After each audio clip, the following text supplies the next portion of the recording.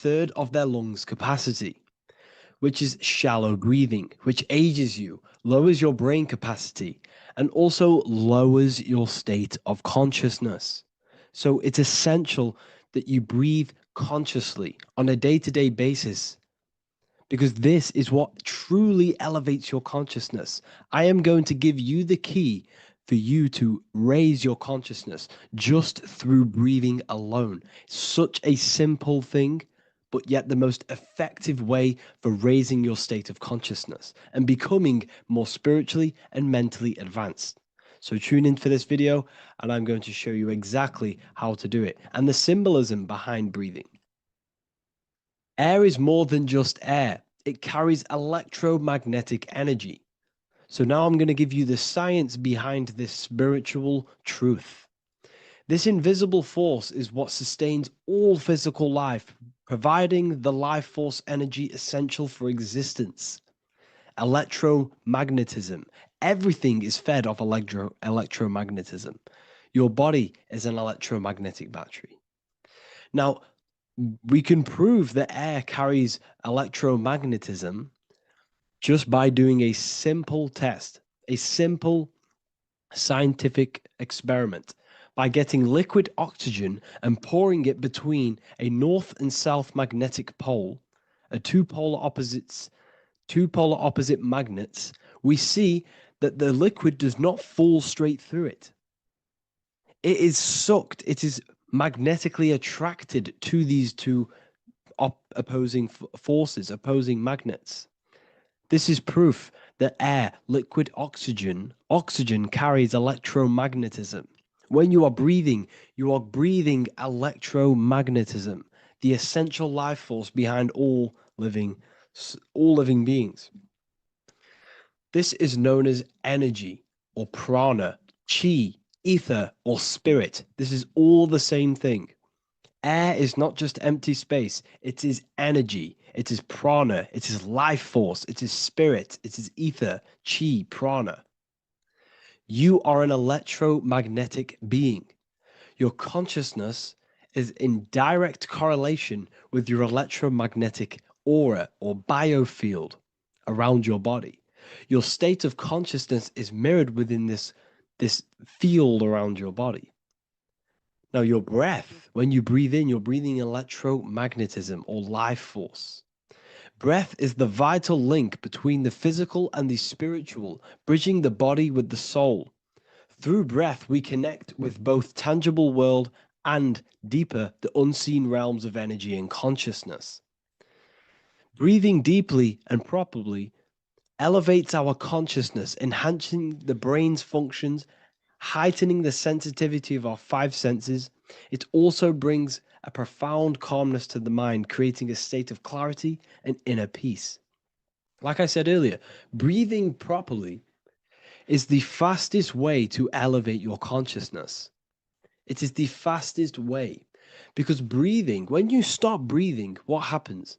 You lose physical consciousness.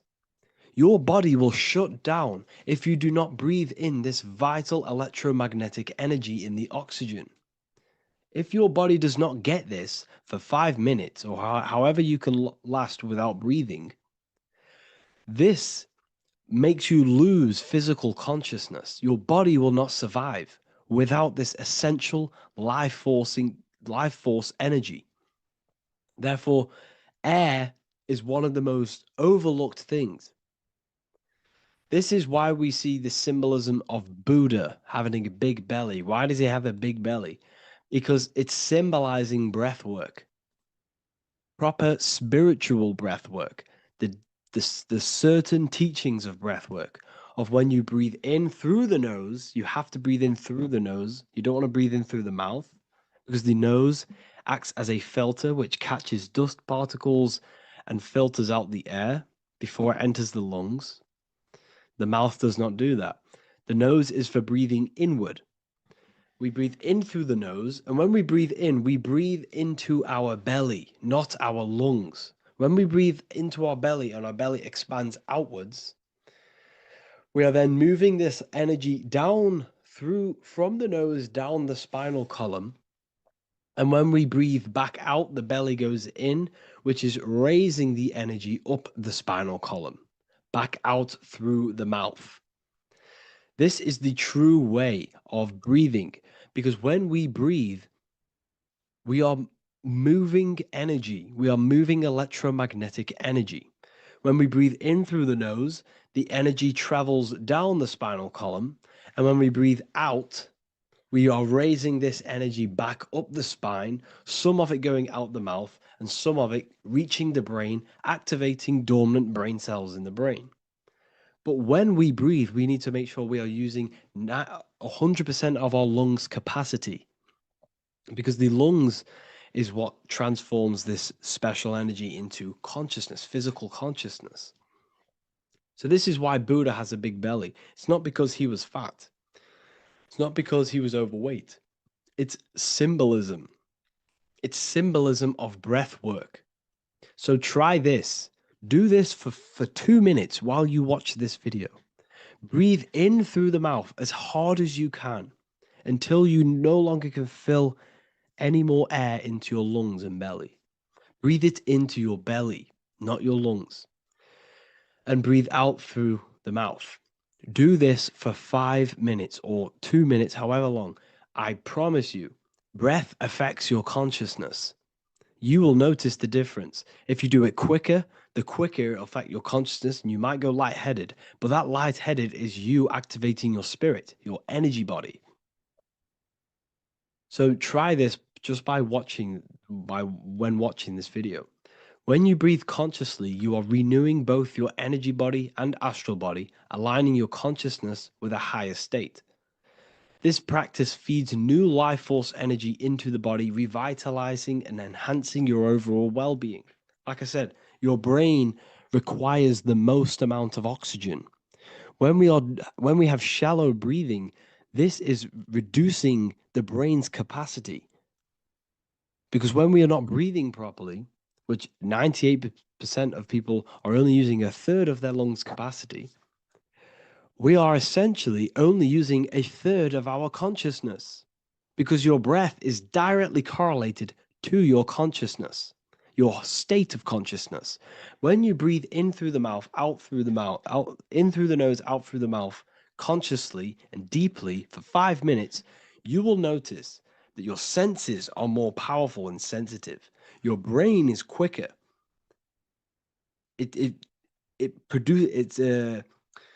What's the word? It processes information quicker. You become quicker. You become a superhuman, and you feel more spiritual because it activates your spirit, your astral and energy body. So when we meditate, it's definitely important to breathe in through the nose and out through the mouth as deeply as possible to align with a higher state of consciousness. And this is the easiest way to separate your consciousness from the body. When you breathe in deeply for long periods of time, while meditating, while taking no thought, when no thought is present and you gain a rhythm of deep breathing, this is the gateway. This is the gateway to opening your consciousness. Because when you stop thinking, other aspects of your consciousness can open up. All of our lives we've been thinking, which is blocked off the higher states of consciousness. So breathing is very, very important. It affects our overall well-being. And this is Yahweh, the in and the out of breathing. When we breathe in, this is Yah. You can hear it. It sounds like Yah. And when we breathe out, that is Way. This is the name of God, apparently. But God is within you. You can connect with God. You can connect with source consciousness within you by breathing, by raising your state of consciousness through breathing and meditation. This is why the Bible tells you the Spirit of God has made me, and the breath of the Almighty gives me life. You are consciousness. You are God. You're an extension of God's consciousness. Job 27:3. As long as my breath is in me and the Spirit of God is in my nostrils. The Spirit of God is through breath. John 20:22. And when he said this, he breathed on them and said to them, receive the Holy Spirit. The word spirit means breath. In Greek, Hebrew, Latin, it all means breath or wind or air. The Holy Spirit is a certain way of breathing, a breathing technique that elevates your consciousness, that syncs you up to a holy consciousness, an elevated state. That is the Holy Spirit. That's why it tells you in the Bible, when he said this, he breathed onto them. He breathed onto them and said, receive the Holy Spirit. You must breathe to receive the Holy Spirit. When you breathe, you are renewing the body's energy. You're taking in new life force, which is regenerating your cells, regenerating your brain, nervous system, and also connecting with consciousness, pure consciousness. This is not something that we should be doing during meditation. Yes, it is. We should be doing it during meditation, but this is something that we need to apply all of the time. This is the fastest way you can raise your consciousness. I just want to say, all of this knowledge is inside of the Book of Wisdom, Volume 2. Make sure to give a like and a comment on this video to help the algorithm. And let me know what you think about the last book or this book if you have read them, to let the new people know what they're looking at with this book. This is truly life-changing, the Volume 2 and Volume 1 is truly life-changing. You can get them in a bundle also. Learn hidden knowledge inside of the Ethereal University. This is where truth seekers belong. I'm not here to try sell you this, but this is the place for truth seekers. And if you are serious about your spiritual journey and serious about gaining knowledge, which gives you the advantage over life, join Ethereal University. This will definitely help you. Thank you for watching this video. Please leave a like and comment. Make sure to give me any suggestions on videos you want me to make in the future. Thank you all.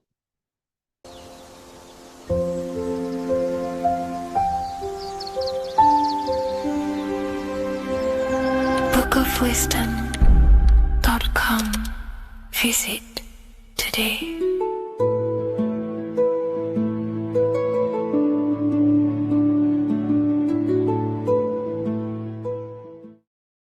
Welcome back everyone to another video.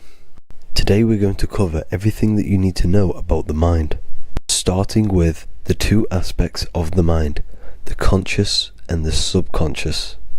The male aspect of your mind is the conscious. This is the 10% of your mind.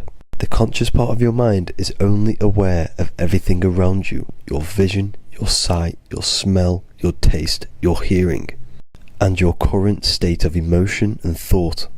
Every thought that you consciously think about has an emotion directly attached to it.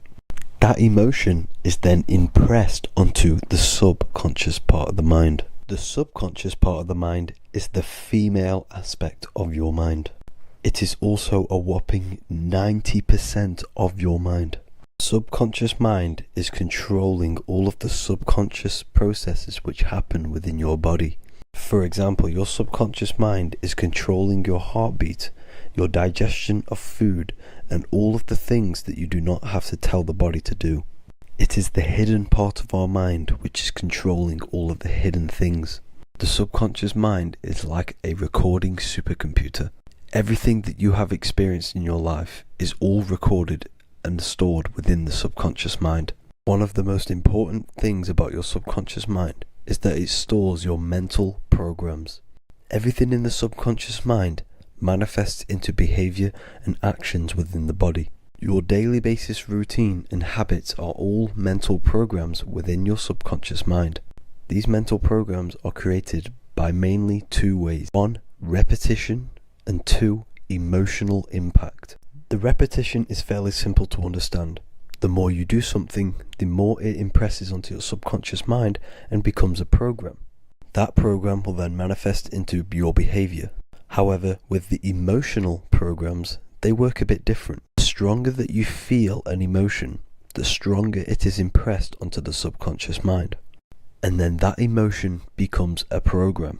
For example, you had a very traumatic moment happen when you were a young child. The emotion that you felt was so strong in that moment that it impressed into your subconscious mind so hard that you can recall that moment like it was yesterday. That traumatic event that happened to you when you were young will still manifest into your daily basis behavior even to this day.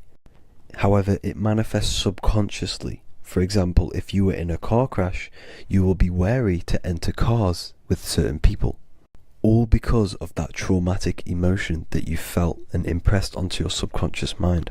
Another example of the subconscious manifesting into our behavior is posting on Instagram. Most of the time, the reason why you post is because your subconscious mind is seeking gratification. So before you actually do something, question yourself and find out the root cause of why you are doing this. Another thing that you need to understand about the subconscious mind is that it takes everything you say and hear literally. So for example, if you go and say, "You are an idiot" to someone, your subconscious mind will only pick up the word idiot. It only knows yourself. It doesn't know anyone else. You are casting a spell on yourself just by saying that to someone else. This is why the golden rule is to treat others like you'd like to be treated. Now, you can rewrite these programs which are already in your subconscious mind. However, it does take consistency. You have to change these programs which have been running for years. And by changing these programs, you change your behavior, because these programs manifest into your behavior. The best way to do this, personally, is to listen to affirmations first thing when you wake up in the morning, and do this for 10 minutes every single morning. Then at night time, you want to think and feel that you are becoming the reality that you desire.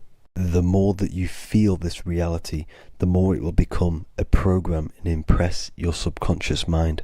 For example, you're trying to gain financial freedom. If you trick your subconscious mind into creating a program saying that you are financially free, this will manifest into your behavior. You will start doing more work. You will start looking for ways to make money. Your mind will be set on the frequency of money and financial freedom. Therefore, you will receive thoughts based around this program.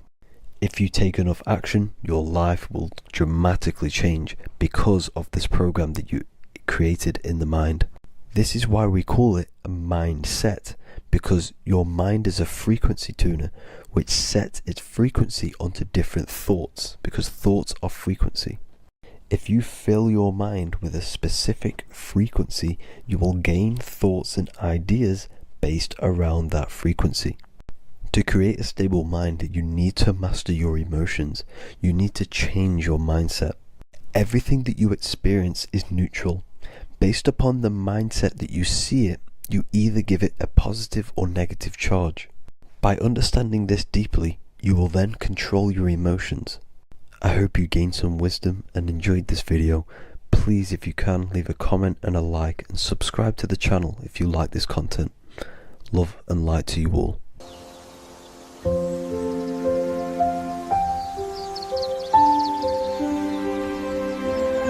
bookofwisdom.com. Visit today.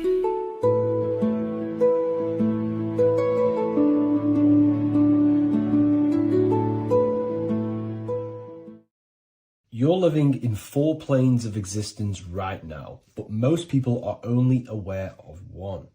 And that's why they feel lost, disconnected, and stuck in cycles they can't explain.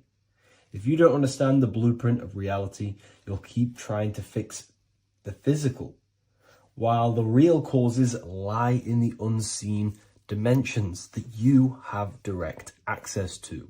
You must understand that the universe only exists in the mind. Everything is a projection of consciousness. Therefore, consciousness produces everything.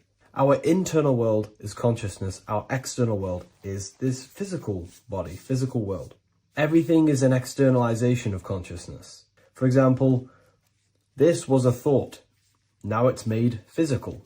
But before this was invented, it was existing in someone's mind, in consciousness, invisible. Then it was made manifest, made physical. So everything in this physical plane is the effect. The cause is consciousness, mind, the mental plane. So now I'm going to explain these different dimensions of consciousness. You don't just exist in this physical plane. The physical plane, in fact, is the lowest plane there is. It's the illusionary plane. So first of all, we have the Buddhic plane. This is the nothingness. So think of it like this. Absolute nothingness. If you turn off thoughts, there is nothingness. This is the void. And out of the void springs infinite potential, which is the mental plane.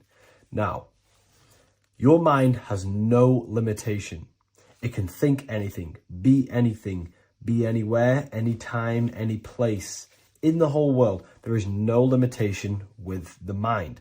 This is the realm of infinite possibilities. This is the realm of thought. Thought is a dimension, information and thought. To go a little bit deeper on this, there are pockets of thoughts, what we call in the occult fields of thoughts. Your mind does not think thoughts, it receives them. Your mind is like a radio. Whatever the mind is tuning into, setting its mindset, setting your frequency or setting your mind, you will receive thoughts based on that set, whatever you set your mind to. So there are pockets of thoughts that we penetrate in the mental plane. The mind is the mental plane, the infinite possibilities.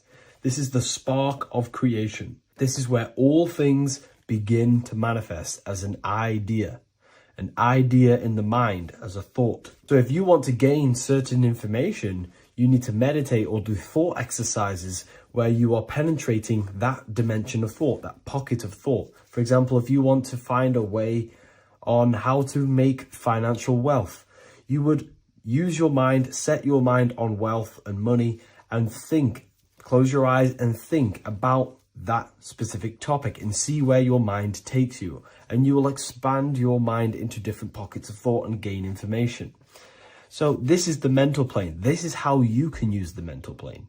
You can use the mental plane to do this. Then we have the astral plane. We have higher, middle, and lower astral plane. The astral plane is the body for thought. So every dimension, physical, etheric, astral, mental, Buddhic, is a body for a dimension above. Each dimension below is a product of the dimension above. So for example, the astral plane is imagination. This is the lucidic realm of imagination. This is where thoughts begin to manifest into some sort of form. It's not a physical form because this is physical, but imagination is a lucidic form. It's not really physical, but it's there. It's a projection of light. It's astral matter condensed by the willpower of the mind. So depending on the vibration of that thought will depend whether it manifests in the higher astral plane, middle astral plane, and lower astral plane. If you think about more material things and visualize material things, this will manifest on the lower astral plane because material matter is low vibration. Now, that does not mean it's evil. That does not mean it's bad. Okay? It just means low vibration just means more material. But if you think and imagine more spiritual things, this manifests on the higher astral plane. So the astral plane is the screen in your mind that allows you to vision an apple, that allows you to vision anything. It's that mental projection that's inside of your mind. Now, this is what we call the third eye. It's an eye because the eye is the mind, and the mind can see into the astral plane. It perceives this spiritual world, this lucidic realm that we have access to. This is where also infinite potential takes place. This is the realm of spirits, demons, jinns, whatever you want to call them. Spiritual entities exist in this because this is where thought forms manifest into form. This is where thoughts create bodies. Think of it like this. The mental plane is a thought of a chair. The astral plane is the imagination of that chair and all of the different possible chairs that could possibly be. The etheric plane is the energy double of that chair. And the physical plane is the physical chair. So as you can see, the higher we go up, the more formless and lucidic it is. the lower we go down planes, the more dense it becomes. This is formless and this is form. Everything manifests through this process. This highlighter is down here in the physical plane, but the idea began in the mental plane. Everything begins in consciousness before it creates a physical body. It goes through this process. Therefore, if you want to start to mold and create your own reality and create things in your world, you can use these planes to your advantage. You can use your mind to do mental thinking exercises by closing your eyes and expanding your mind into a different pocket of thought to gain wisdom, gain information, gain downloads. The way you do that is simply get into a meditative state, close your eyes, pick a topic that you want to think about, and see where your mind takes you, but always remain centered on that topic. And you can do this for maybe an hour or two or half an hour, and your mind will take you places where you will unlock information. You can even use this to make decisions in your life. Think of the topic and see where your mind takes you. You'll gain information. This is how you use the mental plane for ideas. The astral plane is imagination. You have to reconnect with your imagination very vividly. Your imagination, your consciousness is infinite. It's not a three-dimensional plane.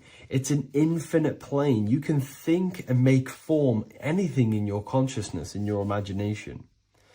You can think anything and you can imagine anything in the most vast details. You just have to reconnect with your imagination. I have a free book on my website. I'll leave the link in the description. It's an ebook. It's called Activating the Inner Eye. This is going to help you reconnect with your imagination. It's a practical guide on how to imagine. So once you know how to use the mental plane and astral plane, thought and imagination, you pretty much need to use the physical plane to take physical action with this physical body that you have and start to manifest these desires you have in the higher planes. Now, it's very important that we master the mind, because the mind is the very fabric of reality. We become what we think about. Your life is a product of every thought you thought in the past. It is the mind that directs the flow of consciousness. And wherever this consciousness is flowing is what you will create in your life. Consciousness is the most potent force in the universe, and the mind is pretty much the universe in a microcosm form. It is infinite potential, and your mind will continue to expand into new realms of thought forever and ever and ever. You are eternal. You are not this physical body down here.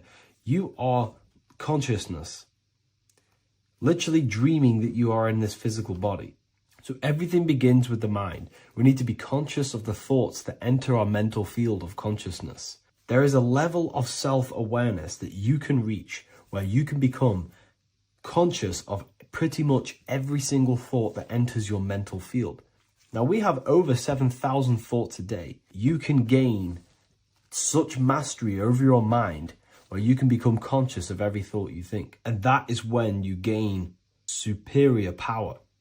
Because when the mind is fully under control of self, you can direct the mind's potent force into a specific goal.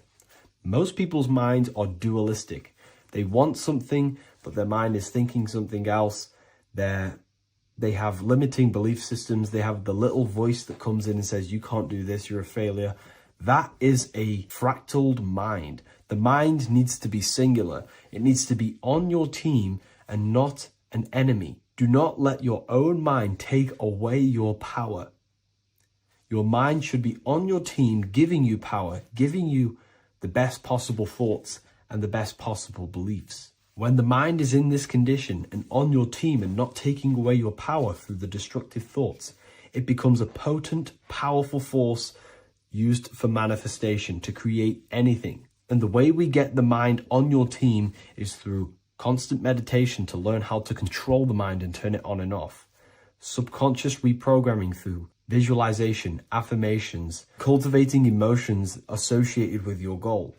All these three ways we can reprogram the mind slowly over time so that it becomes powerful and becomes on your team and doesn't give you negative contradicting thoughts. When the mind is fully aligned on one thing, it can create massive empires and things in your physical reality. So I hope this video helps, and I'll see you in the next one.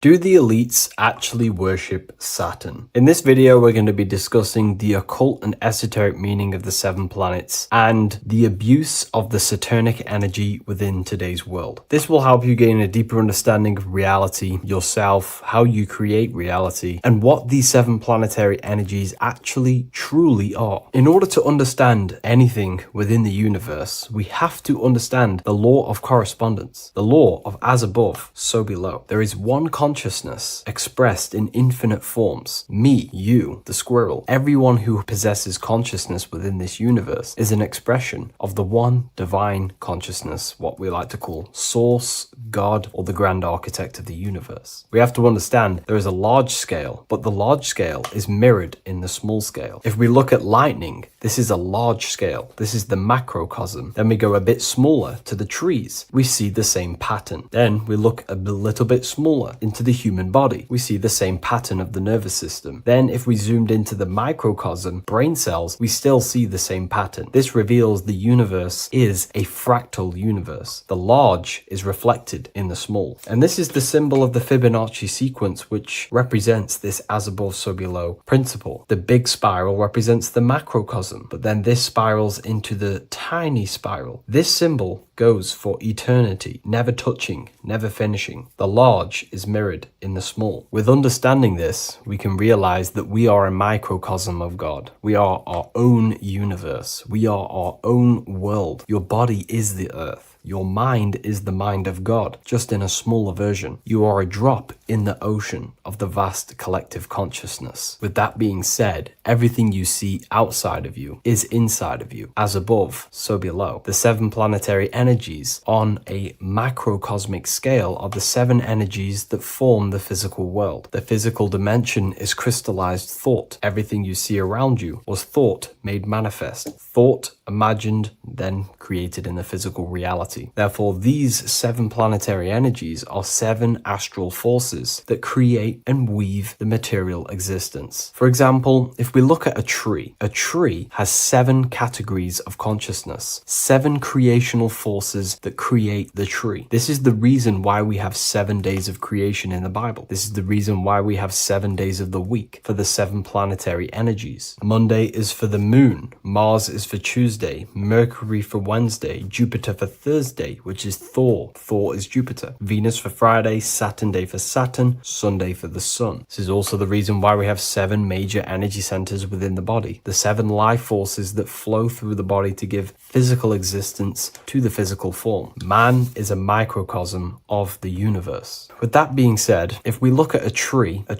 is nature, and nature is the macrocosm, the creation of God's mind. And if we look at the tree, we can see 7 creational categories that go into create the tree. For example, the stem of the tree, the trunk, represents the sun. The root system, the base of the tree, where the tree grows out of, is Saturn. If we look at the fruit of the tree, that represents Jupiter. The smell, the look, the colors of the tree, that's Venus. How the tree communicates with other trees through the root system is Mercury, the intellect, the intelligence, the communication. The leaves of the tree is the moon. The defense mechanism of the tree, how it defends itself from infections and other territories, is Mars. So we can see all physical matter, all physical creation demands these 7 categories of consciousness, these 7 planetary forces. But again, that is the macrocosmic scale. The macrocosm is reflected in the microcosm, which means you have access to these forces, these 7 planetary energies, and you use them to create anything in reality. You've been using them maybe unconsciously your whole life. For example, this book that I've created, the Book of Wisdom Volume 2, you can find it in the bio if you're interested in reading it. It has the 7 planetary forces that go into this tree, into this book. I used the sun, which is my passion and my drive to take actions. I used Mercury, which is my intellect,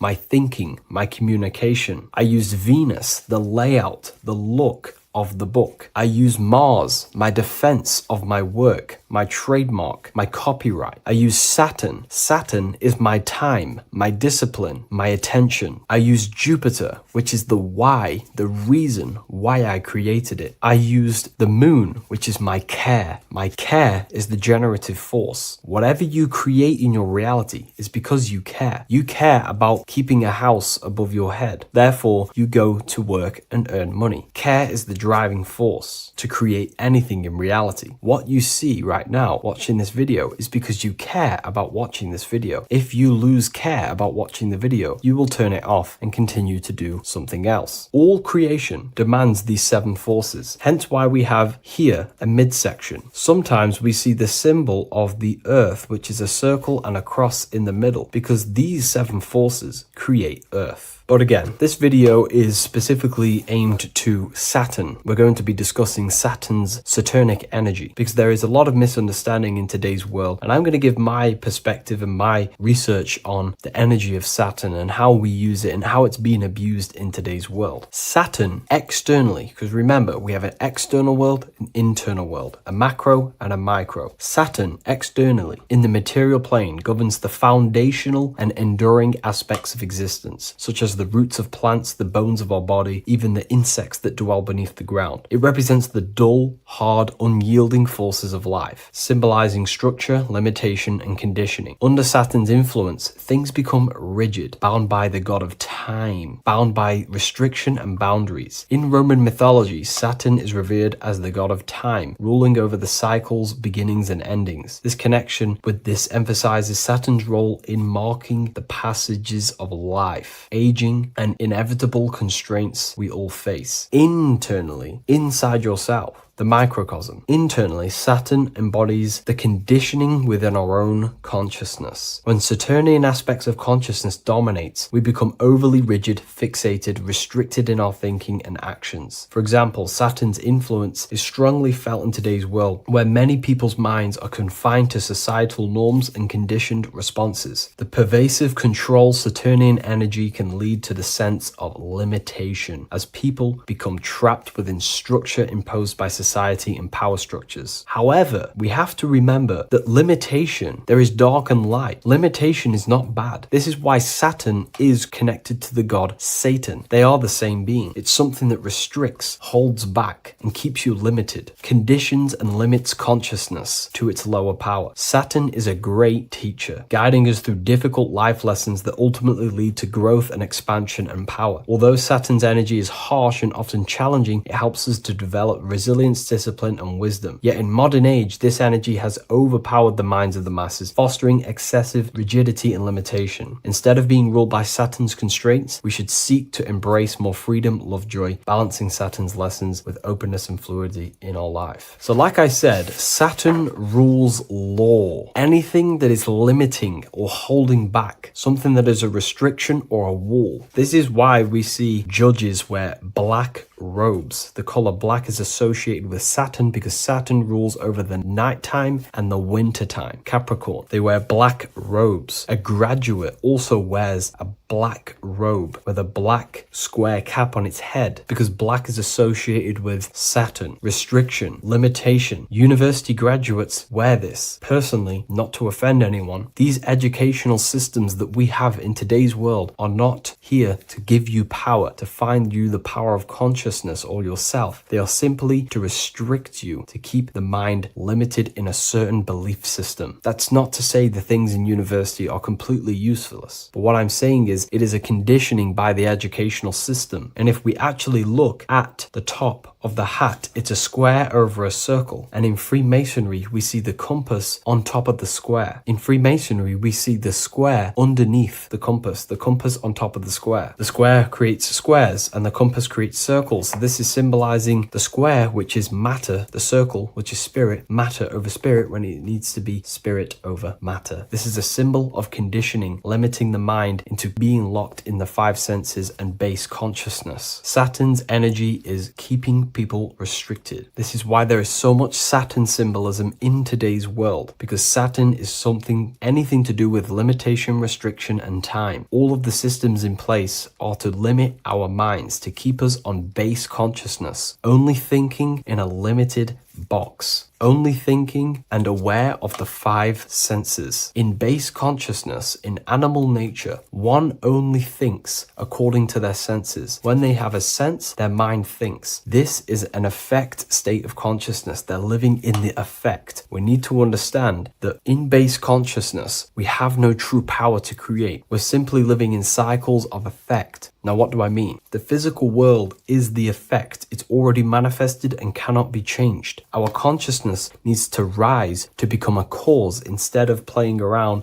and being lost in the effect, to become a co-creator. And this is what the system does not want you to do. It does not want you to become a conscious creator. So they keep you in base consciousness, not giving you the awareness that you are literally a God creating a world right now. You are a world and you are shaping the world. Our consciousness needs to be mastered, controlled, and then we can become a conscious creator instead of running around in the world of illusion and effect. As above, so below. What happens in the mind happens in reality. We do not want to be matter over spirit, which means the external world over the internal world. We need the internal world to rule over the external. Saturn's symbolism can be symbolized as a black cube. The cube symbolizes this physical world because everything has 6 sides. We can move forward, backward, left, right, up, and down. We are in this cube. This is why we say think outside the box. Thinking outside the box means to become a cause and not an effect. The mind needs to be a cause,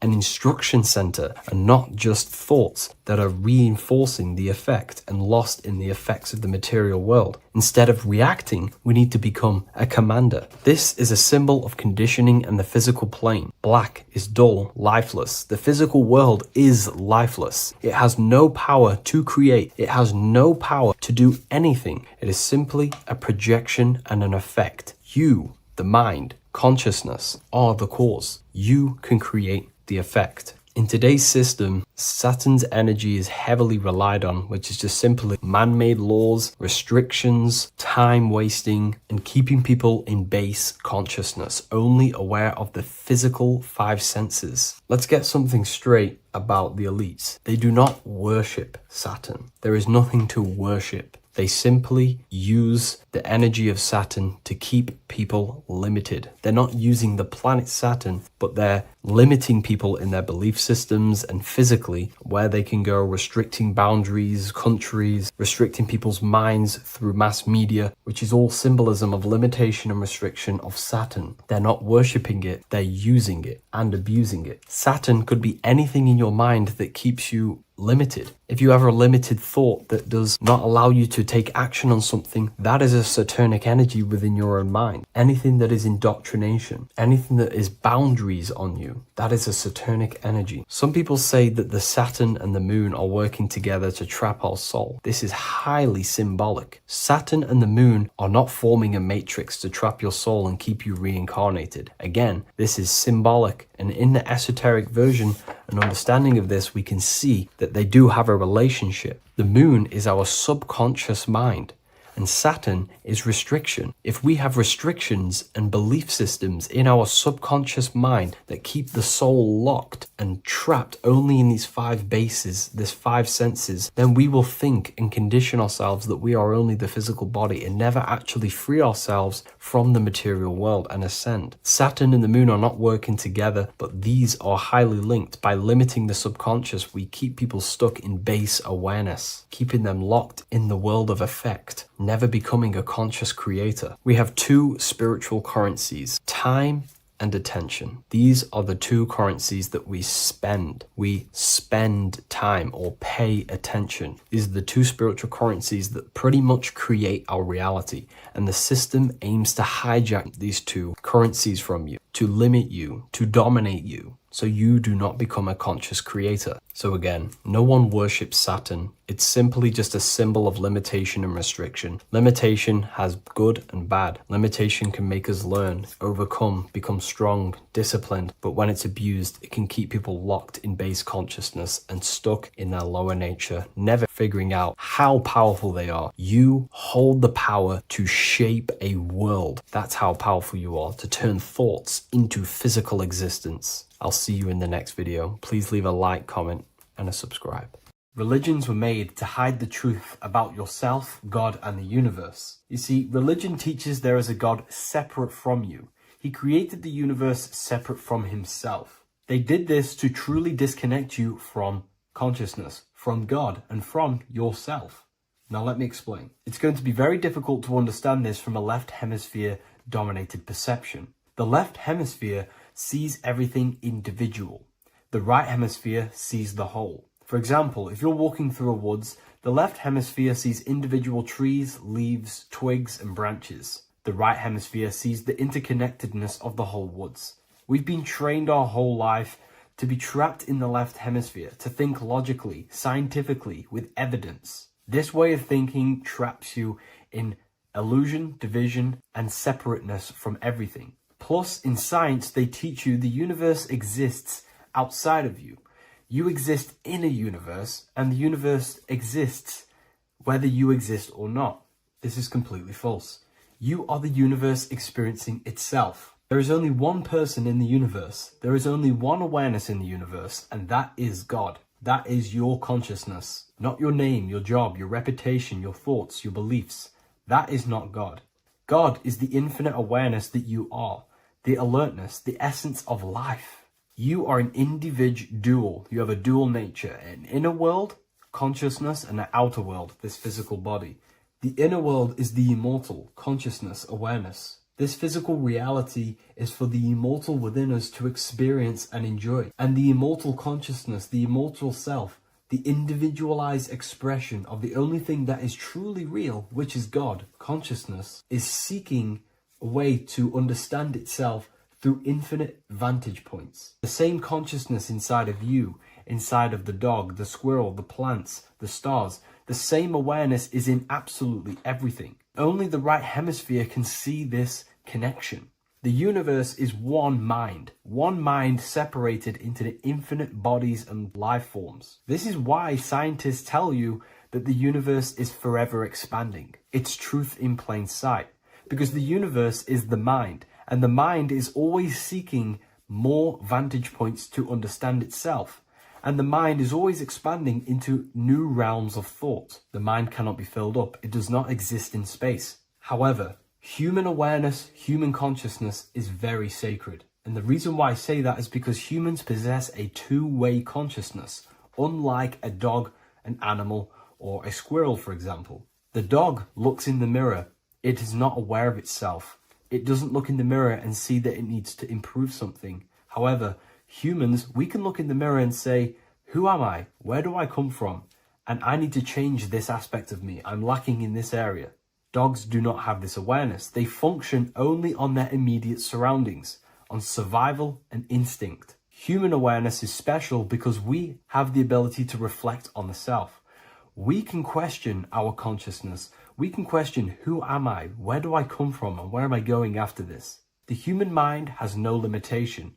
We can surpass our animal nature and rise to a godly nature. This is the whole purpose of reaching Christ consciousness, which is just an ideal consciousness where we have control over self and we know who we truly are. Humans have been given the tools to awaken. Our five senses are locked only to perceive the physical world. But the mind holds the gateway to understand the unseen aspects of reality. The mind holds the secrets to the universe and consciousness. We just have to study ourselves to understand God. We are all individualized aspects of consciousness. There is only one pure consciousness in the universe, but we're fractaled into infinite life forms, experiencing this consciousness in a different form, molding this consciousness into individual egos and individualized consciousness. Me and you are made of the same fabric. However, I have thought different things, believed different things, experienced different things, which has conditioned my consciousness to be my own individualized aspect of God. And that's what makes me, me, and you, you. God is the creative power within us to turn thoughts into physical reality, to create things. We are a creator. Each one of us is a miniature earth, creating and building in this physical 3D reality. Our consciousness holds power over the 3D reality. We can mold it and create anything we wish. However, we have been conditioned to live like an animal, living in our animal nature, Eating, surviving, lusting, and these low-level desires keep us trapped from figuring out our creative power. This is why the ancients always depicted God inside of the brain. Even in ancient Christian artwork, William Blake, Anton Raphael, all depict God inside of the brain. Why is this? Because God is our creative power. The spinal column acts as a type of ladder of consciousness. If you just think about sex and act on sex, eating, consuming, and living in a survival animalistic state, then your consciousness is functioning on the lower end of the spinal column, where your reproductive organs are and your gut organs are to consume food. In order to activate the God within us and to us to truly know God, we have to be aligned with the God consciousness. We have to unlock the God within us so we can truly actually experience God and understand it. However, God exists beyond our personal consciousness, beyond our human identity. In secret societies, satanic rituals and satanic societies, they are seeking a way to escape the human identity through ritual work, meditation, and trance-like states. A trance-like state is like the state that you enter just before you fall asleep, where there is no thought present in your mind, because you are not the mind, you are the observer, you experience the thoughts. And when we escape the human identity through rituals, meditation, or trance-like states, we can actually experience beyond the veil of this material world. However, satanic rituals do this in a negative way. Satanic rituals include ways to make the human mind tap out by pushing the human minds to the limit through pain, suffering, and even torture, to allow the mind to pass out so you can temporarily pass on the veil of the physical world and escape the limitations of the human identity and the human thinking mind. Now, you do not have to do it this way. You can experience the divine and beyond your human identity through many different ways, such as deep, deep meditation, rising above your thoughts, and setting 3 alarms, one for 6 a.m., one for 6:30, and one for 7:30. And when you wake up at these times, what you need to do each time you wake up is allow your mind to stay awake but your body to fall asleep. And you will enter this trance-like state. And you can gain ideas, experience lucid dreams, and maybe even astral project. All of these rituals in secret societies and satanic societies is all about escaping the human identity and experiencing the divine planes beyond the physical. To wrap all of this up, this is all about consciousness. Consciousness is the infinite awareness of the universe, just fractaled into separate bodies.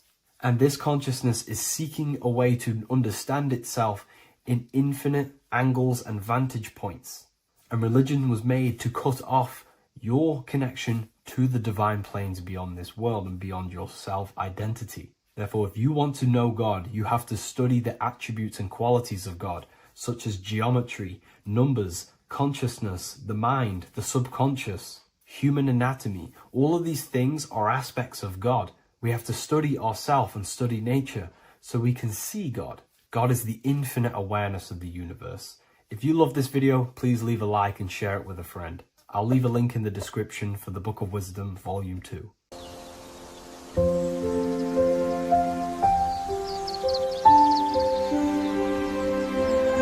bookofwisdom.com.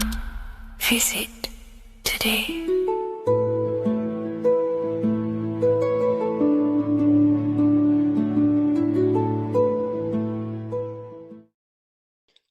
What if I told you you don't have one body?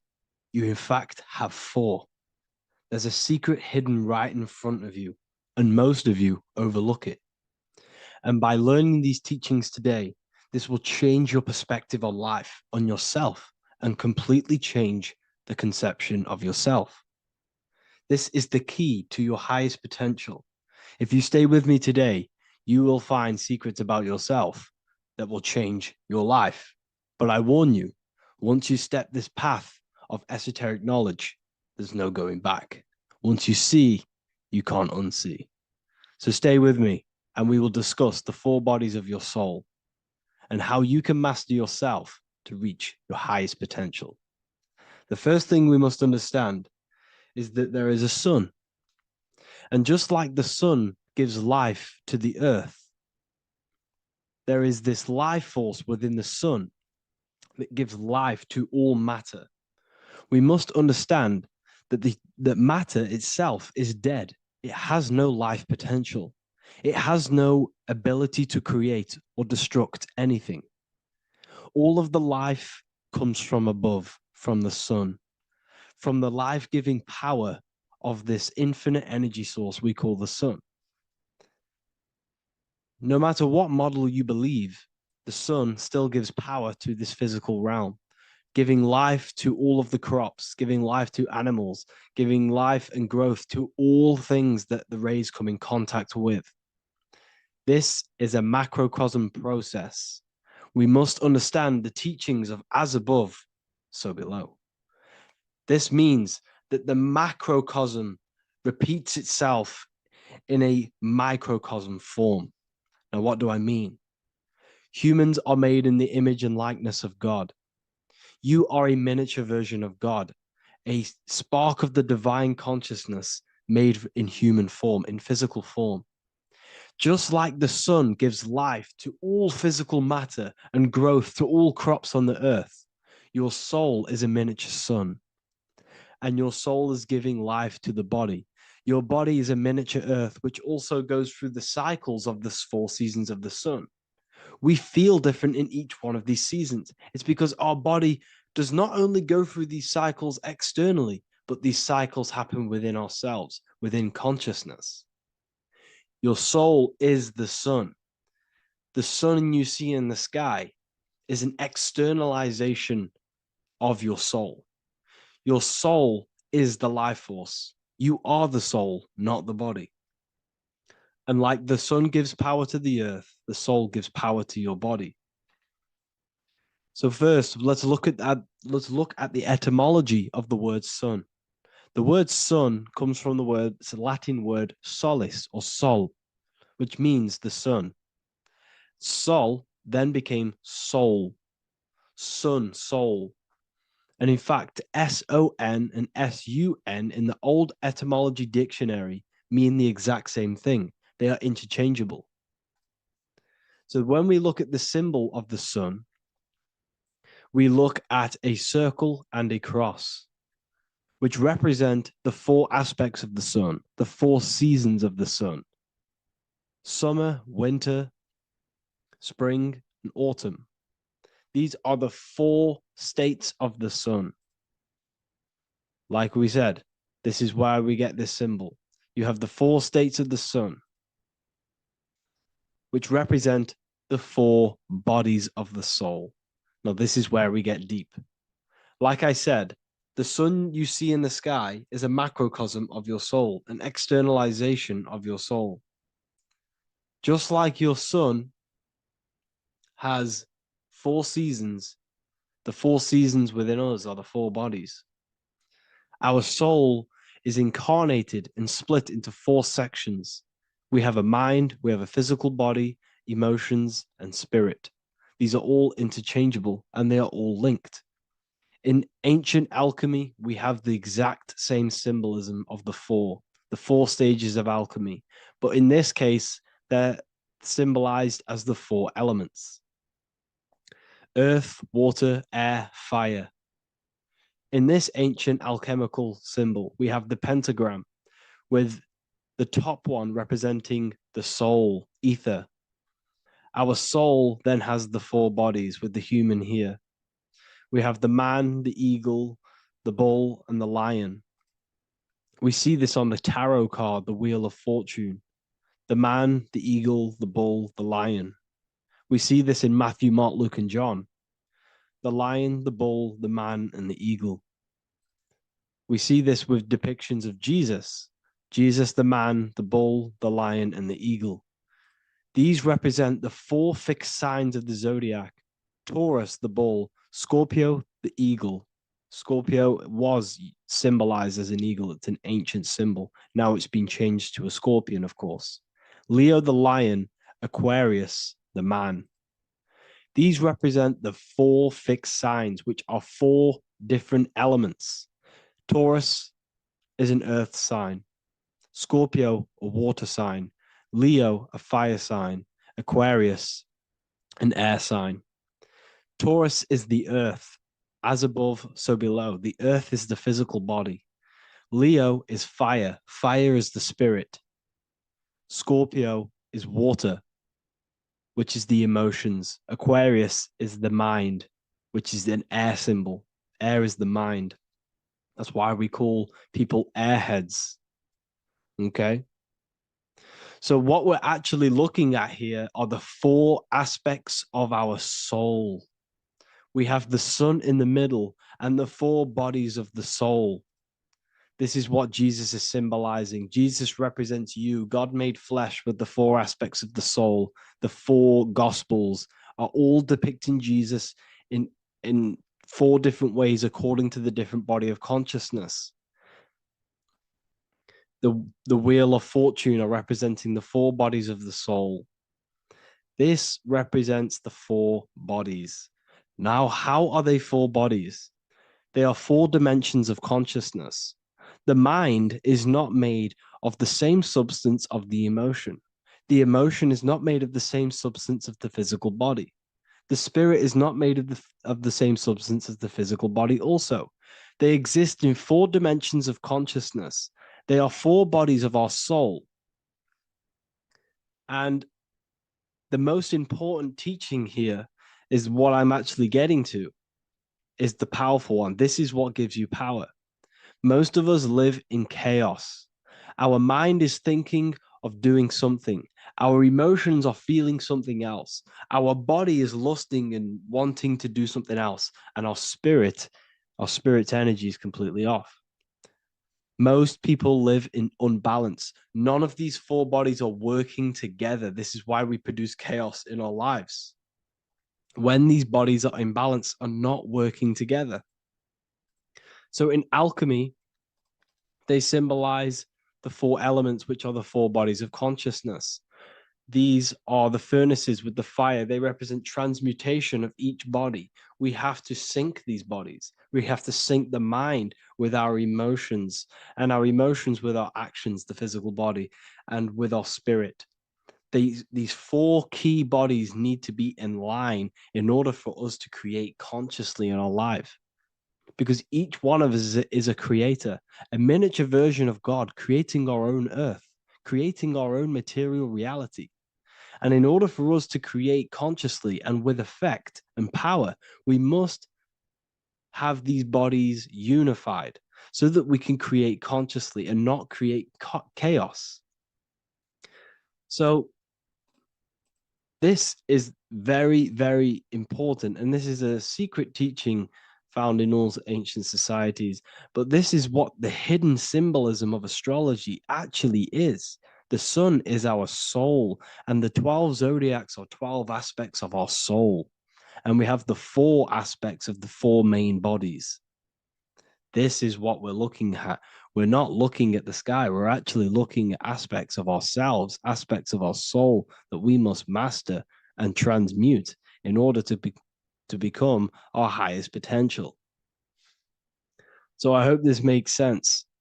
And it may take a while for you to fully understand this, but the key knowledge in order for you to understand any of these teachings that I've gone through today is the major, major teaching of as above, so below. What is above is below. What is within is without.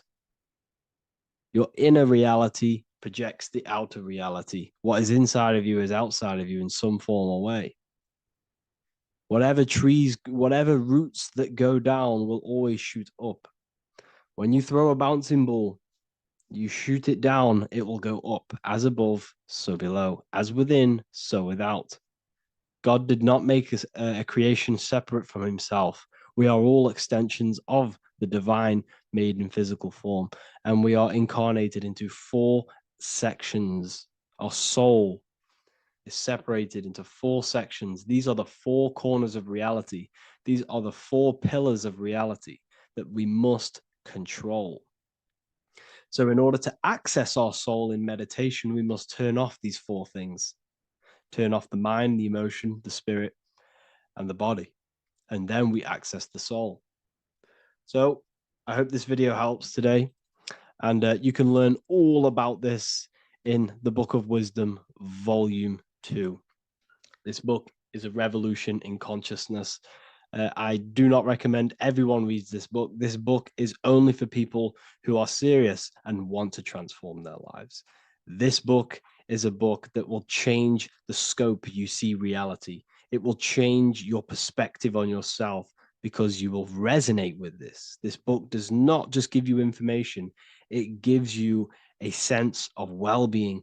It gives you truth, and you will find your power from this information. This information is not just information, it's a key to your path of enlightenment and transformation. So you can find this book in the description of this video. And if you are part of the university, I will see you on the live calls. Thank you, everyone. Please leave a like, subscribe, and a comment, and let me know whatever videos you want me to make next. Anything that you fail to understand or have any confusion with, I can make a video on it. So let me know in the comment section any reviews or anything I should do. Thank you all, people. Have a great day.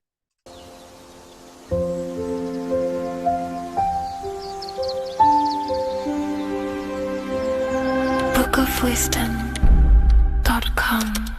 Visit today.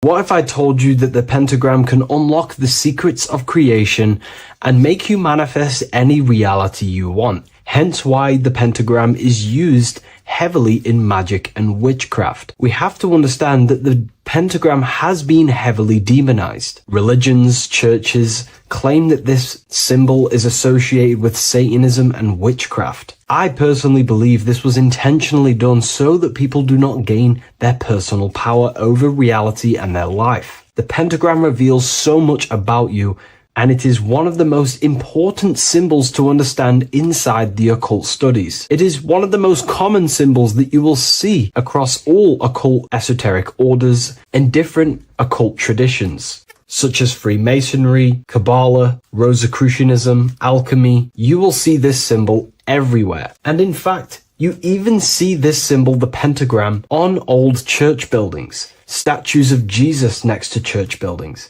You will see this symbol used by Christianity itself, which is very contradicting about the church. But I'm not here to tell you to think anything. You can simply take this information with a pinch of salt and see if it benefits you. The pentagram used by the early Christians was said to symbolize the 5 wounds of Jesus on the cross. But this goes much deeper in an esoteric explanation. The pentagram ultimately represents the 5 elements of creation. All creation falls within these 5 elements. We have spirit on the very top, then you have air, water, earth, fire. This is the correct placement and order of the elements. Air is always on the left, water is always on the top right, earth very bottom left, fire bottom right, and spirit placed on the tip point of the pentagram. It's a 5-pointed star drawn with one continuous line. But this actually reveals much deeper things, and we're going to be going into how to use this symbol for magic and creating your reality towards the end of this video. But now we're going to give you a basic understanding of the pentagram. It's showing you the 4 physical elements symbolized as triangles and spirit symbolized as a circle. The 4 physical elements are made out of the base element, spirit, or what the ancients call ether. Ether is the underlying base of all physical matter. This is the substance that animates physical matter with life force. All physical matter has its origin in the etheric substance, or spirit, what we want to call it. It is simply the life force that animates the physical thing. However, if we go deeper onto this symbol, it also represents something personal to the individual who wears this symbol. If you wear this symbol, you're basically saying you're putting your divine nature over your material nature. Your divine self is in control of your material self. You put your spiritual needs before your physical desires and needs. Hence why the spirit is on top, looking down over the 4 physical elements. The circle is continuous, one line, eternal, no beginning, no end. The triangle has beginning and end and points. You can see the beginning and the end when you draw it. On a deeper level, this is pretty much showing the process that symbolizes the structure of the macrocosm, the universe itself, showing how the invisible spiritual planes condense and crystallize into the visible physical world, spirit turning into physical reality. But if you wear this symbol, you're basically saying, I put my divine nature over my material nature, showing that your spiritual nature rules over your earthly existence. You put your spiritual needs first. If you see this inverted, it is now the opposite, placing spirit on the bottom, basically saying, I desire the physical things over the spiritual. But what exactly is your spiritual nature? Well, your spiritual nature is simply your internal self.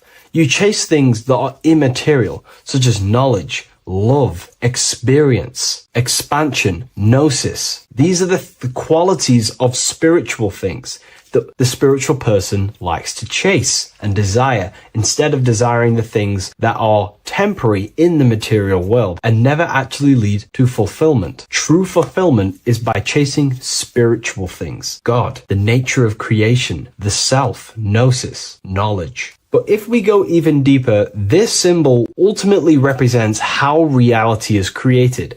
Hence why this symbol is heavily used in Kabbalistic magic and so-called witchcraft. We are all magicians. Each one of us are creating reality. There are just certain ways you can actually create reality by becoming conscious of them. By becoming conscious of the elements and the qualities of the self that actually create your experience in your life in the present moment. If we look at the pentagram, we see that when you draw a pentagram, it is one continuous line. It is one expressed in 5. The order of the elements are very important. Spirit at the bottom, fire at the bottom right, and so on and so on. Because this is showing you the descent of the spiritual into the material, the invisible crystallizing into a material reality. As you can see when you start to draw the pentagram, you see spirit at the very top. You're descending down to fire. Fire is the closest element to spirit. Hence why in magic and witchcraft,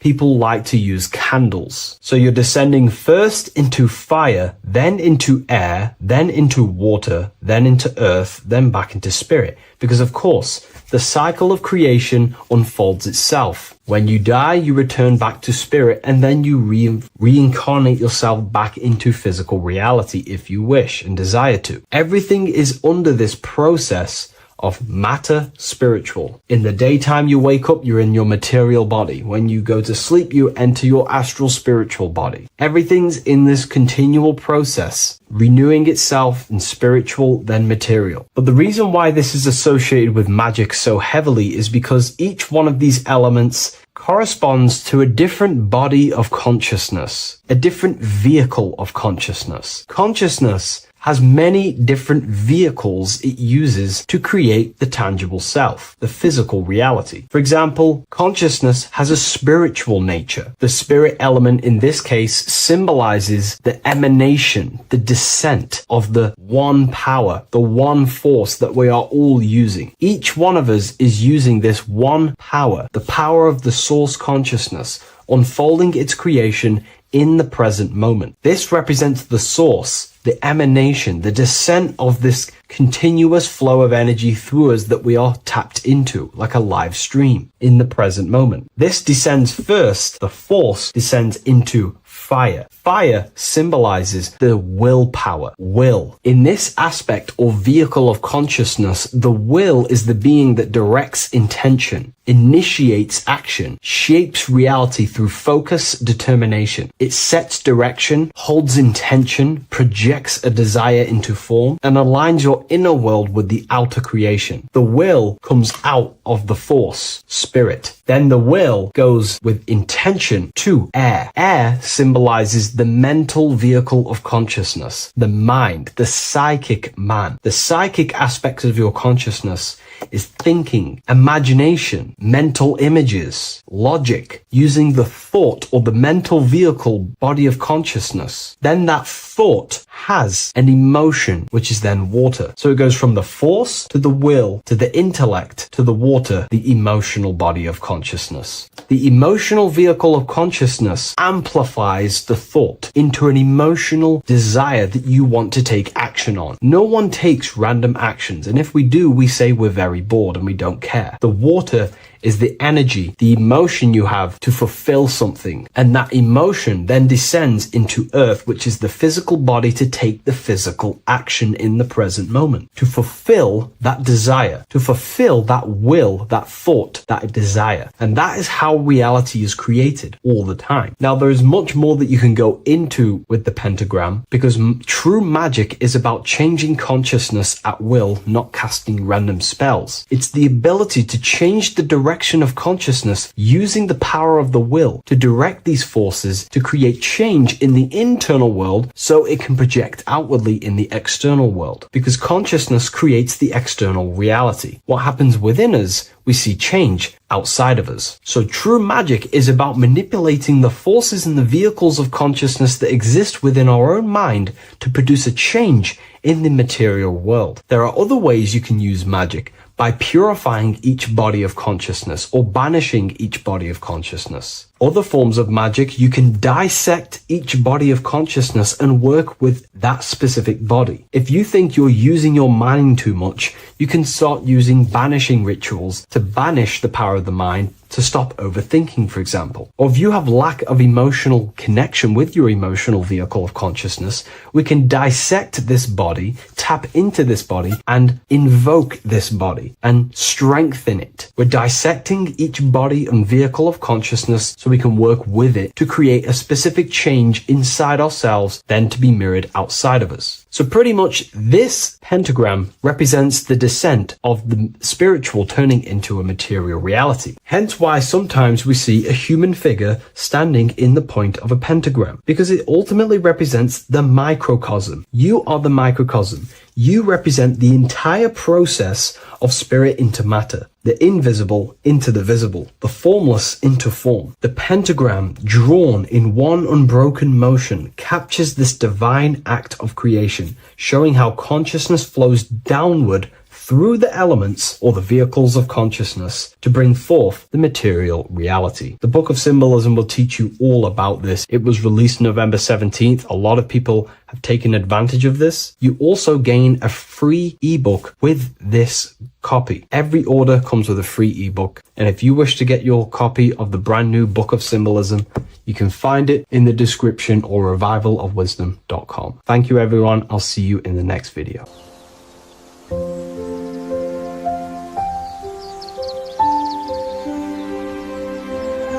bookofwisdom.com. Visit today.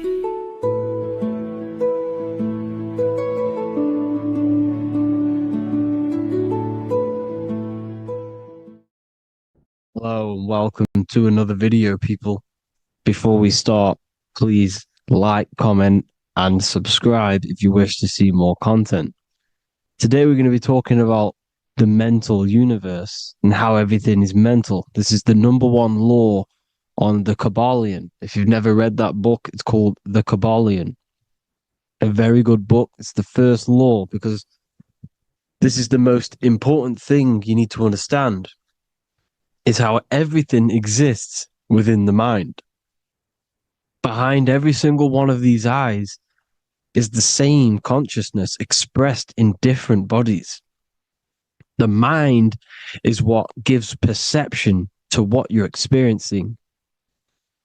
Behind every single one of these eyes is the exact same consciousness, but the brain that they inhabit is giving them a different perception, a different being, a different body.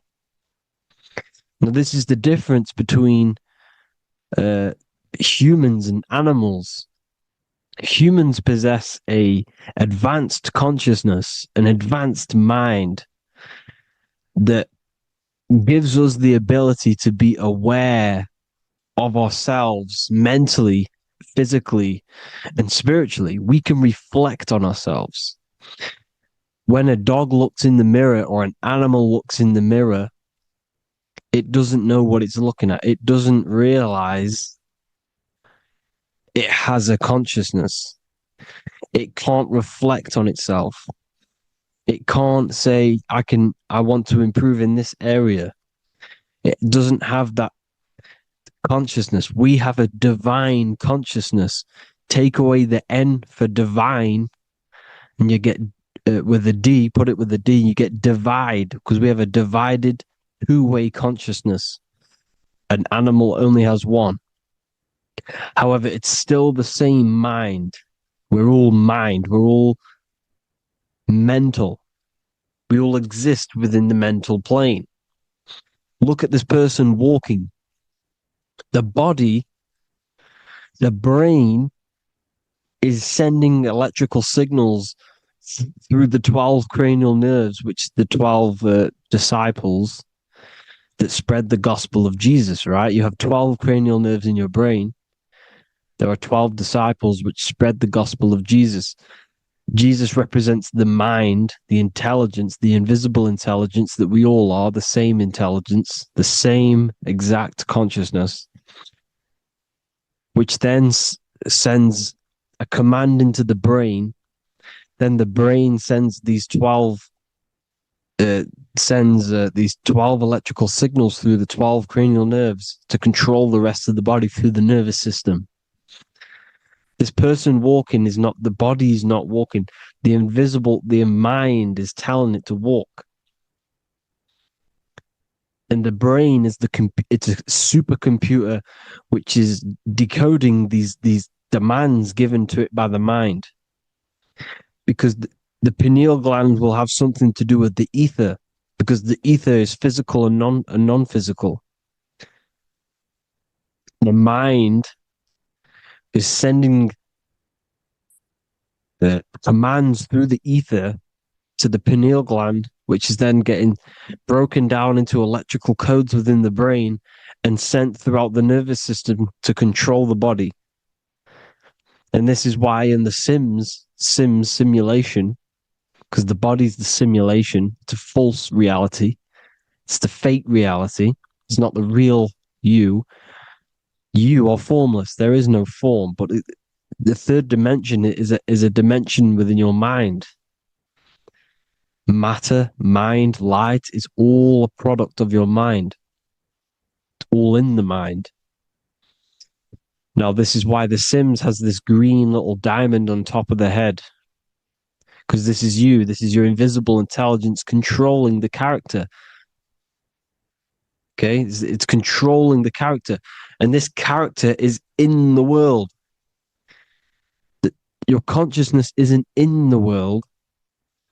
The world exists within you, but the body is a vehicle for that realm that you land in.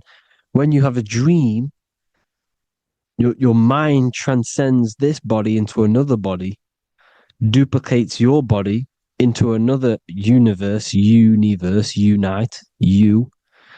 Unite is one. We're all one. It's all one universe, expressed in many different ways, infinitely.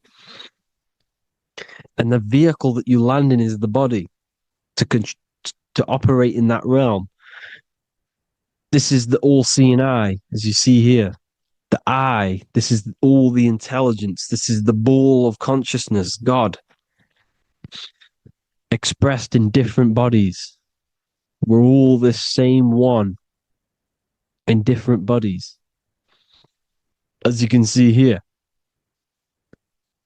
And this intelligence is expressing infinitely throughout the universe. An infinite universe.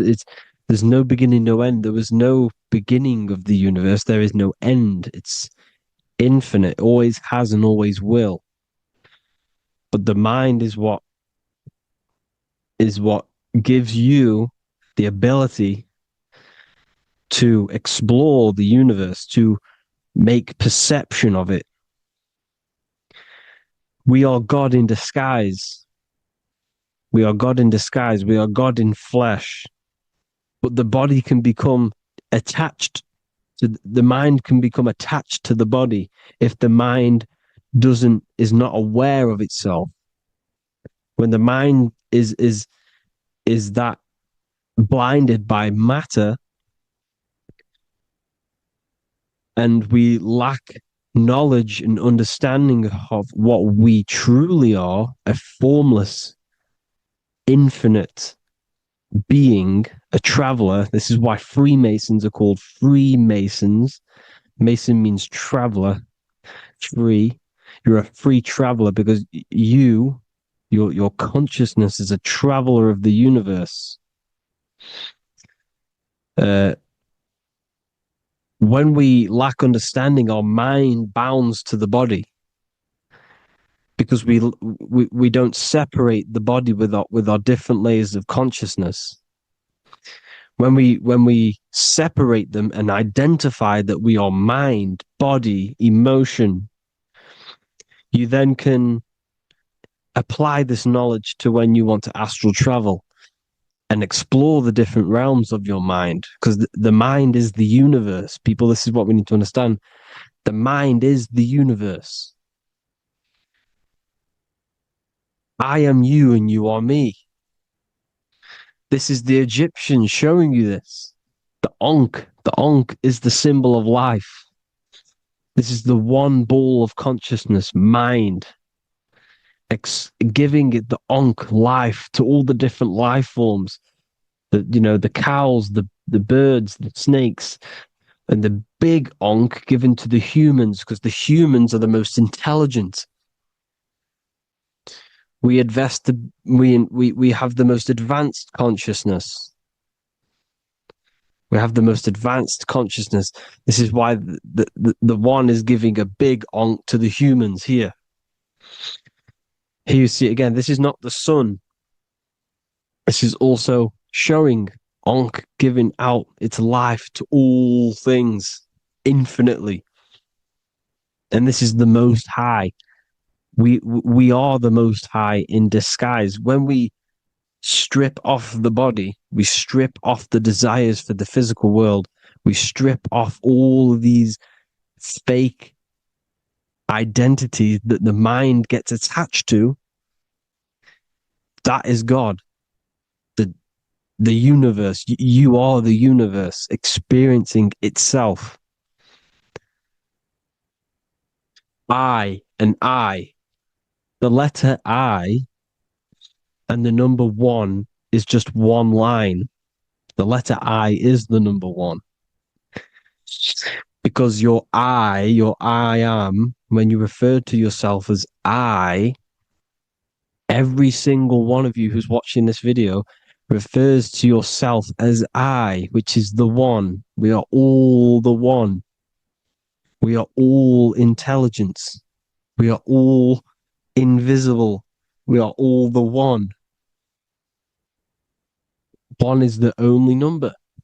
1, 2, 3. Everything goes up in ones because there is only one. Doesn't matter how far you go down the line with numbers, all of their numbers are created by 1 because there is only one. It's me and you are the exact same consciousness expressed in different bodies. Mind.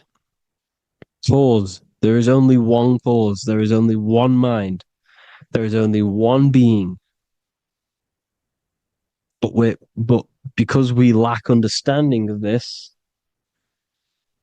we think we are the bodies. And this causes division because the physical world is the most illusionary world. It's an illusion. It's all an illusion. Now you see with the two, you look with the two eyes, but you see with the inner eye, the mind. Okay, the mind is the mental plane is a shared plane, and it gives perception to what you're looking at. The mind. I'm affecting you when I speak because the mental plane is shared. We all share mind. We all express mind. When I'm speaking to you, I'm affecting you because we are mind. So the words that I'm saying, which are being manifested from my mind, are being manifested through my body into vibration, is affecting you. I'm affecting you with what I'm saying. And these words are having an effect on your mind because we're all mind. This is why you need to be careful what you're listening to, music and all sorts. Because music can also create thought loops within your mind. Because the chorus, we shouldn't be listening to choruses. Choruses are loops. And what they're saying in the chorus is being looped. And this can create thought loops within your mind. Go and listen to an old song that you used to listen to about 5 years ago, 10 years ago, 20 years ago. Go and listen to an old song, and you guess what? You will get nostalgia. Why will you get nostalgia? Because that song will trigger the thoughts that you were thinking in that time of listening to that song. So songs with choruses create thought loops, and they reprogram your subconscious mind. It's important why music is very powerful. Mind and mind, same word. See, language is the truth, people. This is why I use language in all of my presentations, especially the English language. It's riddled with occult truth. I is my me. I, you, and me, or I, one. We are not the name. We are I. Every single one of you is I because we are all the one, all mind. Now, the only thing that is truly mine is my mind.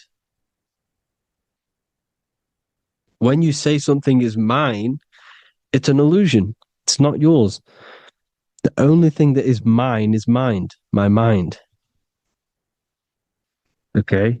It's my mind. It's the only thing. It's the same word, mine and mind. Like I said before, everything's one. Hot and cold is different degrees of the same thing, of the one substance, of degrees. The 7 colors are different frequencies of the one white light. Everything is one. There is only one. We are all one. Everything is one. Hot, cold, day, night. It's the same degree of one, which is mind. The mind's perception is what's giving it, labeling it hot or cold. The mind's perception of colors is what is giving it red or purple, hot or cold. There is only mind. The mind gives things perception.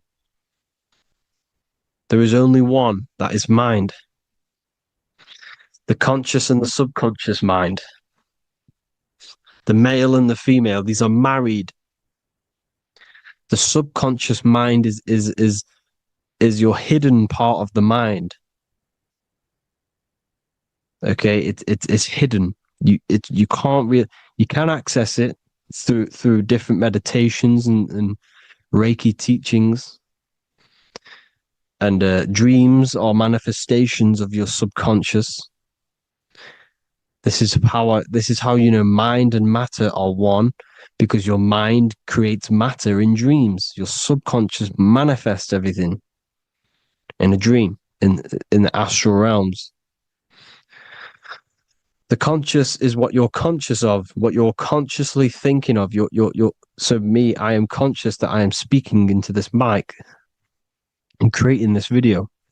My subconscious mind is the hidden part of the mind, which is speaking to my heart, telling it to beat. It's telling my food to digest. It's regulating all my blood. It's doing everything in my body without me being conscious of it. Without me being conscious.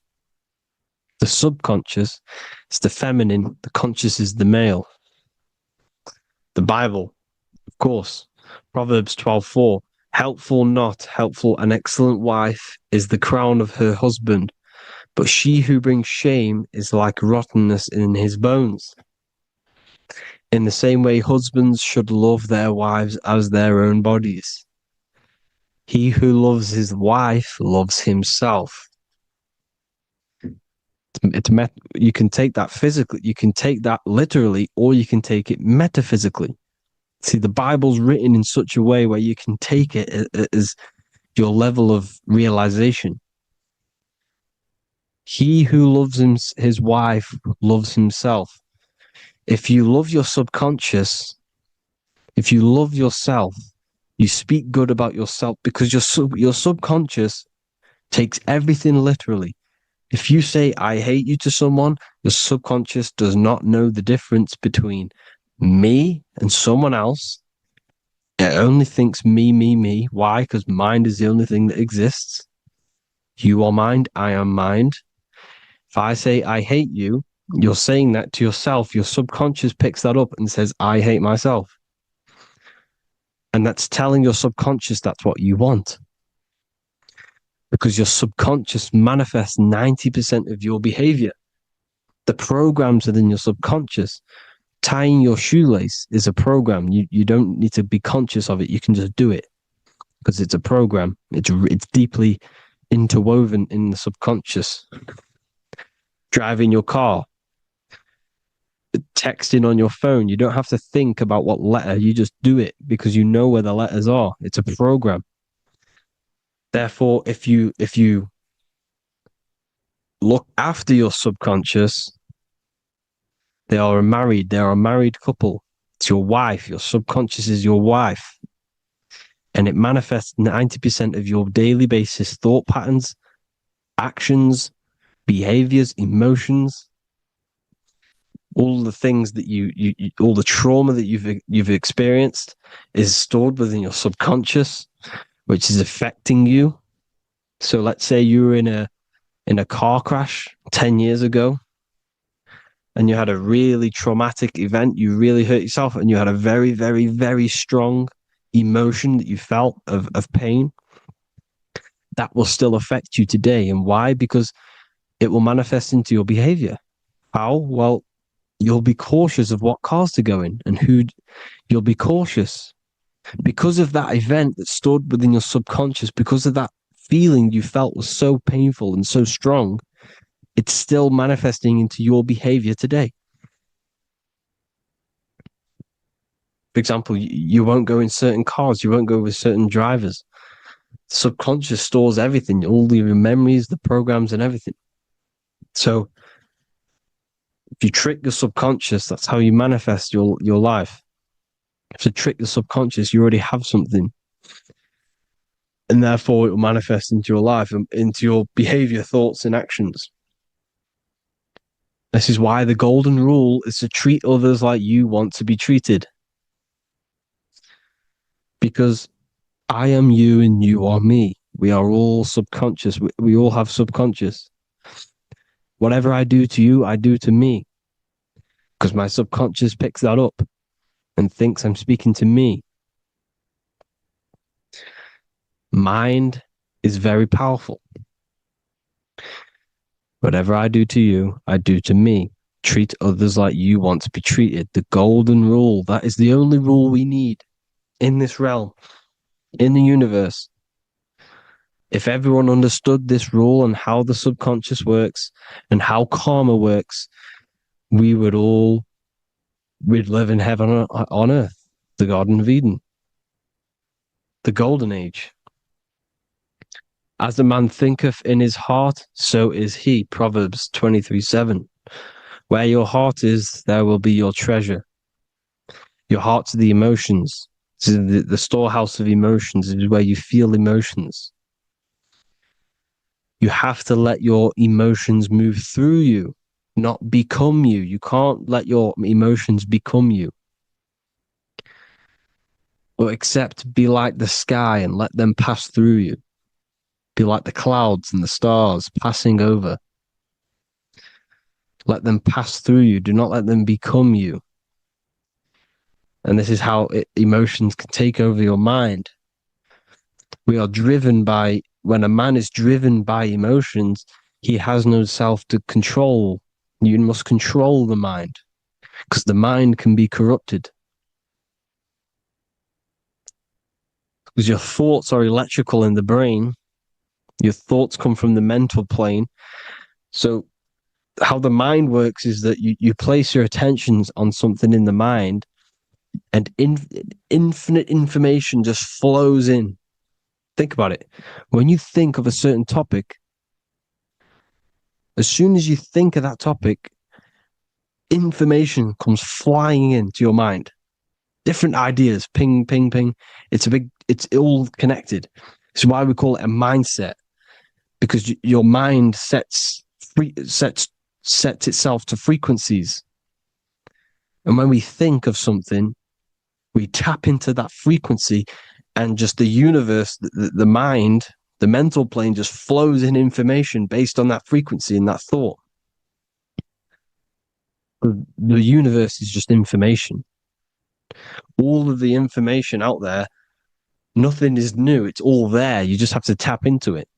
You can tap into these different thoughts, and it's all there. Everything already exists within the mental plane. You don't think anything, you receive thoughts. We all share the mental plane. We affect each other. I'm affecting you. Listening to me is affecting your mental plane, your mind. The physical plane is the lowest plane. It's the world of effect. Everything you see in the physical plane is the effect of mind. Like I said, the person walking is the effect of their mind telling the body to walk. The physical plane is the lowest dimension of your mind. Mother Earth, we are in a mother. We're in the womb still. The Earth is feminine. It looks after you. It provides you with food for free. It grows on trees with water. It's Mother Earth. It's the womb. The dome above your head is your mother's belly. Okay? Is your mother's belly. You're in the womb still. You're forever in the womb because your mind's constantly expanding. Because when the baby's mind figures out that there is a reality outside of its mother, it starts to hear the people on outside of its mother, what does it do? It figures a way out of the mother, and it becomes born again in the water, in a hospital, into the other world. It's the same with our minds. When our minds figure out there is other worlds beyond this physical, we explore them. The astral plane, for example. You figure a way out of the body. Because when you're the firmament, look at the word firmament, meant at the end. Firm is firm, something strong, something like a rock is firm. If your mind is firm like a rock, you will be stuck under the firmament. So, for example, people who are very programmed and can't think outside the box, they have a firm mind and they'll be stuck under the firmament because your mind is the only thing that's keeping you under the firmament. It's the only thing. When you're doomed, doom is dome. This is the dome, which is your head. Your head is the dome. Above your head, above the earth is the dome, the ethereal barrier. But that's just an external manifestation of your head. You don't leave the earth, you leave your body to leave the earth, because your body is the earth. It's a dimension within your mind. So when you're doomed, you're domed. Your reality is your level of realization. You realize something, or when you have an idea, the mind,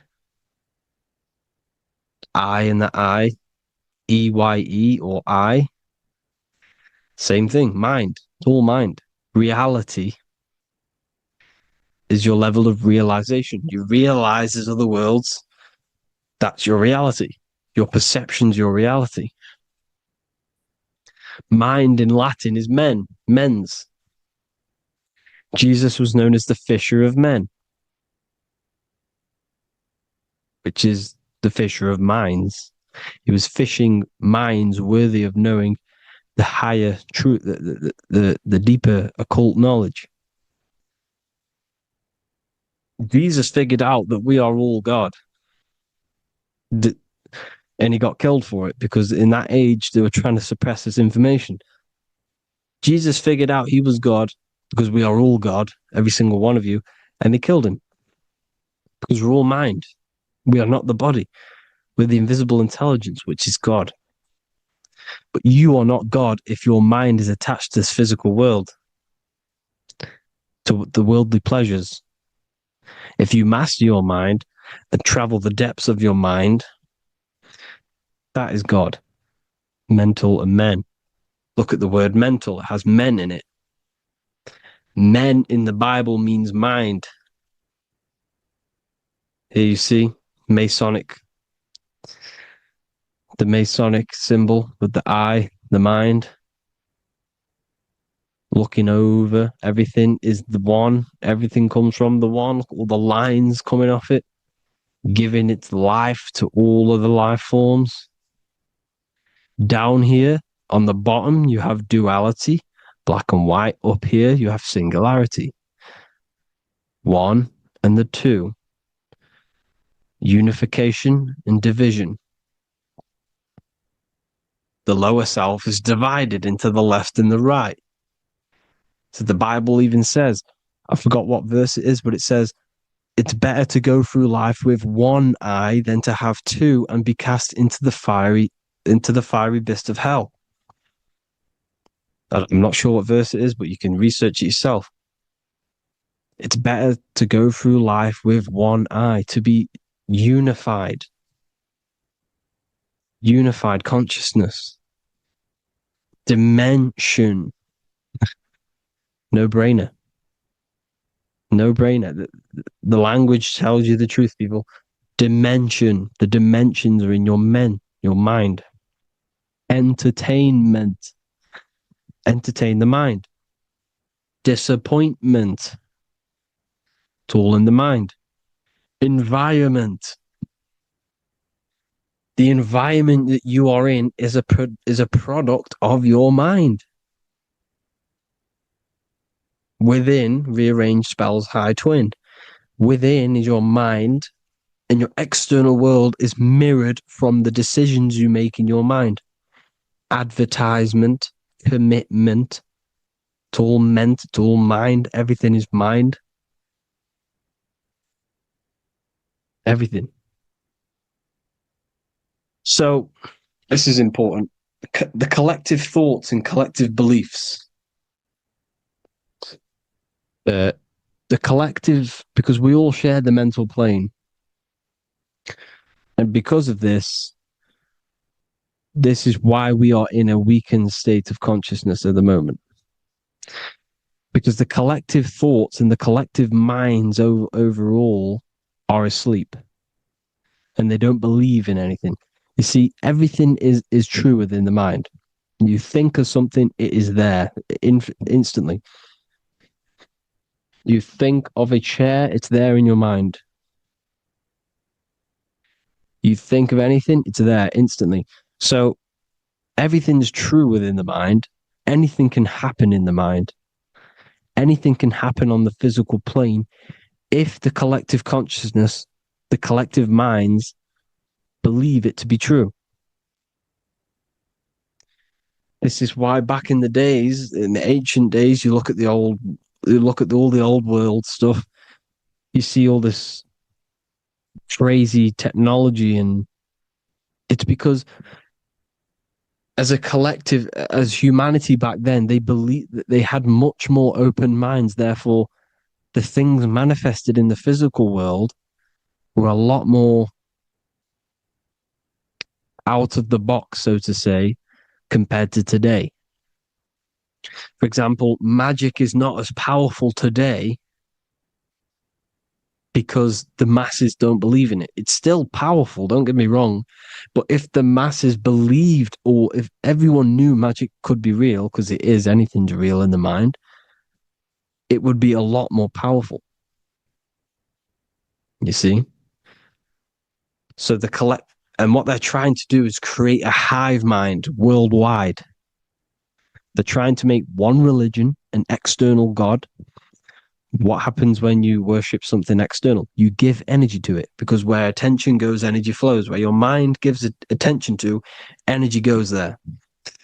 And when we all believe in external gods and give our worship and our power to these external things, we all give energy to it, which will manifest as a demon in the astral planes.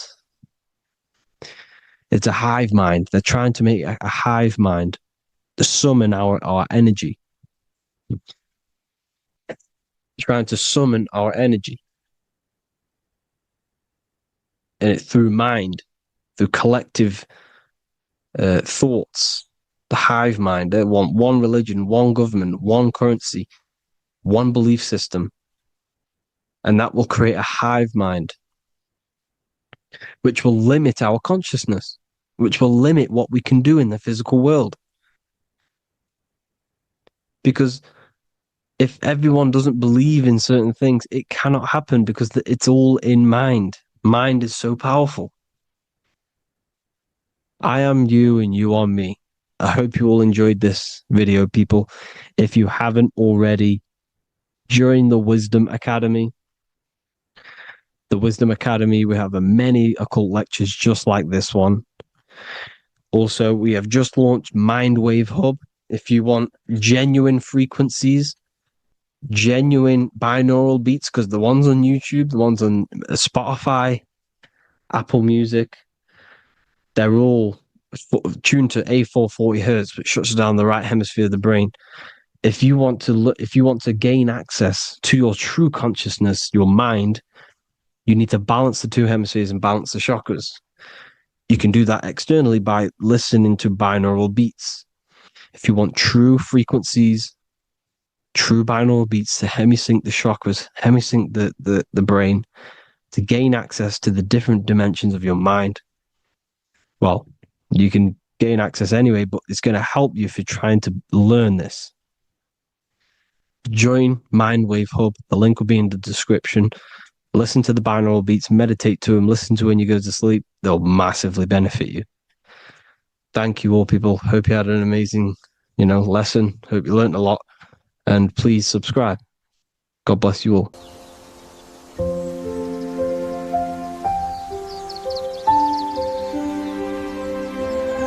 bookofwisdom.com. Visit today.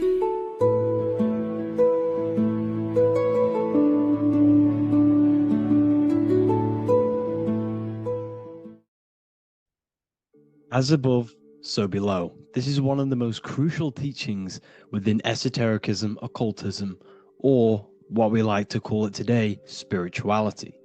I don't like calling it spirituality because it's not spirituality. I teach human consciousness. I teach the science of you and your consciousness alone and your being. And in order to fully understand you and this world around you, you must understand this number one principle of as above, so below. There is many misconceptions of this, and there is many simple teachings of this, but I'm going to break it down today from the most simplest to the most complex, and you will see the connections between all things. This is the most important lesson you could ever learn, and I'm going to teach it you today. So what you must understand is, with the term as above, so below, it applies with everything you see in this world and about yourself. We have something called the macro, which means the bigger scale. On the bigger scale, we have the whole earth. If we look down from the sky on top of rivers, this is what we see. We see this tree pattern. Then on a smaller scale, we see trees have the same pattern. Then we look even closer. We're going smaller and smaller into the leaves of the tree. We see the same pattern. Then we go even more micro into the human brain and look at the human brain cells, and we see the same pattern. This is proof this is a fractal universe, and everything is in the micro is reflected in the macro. As above, so below. As within, so without. On the macro is a reflection of the micro. So now that you understand this, we can go a bit further. A yearly cycle of spring, summer, fall, winter is a macro. A micro is a daily cycle. So a day is a mini year. The summer is the midday. Autumn is the evening. Night is the winter. And spring is the morning. This is a macro, a reflection. We have a miniature cycle of the zodiac every single day. And this cycle is also reflecting the cycle of life and death. We live, we are born, which is the spring. We live, which is the summer. We then age, which is the autumn. And then we die, which is the winter. And then we are reborn again. This is the cycle of life and death. And you do this every single day. You see, death is a macrocosm of sleep. This is why we say sleep is the cousin of death. Because you die every single night. You do this process of life and death every single day. As above, so below. What's in the micro is in the macro. So when you go to sleep, you are essentially dying. And then in the morning when you wake up, you are then born again. This is a fractal cycle that we live in. Everything in this whole world is fractal. Everything applies to as above, so below. We have the sun, we have the moon, we have the day, we have the night. We have the life, we have the death. We have the conscious, we have sleep. As above, so below. We have the conscious mind, because now we're diving into as within, so without. As above, so below more refers to the external world. As within, so without is referring to your inner world and the outer world. What you must understand is about yourself. You exist in two realms. You're an individual. The dual nature of you exist in two realms at once. You have an inner world of your thought, emotion. This is the inner world that no one else can see but yourself. And you have an outer world with a physical body which everyone can see. So you exist in two worlds. You have the inner voice, you have the outer physical voice, which I'm speaking to you with now. But I also have an inner voice, which no one can hear, only but me. So you exist in the light and you exist in the darkness. The sun represents your external self, your physical, conscious mind. The moon represents your shadow self, the inner self, the psyche self, the spirit self. There is an as above, so below. The sun is within you. The moon is within you.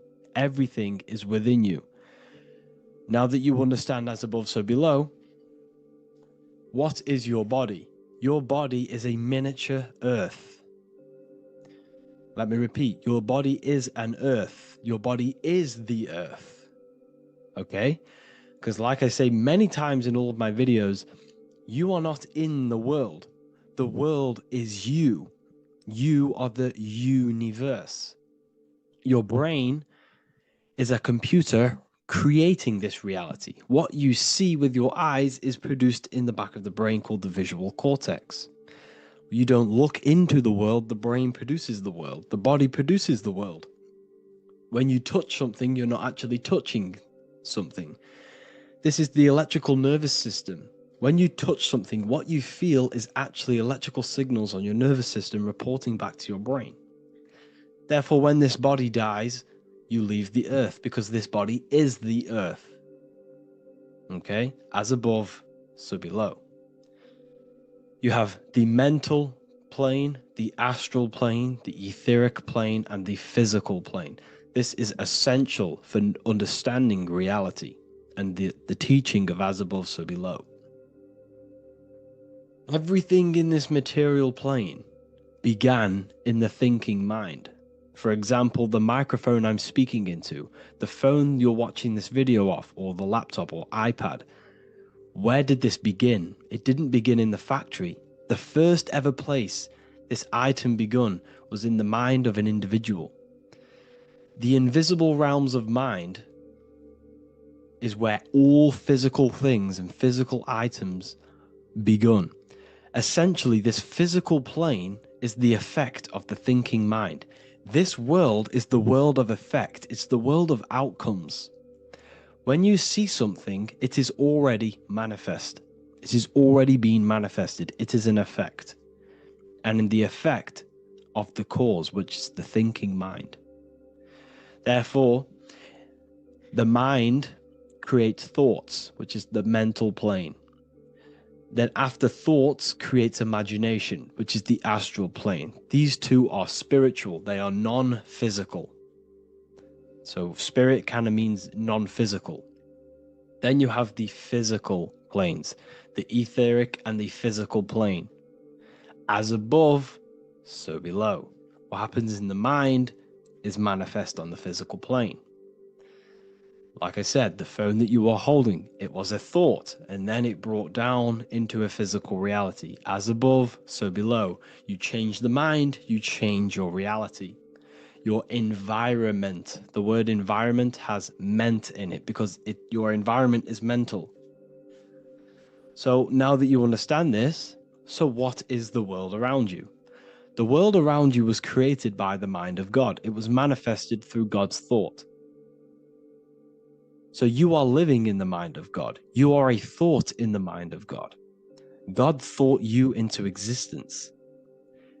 But like I said, we are all fractals. Everything is fractal. If God exists, this means that you are God, as above, so below. God created you through the thinking mind, and he gave you a thinking mind. So God created the macrocosm. God created the macro, the whole world. He designed the whole world, the sun, the stars, the moving. He designed this. But then he gave you the thinking mind to design your own life and create your own life in his world. You are a microcosm of God's macrocosm. Just like God thought you into existence and the whole world into existence, you are a microcosm thinking your world, your reality into existence. You see this now? Everything is a reflection. Everything is a mirror. Everything is fractal. So in order for you to change your reality, you must change these higher planes. Your thought and imagination are the two key aspects of creating physical reality. Every object you see around you was begun in these higher planes of the non-physical, and they were brought out of spirit into physical matter through the thinking mind and physical action. So now we're going to get a bit deeper. The brain is not the mind. Now that you understand, we have spirit and matter. As above, so below. You have a non-physical side of reality and a physical side of reality. The mind is the spiritual brain. The brain is a physical manifestation, a physical effect of the mind. The mind uses the brain to operate in the physical world, and it's the same with the heart. The soul manifests itself physically through the heart. The heart is a physical manifestation of the soul, of the emotion, thought and emotion, the mind and the soul, the brain and the heart, heaven and earth. So you have the inner world and the outer world, the spiritual, non-physical, and the physical. So we are all on this process of awakening, an expansion of our minds into new fields of thought, into new fields of awakening ourselves. Because essentially we are born into this world. But you are born many, many times. You can be born physically and you can be born spiritually. Like I said, everything is fractal. So just like when the baby finds out that there is a world outside of its mother, what does the baby do? The baby seeks a way out of its mother, and then the baby is now born into a new world, a world outside of its mother's womb. It's the same with you and your spiritual process.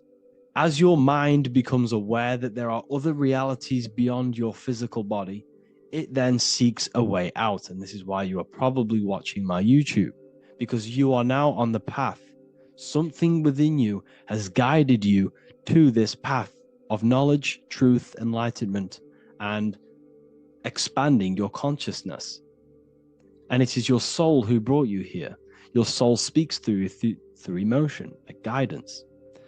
Emotion is the language of the soul. When you feel very bad, this is your soul telling you you're not in the right place. You're doing the wrong things. Because the soul is always unfolding its purpose, which is expansion and learning. That is it. The mastery of the self and the learning of the mind is the only thing that counts in the end after this life. So you are on a journey of expansion, of learning, creating, and spiritual rebirth. As above, so below. What does this body tell you? When I see someone overweight, I don't see the overweight. I don't see the body. I see the mind. I see an undisciplined mind.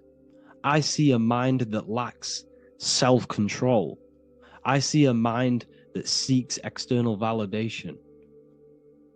That's what I see when I see an overweight person. I don't see his body. I see the result of his mind. Because what does the Bible tell you? You shall know them by their fruits. It's the same saying as above, so below.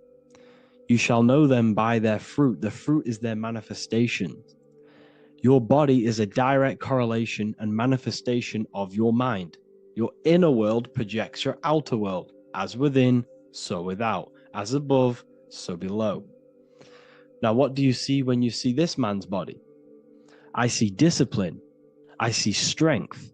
Mental strength, not physical strength. I see mental resilience of pain.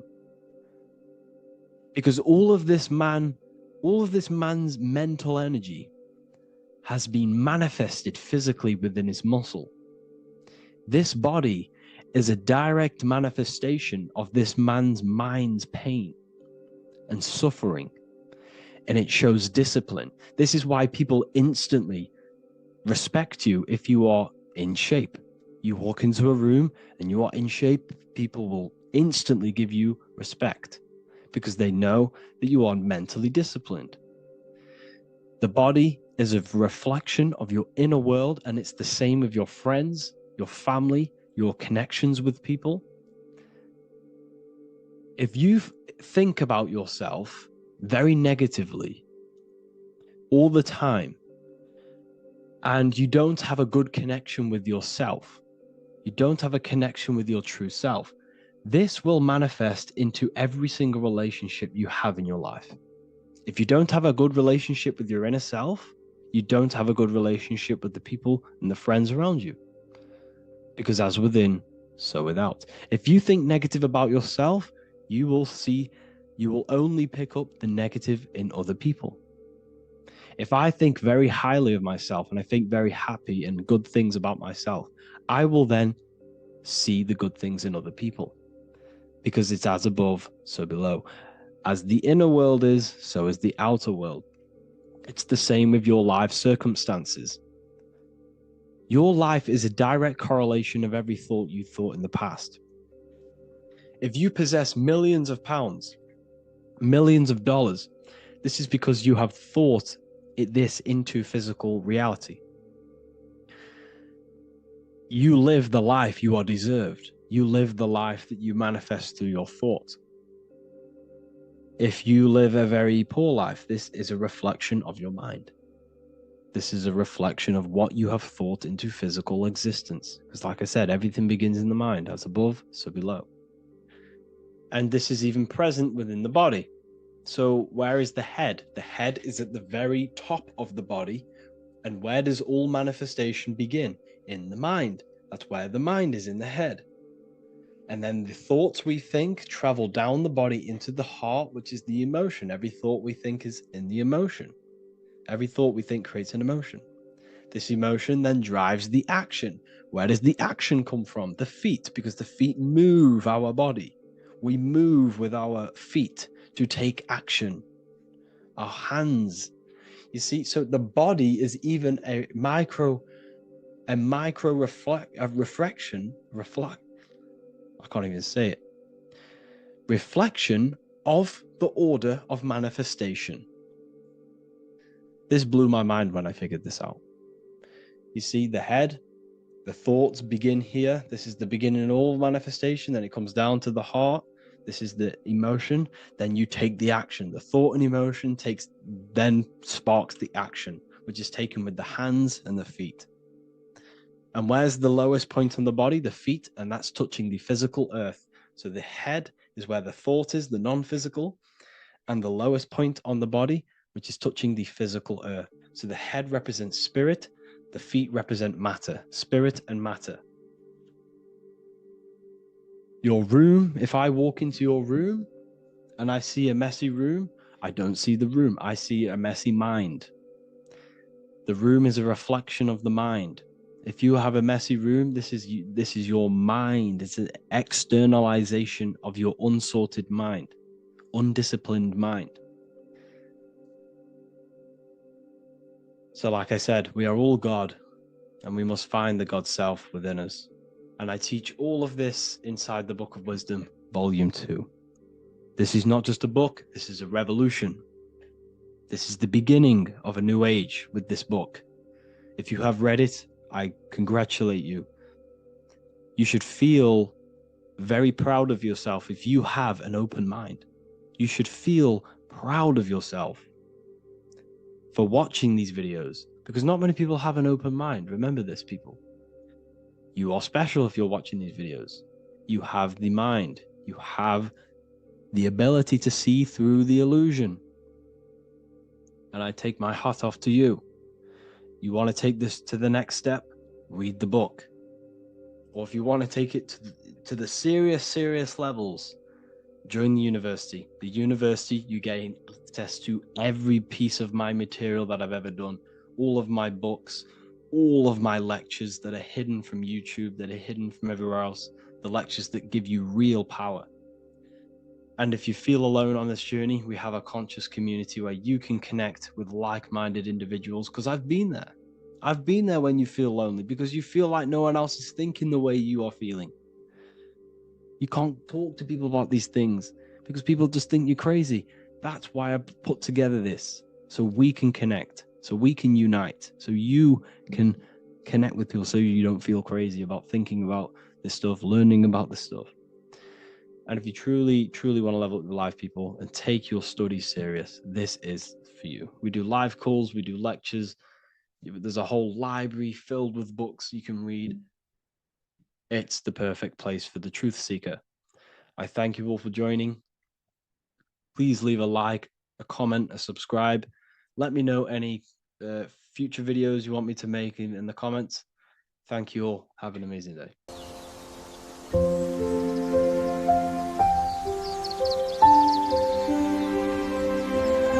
bookofwisdom.com. Visit today.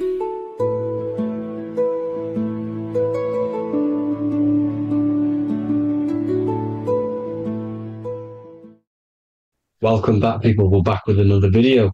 Let's jump straight into this. Make sure to tune in till the end, because this has got so much information in this video. So sit back and enjoy. So everything's torus fields. The Earth's a torus field. Everything's torus, which is electromagnetic field, electric and magnetic. The center of the torus field is where the two opposing forces meet in the center. And this is what creates the plane of inertia, the dielectric plane of inertia. Okay? You got red shift, blue shift, positive, negative, south and north pole, right? This is what the ancients were showing with the tree of life. As you can see here, this is the plane of inertia and this is the torus field. Everything consists of this. Everything is a torus field. A atom is a torus field. Okay. Now, the inertia is the 0 point. So this plane is a 0 point. It's the balance between two poles. Okay. Now, this creates matter because matter is two opposing forces in motion equalize. So these two forces coming together is what creates matter on this physical plane. And this is why we can't see the electromagnetic field, because it consists of one of the elements, which is either electric or magnetic. But when they combine together, it's what creates this physical plane, which is physical matter, which is light in motion. Now, everything is one. Don't get confused by duality. Duality is two opposing forces, but them two opposing forces are created by the same substance. It's two aspects of the same substance. So, for example, water and ice are the same thing, you know what I'm trying to say, but it's two aspects of the same substance because all is one. The whole universe is one. All goes back to the one, which is God, the creator, or magnetism, whatever you want to call it, because magnetism pulsates. Electricity has two poles, red shift, blue shift. Okay. So red shift, blue shift is electricity, and electricity vibrates, and all vibration always comes back to a standstill point. But magnetism is what pulsates. This is why your heart pulses. You breathe, which is a pulse. This is the breath of the universe, magnetism. Now, this is why the earth is green, okay? Earth can be spelt heart. If you just move the H to the beginning, it spells heart, okay? Because the heart is the center of the torus field, which is the heart chakra for us humans, okay? We consist of the same field, as you already know. Heart being the center, which is green, which is the center of the seven colors. The center of the seven colors. This is the most powerful chakra in your body. People think it's the crown chakra, but it's the heart chakra because it's the center of the torus field. You must align them all and combine them all into one, which is the heart chakra. Now, earth is green. Nature's green. Okay, this is because we live on heart chakra, the plane of inertia. It's the center of the torus field. Okay, and this is what the Egyptians called Isis, which is nature. Nature is balanced, and nature is female, Mother Nature, because it looks after us with the fruit it grows with abundance, and the water. It's a female energy, Mother Nature, and this is the symbolism of an equal, balanced arms. This is the scales, it's balanced. Mother Nature is balanced. This is why the sky is blue, because what comes after the heart chakra? Blue. Sky is blue. We live in Midgard. This is what the ancients called Midgard. You don't have to take this tree literally. It's a metaphor. We live in Midgard, where both positive and negative duality here. Now, Mount Meru. Mount Meru was known as the center of the earth, okay, or known as Hyperborea. And this is the North Pole, the electromagnetic North Pole. But when I say Mount Meru, it's not an actual mountain. They weren't saying there was a real mountain in the center of the earth, a magnetic rock. No. The plane of inertia, okay, there's something called a hyperboloid. That's what it's called, a hyperboloid. And this is the center of the torus field. And this hyperboloid is what is in the shape of a mountain, you see? So if I go to this next one, they say Hyperborea on this map. Why do they call it Hyperborea? Because this is the hyperboloid in the center of the torus field. And this is the electromagnetic mountain, a metaphor. Mountain, what they're metaphorically saying, this is the electromagnetic mountain at the center, the double vortex, the center of the torus field, which is the North Pole. Pole of electromagnetic energy. So this is why they call it Hyperborea. It comes from the word hyperboloid. And the center of the earth is so sacred. And they symbolize this with, obviously, the North Star, which is Polaris. And this is where the swastika comes from, because it's the 4 seasons moving around the North Star. This is the Big Dipper constellation moving around the North Star, which is Polaris. There's that pole again. Pole. Magnetic pole of the torus field. And this is where the green, emerald green, aurora borealis comes from. It comes from this center hyperboloid at the center of the earth, where the most electromagnetic energy is stored. The center of the plane of inertia. The center of the plane of inertia. This is the all-seeing eye as well. As you can see, they got the sun, the moon. This is the Masonic cosmos, the sun, the moon, and the all-seeing eye, because the eye is Polaris, the eye of the stars. It's all a big eye. Now, the eye means a lot more as well. It's not just that. There's different ways you can interpret symbols. Now, this is the emerald tablets. Deep in Earth's heart lies the flower, the source of the spirit that binds all in its form. Okay? The flower of life is thine own place of thine spirit, and stream through the earth as thine flows through thy form, giving off life to the earth and its children, renewing the spirit from form unto form. This is the North Pole. This is what he's talking about. He's talking about the aurora borealis. Aurora borealis. It's the earth's aura. Emerald green. Heart chakra. Plane of inertia. Green. Earth. Heart. You see? All related. Now, there's many symbolism of this. So much symbolism of the ancients. The 7 layers of heaven. 7 layers of heaven, which are the 7 planets. Okay? These planets are the solar system. It's the solar system because we are the soul. We are the sun, the soul. And we're inside of a solar system, which is the 7 planets. That's why there's 7 layers of heaven. Okay? The rings of Saturn, the rings of the planets are moving around us. Okay? So this is what the ancients were depicting in their cosmology. Now this is the Hebrew cosmology of the earth. This is the Mayan cosmology of the earth. You see, it's all an enclosed system. We live inside of a giant torus field. All is atum. It's what the ancients said, ancient Egyptians said. All is atum. Atoms are torus fields. Don't be tricked by the modern science today with the current model of an atom. It's completely wrong. They're hiding the torus field. They're hiding the electromagnetic field, which is in everything. Absolutely everything is in motion, and motion comes from this field. And you see, this is upside down, but this is the I think it's pretty sure it's candles, but the 7 candles, the 7 planets, the 7 Elohim. You see, it all goes back to the stars and the heavens. Now, this is how the earth really works, with the stars on the outside of the cosmic egg, and then the torus field spinning around the sun and the moon, the positive and the negative charge. The sun gives you energy, the moon takes your energy. The moon controls monthly cycles. Moon is mon. This is etymology. Mon, month, money, demon, monster. Stir is star, moon star.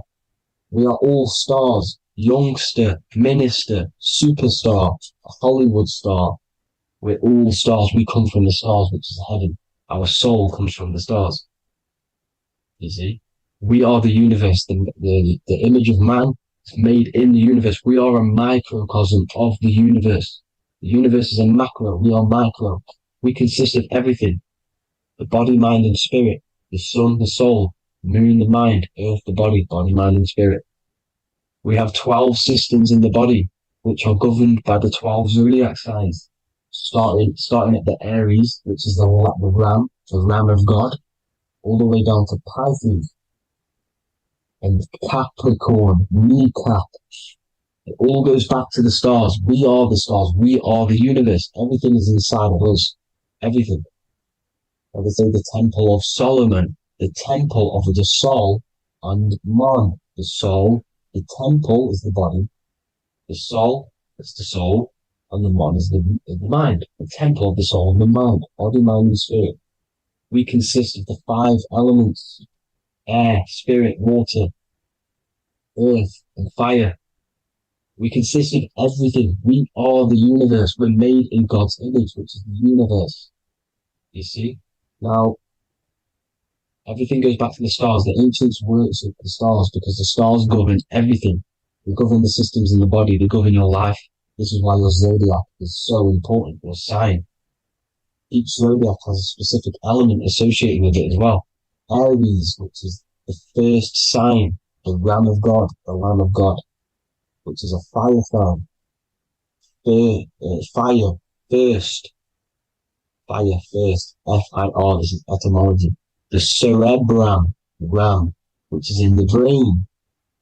Aries, the ram, controls the head, the face, and the nose upwards.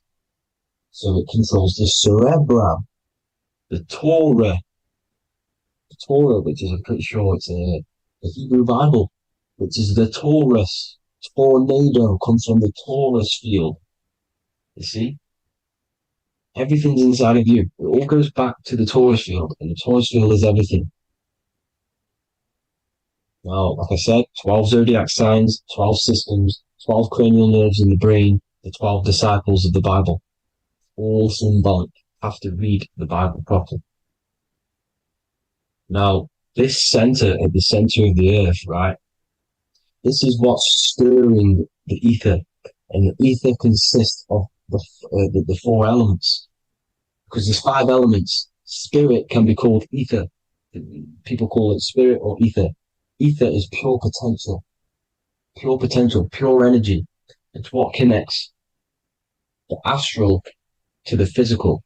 It's the dimension between the physical realm, which we're on, and the astral. So it has pure potential. It's pure energy. This is why we say either. I either want to go there or there. It's connecting 2 scenarios. That's what the ether is. It's connecting the 2 worlds, the astral and the physical. The center is like the cosmic womb. There's a black hole in the center. This is the center of the Taurus field. This is the womb of creation. This is the womb of creation. And inside of this black womb with the 5 elements, and everything's being stirred around. Everything's in motion. Light is motion. Everything's motion. Now, like I said earlier, light crystallizes into physical matter. They are the same substance. Spirit and matter are the same substance, but different variations, different aspects of the same substance. Low vibrational spirit turns into matter. High vibrational matter turns into spirit. Or light, whatever you want to call it. Matter is light crystallized. This is where we get the 7 metals from. The planets. The planets are light. Specific frequencies and vibration of light. When these lights, or the planets, materialize, material metals, materialize, they turn into the 7 metals. Saturn turns into lead. That's why lead is red. Saturn is red. The sun turns into gold. That's why the gold is yellow and the sun is yellow. You see, Saturn is the time god. What happens in autumn? The leaves turn red and they die. This is why Satan, time god, the reaper, everything is crystallized till it's death and then reborn again. You see, rust. When things rust, it turns to red. Because it's Saturn. Saturn crystallizes everything. He's the Reaper who comes around in winter. You see? He's Satan. Jesus and Satan, the Sun and Saturn. They say we live in a solar system. The solar system. I think I've already just broke this down. The 7 planets are the 7 chakras. Everyone already knows this. But I'm going through it anyway. But this is where we get the 7 planets from. And the 7 metals. You see, all the ancients knew it was an enclosed electromagnetic system. It's not a spinning ball in the middle of space, people. They want you to believe this so you get stuck in this material world. Because if you believe everything's material, you can never affect this plane effectively. You can never create your life effectively. You don't understand the planes of existence. Because the mental plane is a higher plane. And it breaks down and it controls the planes below it. The mental plane, hold on, I've got it here for you. The mental, the astral, etheric, then physical. Etheric connects the physical to the astral, but the mental is what's above them all. You see?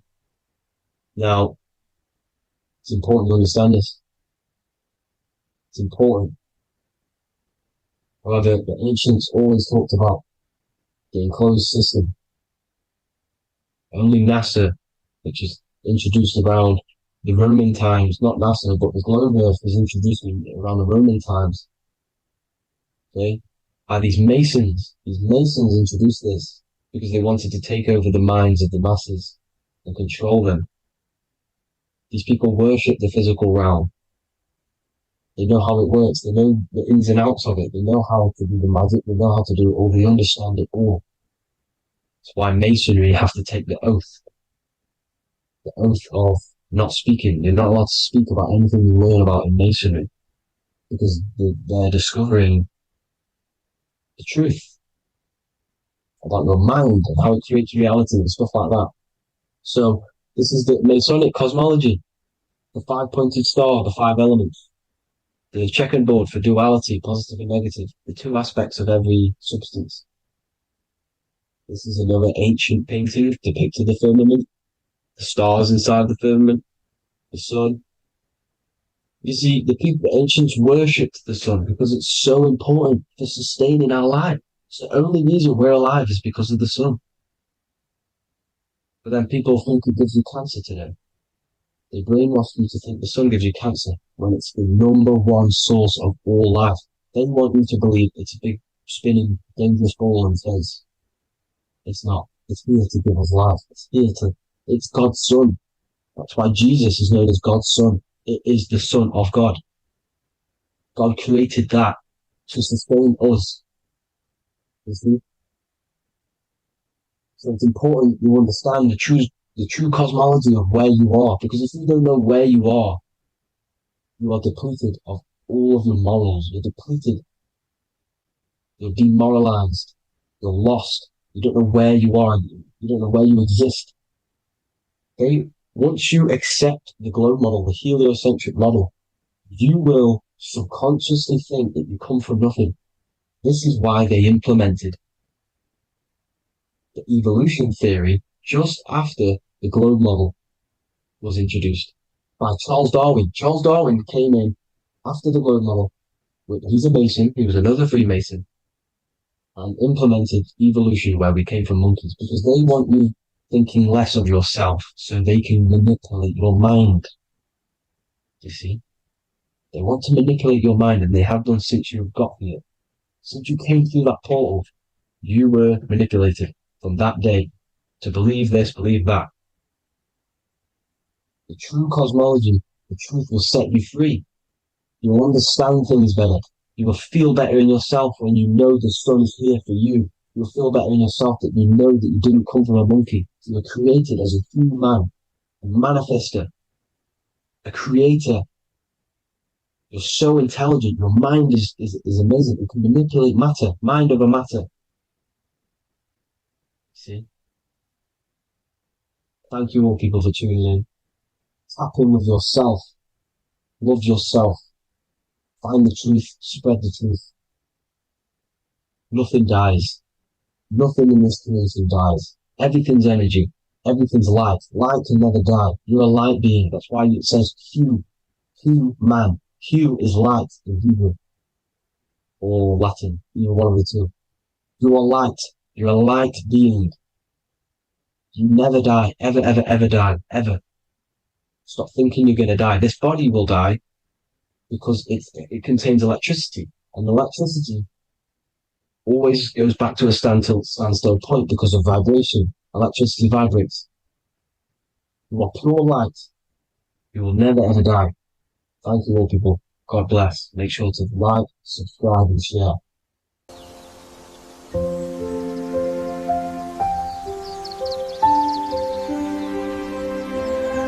bookofwisdom.com. Visit today.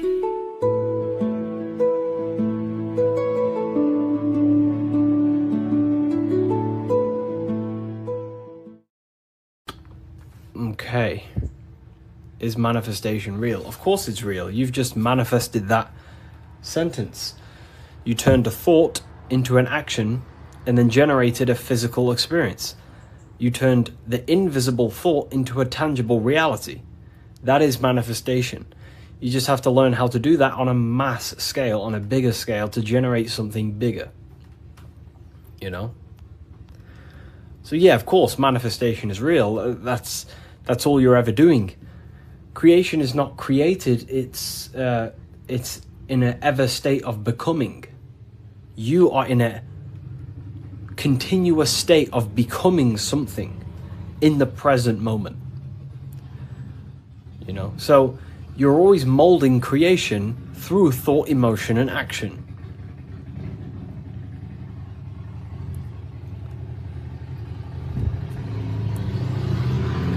Let's let the Harley Davidson go past my house.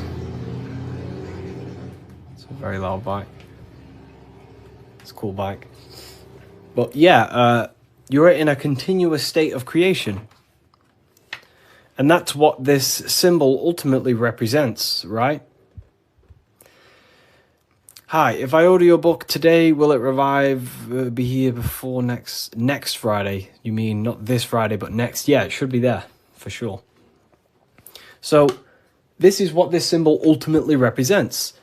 Because the snake can shed its skin, which means it renews its layers. It transforms from old layers into new layers. It removes old layers of skin, symbolizing transforming. But the snake is eating its tail. The end gives birth to a new beginning. And this is what the present moment is. The present moment is the continuous state of becoming and unfolding of creation. We're all tapped into the live stream of consciousness, like you're tapped into this live right now. And you are directing them life forces in the present moment through thought, emotion, and action. You direct the life flow, the life force that you're tapped into.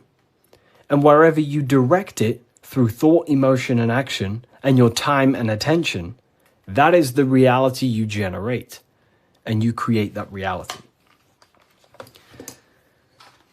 And that's what the symbols are here for, people. The symbols are here to awaken you to things that you just realize about yourself. I'm not teaching you anything new. This is just something you realize.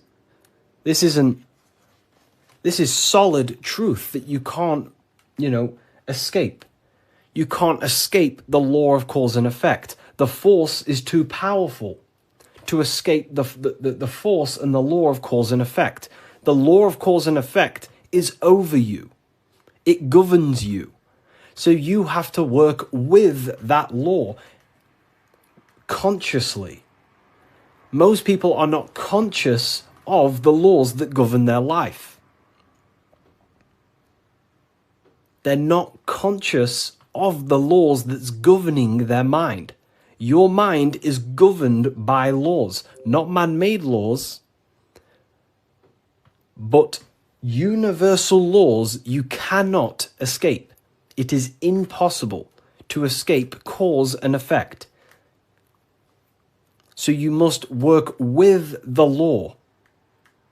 God law, basically. Yeah, they're called, occult societies, secret societies. They call the laws natural law. Then, of course, you have man-made laws.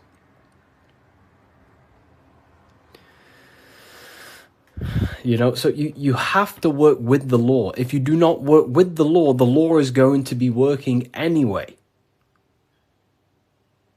And it will probably work against your favor. But these laws that are in place are there to give you what you want, to create your will, to create your desire. These laws are here for you to create, to give you what you want. Okay? So we have to become conscious of the laws that is governing our mind. Because the mind functions with free will, however, exists in the boundaries of the laws. Without them laws, the mind would not solidify a true creation. Everything would be chaos. The laws make sure that it creates this specific reality that you're experiencing right now. Hello, Harry. I've reached a higher state of consciousness thanks to you and your book. Wow, amazing, Craig. Absolutely amazing. Absolutely amazing. This book, don't read it once, read it many, many times. I'm probably sure you already have, but it just helps you. You pick up new things every time you read it. What do you think about getting a pentagram tattoo or a different symbol? I mean, the pentagram's a great symbol. It's just how you use the symbol. I gifted your book to a friend. Wow, amazing. Which book? The new one or the older ones? So we can influence our reality, of course, through thought, emotion, and action. You have free will. You have full control over them three things. If you try and control anything other than your thought, your emotion, and your action, you are going against natural law. God has given you the permission to only control your thoughts, your emotions, your actions. If you try and force anything on anyone else, you are then breaking natural law. They are the forces that consciousness expresses itself through the mind, mentalism, through thought, imagination, through emotion, through feeling, intuition, and through action, willpower, taking physical actions. That is how the force of consciousness expresses itself in three distinct ways. And that's how you create your reality, through thought, emotion, and action. And that's how you gain your personal power, by controlling your reality. How do you control your reality? Very simple. Is this the Book of Wisdom? This is not the Book of Wisdom. This is the Book of Symbolism, the brand new book, only available on my website. So here it is. Here it is, people. This is not the Illuminati. This is not the Illuminati, people. Let me make something clear. Everyone has demonized this symbol, and I think they use this symbol on purpose. Because this symbol unlocks your personal power, and that's what the Illuminati is. The Illuminati are illuminated people. That's ultimately what it means. Illuminated. What is illumination? Light. That's why there's light surrounded around it. Light in the eye. What is the eye? The internal perception. The mind that allows you to perceive information. The internal eye. The person in your mind who thinks. That's the real you. That is the real you. The person in your mind who thinks is truly formless. Okay? The Illuminati are illuminated people. They understand the secrets of the human mind and human consciousness, And other people who do not understand the secrets of the human mind and human consciousness are ignorant, and the people are using the knowledge they know against them. If you know psychology, right? If you know the deepest secrets of psychology, you can then use that against someone to manipulate them. That's how the system works. It runs on information, knowledge, and power. And the power comes through the information. The people who have the most information about how you function have more power. Why? Because they can use you, because they understand you more than you understand yourself. You see? That's what the Illuminati is. The Illuminati are people who understand the secrets of the human mind and how to manipulate the secrets of human consciousness to make them do something and create something in their agenda. You're all creators. This is what you need to understand. That's what consciousness is. Consciousness is a creative force. It creates through thinking, feeling, and acting. The triangle. But that thought, emotion, and action are just three expressions of the one force of consciousness. Thought, feeling, and acting are in fact one actual force. Because it's the force of the universe. We're all using the same force. And that's the same force that Yoda uses in Star Wars. In Star Wars is all talking about the force. That is the force, and that force is running through you right now in the present moment. You have the ability and the free will to direct that force through thought, emotion, and action into a reality.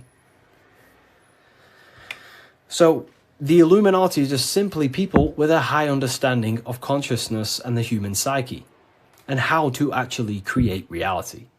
You think something, you feel, and if you have a feeling towards that thought, you take the action. As soon as you lose feelings to watch this video, you will scroll and take action to find another video you have a feeling for. That is how reality creates. That's how reality unfolds. Okay?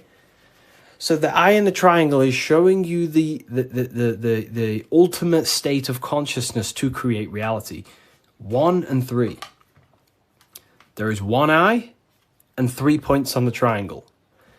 The 3 expressions of consciousness that creates reality: thought, emotion, and action, in one, unified.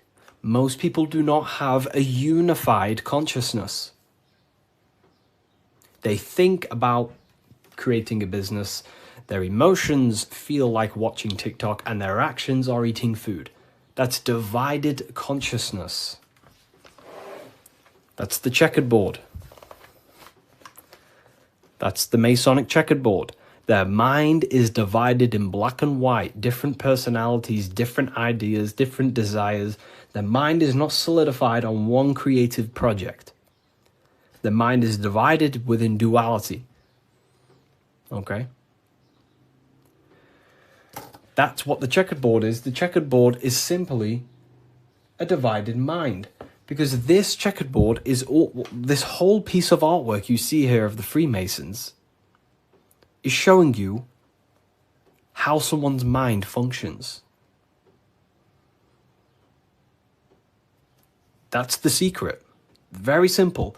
Symbols, occult symbols, Freemasonic symbols are basically showing you mind states, how you think. Divided pillars, left and right pillar, sun, moon. Sun is masculine, the masculine mind, and the feminine mind, the conscious and the subconscious. But here, there's an eye in the middle, unifying them in the middle. Unification. Unifying with the true being inside of you. Not being left or right. Not being too masculine, not being too feminine, but unifying the masculine and feminine principles to become a unified consciousness so you can create your reality. The masculine principles symbolized by the sun, and this left pillar symbolizes willpower, your will. Your willpower is very, very, very powerful. Willpower is ultimately everything you create, your will. So this sun represents the masculine forces of the mind, such as willpower, taking physical actions, intelligence, intellect, thinking. That's all the masculine. Then on the right side, you have the feminine qualities of consciousness on this right pillar, symbolizing imagination, emotion, desire, intuition. These are the feminine forces of consciousness. And what happens when a male and a female comes together? They give birth to a new creation called a baby. What happens when you merge your masculine and feminine qualities of consciousness? You merge your willpower, your thought with emotion and action.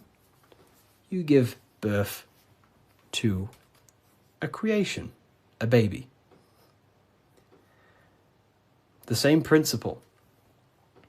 It's the same principle. Freemasonry is very simple. It's about bettering yourself, working on the temple, and the temple is symbolic for your mind. The stonework Freemasonry, Freemasonry is about stonework, and that stone is you. You're perfecting a stone, and that stone is your mind. You're perfecting the Temple of Solomon, or you're rebuilding the temple, which is rebuilding yourself, because you are the broken temple. The thing is, your teachings is destroying my life. It's not destroying your life, it's destroying your old view of the world, which will then give birth to a whole new, beautiful life. You have to go through destruction.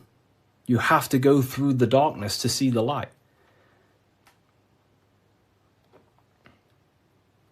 Destruction, creation demands destruction. And it's up to you how you interpret my information. Take it with a pinch of salt. Go and do your own research. I'm not saying everything I'm saying is, take what I say and apply it to your life and see if it helps. But everything I'm telling you here is helping me build myself and build my own reality. But it's very simple. It's about building yourself, because when you create change in your own psyche, you see change in your world. What happens when you start to awaken? You start to think differently. And when you start to awaken and spiritually awake, what happens to your friends? Your friends say, oh, you've changed.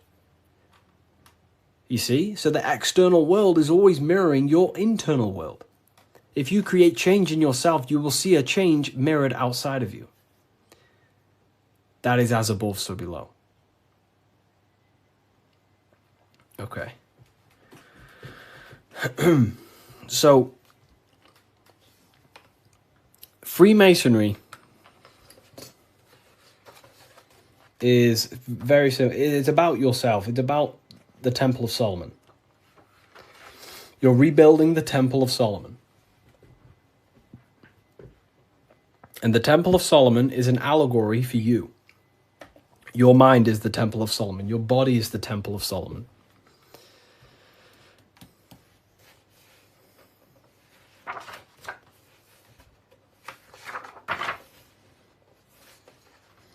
So why is it the Freemasons wear this apron, right? So you see the Freemason here wearing this apron. Well, this apron originates from stone masonry. Stonemasons. What are stonemasons? Stonemasons chip away stone, and then they use the stone to put on a building or, wherever. But Freemasonry teaches in metaphors.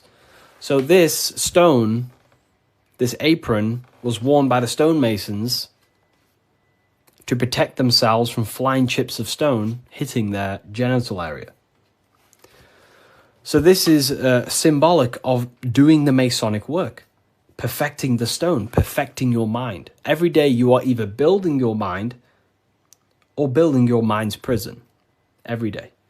You wake up, you're either destroying your mind or either help freeing your mind.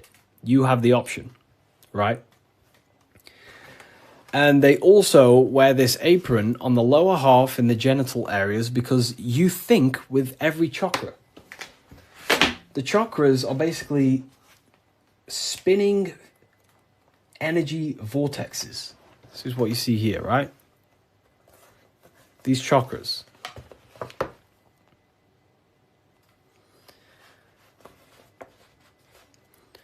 You can think with every single chakra. You think with your head. You can think with your heart. You can. These are centers of consciousness. Okay, these are centers. These are each center that you see along your spinal column has a high amount of nerve centers. It's like a nerve center. But that nerve center is then powered by the etheric body. Now that's very advanced. Not many people understand that. But your body is not just you. You have many subtle vehicles of consciousness, bodies of consciousness, which you'll learn about in the Book of Wisdom, Volume 1. So there is one force in the universe, and that force is emanating through you, manifested in 7 chakras. Anyways, the reason why they wear this apron on the lower half of the body, because it's a reminder to cover up, to stay conscious of their lower self, because this is the lower self of the lower half of the body, and this is the higher self in the higher part of the body. If you think with your genitals, all you think about is sex and eating. If you think with this lower half of the body, you will only, think about sex, eating, and power. So they wear this to remind themselves to conquer their lower nature, their animalistic state. Because the Mason is aware that they need to build themselves to a higher consciousness, to the higher mind. They need to align their will and mind with the higher mind.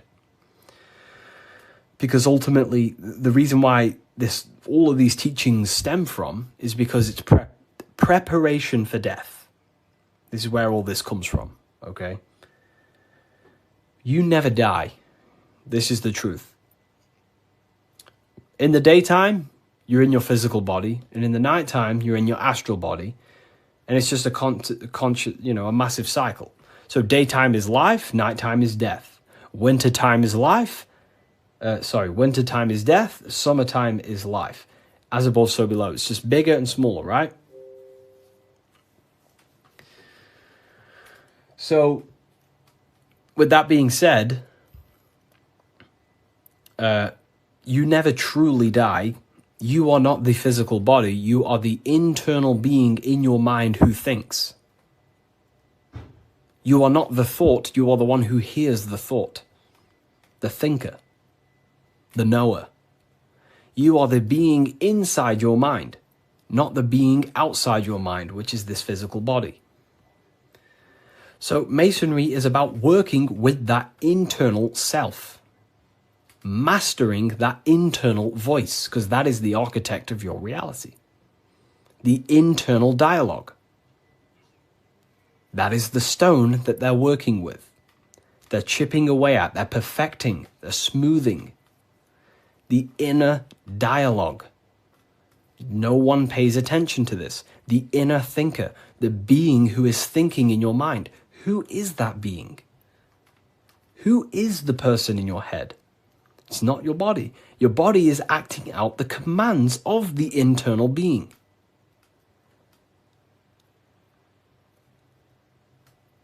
So, this is what we have to connect to and master the inner dialogue, the inner thought processes, because the thought is the architect of reality. Thought creates everything. Thought creates everything in the whole universe. The whole universe originates from thought.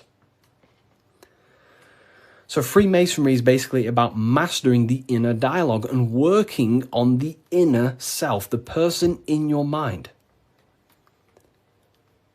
And the deeper you get to know that inner voice, you start to realize that there are many different vehicles of consciousness. You don't just have a physical body, you have a physical, etheric, astral, and mental and spiritual body. You know, the physical body is just the lowest dimension there is. The physical plane is the lowest dimension there is. Your mind operates above all of them. A thought is just a thought. It has no true form. That thought takes on the body. That thought wraps itself in imagination. So the thought alone is just a thought. But then that thought then wraps itself in something we call astral matter, which is your imagination. The light, the screen in your mind that allows you to vision a specific object.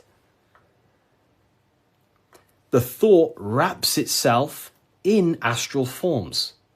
That astral form becomes like an emotion in your heart because you want to then take action to generate that mental image you created.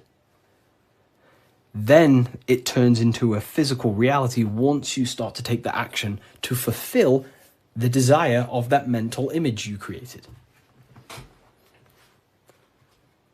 So these are the many different vehicles of the mind. And the mind is not just in the brain. This is the whole wrong thing with science. The mind is not the brain. The brain is just a physical computer to decode the commands of the mind. The mind is not even touching the physical world. The inner dialogue is not in the physical world. The true you is a higher dimensional being. Okay? The inner dialogue. And we're working with that inner dialogue to master it, to ultimately master your reality. So again, Freemasonry is all about cutting stone, but it's not about actual stone. This book by Harry B. Joseph, right? Yeah, I am Harry B. Joseph. I wrote these books myself. This book is my brand new book, the Book of Symbolism. And it's only available on my website. You will not find this book anywhere else. The Book of Symbolism.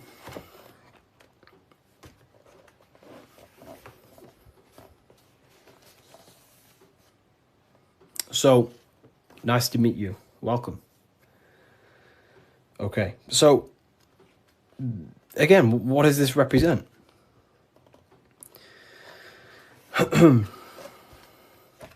The rough stone is a symbol of the self, the unrefined self, the unenlightened aspects of our mind. So the rough stone represents the uncontrolled aspects of our mind. We have many different versions of ourselves in our minds, right? We have a version of ourselves who's perfect. We have a rough version of ourselves that we can become. You know, there's many different things in our mind. But the aim of the Mason is about unifying all of them different personalities into our higher self. It's about learning the secrets of the mind. So this represents the perfected aspects of the mind, and there is also there is no such thing as perfection. We will never actually truly perfect ourselves. But the aim is to be perfect. So the Freemasons show you the checkered board. I'm ordering all your books this week. Oh, wow, thank you. You know, you will look, your whole life will change. Your whole life will change.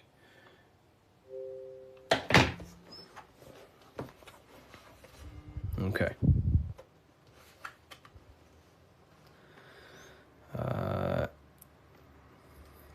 The checkered board floor. This is symbolizing on a base level. So symbols have many different interpretations.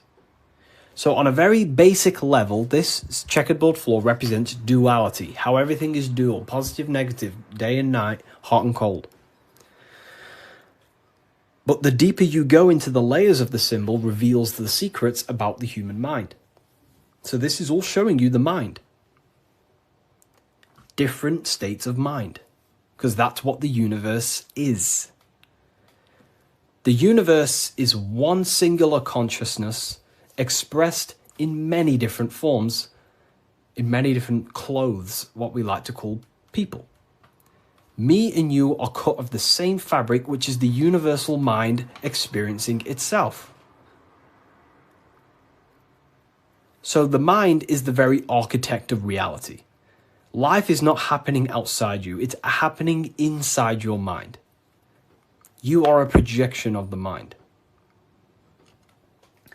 However, you have the ability to identify with your ego. Your ego is very simply just a false version that your mind, it's a version of yourself that your mind has created through experience, thoughts, words, memories, and traumas, and belief systems. But beyond you, if you turn your mind off, if you stop thinking, then who are you then? That's what we call the universal soul.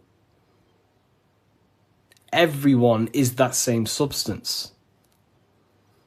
When we all turn off our mind, we are all the same substance, the universal soul. But we have the ability to generate an ego, which is our own personal identity. The ego is not inherently evil, but the ego can become bad if you don't tame it. It's the beast. But anyways, the duality represents, very simple, black and white, positive, negative, day and night, the opposites in the physical world. But on a higher level of masonry, it represents a divided mind. The one divided in many. The illusion of the third dimension, of how everything is separate. But in fact, we are all the same substance. We are all the I am. We are all the I, the inner dialogue, the inner voice. Masonry is about working with the internal voice, the thinker in the mind, the true higher dimensional being that you are. Because that higher dimensional being manifests its life forces through you and creates in the physical three-dimensional world. So it's about directing the life forces through you. Now, a big misunderstanding about the world that religion has placed on people. A big misunderstanding, right? People think the world was created. People think the world was created thousands of years ago. It's the biggest lie ever. Step back, remove that belief out your mind just for a second, and realize the truth. The world was not created thousands of years ago. The world is creating now, in the present. It's unfolding now. Creation is unfolding in the present moment. God is thinking reality into existence right now, and you are thinking your reality into existence right now through thought, emotion, and action. You are crystallizing reality now in the present, and you can become a co-creator with the creative force of the universe. But we've been taught the complete opposite because the powers that be in the world do not want you to become a conscious creator. They want you as a slave and a worker.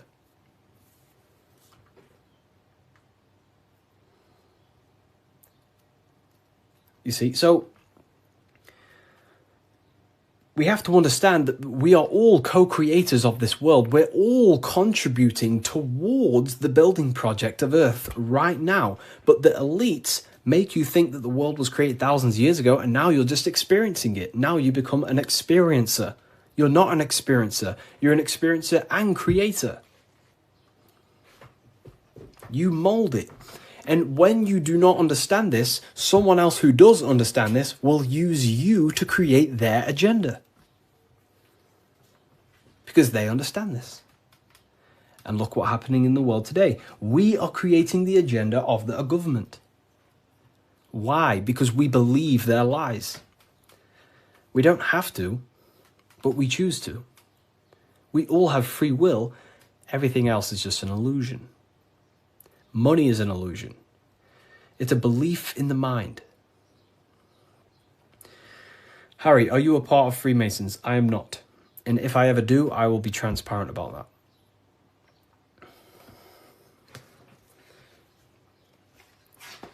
So this is representing this is representing your mind divided. divided consciousness. Now take a look here. What are the Freemasons trying to show you here? Squares to circles. Square, circles. Geometry.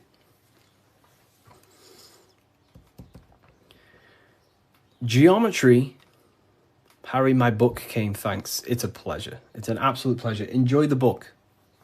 Take your time, read through it, enjoy it, read it over and over.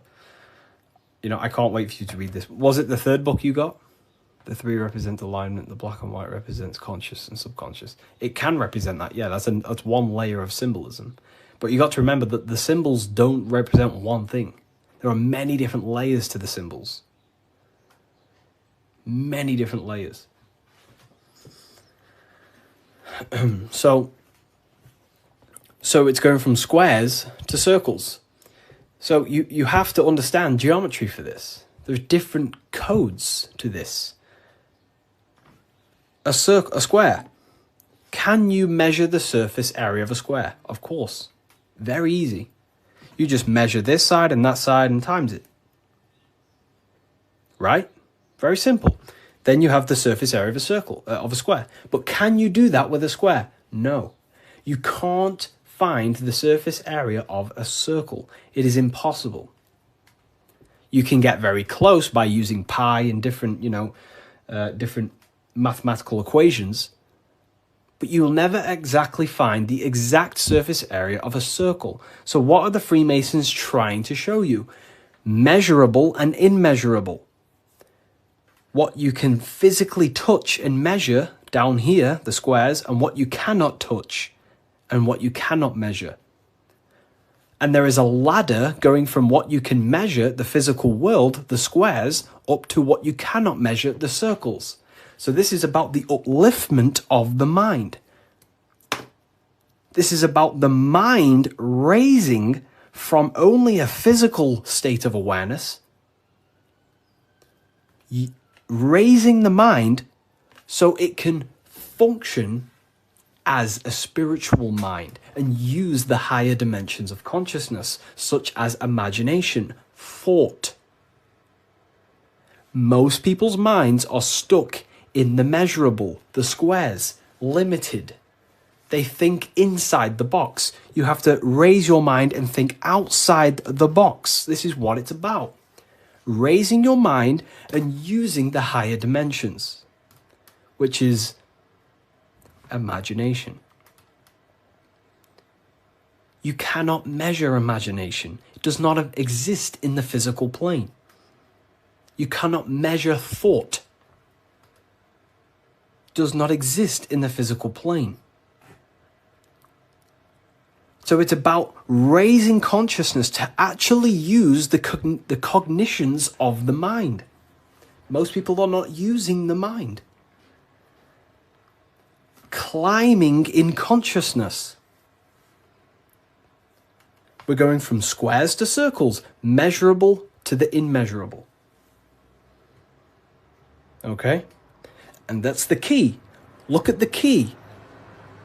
How do you go from the circle, the squares to the circles? You got to go through the woman, the green woman. Who's the green woman?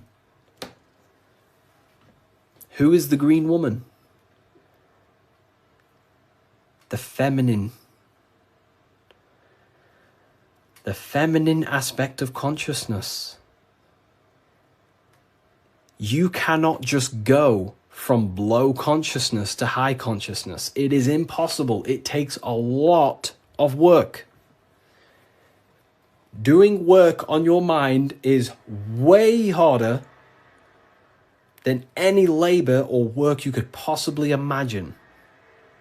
The work on yourself is not easy.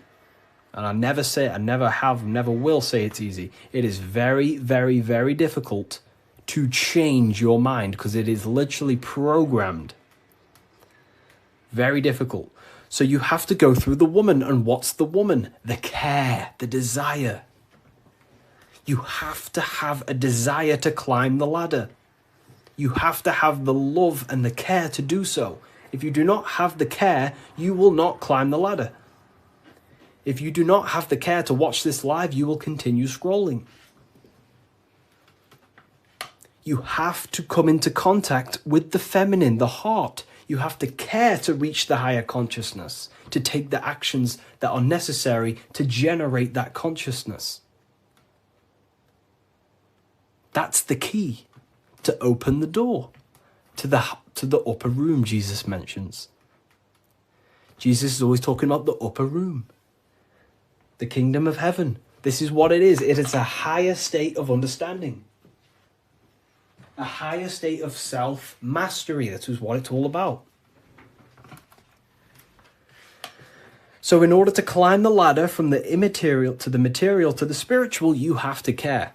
If you do not care, you will not reach that higher level of consciousness. Because why? It takes a lot of self-work. A lot of work. A lot of reprogramming the self. A lot of meditations to gain control over the inner dialogue. A lot of reflection. A lot of sacrifice. Yes, very well said. Very well said, Timon. It takes a lot. It's not easy. Constructing, working on your mind. It's very difficult. And you don't see the benefits for a very long time. But when you do start to see the benefits, the benefits are massive. So this is what it's about. It's you. This is all you. And what are we chasing? We're chasing the I. What's the I? The I is the internal. The eye is open. It sees. That's the inner observation, the inner being who observes everything, observes the thoughts, observes everything. But we're chasing a higher I, a higher perception of ourselves by raising consciousness, a higher understanding of what you truly are beyond your human form, which is a higher dimensional being. We're chasing the I. The I is a higher perception of ourself. Yes, very well said. You see? So this is what this is why if you read symbols, you become very powerful. That's why I wrote a whole book on this. So you can learn this too. Everything I've said and more, you can learn. The Book of Symbolism, the only place it's available is on my bio. revivalofwisdom.com. I just released this November 17th. But it breaks down everything about Freemasonry, of how you can learn this knowledge and gain a higher consciousness. But anyways, if we get this to 50k, I will drop some coupon codes for you all, and we'll carry on. I'll drop some coupon codes so you can save some, some money. And we have worldwide, we have, this is powerful knowledge. Powerful, powerful knowledge. What do you think about the Golden Dawn? I have a friend, well, not a friend, but I know him he's an Instagram creator, and he went through the Golden Dawn system, and he is a very famous author now. You've probably heard of his stuff. It's called The Serpent Rising. He went through the order of the Golden Dawn, learned about Kundalini and stuff like that. Golden Dawn Society, yeah. How can I buy your book? There's no link in your bio. There should be. There's a link in my bio. Revivalofwisdom.com is the only place you get the Book of Symbolism in English, French, German, Italian, Spanish. Okay, so let's carry on, right? So we've broke this down. You now understand that we're going from squares to circles, which is going from the measurable to the immeasurable, changing the mind from a state of reaction, because this is, okay, the circle cannot be measured, but the square can be measured. So this is the material, this is the spiritual, this is the seen and the unseen.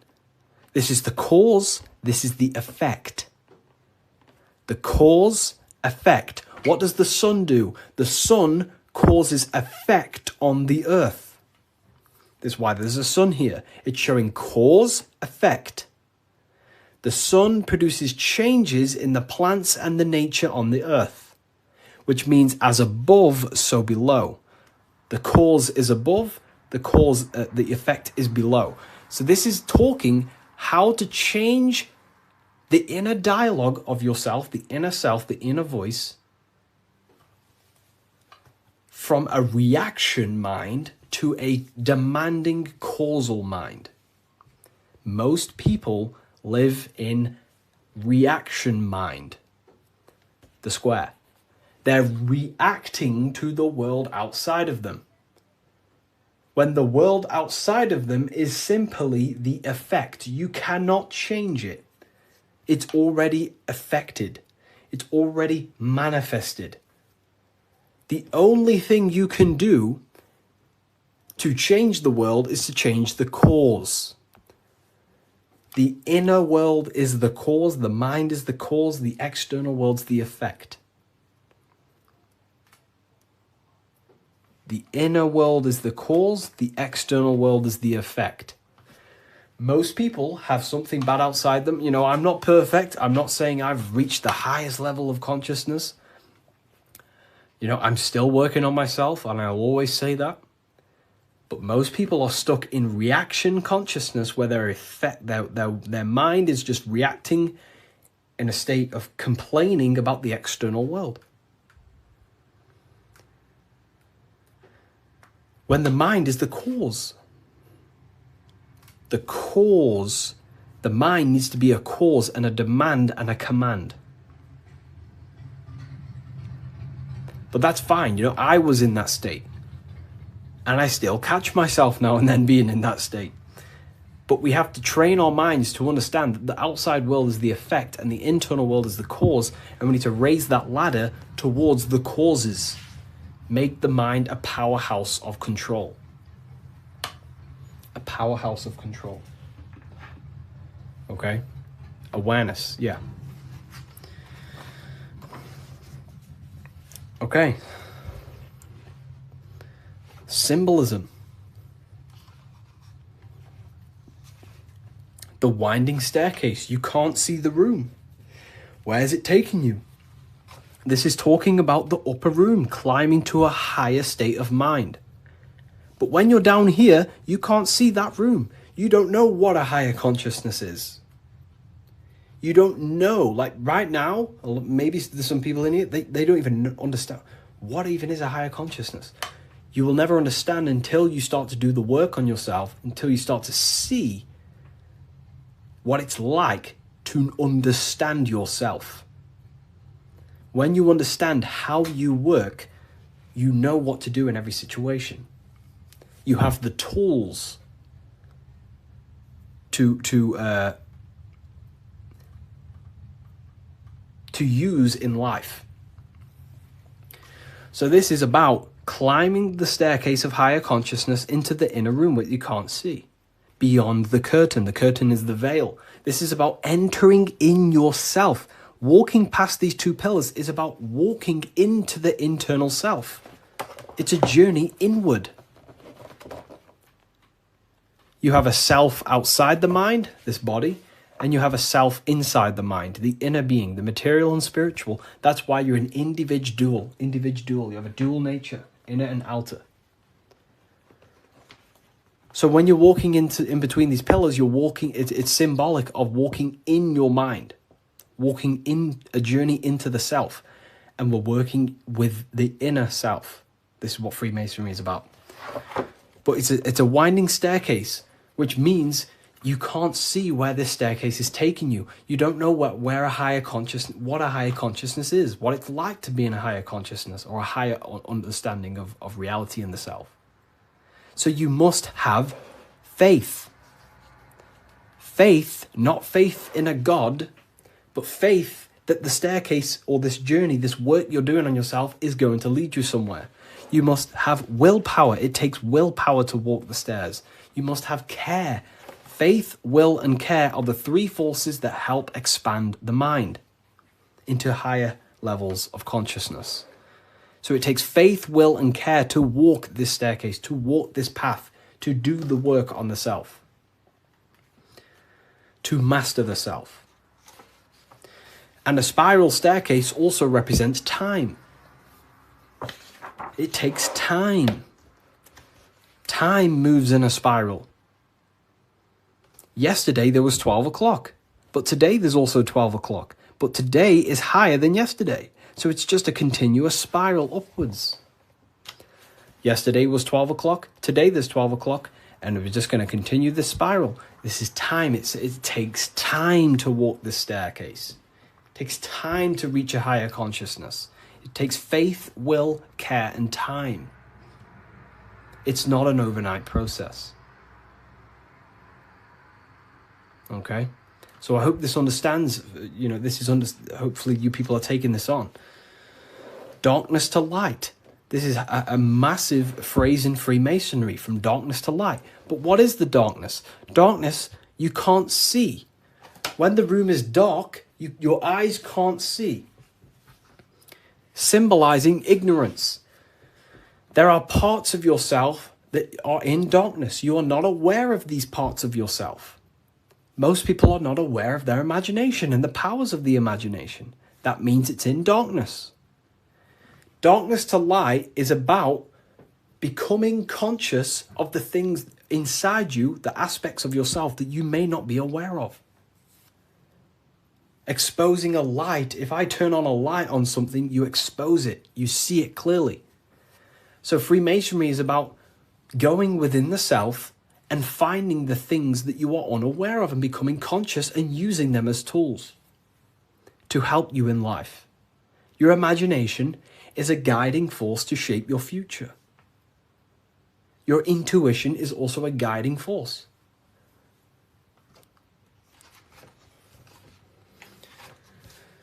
This is the hammer, the Freemasonic hammer. Why do Freemasons use hammers? The hammer, the force. What is your hammer? What is the force that drives you? What is the force? What is the desire in you that makes you go through life? We all have a hammer. My hammer is to help as many people understand themselves as possible. That makes me take my actions. That's the force inside of me that takes action. The reason why I'm on this live is to take action to help people. That's my force. That's my hammer. You have to have a hammer in life. This is a tool. You have to have the hammer. Here's some more secrets. Force, form, very powerful. Not many people understand this one.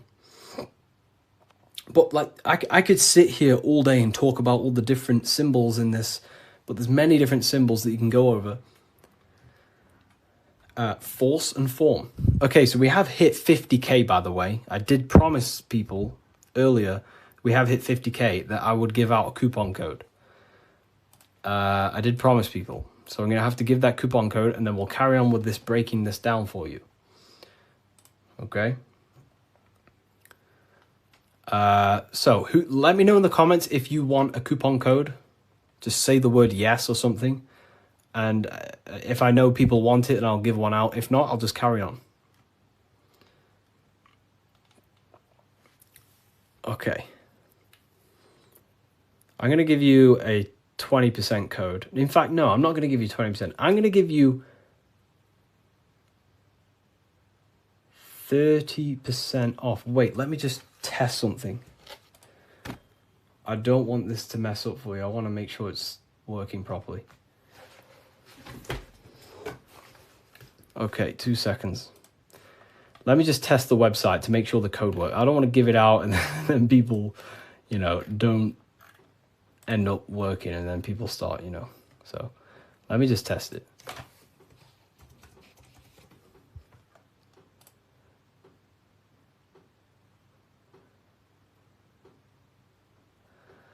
Okay.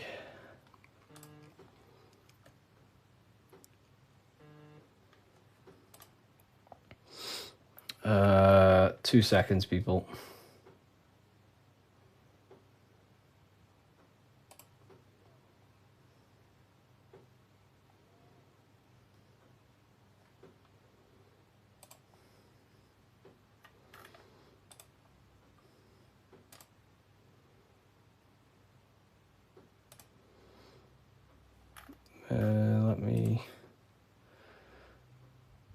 said 50%. I didn't say 50%. I said if we hit 50k likes, I will give a coupon code. And that's what we've hit, 50k likes.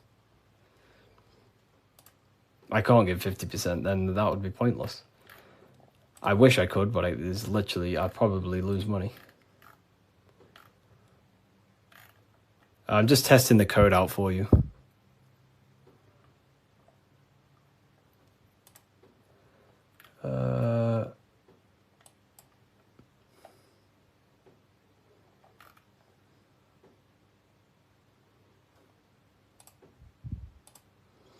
We worship you. I don't want to be worshipped. Please don't worship me. You know, I don't want to be worshipped. You know, I really don't. I'm not here to be worshipped. I'm telling you the power within yourself. But I thank you for that comment. It's nice. It's nice of you to say that.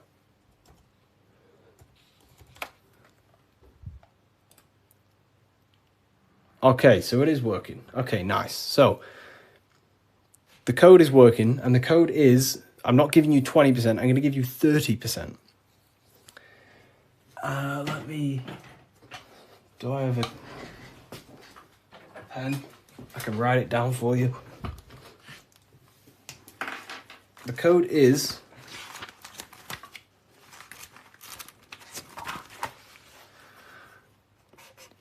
light. All caps. That's the code.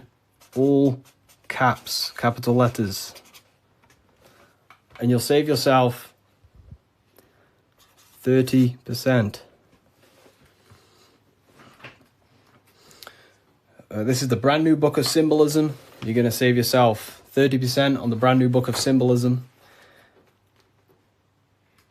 Is this where 607 Unk gets it from? I don't know. I've been around for a long time talking about this stuff.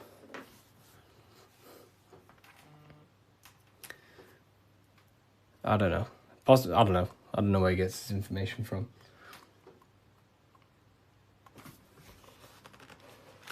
Fulson form. Here it is.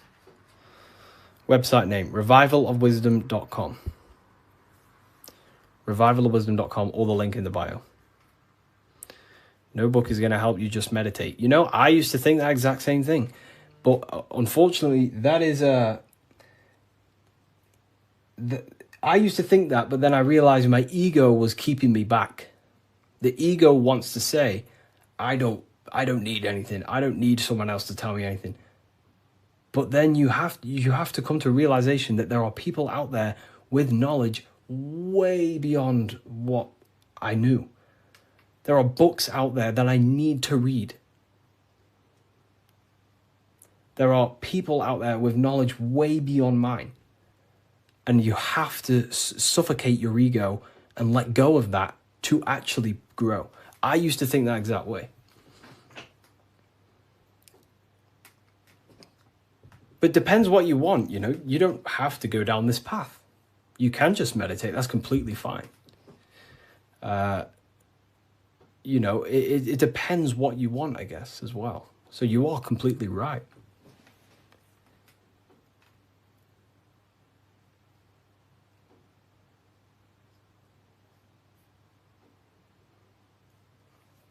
You are completely right. Is there a PDF? No PDF. Physical books only. You know, we ship worldwide. What's your fave part of the book? Oh, you know, no one's ever asked me that. You know, that's a very good question. What is my favorite part of the book?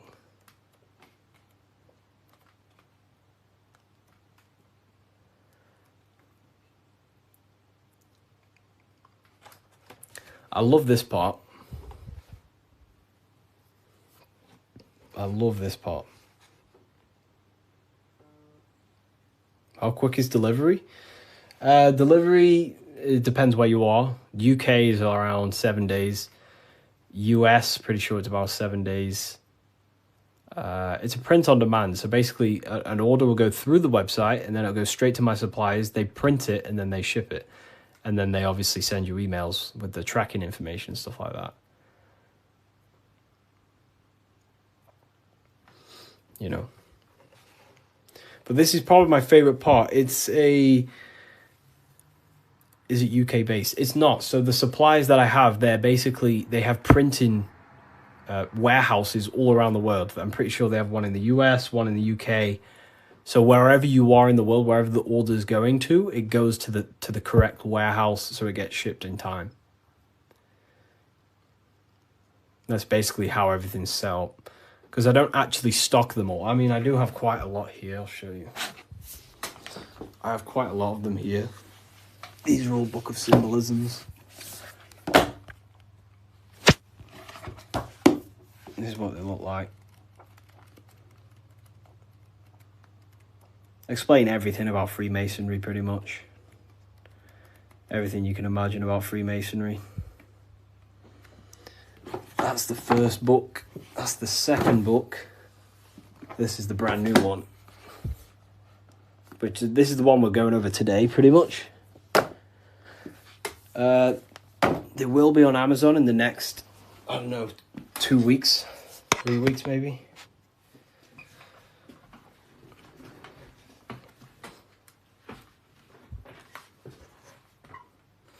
How can we use the book to live a fulfilling life? That's pretty much, the book teaches you, it's a guide to higher consciousness. It helps you understand and unlock aspects of yourself that you never knew was there.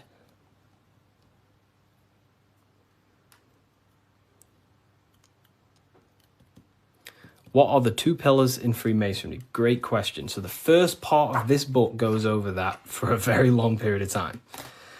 So the first whole section of the book goes over the Jachin and Boaz pillars, right?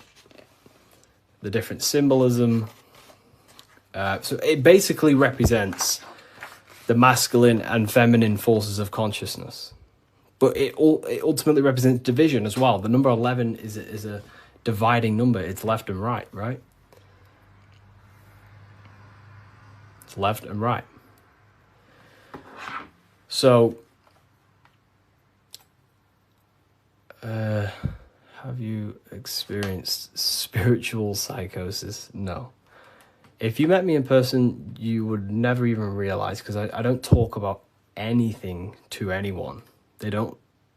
People who know me don't even understand what I do.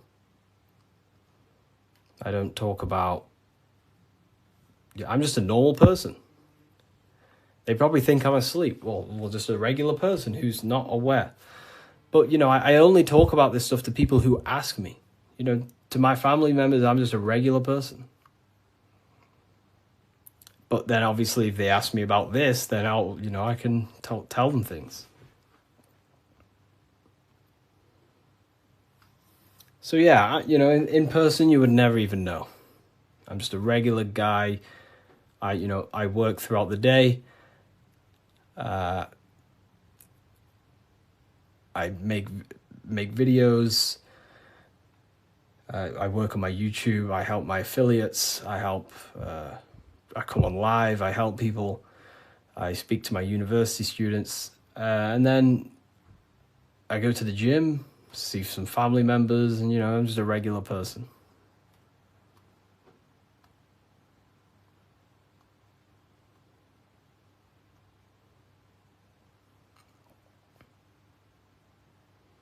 But not regular in mindset. Me personally, I don't agree with, making everything your whole personality. That's fine if you do that. That's completely fine. We all have different ways of living and expressing ourselves. But, I don't find I don't want to make this my whole personality.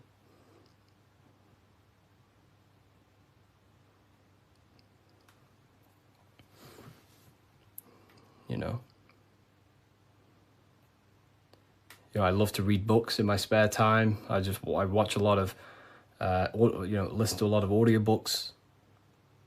I don't really listen to much music. Whenever I'm in the car, I put on an audiobook.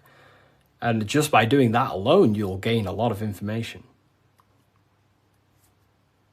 Just type in Masonic books or esoteric books. You will find so much on YouTube.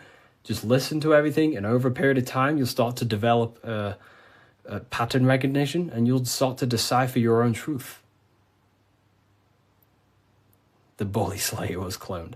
I see some of his videos today. I don't know. I don't think he's been cloned. I think I don't know. He stayed off the internet for a while. He might have changed and stuff like that. But I love his stuff.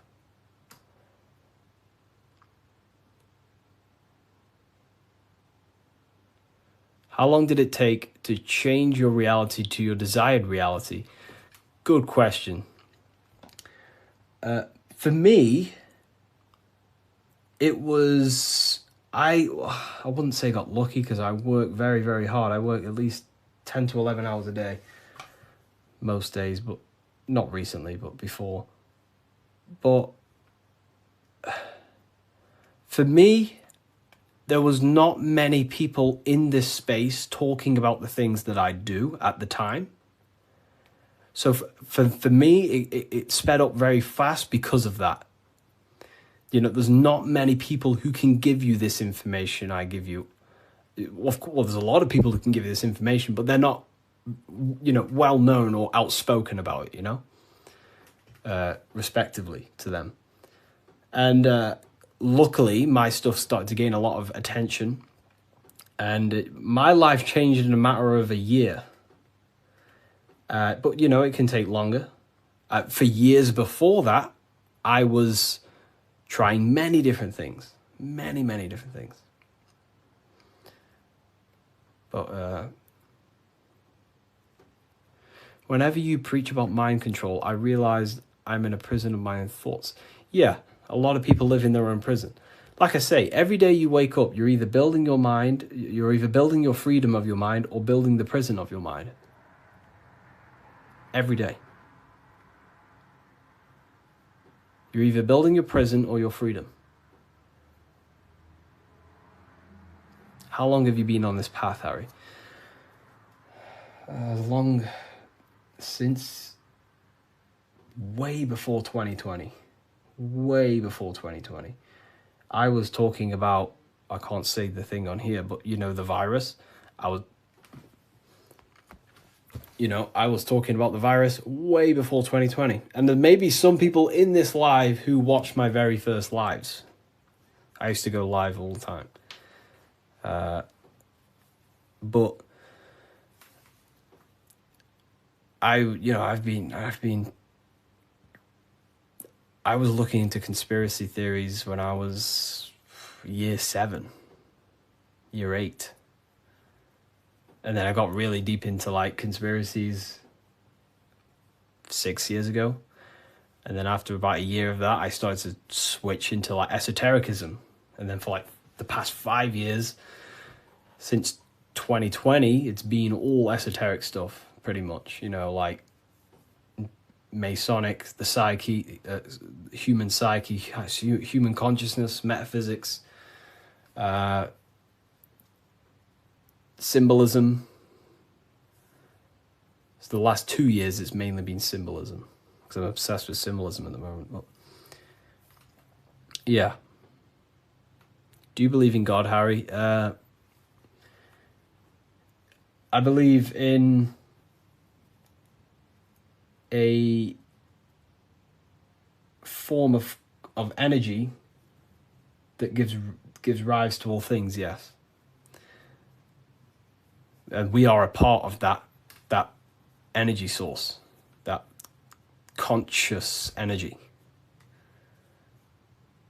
We are an emanation of that. We are cut of the same fabric of that. It is one consciousness clothed in different beings.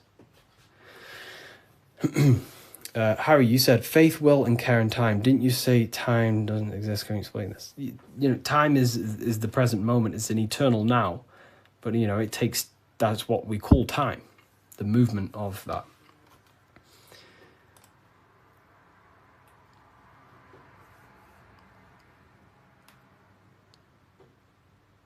I don't believe in a God outside of us. You know, well, God is outside of us, but he's also inside of us. God is everything. I like how you put that. Oh, well, thank you. If we visit a Masonic temple, we'll see a lot of these symbols in the building architecture. Oh, yeah, of course. Everywhere. You'll see this everywhere.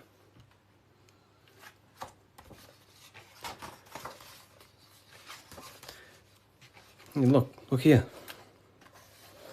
This is the gate of Europe. 2 pillars. The gate of Europe, 2 pillars, middle pillar. Here's the gate of Europe again, 2 pillars, middle pillar, with the person in the middle. Here's George Washington, 2 pillars and the middle pillar. You are the middle pillar. You are the middle pillar. You're the middle pillar. You are the balancing pillar between the masculine and feminine. You're trying to combine the 2 pillars, which is the masculine and feminine forces of consciousness. And this is what I say about building yourself. This is the Egyptians telling you the same thing. They're building the middle pillar. They're building the self. They're building the mind. That's what Masonry is all about.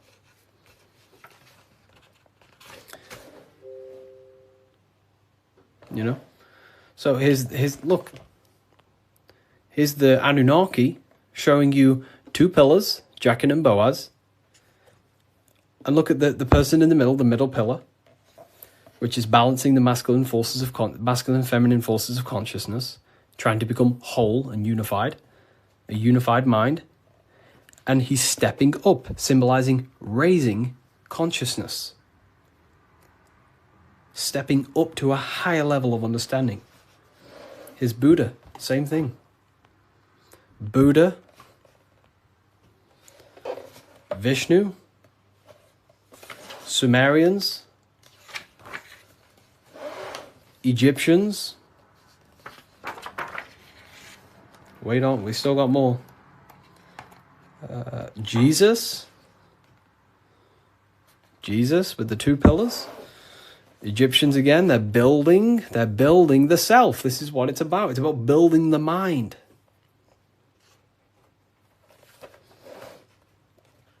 Royal Arch of Freemasonry. Knights Templars. It's everywhere. This symbolism is everywhere. It's in every tradition because this is the universal system of constructing the mind. This was way before religion. This is what it was about. It was the religion of the serpent. The serpent used to symbolize this knowledge about the serpent can shed its skin and transform.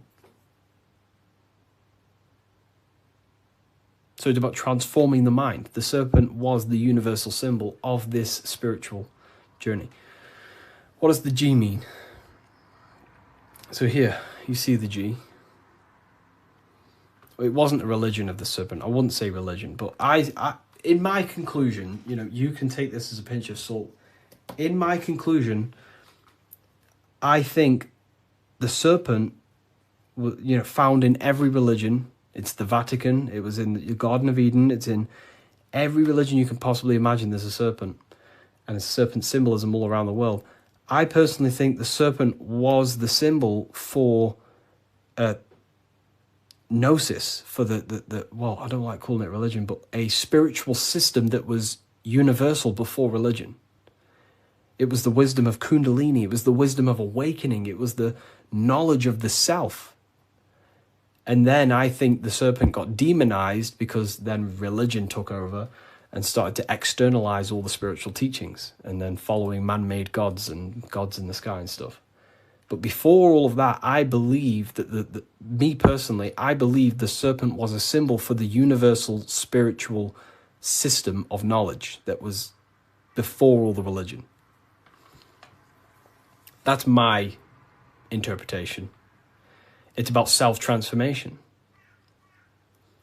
Yeah. Someone asked about the G.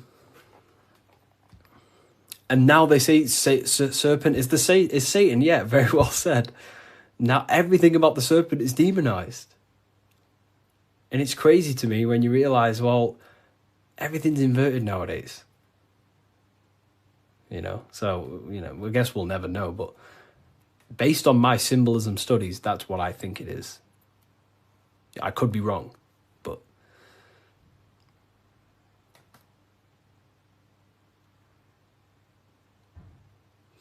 so okay, why didn't you join Freemasonry if you believe their teachings? It's not believing anything. These symbols are self-awakening. It's not everything I teach you is not about believing anything. It's about shedding light on what was there, but you just may not be conscious of it. You know?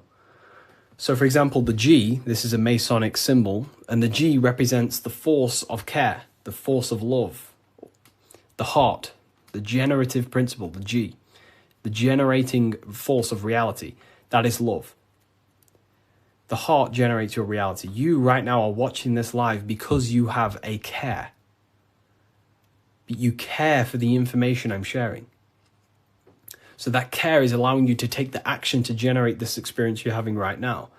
So in order to go through the Masonic temple and walk the path towards the light, you have to have the G inside of you, the care to walk that path. If you do not have the care, you will not take the action. If you do not have the care to watch this live, you will continue to scroll. G also doesn't have a numerology meaning. Yes, 7. 7. G is 7. And there are 7 cognitions of the mind. So the G is also gnosis. Gnosis about, knowing, gnosis. Gnosis is knowledge gained through direct experience. So you right now, you know you're here. You know, you don't believe you're here, you know it. Instead of believing God, you can get to know God by gnosis, by studying the self, by entering trance-like states of meditations and understanding the self. That's gnosis. And in order to gain gnosis, you must have the G. That's why gnosis begins with a G. Because you must have a care to meditate. If you don't care about gaining a higher consciousness, you won't meditate. If you don't have a care to reach the light, which is just a higher state of understanding, you don't have the G. If you don't have the G inside of you, you will not take the actions to walk up this path, up the mountain. It's a difficult path of self-mastery. So that's the G. It's the driving force of your reality. And if you don't have the G, you won't walk up this hill. You know, so the teachings that I teach is, you know, it's about shedding light on something that was already there. Does the Book of Symbolism teach us how to get the G? Well, yeah, the G is just simply your care. Do you care about gaining information? Or do you not? You either have it or you don't, and you can cultivate it. We do talk about it here, all about the G and different symbolic here. So in order to get off the checkered board and rise towards the light, so we're going from base consciousness to high consciousness, from material to spiritual, in order to do that, you have to go through the woman. And what is she doing? She's caring. She's caring for the little baby. So it's symbolizing, in order to go from low consciousness to high consciousness, you have to care. You have to go through the feminine, the heart. You must have a desire in your heart to truly raise your consciousness. That's why there's a woman here caring for a little baby. You have to go through the feminine to reach a higher consciousness. So anyways, is that why religion is against women? You know, there's so much that goes into that. I believe they don't want us in contact with the feminine energy of consciousness. We're all masculine and feminine. We all have feminine qualities. We all have masculine qualities. They suppress the feminine aspect of consciousness because that's what unites. If we all loved each other, we would be united. They don't want us to love each other because that creates division. And divided people are easier to control. If we all united, we'd all realize we can take over the government. So they destroy the feminine because that's all about caring, nurturing, growing as a community and as humans with the earth, caring for the earth and things, but it's just completely demonized nowadays. And now it's just a masculine-dominated world. But Freemasonry says that the G is geometry or God. It's all the same. God, what is God? God is a creator. How do you create something? Through the G, you have to care. If you don't care about something, you will not create it. If you don't care about the live, you will take action to scroll away until you do find something you care about and you take the action to watch it. So it's about generating reality. God, which is a G, which is about care, creation. Geometry is the same. It's all about creation. The mathematical codes. But it's all to do with the G principle, the generative principle. If that makes sense. So most words with G are all to do with care. Gift. If I gift you something, it's because I care. I have a G. I have a care towards you, and I'm gifting this.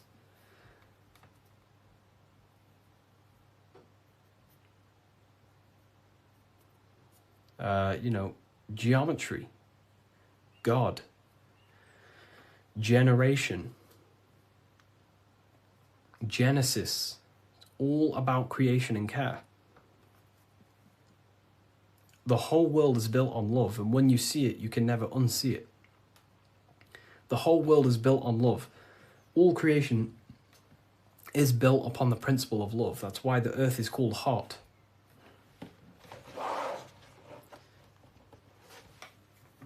Earth is hot. Because the whole world is built through the heart, the love energy. You only take action on what you love. Some people love twisted things. Some people love hurting people. But, we have to purify our love. But,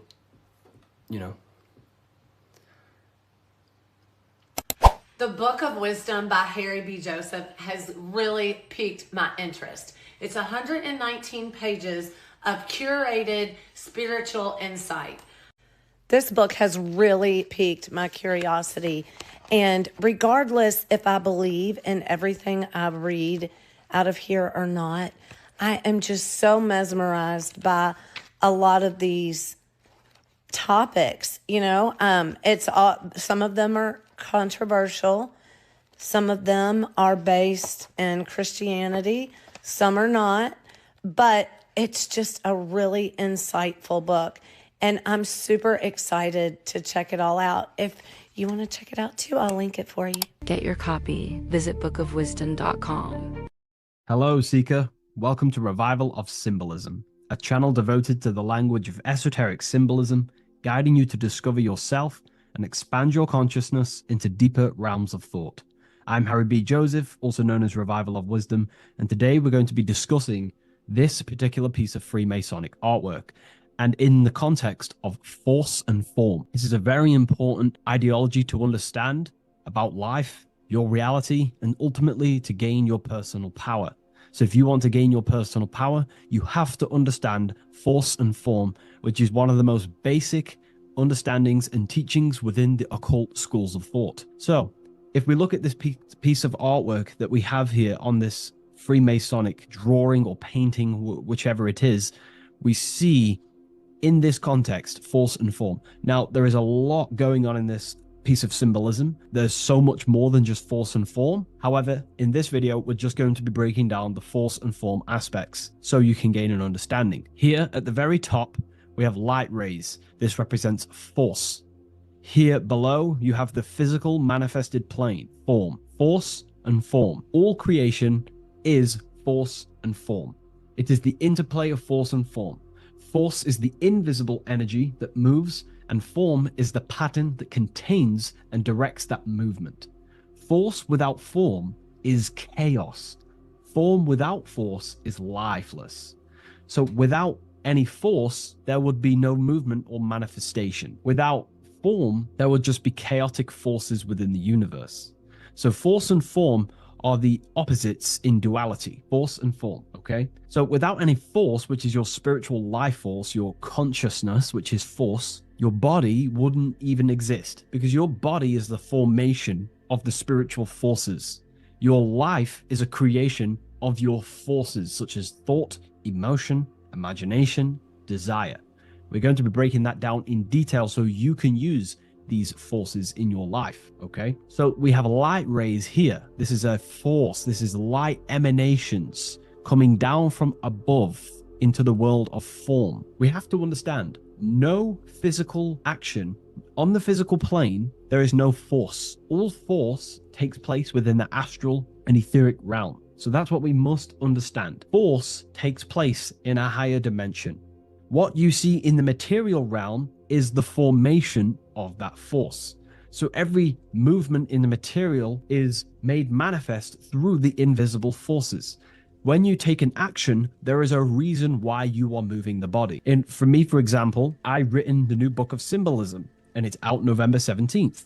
The force that driven me to build that, to take the actions to build that, is a force, and that is an emotion or a desire. So that we all have a desire, which is the force that moves us. And that desire is not a chemical reaction within your nervous system. That desire is, in essence, a spiritual force that takes place within the astral plane. So we have the mental plane. Below you have the astral plane. Below that you have the etheric plane. And then below that you have the physical plane.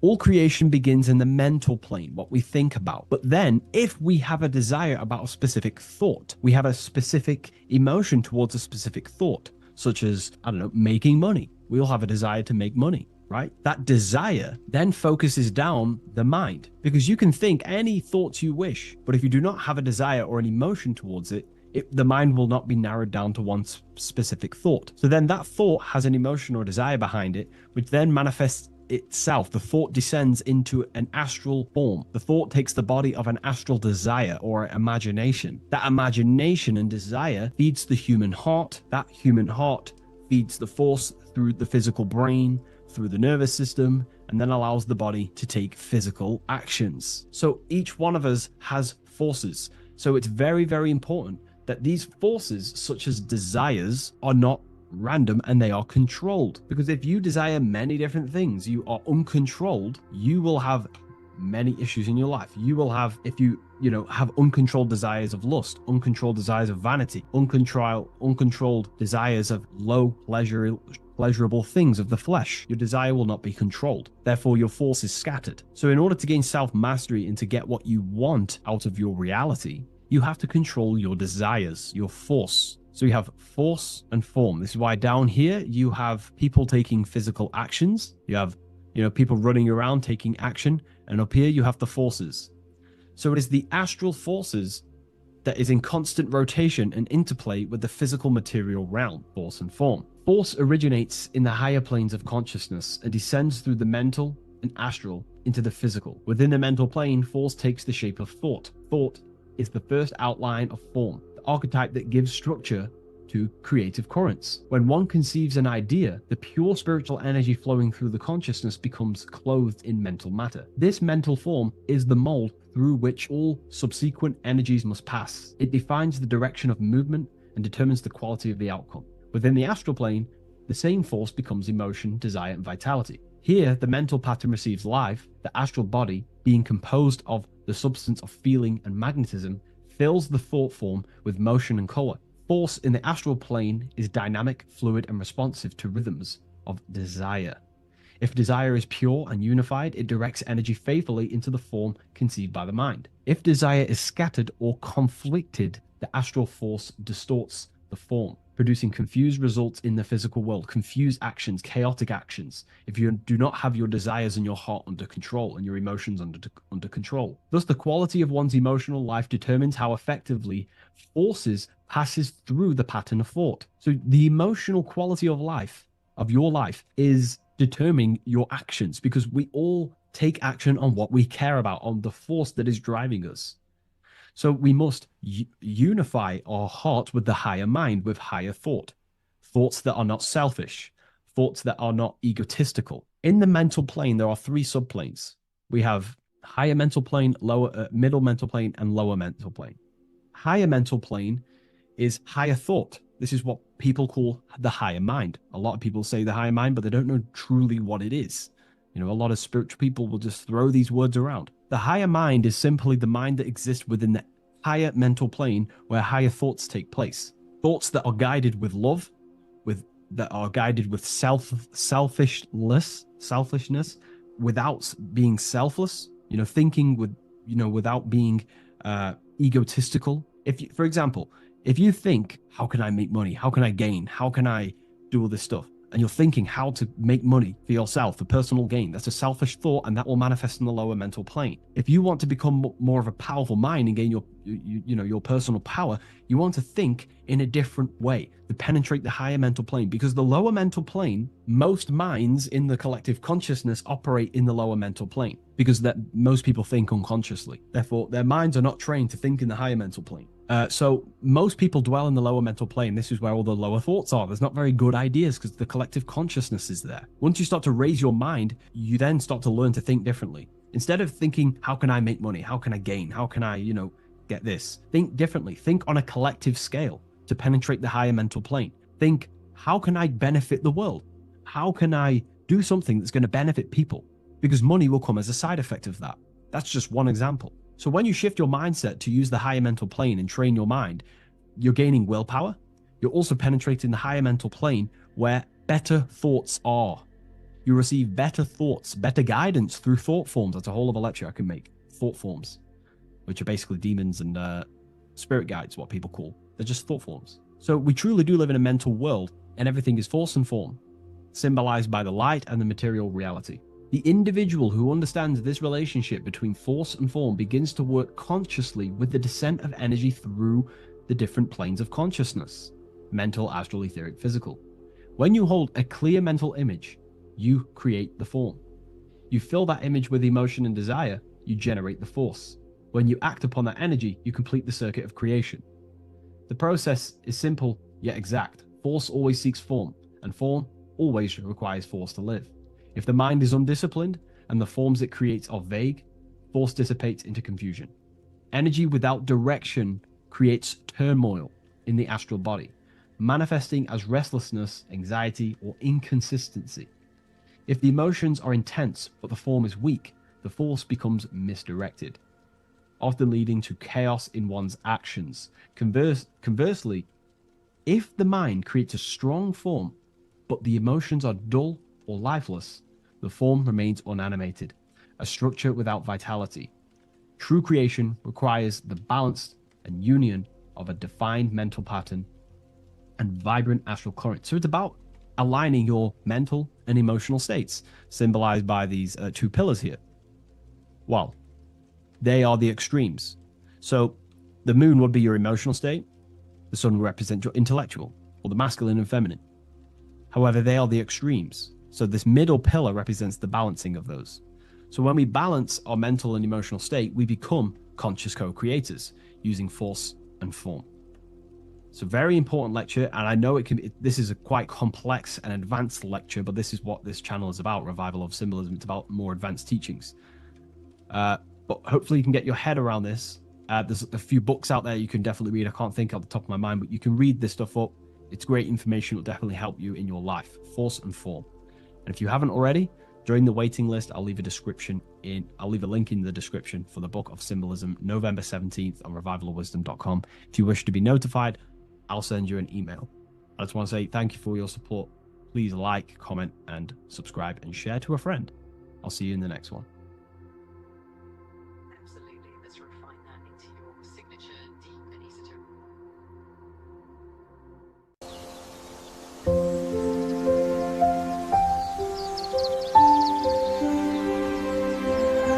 bookofwisdom.com. Visit today.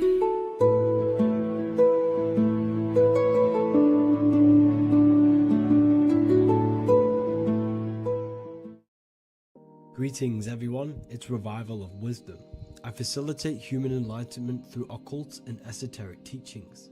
I hope this video expands your mind into a new field of thought. In this video, we're going to be discovering the true esoteric meaning of the 7 planetary energies. So let's jump straight into this. In order to fully understand this, you must understand that esoteric teaching is as above, so below, and as within, so without. Our inner world is mirrored into our external material reality. We have a physical voice, which you are hearing right now, and I also have an inner voice which no one else can hear. The inner world is invisible, and the external world is visible. In other words, the inner world is the spiritual world, and the outer world is the material world. The inner world of ourselves reflects and projects our outer world, which means everything in our external reality is a somewhat reflection of our internal self. You are made in the image and likeness of God. You yourself are the universe experiencing itself in a three-dimensional physical form. The Newtonian science has programmed you to believe that you are a physical being inside of a physical universe. They did this to limit your mind to only believing there is a physical universe and that you are separate from the universe or God. But you yourself are the divine essence of the universe, experiencing itself in a physical plane, which means everything you see is inside of you, including the stars, the planets, and the elements. As above, so below. As within, so without. An example of this is the four physical elements: fire, earth, water, and air. In the external world, these are physical elements. In our internal world, they represent the four bodies of consciousness. We have four different bodies. We have a material body, we have a spiritual body, an emotional body, and a mental body. The mind is not made out of the same substance as the body. The emotions is not made out of the same substance of the mind and the body. These bodies exist in four different dimensions, four layers of consciousness. With that being said, the four physical elements are inside of us. The earth is our material physical body. Fire represents our spiritual astral light body. Water represents our transformative and emotional body. Air represents the mental body, the communicative and thinking body. This is the teaching as above, so below. If that resonates with you and you can comprehend it, please leave a like and a subscribe to this channel to see more content. And feel free to leave a comment on any video suggestions. Okay, so now we've gone over the four physical elements and how they correspond with your inner world of consciousness. This is going to make it easier for you to understand what the planets actually are. The planets are a bit more in-depth and more detailed aspects of our consciousness. The four physical elements are generic, but the 7 planets go deeper. They are deeper aspects of ourselves. On a macrocosmic scale, the 7 planets rule the material realm. Every object, every animal, every plant, every stone, everything we see in this plane is governed and created under one of the 7 planets. I don't really like calling them planets. They are energies. They are spiritual forces that drive things into existence. An example of this is if we look at a tree. The roots of the tree are governed by Saturn. The stem of the tree is governed by the sun. The leaves of the tree are governed by the moon. Any offspring or fruit of the tree is governed by Jupiter. Any defense mechanisms of the tree is governed by Mars. The communication and networking of the tree is governed by Mercury. The smell and the look of the tree is governed by Venus. Everything we see in this material plane is governed by one of these specific energies. Everything material has a spiritual force that brings it into physical existence. This is the reason why we have 7 days of creation in the Bible. The 7 days of the week, all governed by the planetary energies. Monday is moon day for the moon. Mars governs Tuesday. Mercury is Wednesday. Jupiter is Thursday. Venus is Friday. Saturn is Saturday. And Sunday is for the sun. This is the reason why there are so many 7s in this physical plane. 7 days of the week, the 7 colors, the 7 chakras, the 7 diatonic musical notes, the 7 lamps on the Jewish candlestick, the G inside of the Masonic square and compass. G is the 7th letter. Now let's go a little bit deeper into every planetary energy. Saturn in the external material plane governs the foundational and enduring aspects of existence, such as roots of plants, the bones of our body, and even the insects that dwell beneath the ground. Saturn represents the dull, hard, and unyielding forces of life, symbolizing structure, limitation, and conditioning. Under Saturn's influence, things become rigid, bound by restrictions and boundaries. This is the reason why Saturn is known as Father Time, because Saturn rules anything that is a restriction and a limitation, which is time. The whole of this material plane is governed by time. You will be born and you will die. This explains why there is so much Saturn symbology in this material plane. Saturn is one of the most important planetary energies. You are a spiritual being in a physical body. Your light, your consciousness is bound to the physical body until you learn how to escape the physical body. The body is a limitation for our infinite minds and spiritual bodies. Our infinite mind is stuck in this material body, governed by Saturn's limitation of time, matter, and space. Now let's dive into what Saturn means to our consciousness within our internal world. We've gone over what Saturn means in the external world. What does it mean to our consciousness? Internally, Saturn embodies the conditioning within our consciousness. When the Saturnian aspect of our consciousness dominates, we become overly rigid, fixated, and restricted in our thinking and actions. For example, Saturn's influence is strongly felt in today's world, where many people's minds are confined to societal norms and conditioned responses. Saturn is the aspect of our consciousness, our minds, such as limiting belief systems and limiting thoughts and emotions. This is the negative thought that you can't get rid of that's holding you back. This is a Saturn aspect of our consciousness. However, this is not a negative thing. The Saturnian aspect of our consciousness is a great teacher, guiding us through difficult life lessons that ultimately lead us to growth and expansion. Saturn's energy allows us to experience and overcome fears and limitations so our minds can expand into new fields of thought, into new life. Although Saturn's energy is harsh and often challenging, it helps us develop resilience, discipline, and wisdom. However, in the modern day, this Saturnian energy has overpowered the minds of the masses, fostering excessive rigidity and limitation. This is why we see so much Saturn symbolism. It's literally everywhere because our minds are being dominated by the Saturnian limiting aspect of our consciousness. Now, let's move on to the moon. The moon, or lunar energy, in the external material macrocosm plane governs the elements of water, influencing the natural cycles such as the ocean tides, which rise and fall in harmony with the moon's phases. Beyond water, the moon also guides instinctual behaviors such as animal migrations. Birds, insects, and other creatures rely on the moon's subtle energies to navigate their journeys. For example, dung beetles use polarization patterns in the moonlight to orient themselves and travel safely home. The moon creates the months. M-O-N is moon. There are 28-day cycles, and this 28-day cycle of the moon is reflected in the woman's body, known as the menstrual cycle. The moon is a feminine energy, governing the feminine elements such as water and the feminine cycles of the body. The moon is the womb.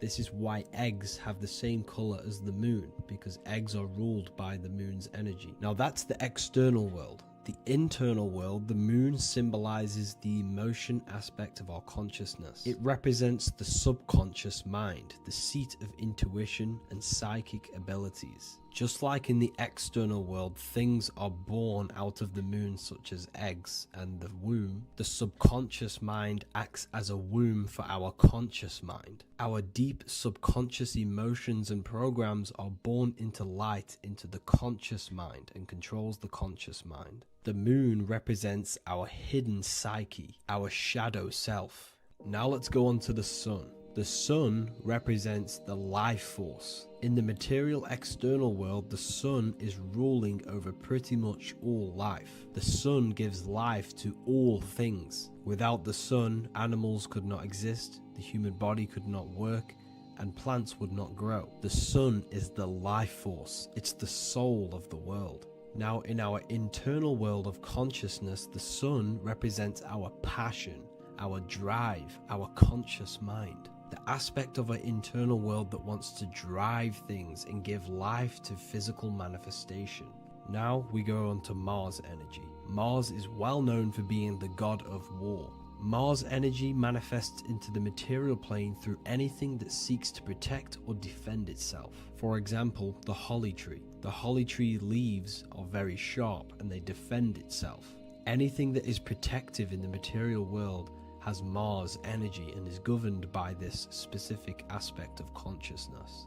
For example, any predators or animals such as hedgehogs with spines on their backs for protection. Mars represents all things that is driven by conflict, aggression and defense. Now internally, inside of our inner world, Mars symbolizes the aspect of our consciousness that is focused on self-preservation and protection. Mars governs our ego, the instinctual urges of anger or maintaining reputation. Mars is not evil. It's necessary. Sometimes it's necessary for us to protect ourselves. Mars is the aspect of our consciousness that is anger, rage, the desire to fight or conquer. When this energy is activated within our consciousness, we become defensive, assertive, and even combative, ready to dominate others and destroy obstacles in our way.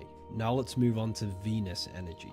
Venus in the external material world manifests its energy through the aesthetics of creation. This planet governs the beauty and harmony found in nature, including the nurturing environment of a mother's womb where life begins. Venus embodies the essential love, not only in romantic relationships, but also in the bonds between family members and all living beings. Venus represents relationships. We have relationships between plants, animals, they all depend on each other to give life. Plants provide food and medicine, while living creatures contribute to their own growth and pollination. Internally, Venus represents the aspect of our consciousness that yearns for relationships and connections with others. This is an aspect of our consciousness that encourages to care for our physical appearance and embracing beauty. Aesthetics play a role in our interactions and self-expression. This is why there is a beauty brand called Venus. Now let's move to Jupiter energy. Jupiter in the material plane manifests its energy as forces of fortune, abundance, and wealth. This energy manifests itself as plants, as fruits that we can consume and eat in abundance. Anything that is nourishing and cultivated by the earth for humanity and animals. Jupiter embodies the giving energy that provides for and sustains life, fostering growth and ensuring that resources are available to all. Its influence is seen in the natural cycles of abundance, where fruits must grow and ripen before they are enjoyed, symbolizing the importance of effort and patience. Internally, in our spiritual world, Jupiter represents the aspect of our consciousness that yearns for abundance and seeks growth in various aspects of our lives, including wealth, knowledge, and personal development of the mind, spirit, and the soul. This is the aspect of our consciousness that wants to gain wealth, that wants to gain expansion and abundance in our lives. However, when Jupiter's energy dominates our consciousness excessively, it can lead to feelings of stinginess and greed. It represents material possession. The last planet is Mercury. Mercury in the external world governs the vital elements such as seeds, air, communication, education, and electricity. Known as the messenger of the gods, Mercury rules over intellect, communication, and the transmission of knowledge. Mercury's state of consciousness manifests itself in the material plane as the network between trees and plants, how they all communicate together. It represents the intelligence behind all physical things. It's the intelligence behind the seed that allows it to grow into a plant. Mercury's creative energy is manifested in the nervous system of the human body and all living animals. The intricate messenger that transmits signals from the body to the brain and then to the mind. This intelligence within us allows us to facilitate thought and movement. Internally, in our spiritual aspects of consciousness, Mercury is the state of consciousness that seeks knowledge, understanding, and intellectual growth and expansion. This part of us is curious, eager to learn, and driven to communicate ideas and information. It represents our mental body. The Roman god Mercury is often depicting flying because this symbolizes the air, air represents our mental body. When the Mercury aspect of our consciousness dominates, we become highly intellectual, constantly seeking information, analyzing situation, and communicating our ideas. While this can enhance our understanding and ability to interact with the world, an excess of Mercury's influence can lead to overthinking, excessive analysis, and focus on intellect over emotions or intuition. Okay, so they are the 7 planetary energies in the external world and your internal world of consciousness. These energies are manifested in the Roman mythology as human beings. They are depicted as human beings, but this is nothing but symbolism. These gods never existed physically. They represent aspects of our consciousness and spiritual forces that govern the material plane. Every material object, every intelligence, every piece of life in this universe is governed and brought into existence by one of these spiritual forces. Now, I hope this video has expanded your mind into a new realm of thought. Make sure to leave a like, a comment, and subscribe to the channel for more occult and esoteric information. You can read more about this topic and many more occult and esoteric teachings inside of my books, the Book of Wisdom Volume 1 and the Book of Wisdom Volume 2. I honestly advise that not everyone reads these books. These are books which will completely transform your view on reality. You will feel a lot better reading these books because you will find a connection with yourself and the universe. Understanding truth and knowing thyself gives you a sense of well-being. Like I said, this is not just a book. This is a beginning of your journey of expansion and growth. Reading them can be life-changing. Inside my university, I host live calls where you can ask me questions, and you can watch all the pre-recorded live calls. You also gain the ability to manifest your own reality through the Manifestation Mastery course. There is also a library with all of the PDFs that I've read in the past of occultism, symbolism, and esotericism that you can gain access to. There is a whole lecture section where you can watch all of my occult lectures. This is a place of transformation. The price of the university will be going up very soon. If you join now, you will gain a free sexual alchemy course which will teach you how to transmute sexual energy into creativity. I'll leave all the links in the description for the university and also my website where you can get my books. I hope you enjoyed this video. Take care.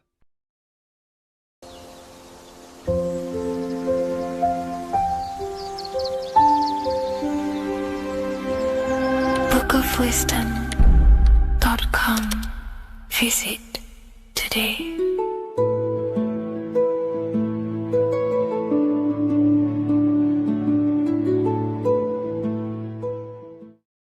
What if I told you that the seasons don't just change the external world, they also change your internal world? They have a psychological and a spiritual effect on your consciousness. If you're new to esotericism, you may not really understand this. But if you have some deep understanding of as above, so below, you already know this. But today we're going to be explaining it in great detail. So tune in, take a pen and paper, maybe make some notes. So we have 4 seasons. The sun is the main source of life on the earth, and it changes the circumstances on the earth in 4 different ways. Of course, we have spring, summer, winter, and autumn. These are the 4 states of the earth due to the sun's cycle. Not only do they take place on the earth, they also take place on you, your body, your mind, your spirit, your consciousness. They change things internally and externally. The first thing we need to understand is that we have a dual nature. We have a mind, and in that mind, we have an internal self. That's what we call the spiritual self. It is the individual that exists within their own mind, within their own consciousness. It is the self that imagines, thinks, feels. That's the spiritual self. And internally, that self is the true self. When it's detached from the false identifications, of course, such as the ego. But the true self dwells within the mind, and that's the immortal self. That's the self that will never die, never perish, that will always be there and it always has been there. The internal self. But on the other side of the mind, the outside of the mind, we have this, what we call our physical human body. This is our external physical body. So outside of us is a physical reality, but inside of us is a spiritual non-physical reality. reality. Inside of us cannot be measured. Outside of us can be measured. So we have an internal world and an external world. I think this is the reason why the word individual has the word dual at the end. Dual meaning opposing or two. We have a dual nature. Inner world, in the mind, and a self out the mind. And the mind acts as some sort of doorway. It is a doorway into ourself. So in esotericism, this is what it's all about. It's about we work with the internal world. We try and figure out who we are from the inside out, not who we are outside of us. Because we realize that the external world is nothing but a crystallization of what's happening inside of us. Our lives are a result of every single thought that we thought in the past. So let's not get off track here. Let's carry on. As I was discussing the seasons, we have an internal world in the mind and a self outside the mind.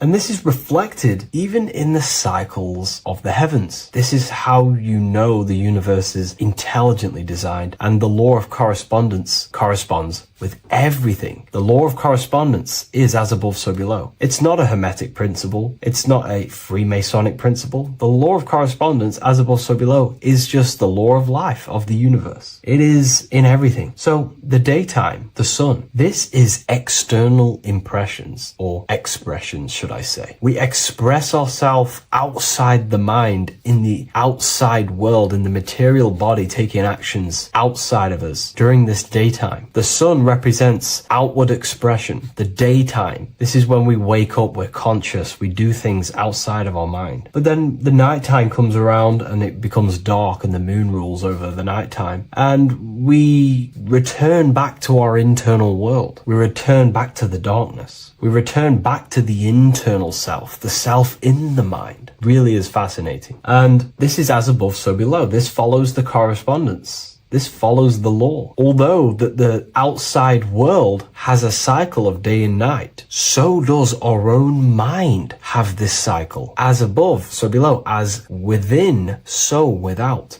What's happening outside of us is also happening inside of us. The mind is also going in a cycle. Because in the daytime, the mind wakes up and we express things externally. But when the sun goes away and the electromagnetic rays of the sun are not very strong, our brainwaves decreases, our body activity decreases. It slows down and we return to the internal self. The body switches off and we return to the internal self in the mind. We enter in the doorway of the mind and return to the internal, the spiritual self. And when the body is less active, this is when we are more connected to the internal world, our spiritual true self. So as above, so below corresponds with the day and night, the sun and the moon. The moon represents our internal world, the world inside our mind, the self inside the mind. And the sun represents the external self in the external world. So not only are these cycles happening in nature, the darkness outside of us when the sun goes away is the same darkness that we go within ourselves when we go to sleep. It's the same cycle. Our bodies are in the cycle of the external world also, as above, so below. But then we can even take this even further. This fractals down even further. If we look at the cycle of the yearly cycle of the sun, which is what we call the 12 zodiac signs, we notice that these 4 seasons also take place in every single cycle of the day. So a yearly cycle can be seen as a big version of a daily cycle, or a daily cycle can be seen as a smaller version of a yearly cycle. For example, if we look at Aries, which is spring, this is when the sun springs everything back to life in the spring. This is when the crops start to spring up and start to grow again. But we could see that at 6 a.m. in the morning, when the sun rises and just cracks over the horizon and starts to bring light into our day. Aries is associated with the morning time also as spring. Morning time is a smaller version of spring. Then we look at the summertime. The summertime is midday, when the sun is at the top of the middle of the sky. This is when the sun is most powerful, most radiant in our day. This could be seen as the summertime. Then when the sun starts to set, this is associated with autumn. Autumn time is the sunset. Then the winter time is associated with the nighttime, the midnight, when everything's very dark. So a daily cycle is basically a smaller version of a yearly cycle. And just how I explained how the cycle of the sun outside of us also happens inside of us with our consciousness falling asleep when the sun goes away, is also happening to us on a yearly cycle also. So the daytime is associated with the summer and the nighttime is associated with the winter. The winter is like the inhale. The summer is like the exhale. It's the breath of the universe. Just just like how we breathe in and out of our lungs. Everything takes this rhythm and polarity, okay? So winter is associated with the self and the world inside of ourselves, inside of our mind, the spiritual self, the internal. Because the winter is when the sun's rays, electromagnetic rays, are not very powerful. And this decreases brainwave activity, making us more connected to our internal world, inside the mind. But the summer's the complete opposite. The summer is when the sun is very, very powerful.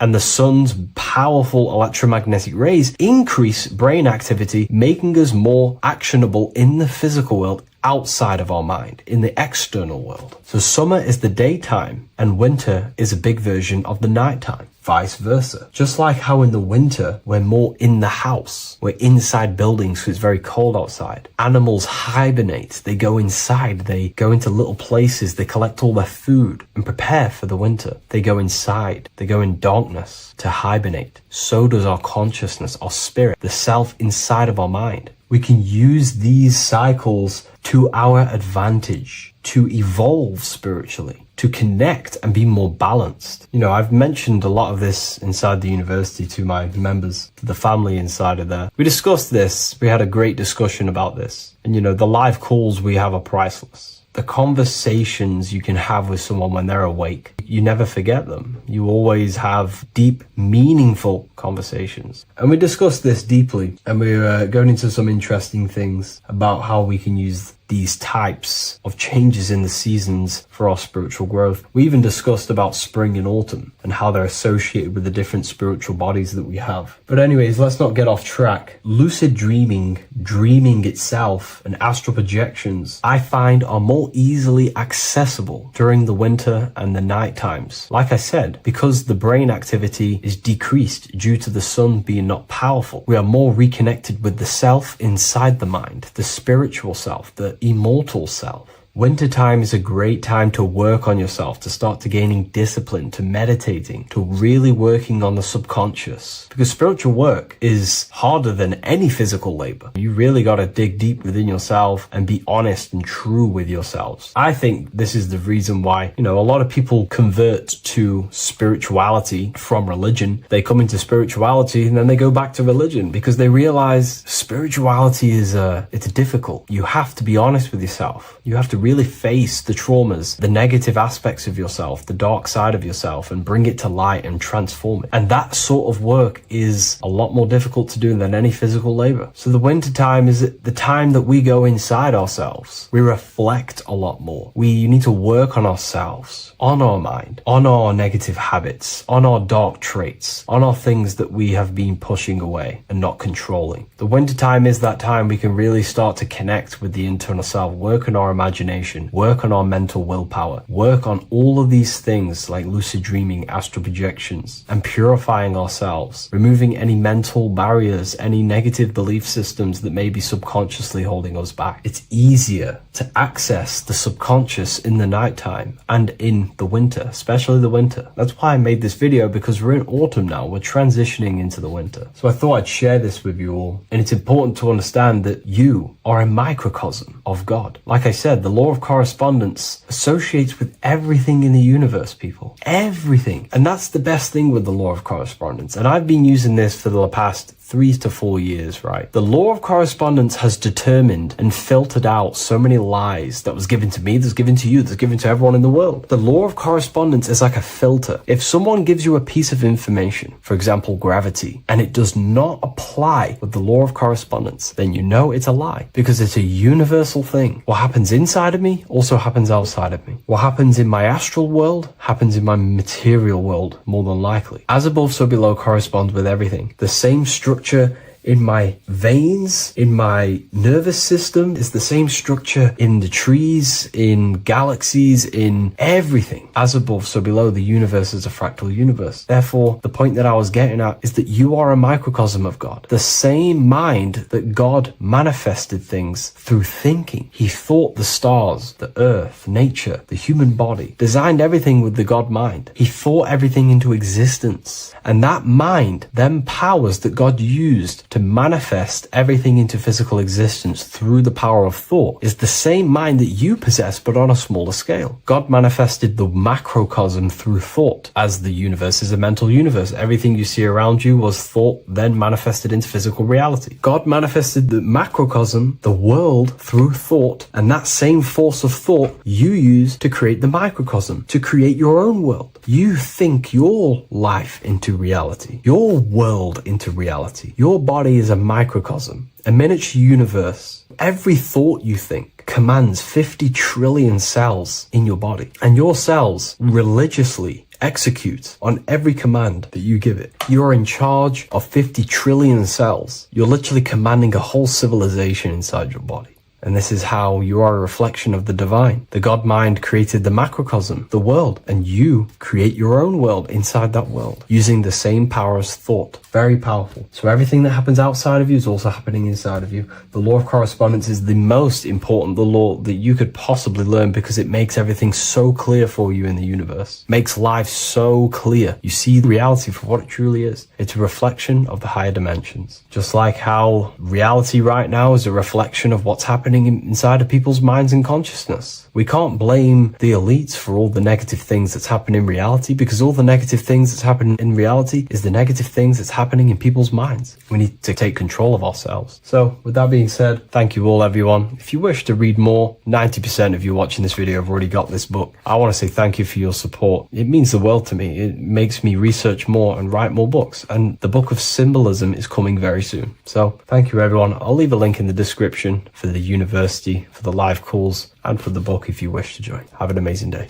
In this video, we're going to be decoding the symbol of the double-faced eagle, which is found on the Rothschild's family coat of arms. We see it in the Roman Empire, and we also see it in the 33rd degree of Scottish Rite Freemasonry. So let's get straight into this symbol and decode what this means. Freemasonry is considered a craft, and this craft is about reconstructing yourself. In fact, the word mason means builder, because every day we are building our mind's prison or our mind's freedom. Plus, you are a creator of reality. You are contributing towards the building project on the earth. You are a builder of yourself and reality, a creator. In Freemasonry, they use the allegory to teach the initiate a process of self-mastery. In Freemasonry, the allegory is that the Temple of Solomon is broken, and this broken Temple of Solomon needs to be reconstructed. But this is symbolic. The Temple of Solomon is yourself. You as an individual are the broken temple, as you have forgotten who you are, why you are here on this earth, and your mind has many limiting belief systems and restrictions on it. Therefore, we are the broken temple that needs to be rebuilt and reconstructed. The 33rd degree is the highest degree in the Scottish Rite system of Freemasonry. Therefore, this logo represents the state of consciousness the 33rd degree Mason is operating at. It is symbolic of their level of mind, their level of self-mastery, their level of awareness. This symbol is a very powerful symbol that you can use to also find your personal power. Now, of course, this is my interpretation based off my years of studying symbolism and connecting the dots. If you feel like I miss anything, please leave a comment in the comment section to maybe add to my points. The first of all thing that I see in this symbol that reveals a great power of mind is the eagle. The eagle itself is a bird, and a bird can go on the ground and in the sky. In a symbolic sense, this represents the body and the spirit, the ability to transform from this earth body and then also access astral projection and the spirit. The bird sees things from a higher perspective while it's flying in the sky. If you're only in the physical body, your perception of reality is limited to the ground. We do not see much from the ground. This is all symbolic to a level of mind. The bird can see things from above. It sees the earth from a top-down view and sees the whole, sees things from a higher perspective, symbolic of the mind of a 33rd degree Mason who understands who they are, what reality is, what consciousness is and the human psyche. Their level of intelligence allows them to see reality from a higher perspective, and they also have the mindset of seeing things as a whole, which is a great truth. We are all part of a greater whole, the unfolding of creation that is taking place in the present moment. We are all unfolding creation as a collective consciousness, and we are part of a greater whole building project. So this bird, or the eagle, is symbolic of seeing things from a higher perspective and possessing a higher consciousness. The double-faced eagle, one eagle looking left, one eagle looking right. This is symbolic of the past and the future, mastering time. The way an individual masters time and masters the power over time and gains their power over it is by using the past and the future. The way we master time is by looking into our past and see what thoughts, emotions, and actions have led us to this very moment in the present moment in our lives. By looking into the past, you can see what thought, emotions, and actions have led you to this very point in your life and see the mistakes in your thought processes,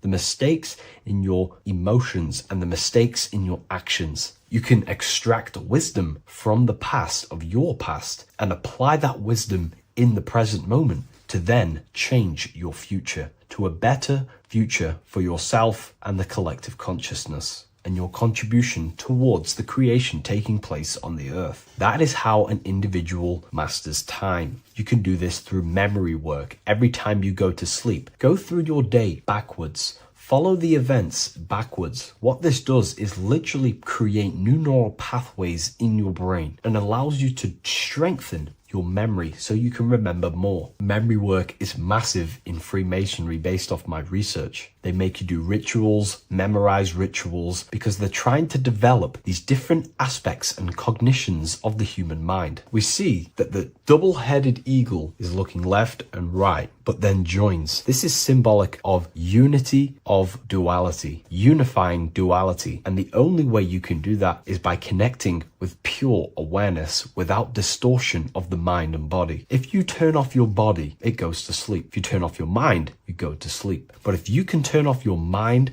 and body, then who are you truly? When you turn off your mind, you're no longer your belief systems, your name, your job, your reputation, your status. You are this pure awareness who's observing the mind. So in meditation, you realize you are not the mind. You are the awareness, and the awareness is singular, and the mind thinks in dualism. So this is symbolic of unifying and seeing things through the lens of the awareness and not the mind, because the mind can produce illusions. So this is symbolic of a state of consciousness of the 33rd degree who sees everything as oneness. We are all one witnessing consciousness experiencing itself. However, this witnessing consciousness is molded differently through the mind. My mind has gone through memories, traumas, events, and belief systems, which makes my mind unique to you. But when we all turn off the mind and connect with pure consciousness, the pure awareness, then we are all, on the deepest level, actually one. The universe is one.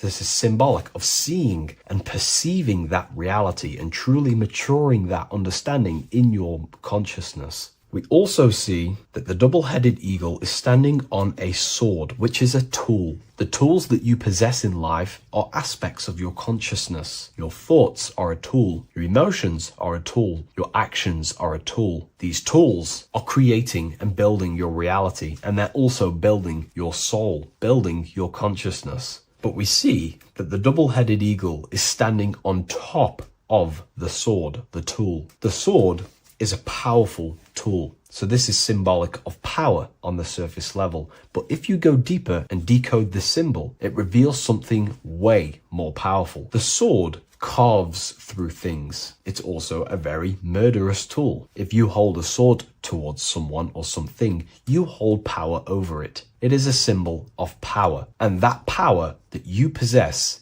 is, in fact, the mind. The mind is the powerhouse of control over reality. The mind is the most radiant force in the universe, as all things respond to the mind. The emotions, the body, and physical reality itself responds to the mind. The mind holds power. Matter is a physical manifestation of mind. The reason why the sword is the mind is because it's associated with the air element. When you swing a sword, you're moving this through the air. And if you've read the Book of Wisdom Volume 2, you understand that each element is corresponding to a different body of consciousness. Air is associated with the mind, the mental body of consciousness. Water is associated with the emotional body of consciousness. Earth is associated with the physical body of consciousness. Fire is associated with the spiritual willpower body of consciousness. Therefore, what we're looking at is the intellect. We're looking at gaining control over the intellect, the mind, thought, banishing all negative thought power from the mind. Think of it like this. You are tapped into a live stream of consciousness, and this live stream is flowing into you in the present moment. Your mind directs this creational force, this flow of consciousness and power. You can use that mind to think about negative things, anxiety, depression, or you can use that power that's flowing into you for the positive only. The universe does not create what you want. It creates what you are. What you put in is what you get out. Your reality is a reflection of your mind. So it's about using this tool for the good. For example, no negativity even has any space in my consciousness. There is no negative thought that pulls me down. And if there is, I banish it instantly and remove it. So this is about gaining power over the mind and using the mind as a tool to carve your reality with the sword. This is your power. This is your sword. Below we see a banner that says Ordo ab Chaos. Most people see this and understand it as order out of chaos.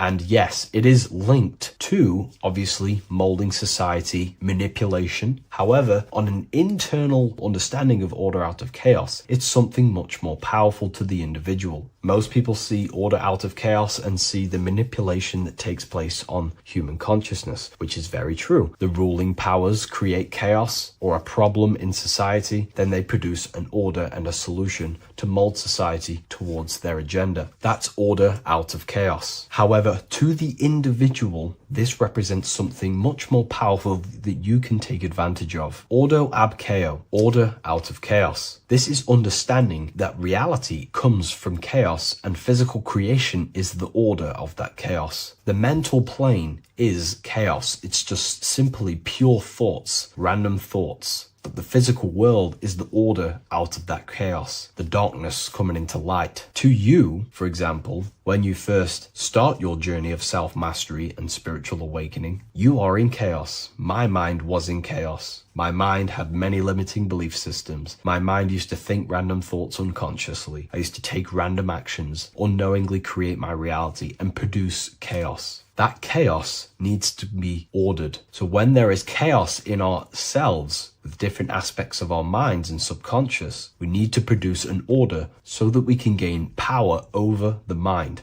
and over our thoughts, emotions, and actions. The three forces you have 100% control over in your reality. If you try and control anything else other than your thoughts, emotions, and actions, then you are breaking natural law. The only things you have been given power over and to control is your thought, emotion, and action. Your mind, your heart, and your body. Order out of chaos is about transforming yourself. When you're in a chaotic state, you have to produce order to transform yourself and change your level of consciousness. If you have chaos in your life, you must produce order. And this is how self-transformation occurs through an individual. Order out of chaos. Now, yes, it is also linked to human manipulation, as this applies to everything as above, so below. Above, we see a triangle with the number 33 and light emanating around it. This triangle is highly symbolic of the element of fire. The upright triangle is fire. The downright facing triangle, the opposite to this triangle, is associated with the element of water. The reason why this is an upright facing triangle with the number 33 in it is because fire is associated with dissolving. If I place this pencil in fire, it will burn this material into its raw form. Fire is about removing the illusions in our mind to gain power over it. It's about dissolving all the illusions in ourself, the false belief systems, the negative subconscious programs and thought patterns. This is about destroying them and producing order out of them. It's about removing the veils of consciousness so you can figure out who you truly are. If I burn this down, it will reveal its raw essence. It's the same with consciousness. If you want to figure out who you truly are beyond your mind, emotions, body, then you have to remove the veils of consciousness. You have to dissolve the mind by meditation and stillness. You have to dissolve the nervous system by keeping very, very still. And you will connect with pure awareness and can connect with lucid dreams and out-of-body experiences. It's like finding a needle in a haystack. If you want to find a needle in a haystack, you don't go looking through the haystack to find the needle. You burn the haystack and the needle reveals itself. That's how you truly connect with who you truly are. And this is why it's associated with the number 33 also, because the number 33 is the symbol of rebirth. Jesus dies at 33 and ascends to heaven. The human mind is fully developed at the age 33. Ice melts into water at 33 degrees. It's symbolic of transforming states from death to rebirth, rebirthing the self. And this is how you rebirth yourself, by figuring out who you truly are. Because when you actually figure out and have an out-of-body experience, or you figure out who you truly are, you go through a mental rebirth. Everything you thought once was true has been completely burnt away, and now you are reborn into a new mind and a new perception of self and reality. So it's about being reborn again. At the 33rd degree, you are reborn again by the understandings and experiences that you've had with yourself. And the crown is a symbol of mastery. People in position of power wear crowns. It is a symbol of power over something. This whole symbol reveals your own personal power, the level of power that the 33rd degree Mason has over themselves, not over other people, but themselves. But of course, once you gain your personal power, you understand how the mind works. You can use that against people. It's how you use the knowledge that determines whether you are bad or good. Again, if you think I've missed anything, leave a comment in the comment section. Please like, comment, and share if you love this content. I'll see you in the next one. And if you wish to get your hands on this book, I'll leave an Amazon link in the description. Today's topic is the binary code behind the universe. You will learn the fundamentals of the binary code, deeper understanding of reality, which will give you more of a connection to the universe, evidence supporting the existence of this code, and how to use the binary code to shape your reality. Now, this is an important one.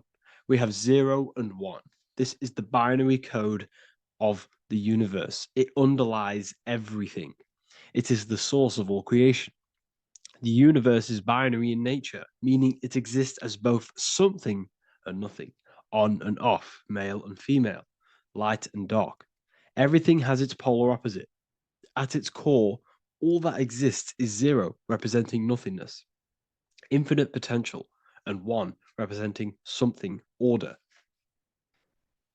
0 represents the feminine, vast, formless, and infinite potential. It is the space from which all things emerge, the womb of creation, the receptive and expansive force. 1 represents the masculine, structure, form, and order. It is the active principle, the initiator, the force that defines and shapes reality.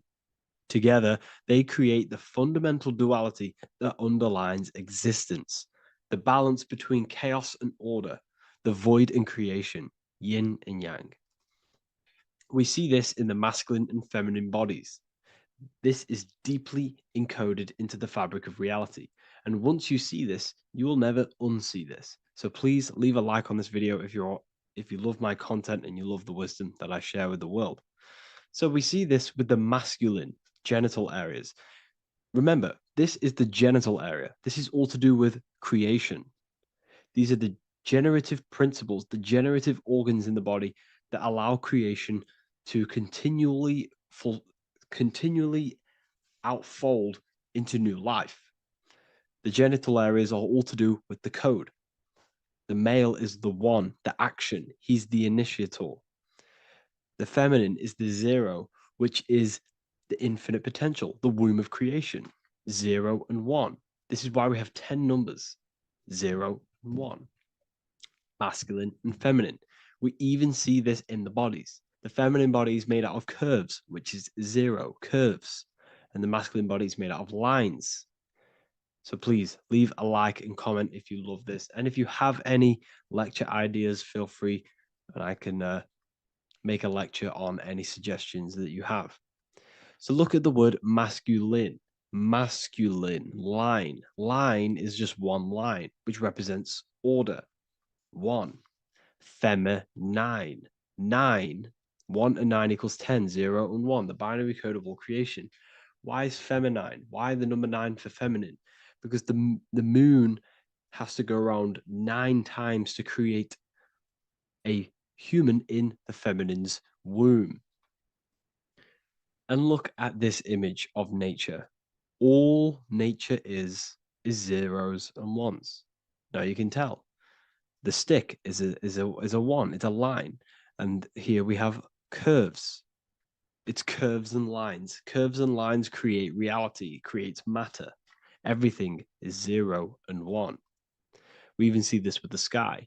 The sky represents zeros. They represent curves, the heavens, the heavenly bodies, the sun. These are circles, the moon, circles, the planets, circles. Down here is matter, representing the square.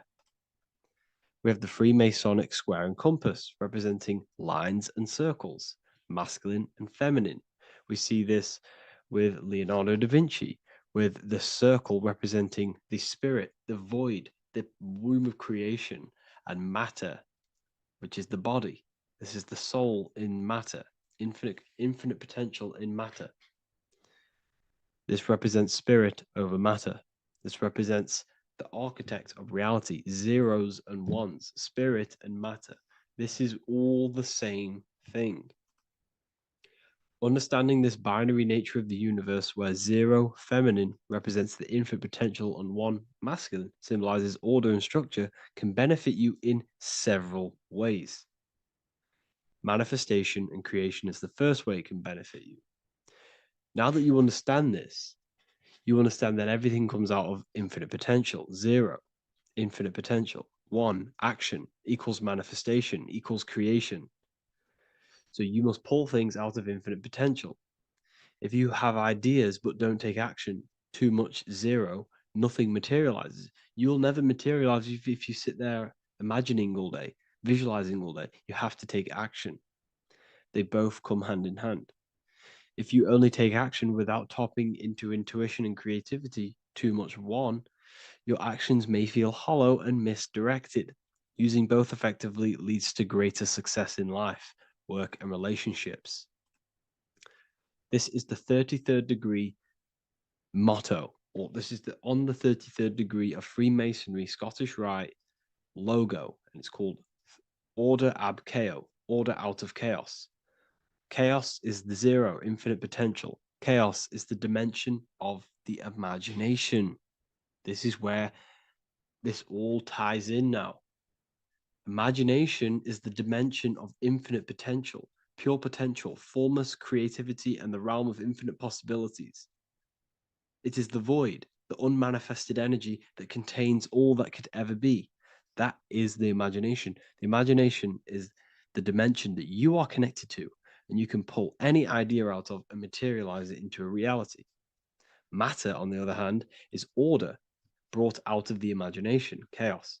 It is when raw potential is structured, defined, and crystallized into form. This is the fundamental principle of order out of chaos, the process of turning the unseen into the seen, the abstract into the concrete, the dream into reality. That's why we say dreams into reality. Dreams are in the imagination, infinite potential, and the human mind is connected to high dimensions of consciousness, which we can pull ideas, things out of, and materialize it into our lives. Whether that's good or bad, that's completely up to you. But we have access to higher dimensions beyond the physical plane. And this is the secret that the human mind is connected to, and that you are not just a physical body. Okay? The universe itself was born from chaos. Before form, there was only energy and potential. Our minds function the same way. The mind is a microcosm of the universe. Our thoughts exist in an infinite field of possibility, but they only become real when we take action and give them form. If your inner world is filled with chaotic thoughts and impulsive emotions and negativity, then creating order within is essential for balance, clarity, and growth. What do I mean? Order out of chaos, 0 and 1. All creation comes out of infinite potential. The mind, the imagination, is the infinite potential. The material world is the order. It's the effect. Therefore, if your material world has chaos, if your room is messy, if your body is out of shape, if you do not look after yourself, everything in the physical world is just a reflection of what's going on inside of you, what's going on inside of you. So if you have a messy room in a messy house, this reflects as a messy mind, a chaotic mind, and we must create order in our mind. So this applies to all realms of your life. This applies with your mind, it applies with your emotions, it applies with your manifestation, it applies with the physical world, with the masculine and feminine. 0 and 1 is heaven and earth. It's everything. It's duality. It's on and off. It's everything. So it applies to all realms of your life. Okay. So in order for this to benefit our lives, we must, 1, have awareness and observe the chaos. Step back and observe your thoughts and emotions without reacting to them. Recognize that you are not your thoughts. You are the observer of them. You are the soul. You are in between them. You are the midpoint between the left and the right, the 0 and the 1. You are the soul. Journaling or meditation can help you identify patterns and negativity and impulsivity. So it's important that we recognize these patterns, we recognize the chaos within us, and we transmute it. 2, implement structure, mental discipline, mindful practices, meditation, breath work, and slowing down your reactions.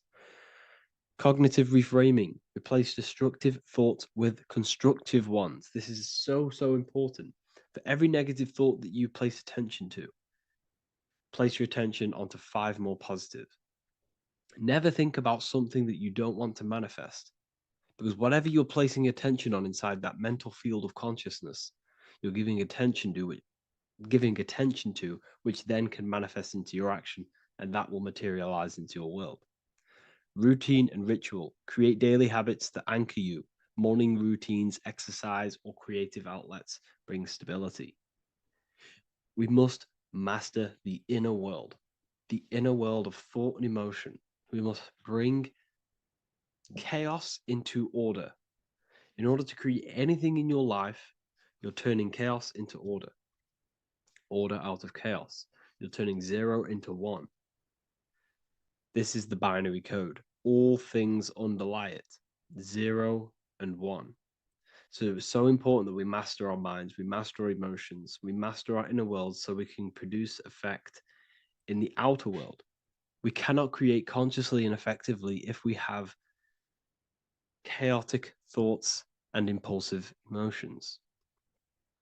So I hope this has made more clarity to you so you can implement this into your life. I know I haven't given you much strategic things to implement into your life, but now that you have a better understanding of how this world is pulled out of infinite potential, you can use that. Everything in your life is pulled out of your imagination.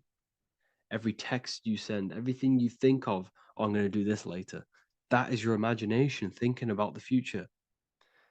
So you just have to do this on a mass scale to create something big in your reality.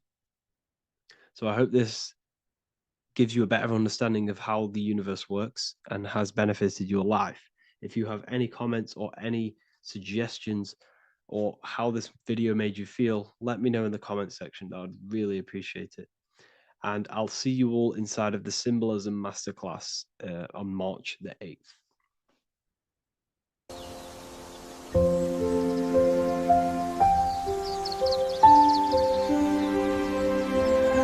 bookofwisdom.com. Visit today.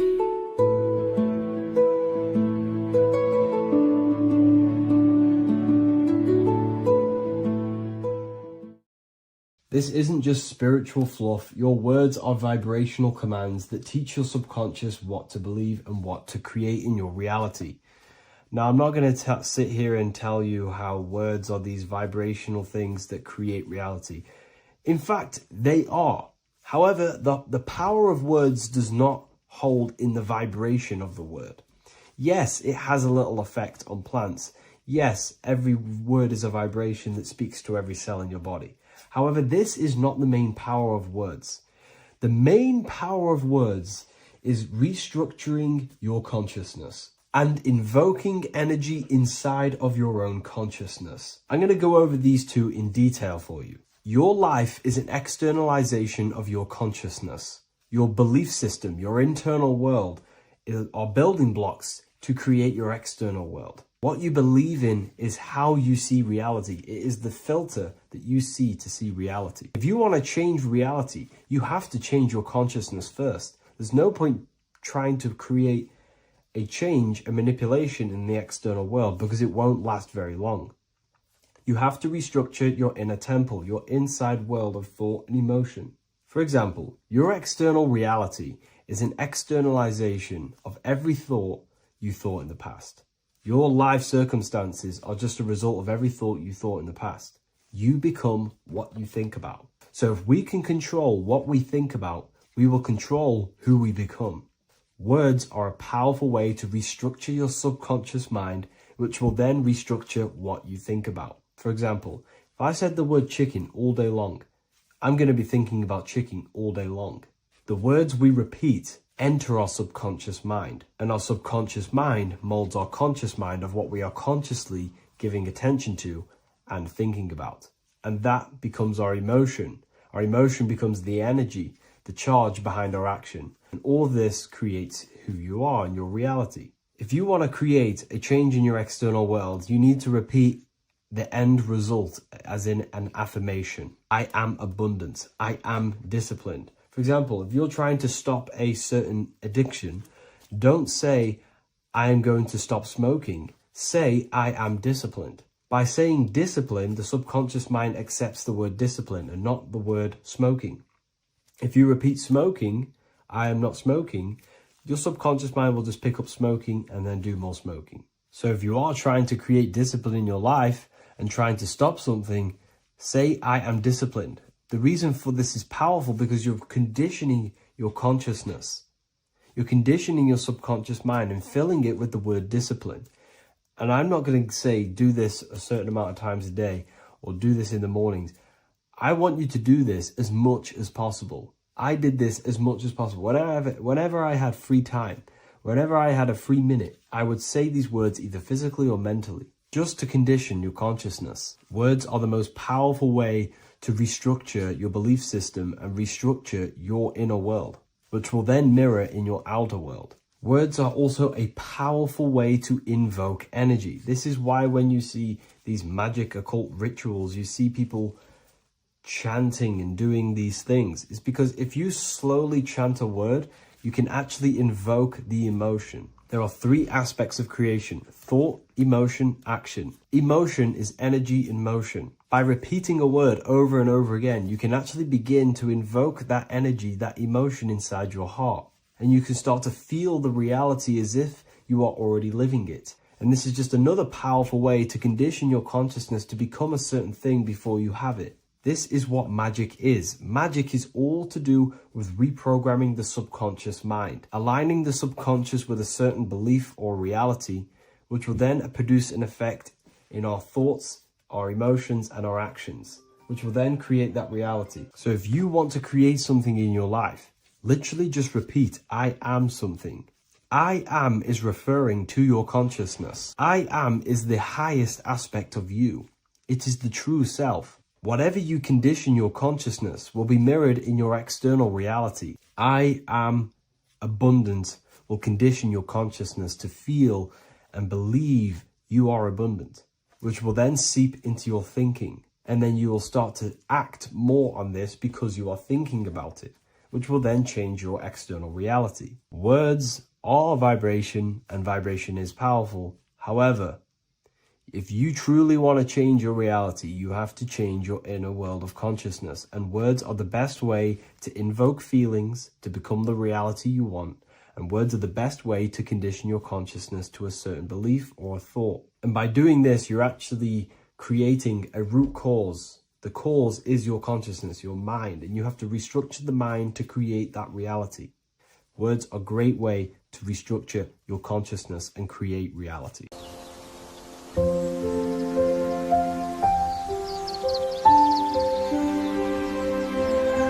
bookofwisdom.com. Visit today.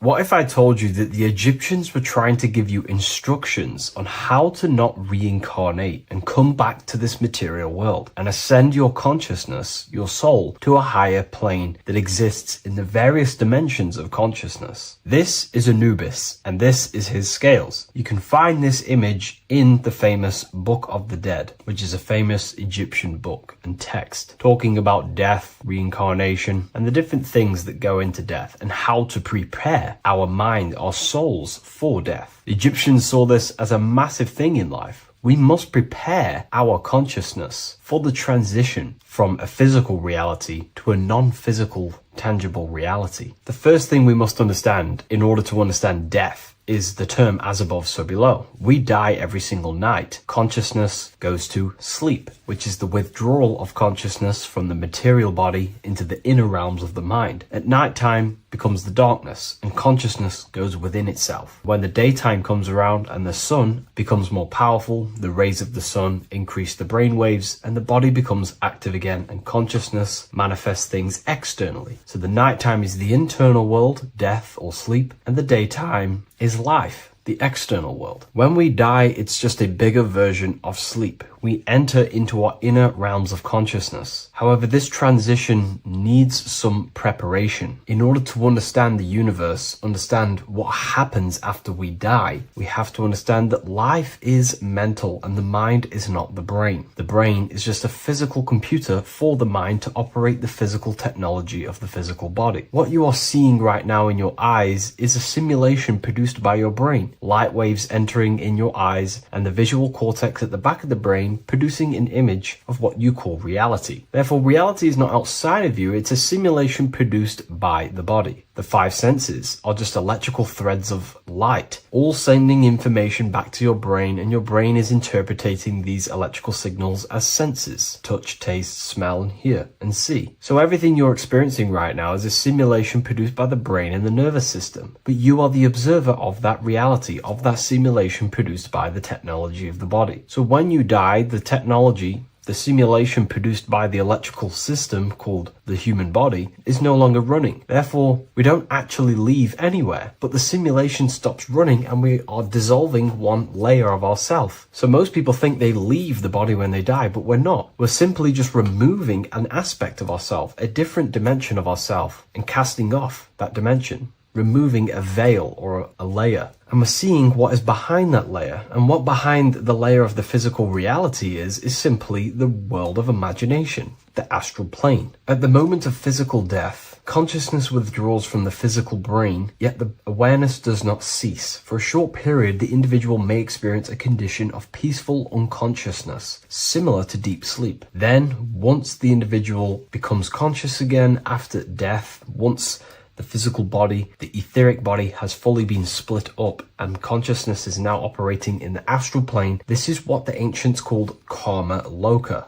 Arthur E. Powell mentions this. C.W. Ledbetter mentions this place as well. Karma Loka is a place in the astral plane. The astral plane is the realm of imagination. It is where the forces of the mind manifest desires as imagination. All of your desires, your desired realities, the screen that you have in your mind, that screen you manifest a visualization on, exists in the dimension of the astral plane. It is a realm made of thoughts. It is an object made of thoughts. If you think of a chair, for example, and imagine that chair in your mind's eye, that screen you are seeing in your mind's eye is a thought animated.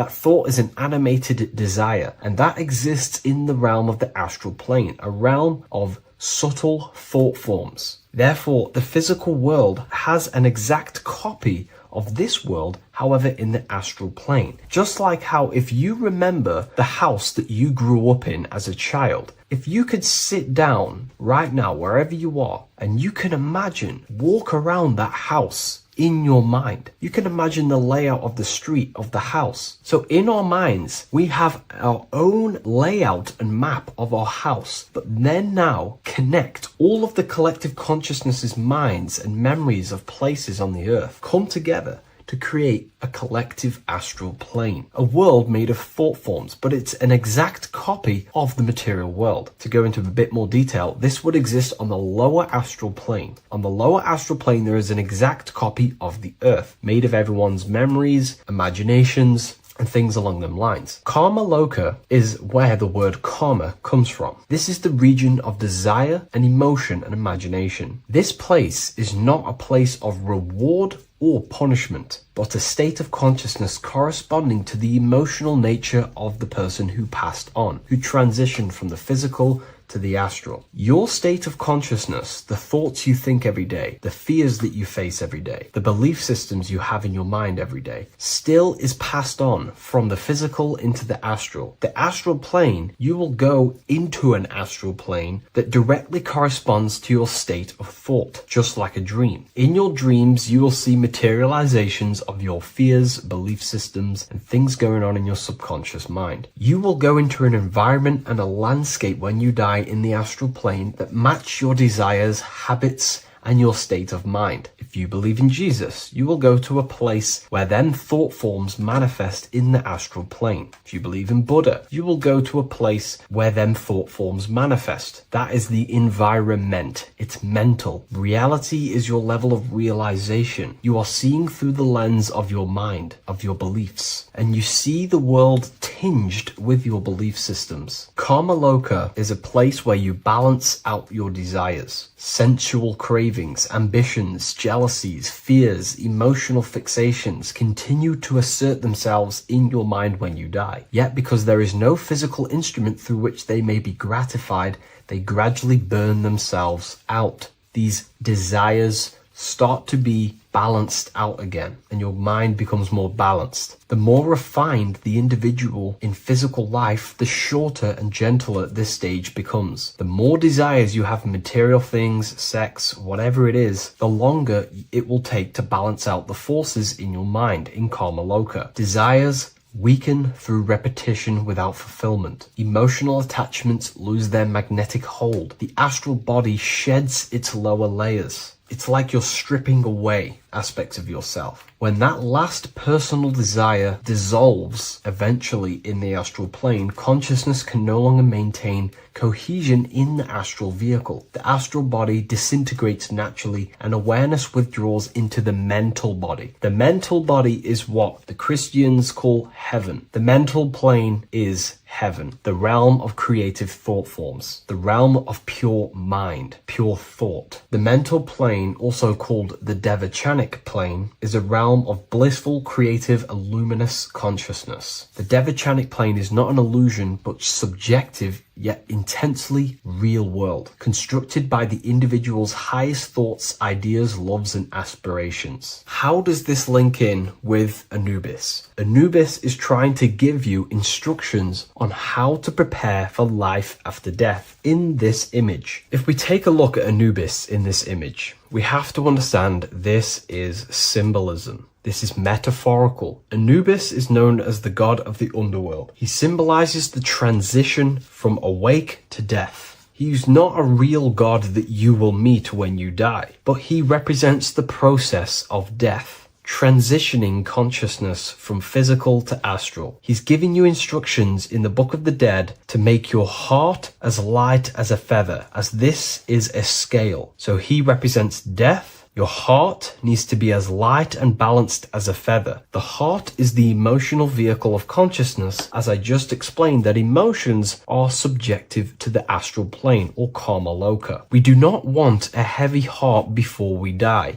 We do not want addictions to smoking, addictions to pornography, addictions to status, the ego, material gain. If we die with these things, this means we have a heavy heart, and this will manifest in the astral plane when you die and take longer to balance out them emotions and desires. So this is telling you to remove any addictions, any emotional attachments, mental attachments you have to the material plane. This does not mean go full monk mode and don't have anything physical, don't chase after anything material. We should definitely have material things as we are spiritual and material. However, do not place your heart on it. We should all aspire to have the best possible life, have the most possible resources as possible in our lives, have an abundance in everything. That's completely fine. But placing our soul on it, your desires on the material world, will only pull you down in life after death, take you longer to balance out them forces and desires. This is why transformation during physical life is essential. We need to release attachments to master our thoughts and emotions and align with truth. We don't want to die with false identifications, that thinking and believing that we are the physical body.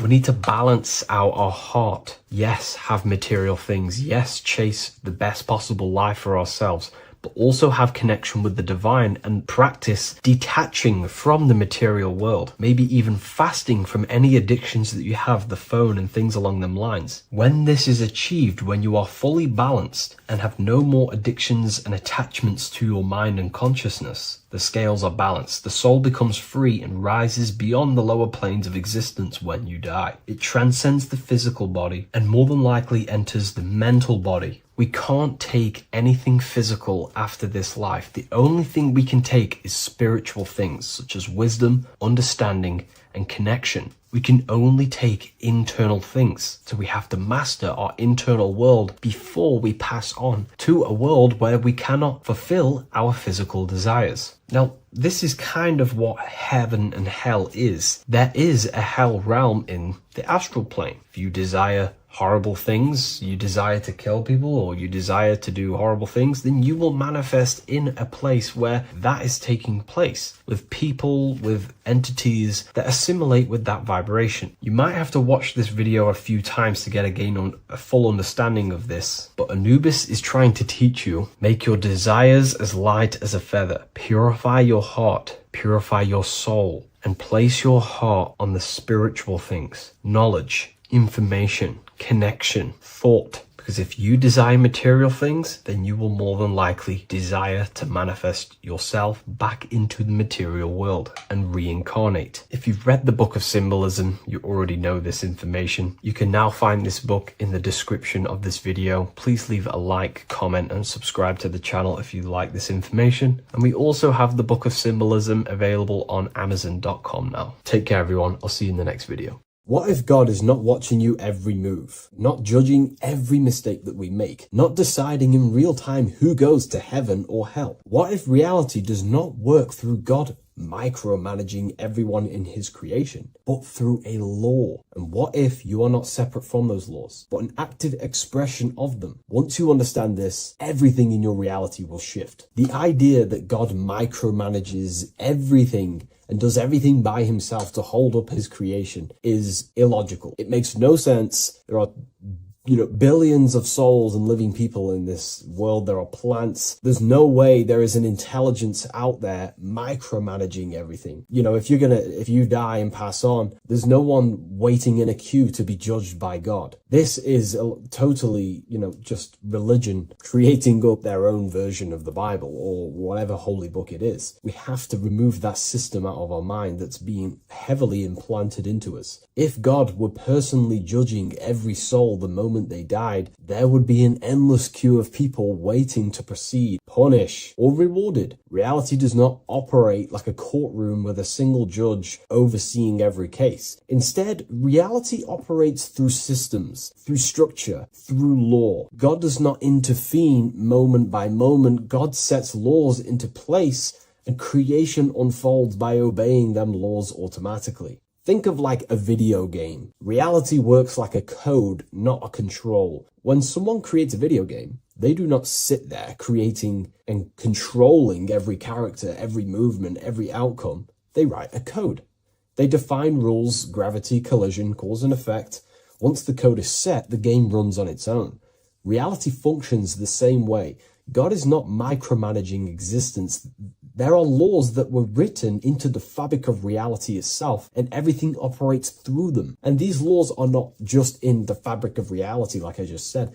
They're literally ingrained into your own mind. Your mind cannot escape these laws, are pretty much creating everything you call life. We see some of these laws in nature. This is where geometry comes important. Geometry is not random decoration in nature. It is a law made visible. Spirals, symmetry, ratio, structure appears everywhere because geometry follows rules. These rules govern how plants grow, how crystals form, how cells divide, how planets rotate around the Earth, never ever falling off track. The sun rotates around the Earth, the moon rotates around the Earth. What is the order? What is the law that these intelligences are following? Why do they never distort? Why do they do the exact same thing every day and never fall off path? There is an order. And in fact, the word cosmos comes from Greek, and the word cosmos in Greek means order. This is why we call cosmology or the cosmos, the universe. It is order. It is an ordered, structured creation which contains and recycles and regenerates itself.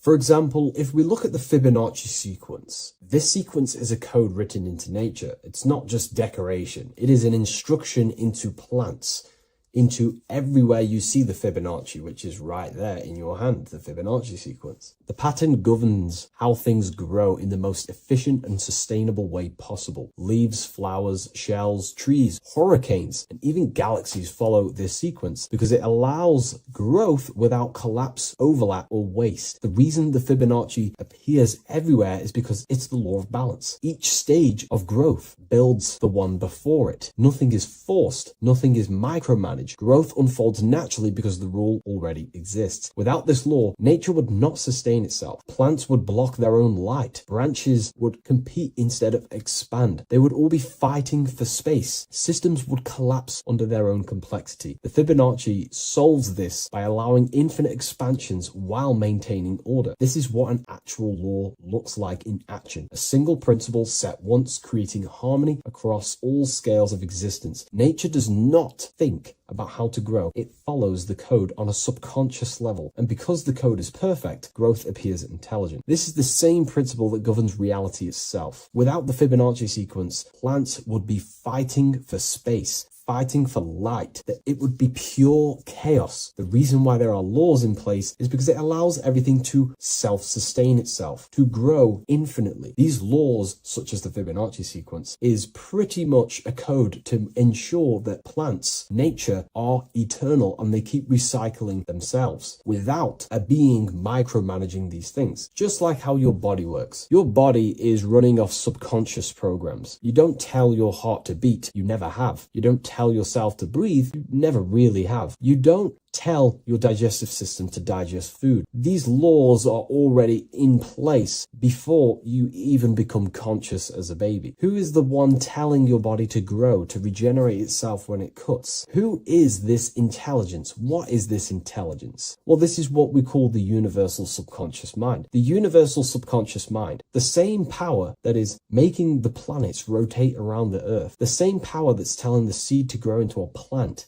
the same power that turns your cut into a scab, then into skin, is the same power that is running your heart, that is telling your lungs to breathe. We're all interconnected with this universal subconscious blueprint which sustains reality and creation itself. It's a self-containing system. Now that we've gone over some of the basic stuff, but you see where I'm trying to come from now. There are laws you cannot escape, and one of them laws would be cause and effect. It's impossible to escape this law. It is too powerful for your consciousness to actually escape cause and effect. Every cause will produce an effect, and every effect will produce a cause. It is an endless, infinite circle or cycle. It creates everything in your reality. The way I like to use cause and effect is before I make a decision, I know I'm trying to push my life towards who I want to be, towards my higher mind, but towards my goal. So every decision I make, let's say my friends contact me and say, do you want to come out? Let's do this. Let's say it's, something that's just going to waste my time and it's not very important. Of course, it's good to have time with friends, but let's say it wasn't important, for example. Before I make any decision in life, I say, well, what is this cause going to affect? Is that effect that this cause I'm about to decide on going to push me towards who I want to be, where I want to go in life, or what I want to achieve? Is it pushing me towards who I want to be? If it's not, I will not take that action. I will not produce that cause. I only take actions that I know are going to make positive effects. Now, of course, there are things we can't control, but we can minimize these things. I only take causes, which is just an action, if I know the effect is going to benefit me. I know sitting here, making videos will help me produce value for the world and for yourself and to help people awaken to these things. I know this is the cause, this is going to benefit humanity and help people awaken even more, because that's all I want to do. I want to help people, provide value to change people's lives. Another law that you can't escape is obviously time. You can't escape these laws. They are eternal principles that were set into place by some sort of intelligence. We live inside them. We express them. We are shaped by them. But you are not separate from creation standing outside the system. You are geometry. Geometry is right there in your hand. That's the Fibonacci sequence. You are the law made conscious. You are thought crystallizing into experience. Every object, every person in your reality is pretty much an externalization of your mind. The friends that you have a similar thought process to you, or they maybe have similar thoughts to you, or similar things that you both like. Your friends are mirrors of yourself. Reality responds to you because you are part of the same structure that governs everything else. Thought becomes action, and action becomes consequence. Consciousness shapes your environment. This is not punishment or reward. It's simply just reflection. It's either punishment or reward depending on how you perceive things in your belief system. Everything you experience is neutral. It's just your mind's perception on whether it's labeled good or bad, because that's what the mind likes to do. It likes to think it's in control. But in truth, if you just observed it without the mind, just with pure awareness, it's neutral. So there are mainly 8 laws that govern your reality, and I've talked about these before in a previous video on my YouTube. This is what creates the seed of life. The seed of life is 8 circles, and each circle represents a law, and these individual circles come together to create a geometric form, which is a flower. So it's symbolic of how nothingness turns into something. When geometry comes together, it creates physical matter. And the reason why they're circles is because circles represent something that is invisible, something that cannot be measured, such as a thought or a law. Anything that is considered spiritual or unseen by the human eyes is symbolized as a circle inside the occult traditions. The reason for that is because circles' surface area cannot be calculated. You can't find the exact surface area of a circle, which means it symbolizes something that you can't actually measure or see or tangibly touch. Therefore, the seed of life represents the 8 laws that come together to create a flower, the 8 laws that come together to form matter, the 8 laws that crystallize mind into a physical experience. These laws would be the first one, mentalism, the big circle around the seed of life. The big circle. So mentalism just reveals everything is mind. Without mind, there is no existence. Mind is reality, pretty much. You experience life not just outside of you, but mainly inside of yourself. Therefore, all of the laws that come after mind correspond to the mind, because mind is the first law. The second law will be vibration. Every thought has its own vibration, and you attract to you the thoughts that you put out based on the vibration. If you think negative, low vibrational thoughts, you will receive back to yourself more negative thoughts. If you think positive, you will receive more thoughts. If you think about football, you will receive more thoughts based on that vibration that you put out into the mental field. The third law would be correspondence. Everything corresponds, which means everything is just a reflection of something. Your reality is an externalization and a reflection of your mind. The things that you possess, the things that you've achieved, all comes from the internal mind. Everything corresponds to everything. As above, so below. Your reality is just an externalization of the thought loop that you live in every day, because thoughts work in cycles. 90% of the thoughts we thought yesterday, we will think again today. It's the thought loop that manifests our reality. So to change our reality, we have to change our thought loop. And once we change the internal, this will be mirrored in the external, which is the law of correspondence. Fourth law would be gender. Everything is masculine and feminine, conscious and subconscious. These two work together to create your reality. You have masculine and feminine forces of consciousness. Masculine forces of consciousness would be physical actions, willpower, thinking. Feminine forces of consciousness would be intuition and imagination and emotion. These are all aspects of the mind, the first law. The next law would be cause and effect. Very simple. We went over that earlier. Every cause produces an effect, and every effect will produce a new cause. It's an endless cycle. The next law would be rhythm. Rhythm is everything is in cycles, like I just said, day and night, winter, summer. The universe works in cycles. And just like I said, the law of correspondence, as above, so below, as within, so without, because the physical world has cycles, so does your mind have cycles. Thought loops. We think 90% of the thoughts that we thought yesterday. The subconscious mind responds to rhythm. The more you say something, the more you believe it, the more it becomes a program and more suggestible to your conscious mind. And the last law is care. It's impossible to escape care. You cannot not care. It is important. It is impossible to escape. If you hurt someone, you know deep down that that was wrong. And care also corresponds to creation. You only act on what you care about. You care about paying the bills, right? So we take the physical actions to go generate money to pay the bills for our house or whatnot. Or if you love someone, you care for them. You take the actions to message them, to contact them, to see them. Human action is driven by love or care. This is how all reality is created. So once we understand these things, it's life-changing once you work with the law. That's what I mean. Most people are unconscious of the law. The laws are there, but they're just not aware of them. Now that you're aware of these laws, you can consciously work with these laws so they're not working against you so you can actually make these things and work them in your favor. So let's go into heaven and hell, because there's a massive debate. Now that you understand that you are the laws, you are crystallizing reality, not just in the physical, but in the spiritual dimension, in the astral plane. It's the exact same laws. The law of correspondence reveals, as above, so below. Your reality is a reflection of your mind. Everything is a reflection of you. That doesn't mean that other people don't exist. I mean, the way you view other people is through the lens of your mind. You perceive what you have in your mind, your beliefs, your traumas, your memories. This is where heaven and hell are misunderstood. No one is sent anywhere by force. There is no external authority dragging souls into destinations. Consciousness determines the environment that you are in. Environment, it's mental. As above, so below. When the body dies, consciousness withdraws from the physical technology of the body. The simulation of the physical world is no longer being ran by your brain. I mean, your consciousness will go into the astral plane, which is the realm that just sits above the physical plane, which is the realm of imagination and desire. The environment that you go to in the astral plane directly corresponds to your state of thought and your emotion and your desires. If you desire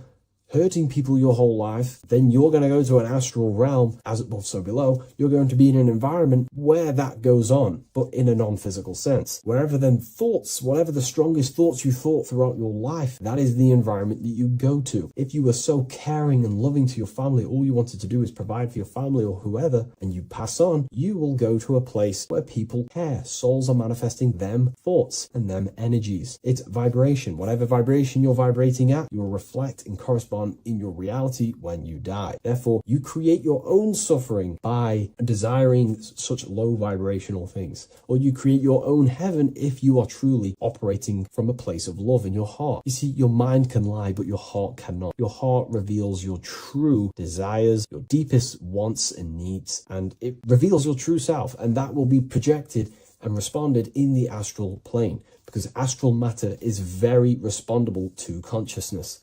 The physical plane is not really. It takes a longer time for things to be manifested in the physical plane. But in the astral plane, whatever you think, whatever you desire, it instantly corresponds to your reality there. So God does not micromanage everything. The law does not judge, it simply reflects. The universe is made of laws. The Emerald Tablet of Thoth even mentions this. He says, the search for the laws that governs man's life are an eternal mystery. Man is always forever searching for the laws that govern his existence. This understanding now changes everything in your reality. It removes fear-based control, it removes blind obedience, and it returns responsibility to where it belongs, to you, your consciousness, yourself. You are not being watched, you are not being mirrored. Reality is not punishing you, it is responding to you. Once you understand that God works through law, not micromanagement, you stop waiting to be saved, judged, or condemned. You realize something far more powerful. You are not separate from creation. You are participating in it. You are the universe experiencing itself. What a fabulous video, and I really enjoyed this today. Please leave a like, comment, and share on the video, and I'll see you all in the next one. And if you wish to get this book, there is a link in the description. Have an amazing day, everyone. Take care. What if I told you that reincarnation is real and that there is a metaphysical, spiritual science behind this? Most people leave this world just as lost when they entered it. That they carry their fears, attachments, and addictions with them, only to be born again, trapped in the same cycle, repeating the patterns of lifetime after lifetime. This lecture is not just about preparing for death. It's about mastering yourself before death, so you don't take them burdens with you. Because the truth is, whatever addictions, fears, and unresolved emotions you cling to in this life, you carry with you into the next. Unless you break free now. You must master yourself before death. Death is not the end. It is the great passage. But how we transition depends on our mastery of the self. This was symbolized by the Ouroboros, the snake biting its tail. Every ending is a new beginning. It's an infinite cycle of consciousness. Now, your human body is basically an antenna tapped in to a stream of consciousness.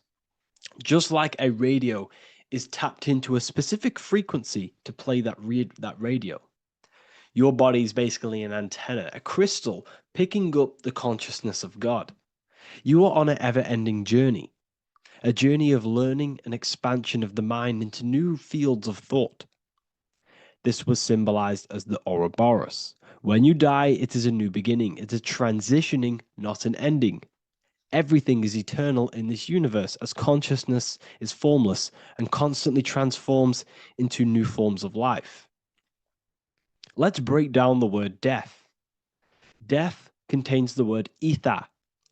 Now, the ether can be found in the word heart or earth. Ether. Everything in this plane comes from the etheric plane. The etheric plane is the barrier between the physical plane and the spiritual plane, the astral plane. The astral plane is the screen that you have in your mind that allows you to imagine a red apple, for example. This is the imaginative plane where thought forms start to take form. Everything begins as a thought, then the thought form becomes an imagination, then energy, then physical. Everything in the physical plane is a shadow of thought, all objects manifested as thought. You came from the astral, you came from the stars. This is why we say reach for the stars, or this is why you say you are a star. Cis star, miss star, fraud star, stir is star. And when you become famous, you become a superstar, and you gain a star on the Hollywood floor. You are a star. The ether. The ether is the infinite energy source which all things come out of and return back to. This is the cycle of life and death, summer and winter, day and night, sleep and awake. The ether is the infinite energy source which all things come from and will return back to. Okay, sorry about that little error. The ether is the boundless source of energy from which all things emerge, to which all things return to. We can see this in the cycle of the sun. The sun does this wave of creation. It rises and it falls. We have the day and the night. The daytime represents our conscious mind when we are alert. The nighttime represents our subconscious mind when we are inside the spiritual realms. The nighttime is spirit, the daytime is matter, spirit and matter. Awake and asleep, conscious and subconscious. We see this in the yearly cycle. Summer is life, winter is death, spring is the morning, Summer is midday, autumn is evening, winter is the night. Everything is a macro and a micro cycle of being born out of the ether and returning back from life and death. Life and death is manifested within the cycles of the sun and everything outside of you, as within, so without. This is why we say sleep is the cousin of death. The macrocosm is death, the microcosm is sleep. Every time you go to sleep, you are essentially it's a miniature death. You're entering into spirit and then returning back into matter in the morning when the sun rises. Everything is a reflection of the macrocosm cycles. Preparation for death. The first thing we must do in order to prepare for death, for life after death, in order to stop being reincarnated in this cycle of materialism, in order to progress as a soul, because remember, you are a soul in a body. Just like the sun gives power and life to the earth, your soul gives power and life to your body. When you say I, you're referring to the soul. And your soul can be stuck underneath layers of false identifications. Who you believe yourself to be is merely a collection of subconscious programs running within your mind. Now that's very deep. That is very, very deep. Who you think you are is a part of your thinking mind. Your name, your job, your reputation, your family, your friends. These things are not you. They're all aspects of the thinking mind. What happens if you meditate and you turn off the mind? Then all these things do not exist. You're left with the pure soul, the pure awareness, the pure observation. If you turn off the thinking mind, you're no longer your body, you're no longer your reputation, you're no longer your friends, you're no longer your job and your labels. You are the soul. That's the true you, the observation of the mind, not the thinking mind. The ego is the echo. It's an echo of your true self. The ego is your mind's perception of itself shaped by experiences, trauma, emotions, and beliefs. It is merely an echo of your true soul self. The ego is not you. Your mind is not you. You are the soul. And this is the true self that we must express within our life and we must connect with before we die. Because when we die under the echo, under these false layers of the emotions, the traumas, the experiences, the addictions, the emotional attachments, when we die underneath all of this, when we don't know our true self, the soul is still hidden. The true you is hidden underneath these layers of false identification. We must remove these layers of false identifications. We must remove them. We must destroy the echo. Remember, the ego, you never had an ego when you were a child. When you were a child, you were pure. You didn't, you didn't show off things. When you were a child, you were pure. You expressed yourself freely with you didn't hide anything. You didn't hide any aspect of yourself. You didn't suppress any aspect of yourself to fit in as a child, as a baby. Because the ego was not here when you came here. The ego grows with experience. The ego is a false perception of yourself while being incarnated in this material world. It's your mind's perception of itself and it's created through your experience. Remember, you are unconditioned consciousness, and your experiences, thoughts, traumas, emotions, and beliefs have conditioned your consciousness into believing you're only a physical body, but you are the soul. We have to remove these layers. How do we remove these layers? Like I said, the best thing, meditation. Meditation. There is a great meditation that you can do every single morning and every single nighttime. You can sit there and repeat over and over before you meditate. You can repeat that you are not this, you are not that, you are not this. You can label them one by one. Start with I am not my body, I am not my job, I am not my name. and then detach from absolutely everything until you are left with nothingness. And when you start to meditate, detach from everything. Nothing matters. I am here right now. And what will be left? The only thing that will be left is the language that your mind is using. Now, this is very deep. Not many people will tell you this, but I've lingered in meditation many times. And I can tell you from experience that the only thing left once you detach from everything is the language that your mind is attached to. So whether that's English, Italian, French. Once you detach the language of the mind that that little voice in your head's using, you're left with the soul. Once the mind is switched off, you're left with the soul, and you have detached from all of these external things. You're left with the soul. That's you. That's the power. That's the source of all creation, where everything you've ever done has come from. Every thought, every idea has come from your soul. Number two, that's meant to say number two. Sorry about that. Mental addictions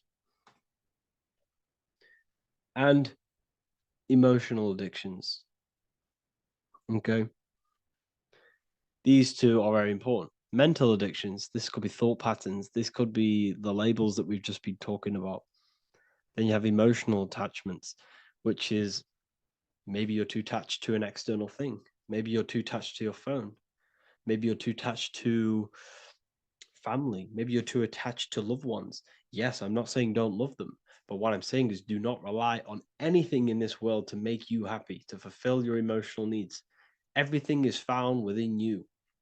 You must look within, and if you're looking without, if you're trying to find yourself in the outer world, you'll never find yourself. You'll constantly be looking around in loops. Because nothing, you cannot find yourself in the outer world. Nothing will long-term give you long-term validation. Seeking validation in the outer world will leave you soulless, leave you feeling empty inside and sad and depressed. You have to find yourself within. You have to detach from everything you are relying on to give you emotional stableness. You have to detach from all. Yes, love your children. Yes, love these people, but do not rely on them. Because everything in this world is temporary.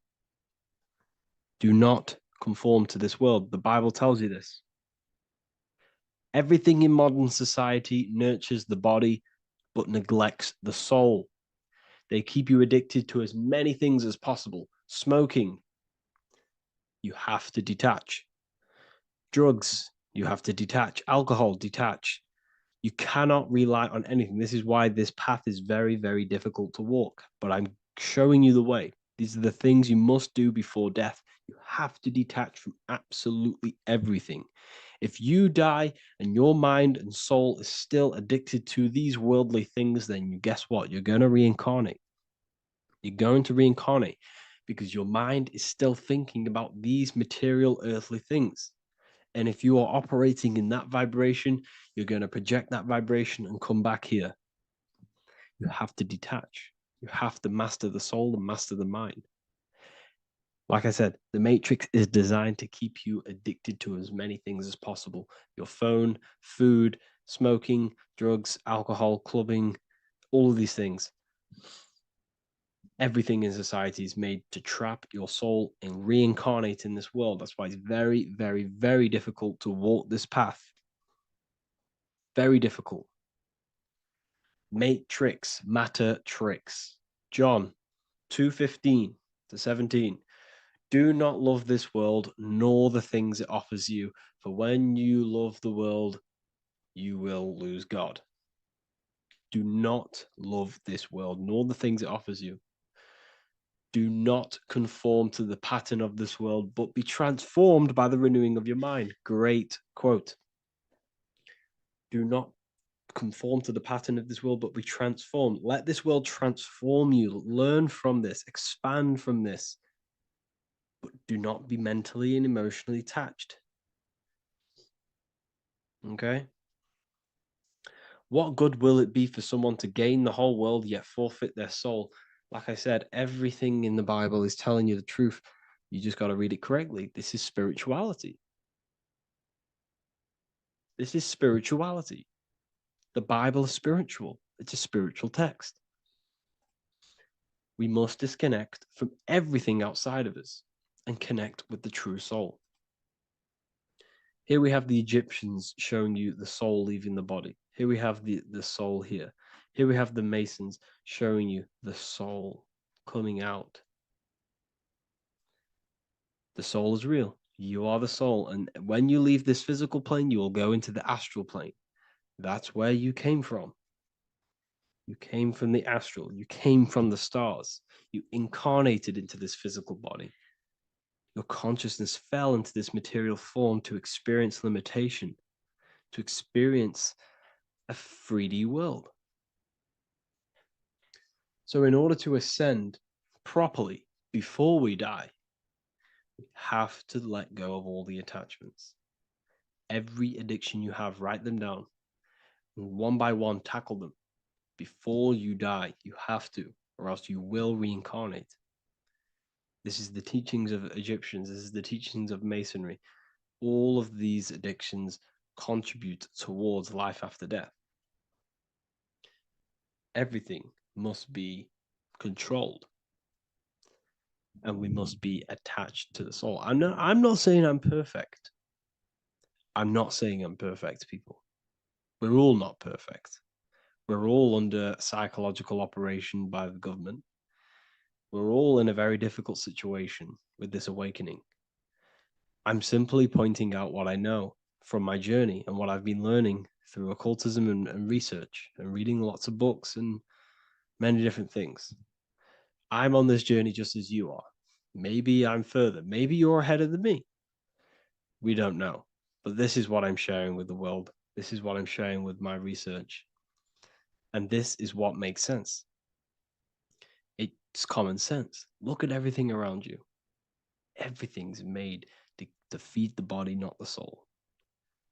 So my beautiful watchers and fans and supporters, I appreciate every single one of you, and I hope this video has supported your journey. If you're feeling lost in life, if you're searching for deeper answers, whether you're seeking clarity, looking to expand your studies, or ready for personalized mentoring, this is your chance to connect with me live and receive insights tailored just for you. Start your path to self-mastery and enlightenment inside the world's best esoteric school. Your journey starts now. Tap the link in the description if you want to join Ethereal University, or feel free to check out my books. I thank you all, and I really appreciate for 100,000 subscribers on YouTube. I love every single one of you. Make sure to drop a like, a comment, and subscribe to the channel if you're new.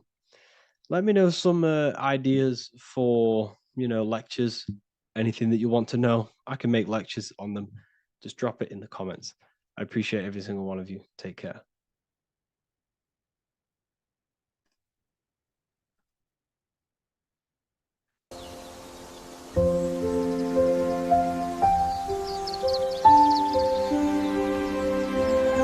bookofwisdom.com. Visit today.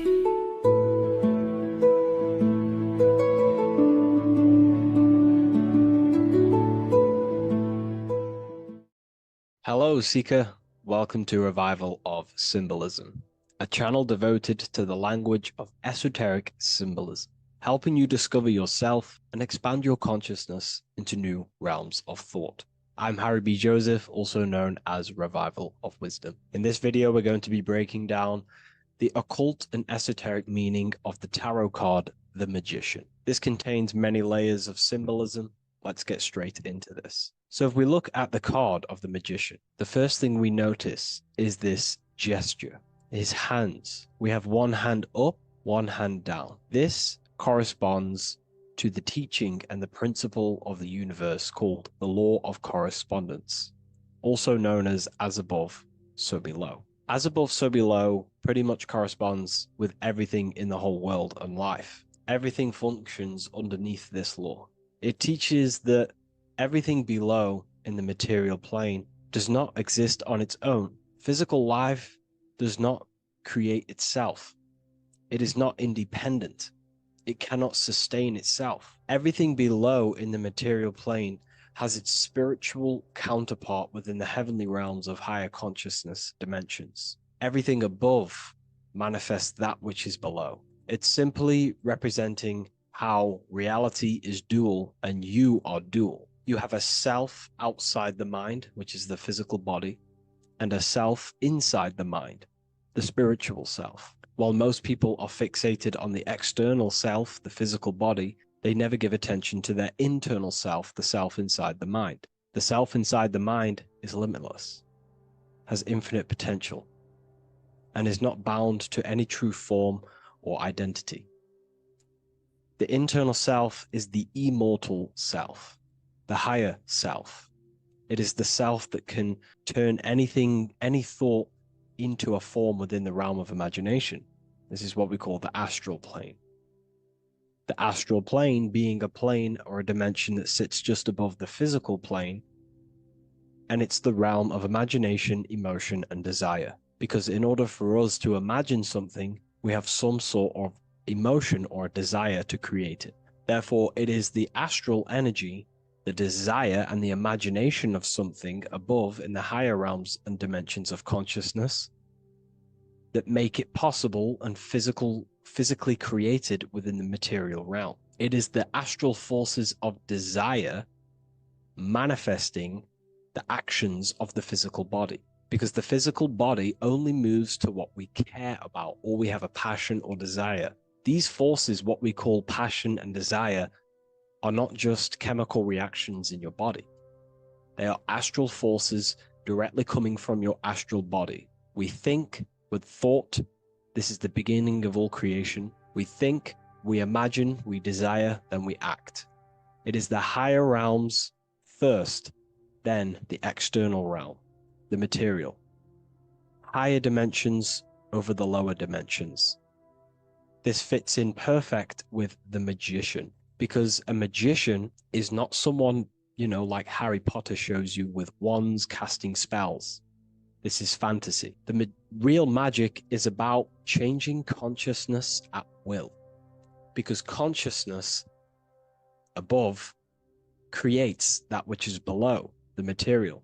As within, so without. Reality is created from the inside out. So the magician understands that by changing consciousness, we change our external circumstances.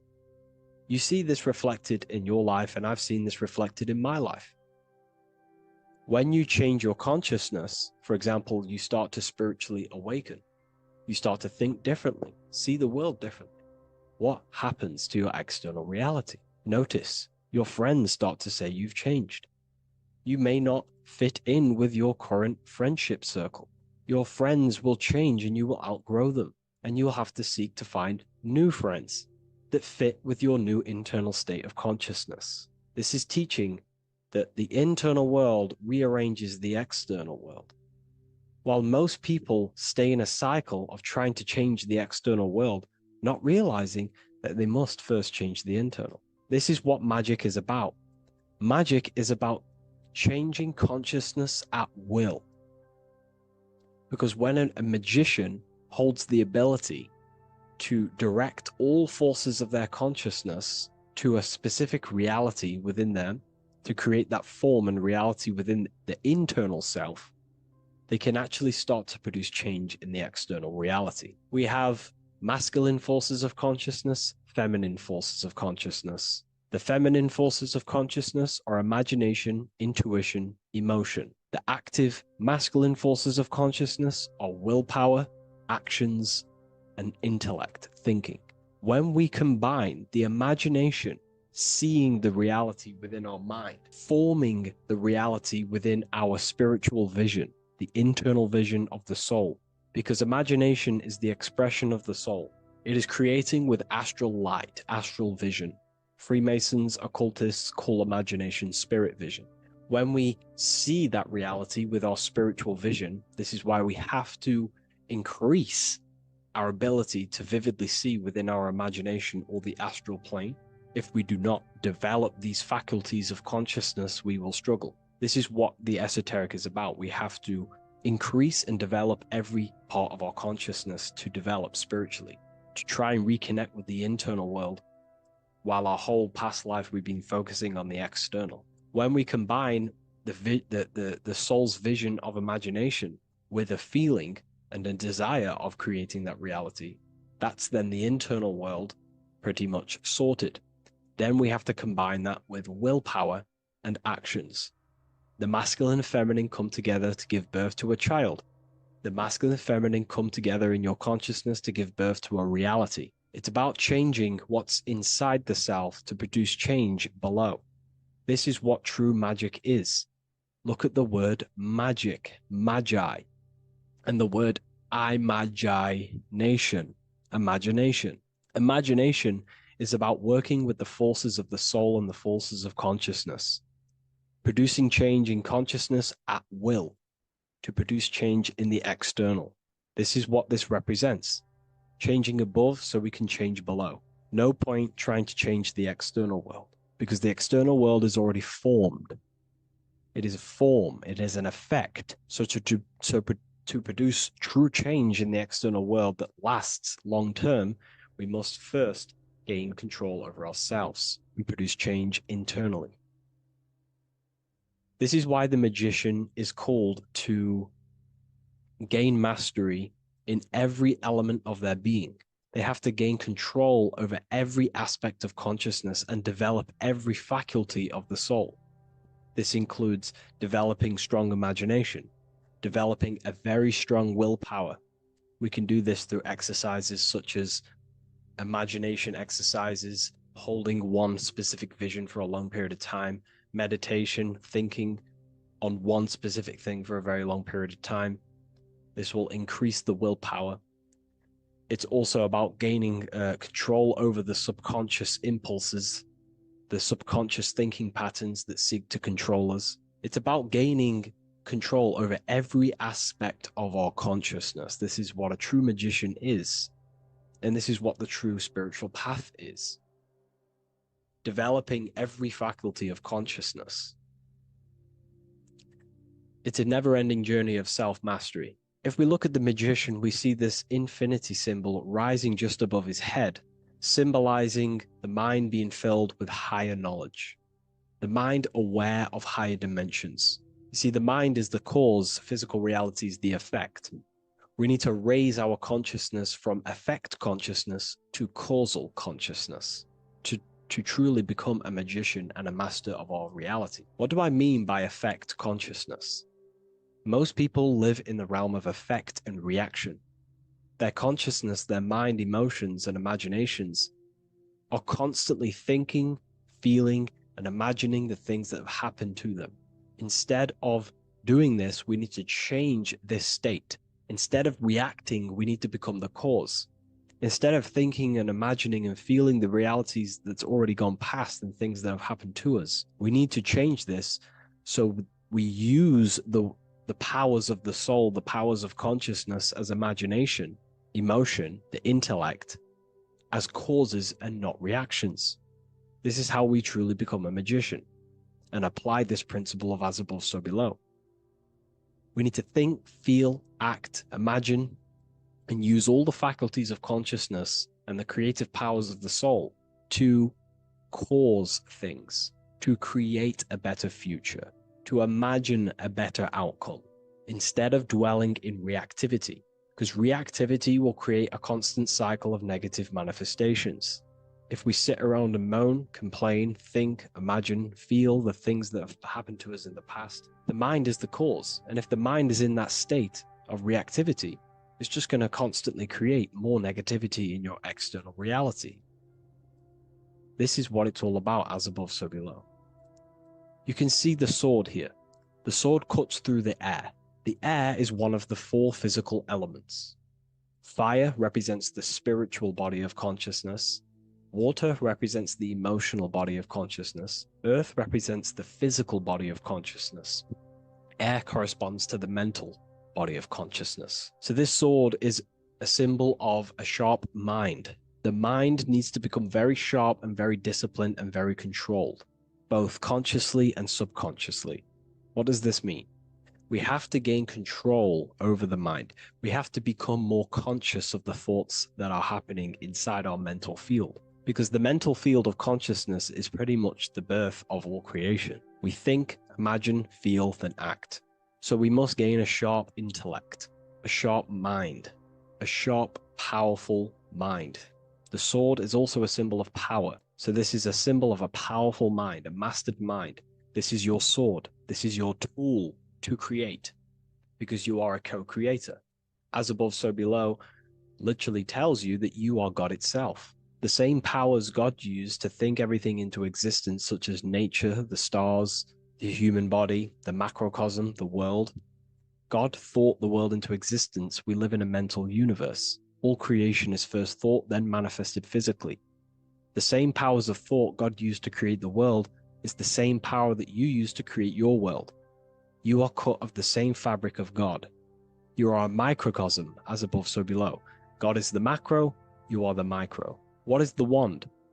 The wand is not real. This is not a real wand you cast spells with, but a symbol. The symbol of the wand represents direction of consciousness, willpower, and attention. We have two spiritual currencies which pretty much create our experience and reality: time and attention. That's why we say we spend time and I pay attention. These are your currencies. These are how you create and generate reality.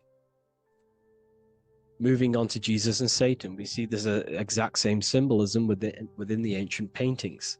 Jesus pointing up, Satan pointing down. Satan is the egoic force within one's consciousness. He is a symbol. Satan is not a real identity or being or entity. He is a symbol of a personality and a force within one's consciousness. Satan represents the negative forces of the ego that tells you to do things that is wrong. In your heart, you know what is morally right and wrong. Let's say you're thinking, you get a random thought of stealing an old lady's purse. You, in your heart, know that is wrong. But Satan is the force inside of you that says, do it anyway. Don't listen to the heart. Get the personal gain. I want the money. That's Satan. Jesus is the higher mind, the aspect of our consciousness that dwells above the ego. It's the part of our heart that desires the spiritual. Our heart is the generator of our reality. And whatever we desire is what we generate. You only take action and generate your life on what you care about or what you feel. If someone's talking about something you don't care about, you say, oh, I don't care about that. But if you care, you will listen. If you care about something, you take action towards it. If your heart desires the material, you have been taken over by the egoic force of Satan. Not a real entity, a part of your consciousness, a part of your nature, the dark side of yourself. Jesus represents a heart that desires the spiritual wisdom, the things that cannot be seen. The heart must desire the things that can't be seen, because this is what gives true satisfaction to ourselves. We feel void when we chase material things, because nothing material can satisfy our hearts. So this is as above, so below. Jesus is the higher mind. Satan is the lower mind. We must place our hearts on the higher things and give our hearts and desires to knowledge, the things that we cannot see, because this is what gives us true fulfillment. We also see this symbolism in the Baphomet. As above, so below. The material realm below and the fire up here. The fire symbolizes spirit. The spiritual made manifest in the physical. This is all the same symbolism. It corresponds to everything. You can use as above, so below to determine truth. If someone tells you something, tries to make you believe it, and it does not correspond with the law of correspondence, then you know it's a lie. You can use as above, so below to manifest things. You can use as above, so below to see the world as a reflection of God. We are in God's kingdom. This is God's world, and you are creating in the world through the same powers of God, thought. You are a small version of God, co-creating a world and reality in earth. You yourself are an earth. Your body's the earth. Your consciousness is God and heaven. So I hope this video helps. The occult goes deeper than you could possibly imagine. If you wish to go even deeper, join our community, Ethereal University. Please leave a like, share, comment on this video for more.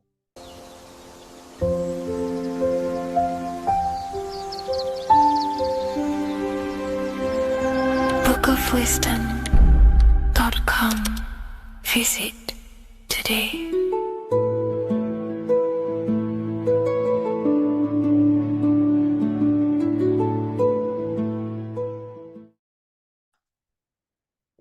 In this video, you're going to learn exactly what Christ consciousness truly is and how to cultivate this into your life so you can live a better life, create the things that benefit yourself and humanity, and ultimately to bring heaven on earth.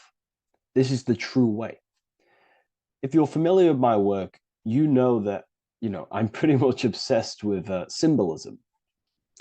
Symbolism is such a massive topic, and it unlocks profound ancient wisdom that is hidden behind these layers of symbolism of the ancient paintings, symbols, and texts. So I was going through some Christian artwork and I came across this painting. It's a well-known painting called The Sacred Heart of Jesus. And it just blew my mind. What this is revealing about human consciousness and Christ consciousness, which is what Jesus represents. If you're not familiar with Christ consciousness, you should definitely do a bit of research on that.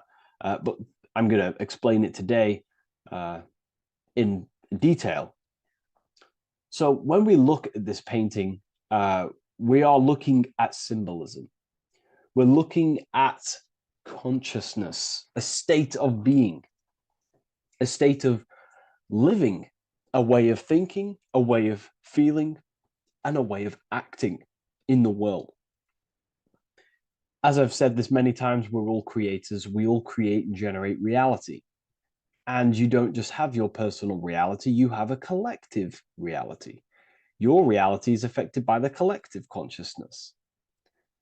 Depending on the collective consciousness's understanding of reality will also affect your life. We have a collective life and a collective experience. So Jesus in this depiction here is in a way showing us instructions to reach Christ consciousness, whether you see it yet or not. But I'm going to decode this for you. And your mind might be blown after watching this. Okay, so what is the meaning of Christ consciousness? What's the whole purpose of this? Very simple. Like I mentioned before, we have a collective experience on this world. And Christ consciousness is the natural consciousness that we all need to be functioning on to generate peace, love, and unity on the earth in this experience we call life. That's what Christ consciousness truly is. It's a state of being that we need to cultivate within our own self, within myself, others, and everyone in this life and experience, so that we can all live in peace and heaven on earth, what they like to call it, so that we can generate the best experience possible together on this thing we call earth, on this material world, this material dimension. The material dimension is simply just a physical dimension of thought. It's a physical outcome of thought, but that's a whole of a lecture. So please leave a like, leave a comment if you have any topics to talk about that you wish for me to cover, and definitely leave a subscribe if you like my content and channel. So to go deeper into this, right, we've explained what Christ consciousness is and what it actually, will do to the earth and what it will do to reality in our collective experience. And it's also representing a profound understanding of self, a deep understanding of the true nature of self, the true source of self, what the self is, pure consciousness, pure God. We are all Jesus. Jesus is you, a physical manifestation of the divine made manifested physically. A physical manifestation of consciousness, okay, of spirit descended into matter. However, Jesus is a symbol that should not be worshipped, but something that we need to cultivate, maybe look up to, and cultivate within our own mind and hearts and actions. So he is someone that we should embody into our own very own being. We need to reach a level of intellect, the mind, a level of emotional understanding, and ultimately this creates Christ consciousness. Okay, and now I know that was very, very vague what I just said, but I'm going to explain it a bit more. I don't want to give it fully away yet because you need some more information, more keys. So let's observe the top end of this painting. Jesus with this circular light emanating around his head is symbolic of the mind, of the our thinking aspects of consciousness, the way we generate thoughts, ideas. The mind is also good at also ruling communication. It also rules what we give attention to. Okay, so this is symbolizing the mind of every human being. The mind is a very powerful center of consciousness located in the head, of course. This is why Jesus is the head at the top with the circle around it, representing the mind. Now, to reach Christ consciousness, we need to purify our minds. Purification of the subconscious mind. The subconscious mind is the hidden aspect of our mind with all of our memories, belief systems, and everything we've ever experienced is stored within there. We have traumas there, we have bad belief systems that hold us back. So it's about reprogramming the subconscious and aligning the subconscious with higher consciousness, with higher understanding of self. Removing any mental blockages from the mind. Because in today's world, most people's minds, including myself before I, purified myself, and I'm still continually purifying myself. That's not to say I'm perfect, because I'm definitely not. But what I was saying was purifying the mind so we can have a powerful mind. Because like I was saying, most people's minds are not their own friend. They let their mind control them. They let their thoughts create negative influence on them, negative emotions. They let their mind destroy their confidence, destroy themselves. We do not want a mind like this. We need a mind that is our best friend, that receives powerful thoughts, that gives someone power. We do not want our mind taking away our power. Okay, so in this specific image here of Jesus, this represents a light mind, a powerful mind, enlightenment. The word enlightenment means light and ment coming from mental or mind, light in the ment. This means a powerful mind. Light is also symbolic of knowledge, information. When someone's very intelligent, you call them a bright person. It's a bright mind. It's knowledge of self. So the mind is conscious of self. That's another thing. We need to be conscious. A lot of people are not conscious, including myself before I did this, before I woke up. Most people are not conscious of their actions. They're not conscious when they're actually awake in the day. They do things unknowingly. Are we conscious of our thoughts, emotions, and actions, what we're giving attention to in our mind? Because ultimately this shapes our experience. There's a great quote, I think it's Julius Caesar or one of the Roman emperors, who says the quality of your life is dependent on the quality of your thoughts.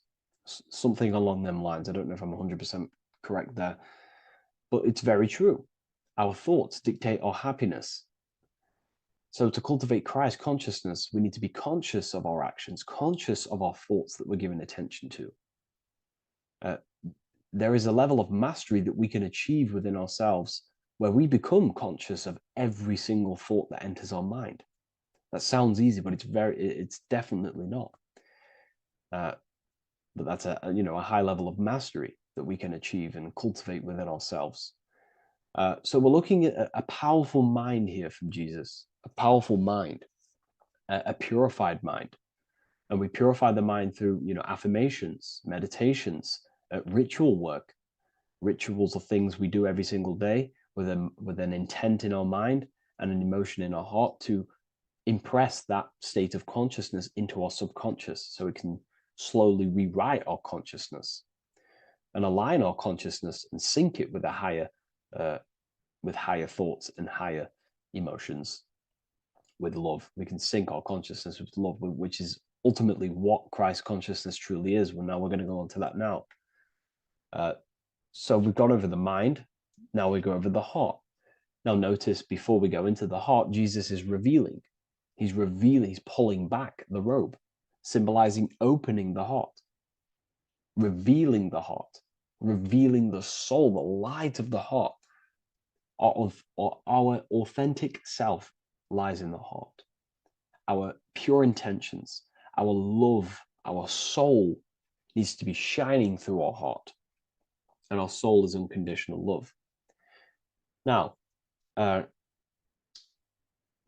that's not to say that we can get corrupted hearts. We surely can have corrupted hearts, for sure. We can love sick and twisted things, and that's evident in today's world. People love killing people. People love hurting people, manipulating people. People love power. Now, that's obviously an inversion of the natural state of consciousness for humans. When we're born with a natural state of love, of unconditional love for the self, for everyone else, for animals, insects, the earth. We love everything as a child.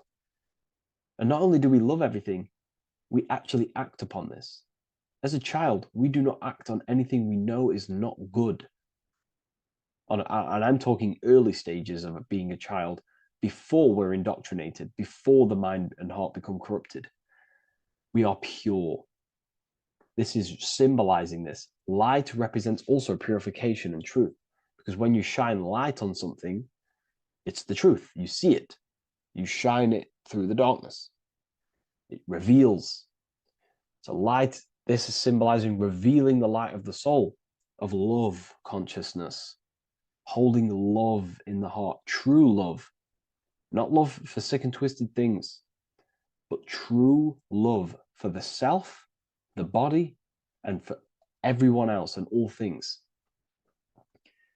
Holding love in the heart. There's a famous saying of keeping the sun in your heart. Keep the sun in your heart. It's a very famous saying. What the sun is a symbol of love. What does the sun do? It gives abundantly. All it does is give light, give energy, power, light to the earth, and everything is feeding off this source. The sun expects nothing back. It just abundantly gives. It's a symbol of love. This is the love principle of creation. Now, the heart is also governing our actions. What we think about, in our mental field of consciousness, is directly corresponded and observed in our hearts. What we think about directly corresponds with what's going on and what we feel in our hearts. Thoughts produce emotions. So if we give attention to negative thoughts, there's no wonder we're having negative emotions in our hearts. So purification of the mind is also having an effect in purification on the heart. Because when we purify our thoughts and only give attention to powerful thoughts and positive thoughts that uplift yourself and humanity, then we're going to also see this change in the heart, see this emotional change in our consciousness. So this represents the purification of a purified heart, the light emanating around the heart. Love for the self, love for one another. And you're revealing this, you're shining the heart on others. This represents, revealing your true self to everyone without suppressing aspects of self. Revealing the light, not holding back the light. Because people in darkness will look at people who are spiritual and say, oh, he's into the woo-woo stuff. It's about revealing that and not caring about others. Because when you shine a light, you're also planting seeds in other people. Now, I'm going to tie this together with the hand gesture. Now, what we're looking at here, we're looking at a hand gesture with 2 fingers up. We have the middle finger and the index finger upwards. And notice how they're crossed over. They're crossed. They're not separate. They're crossed, representing unification. Unification here. This is a unified 2 fingers. 2 represents division. Crossed over represents oneness. It's the unification of the mind and the heart. A lot of people talk about this, but not many people go into detail about it because, you know, for many reasons. But this is the unification of thought with emotion. This is how we truly reach Christ consciousness. And ultimately, when we do gain the love in our hearts and we do slow, you know, it's a gradual process of cultivating love for the self and everyone else in the world, because we're so programmed to be divided, but it's a slow progress. But when we do cultivate love in our hearts for the self and one another, love is a very, very nurturing and growing force. Like I said, the sun earlier, that is pure love energy. It makes everything grow on the earth. While love in your heart grows connections with people. It grows care. You go out your way to do things to people and do give people things. You know, it's a very nurturing and growing energetic force. And me personally, I think the whole universe is built upon love. The whole thing. Without love, you know, without the love, there is nothing. Nothing is, you know, love is the only true emotion that truly exists. Everything else is either an opposition of love or a different degree and branch of love. Love is the only true emotion, and everything is built upon that principle. Okay, love is what guides us to a higher consciousness. When we cultivate love in our hearts, we become a vessel for light, more energy, more vibration. Our electromagnetic field expands, or biofield, when we hold love in our hearts. It's a very powerful force. And when we do cultivate a strong spiritual compass within our heart, because that's what our heart truly is, it's a spiritual compass. It tells us, well, it doesn't tell us, it knows what is right at all times. If you think something, your heart tells you whether that is right or that is wrong, whether you should act upon it or whether you should not. The heart knows what's good and evil. No one told you this as a child. As a child, you already knew this. You came into the world, you knew what was right and wrong. You knew it was wrong to hurt people. So this unification that he's doing with his hand symbolizes thinking with the love of the heart. Represents thinking with love of the heart. Thinking with love of the heart for the self and the collective.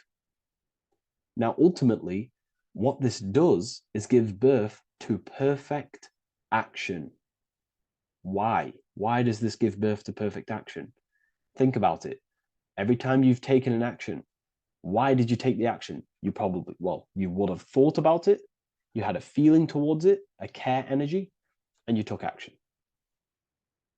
Why do we go to work? We care about paying the bills and staying in our house. We go to work to earn money. We think, we care, we act. Everything you see in front of your reality, on the screen that you're seeing right now, you called your eyes. Everything is in front of you because you care. It's the heart energy that leads the body. Okay? And that's even present in the body. Have a look at the body. We have the head, thought, then emotion, then our feet is at the bottom, and our feet take action. Thought, emotion, action. Thought, emotion, action. So even the body is basically a blueprint of how creation is manifested. So we receive thoughts from the divine planes, from the higher planes of consciousness. We receive them. That's another thing that I missed. If we purify our minds, we're basically attuning our mind to a higher part of the mental plane, and we will receive higher thoughts. We will receive thoughts that are more genius, what we like to call today, or better quality thoughts. We receive good ideas when we attune our mind to a higher consciousness. Okay, so we are like a radio. We receive thoughts based on what our mind is set to. That's why we call it a mindset. So, like I was saying, we receive thoughts through the head, we feel the emotion, then our feet take action. Thought, emotion, action. So the body's a blueprint of creation. It's beautiful when you really notice this. So this unification is about thinking with the love of the heart, which gives birth to perfect action in the world. And this is the state that we need to cultivate within myself and everyone in the world so we can give birth to heaven on earth through action. Because ultimately the world is molded through action, physical action. And them actions are molded from thoughts and emotions. Now,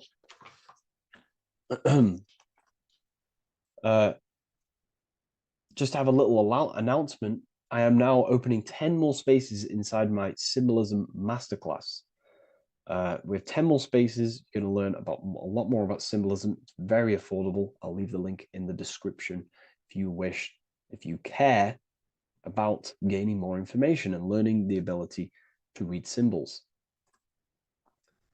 So, what is the inversion of this? What is the inversion of this consciousness? Well, that's what we call satanic consciousness. Satanism. Satanism on its true level is the opposite, the opposing the natural state of consciousness that we are born into. It's about thinking with no emotion, thinking and acting. This is what the Skull and Bones represents here. So the Skull and Bones Secret Society, this is their main logo.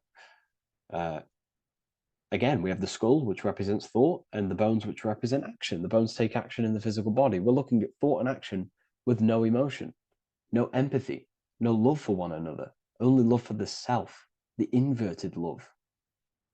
Okay? We're looking at gray. Gray is a symbol of dullness, death.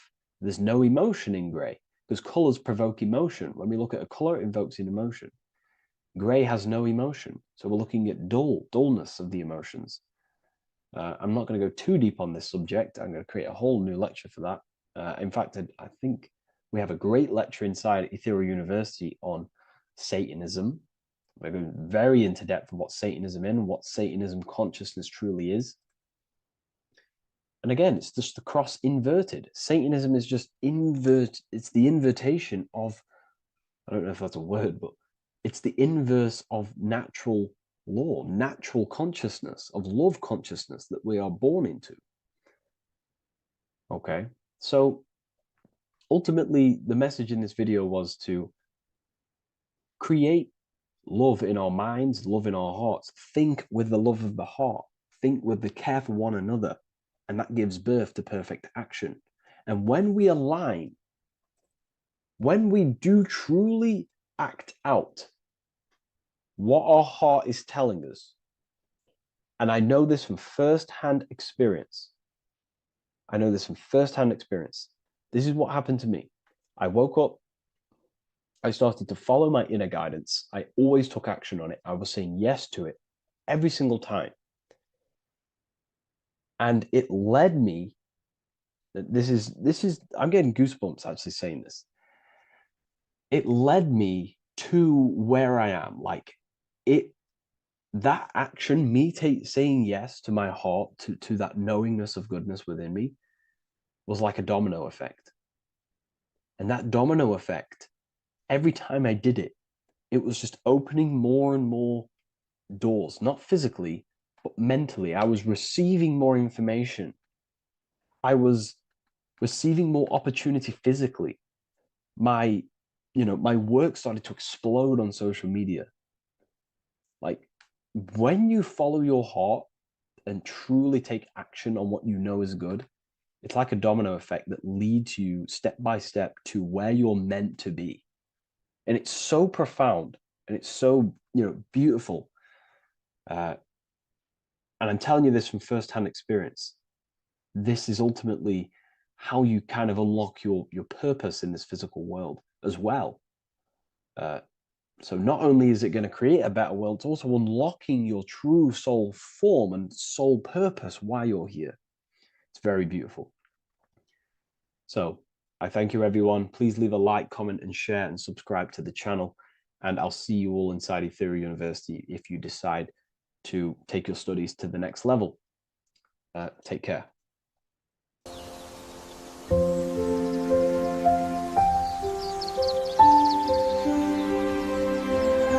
bookofwisdom.com. Visit today.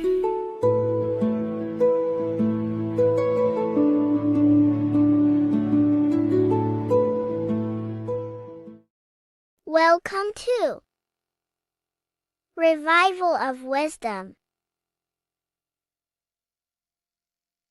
Today we're going to be breaking down Saturn worship and how the occult are linked in with Saturn.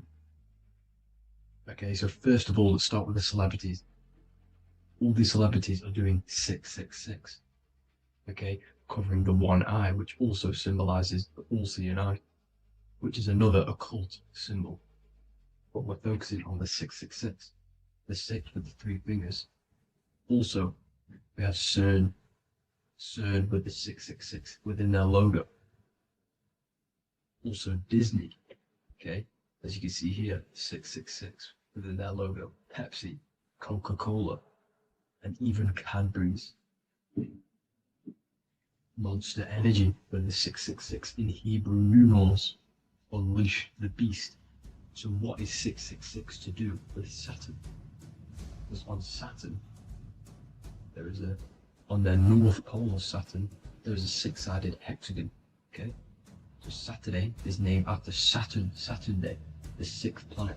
It is also the 6th day of the week and has a 6-sided polygon on its north pole, 666.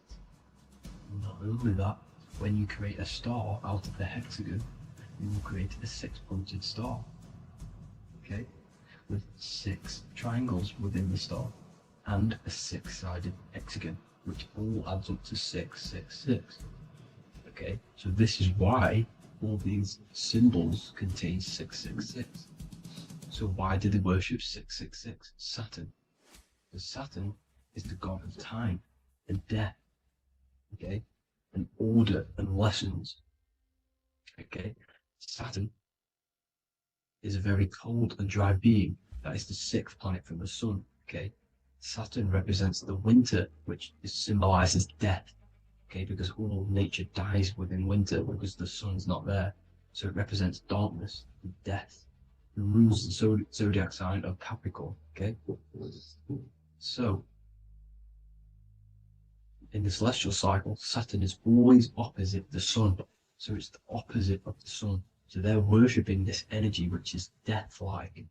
Okay, this god which is death and does not bring life. Okay, also is the god of time.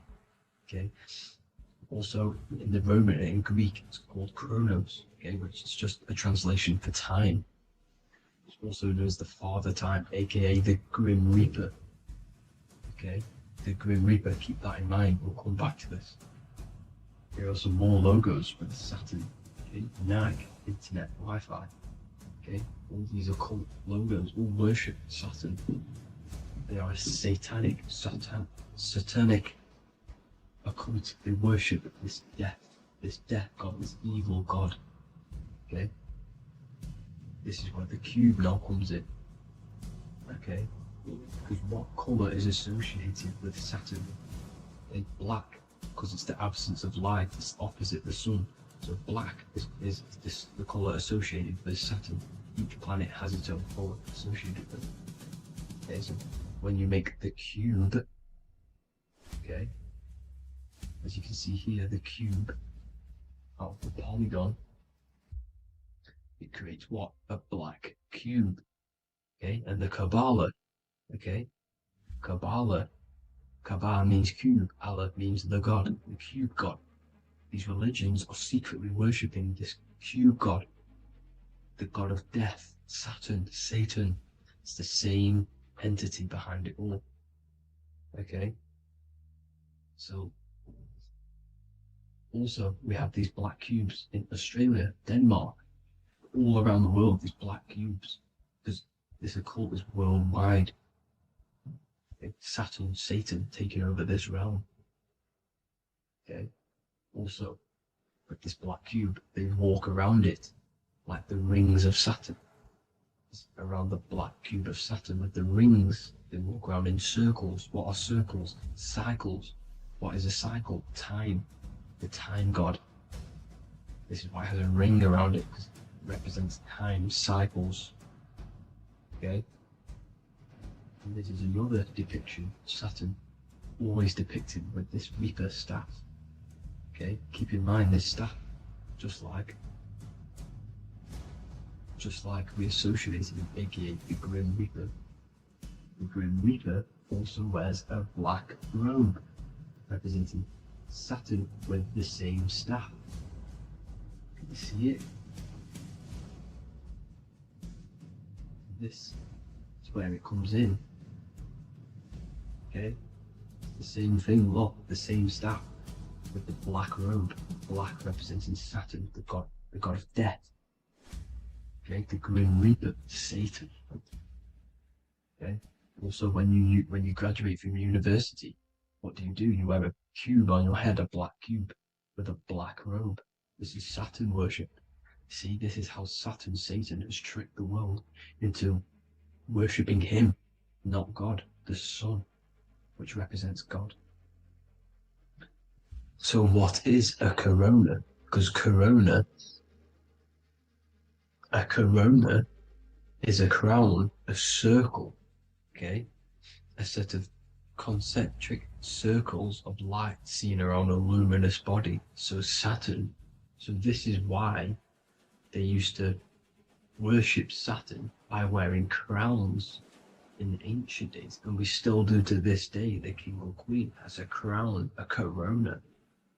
Also, corona, the drink. Corona adds up to 666, just like Saturn is 666. But like you see in the corona, you see the staff. You see this staff, just like the staff of Saturn, the Saturn god, like the Grim Reaper, with the black robe and the staff, just like the Saturn god. What is the Grim Reaper? It's a killer. It represents death, just like Saturn, the god of death and time. So all these occults and secret societies all worship the 666 god, which is Saturn, Satan. All of our energy is being put into Saturn. Okay, and Saturn, Satan, is harnessing all of this energy. So gradually, this is what the mark of the beast is. Like it says in the Bible, the mark of the beast, or the name of the beast. Here is wisdom, let him know that he hath understand and count the number of the beast, for it is 6. It is the number 6 of a man, and is 600, 666, 666. So this is what the mark of the beast is. They are going to eventually put green chips, just like Neuralink, which is what Elon Musk is pushing. Okay, so this chip is the mark of the beast, and it's going to be implanted to our hands or brains. Okay, and they will manipulate our consciousness, and it will manipulate our DNA, and it will directly connect us to AI, and AI is linked in with Saturn, Satan, as the demons and the people who rule this world are in love with AI. They want to connect humans to AI. And this will control our consciousness completely and give all of our energy back to Saturn, Satan, this deity that they all worship. Just like when you get married, you wear a wedding ring, the rings of Saturn, over the finger, which represents the sun. So you're basically seeing Saturn over the sun. The sun is the son of God. It represents the sun, represents God. So you're putting Saturn over the sun. So thank you guys all for tuning in. I'm going to leave you guys here. Please leave a like, comment some topics that you want me to talk about. And please subscribe for more amazing content. God bless.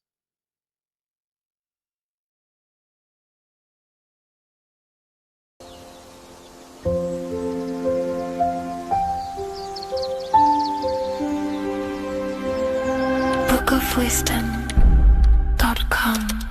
Visit today.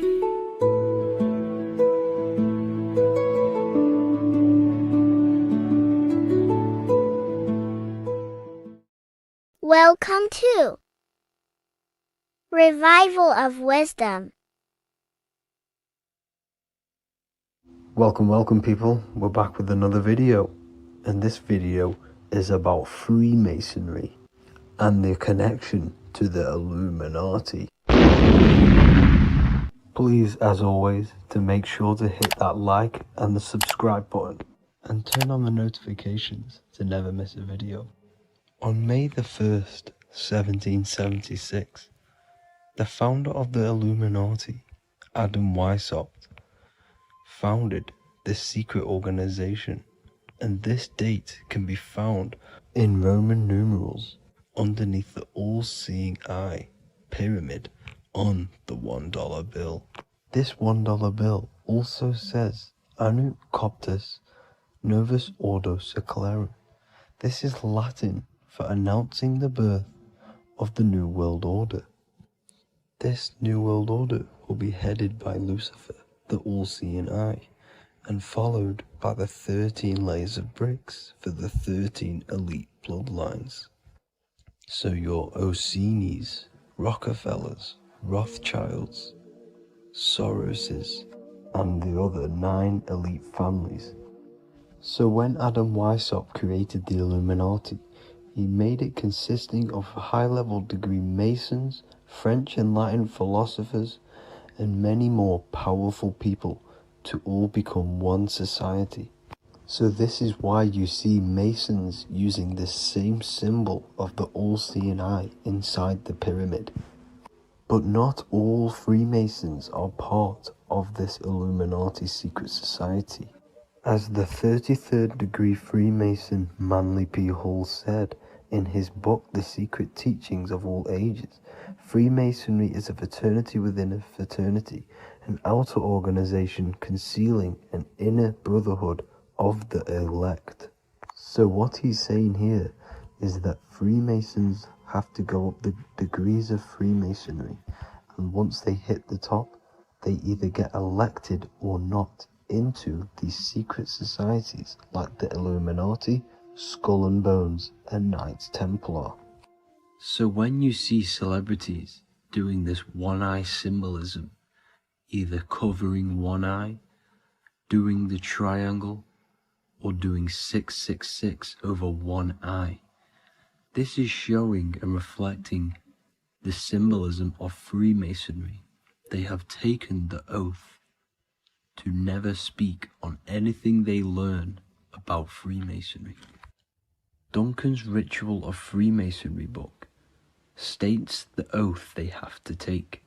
Quote, I ... of my own free will and accord, that I will hail, ever conceal, and never reveal any of the secrets, arts, points of Master Mason's degree to any person whomsoever. All this most solemnly, sincerely promise and swear. Now, this is what happens when they break the oath, stated in this book, quote, myself severed in two, my bowels taken from thence, and burnt to ashes. So this states that Freemasonry comes first, before any law of the land. It has the right to kill you if you break your oath. This is the hand gesture they have to do every time they enter the ritual room inside the Masonic lodge. This is the cutthroat symbol, showing you and reminding you of the oath and what will happen if you break it. Now in this book, Richardson's Monitor of Freemasonry, It states, if you break your oath, binding myself under no less penalty than to have my throat cut across, my tongue torn out by the roots, and my body buried in the rough sands of the sea. If they do not decide to kill you, this book states this by pointing him out to the world as an unworthy vagabond, by opposing his interest, by dearranging his business. In other words, they have the power to frame you and destroy your reputation to the world and destroy your business if you break this oath. So yes, they do kill to keep this truth hidden, because this truth of this reality is what keeps them in power. They have the ability to manipulate people because people do not know what manipulates them. This is why they call themselves the government. They govern the ment, which is the mentality, because the mind is the root cause of reality. They control what you perceive to control what you manifest. By knowing the truth, you are set free, and you no longer need no controller above you. So this is why they are willing to kill and do whatever it takes to keep the truth concealed within these high-level degrees of masonry and these secret societies. However, going back to Manly P. Hall's book, it states, part of the symbols are displayed here to the initiate, but he is intentionally misled by false interpretations. So this is saying even Freemasons are intentionally misled and told lies to conceal the truth, to make sure the truth is hidden in the high degrees of masonry. So that's it for this video, guys. Thank you all for tapping in. Please leave a like and a subscribe. God bless.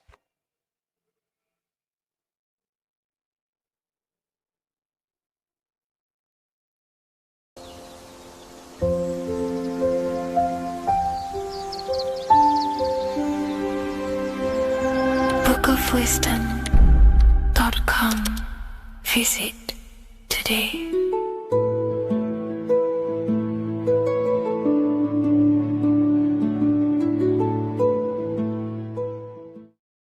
Watching pornography makes you see people as objects. It does a lot of psychological damage to the human mind. And if you truly want to progress in life, your spiritual journey, mastery, whatever it is, mastering your sexual urges is essential to become powerful, successful, and become the best version of yourself. And there are some occult practices that I used to help master this urge. They're not really techniques, they're more mindsets, which will definitely help you overcome your urges. So if you want to quit pornography today, this is the way forward that I used to create this version of myself. Before we go into the tactics, we must understand that whatever we do in darkness comes into light some way or another. If you watch pornography, you know you have a problem, you keep this to yourself. We all naturally do. These things are private, and what we do in our private time molds our subconscious mind, and we keep it away from people. But whatever we do in darkness always comes to light. If you're doing things you don't want others to see, such as watching pornography, it will come out through a subconscious force. It will come out in your eye contact. You won't really be able to make eye contact with the person you're attracted to. It comes out in your energy, your aura, your presence, your confidence. All of this plays a role in molding your consciousness. And especially women can pick this up so easily. Females are more subconscious, males are more conscious.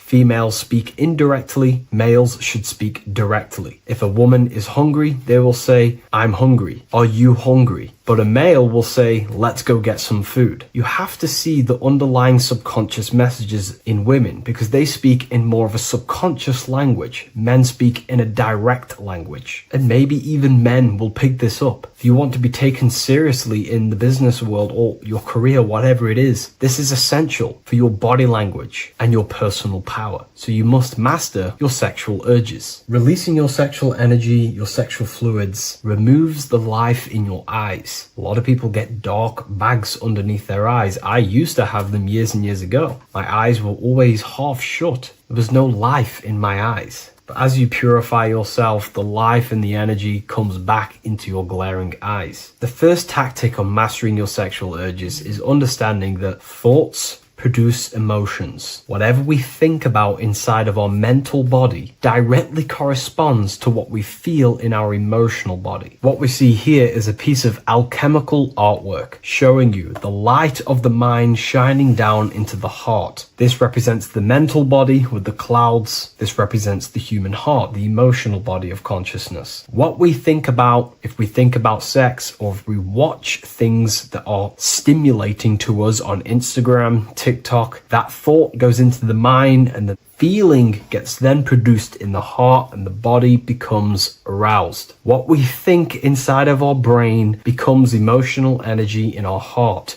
As above, so below. And what becomes in our heart is what we take action on. We take action on emotion. Human action, human behavior pretty much comes down to what we feel. We only act on what we care about or what we love. If you love that feeling of watching pornography, that is the reason why you're taking the action. So keeping this in mind at all times is very important in your journey of self-mastery. What you think is what you feel, and what you feel is what you act upon. Remove stimulations that can possibly produce that thought of watching pornography. Unfollow the people. Purify your environment so these thoughts do not enter your mind. And if you do become stimulated, remember, thoughts produce emotions. Change your thoughts. Think about something else instantly. The more you think about it, the more you feel, and the easier it is to take action upon it. And the second tactic that I say to myself is that it's all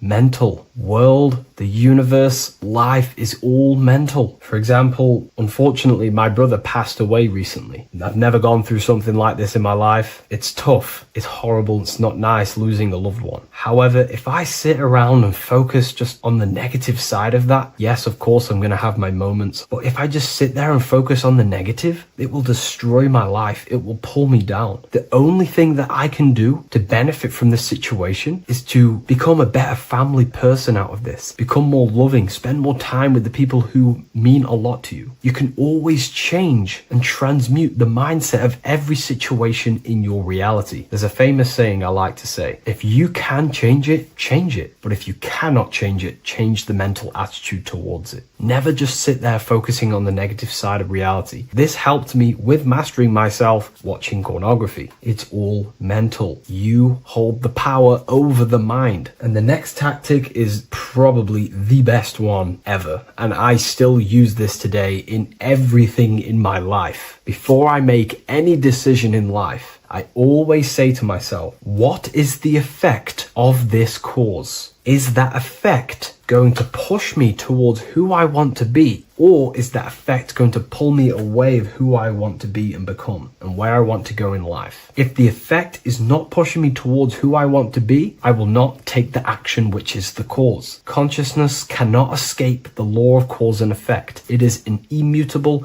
inchangeable law that is governing your consciousness and your mind. You have to keep this law in mind because it is the law that is creating and crystallizing your reality. Any decision you make, what is the effect of this cause? The law of cause and effect is a force that you cannot escape. So you have to work with this law and become conscious of the law. So before you do take the action, what is the effect? Is watching pornography going to push me towards who I want to be and where I want to go? If it's not, do not take the action. That's where willpower comes in. You can do little exercises for willpower, meditation for 30 minutes of not thinking. You can do rituals that strengthen the connection to your mind with your willpower. At the end of the day, the willpower is the most essential force in the consciousness. Another thing is remove any music that talks about it. Even the words will be producing thoughts in your mind. What you feed your consciousness is ultimately what you project back outwards. Don't listen to the rap music. Don't listen to any music that talks about it. Try and remove this from your environment. These tips that I've given you don't just work in quitting pornography. These work in every aspect of your life, and they will dramatically change your life if you become conscious of them and actively use your mind. Don't fall under the spell of becoming being unconscious. Never act unconsciously. Never think unconsciously. Never feel unconsciously. Stay on top of your mind. Be the observing eye in your mind. Never fall unconscious. Of course, we all need to sleep, but I mean in the waking times. And this is why learning about yourself or consciousness is essential for every aspect of life. Business, your career, money, whatever it is. Whatever you're doing in your life comes down to understanding human consciousness. And that's why I wrote these books, so you understand yourself, so you gain your understanding of the functions of your own mind, body, emotions, and how you are creating reality. That's why I wrote the book of symbolism, because symbols are not just symbols. These symbols represent forces and aspects of the human psyche themselves, and they are veils, they are keys that help you remember and become conscious of what has fallen unconscious in your mind. We're simply just becoming conscious of what we are unconscious of, and becoming conscious of them and using these powers. You want to take your life to the next level? Feel free to get the book of symbolism. I'll leave a link in the description. Take care, everyone.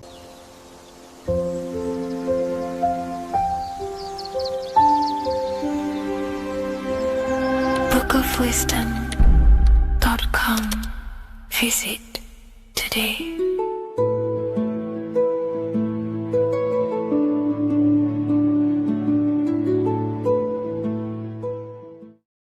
Hey people, how are you all doing? It's Revival of Wisdom, and today we're going to be talking about your birth certificates and how we are slaves to a system and how they have trapped us into this system.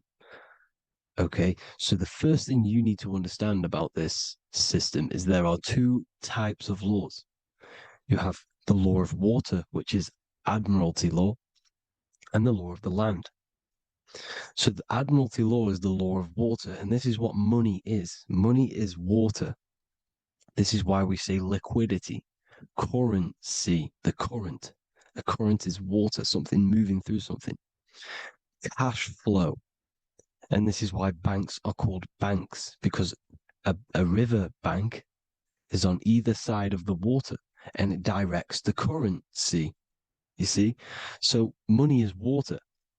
And as you can see here, Ripple, the cryptocurrency, Ripple, water Ripple, and they're building a bridge over water, overseas, international banking with cryptocurrency. So money is water, and this has specific laws about water, but water is the same everywhere, you see. What the difference is with the law of the land is that you can have different laws in different lands. I can't do certain things in the UK that people can do in America, for example. You see, that's the law of the land, but the law of water is the same because water is everywhere.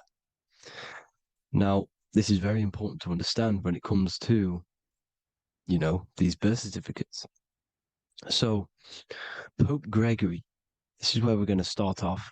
Pope Gregory in 1582 took the Orthodox Eastern sunrise calendar and changed it to his own Gregorian timeline, not a calendar, a timeline. This timeline was copyrighted by Pope Gregory under the name of the Vatican. So the Vatican owns the timeline that we are using today, 2023. They own it. They own the title of this Gregorian calendar. Okay. Therefore, anyone who is born under this copyrighted timeline, not calendar, they are subjected to Rome because Rome owns the timeline. They have a patent, a copyright for that timeline. What is on our birth certificates? That timeline. We are born underneath, we are subjected to the Vatican. This is why all birth certificates go to the Vatican. They own every single birth certificate. Okay? So when we use this timeline, we are subjecting ourselves to this timeline. Okay? Which the Vatican has a claim over. This calendar or timeline is set to sunset, not the sunrise, which is associated with death, darkness, and the moon, lunatics. You see, so this is a sunset calendar timeline. Okay, this is now, they've changed a couple things, right? They say that the new year is January the 1st.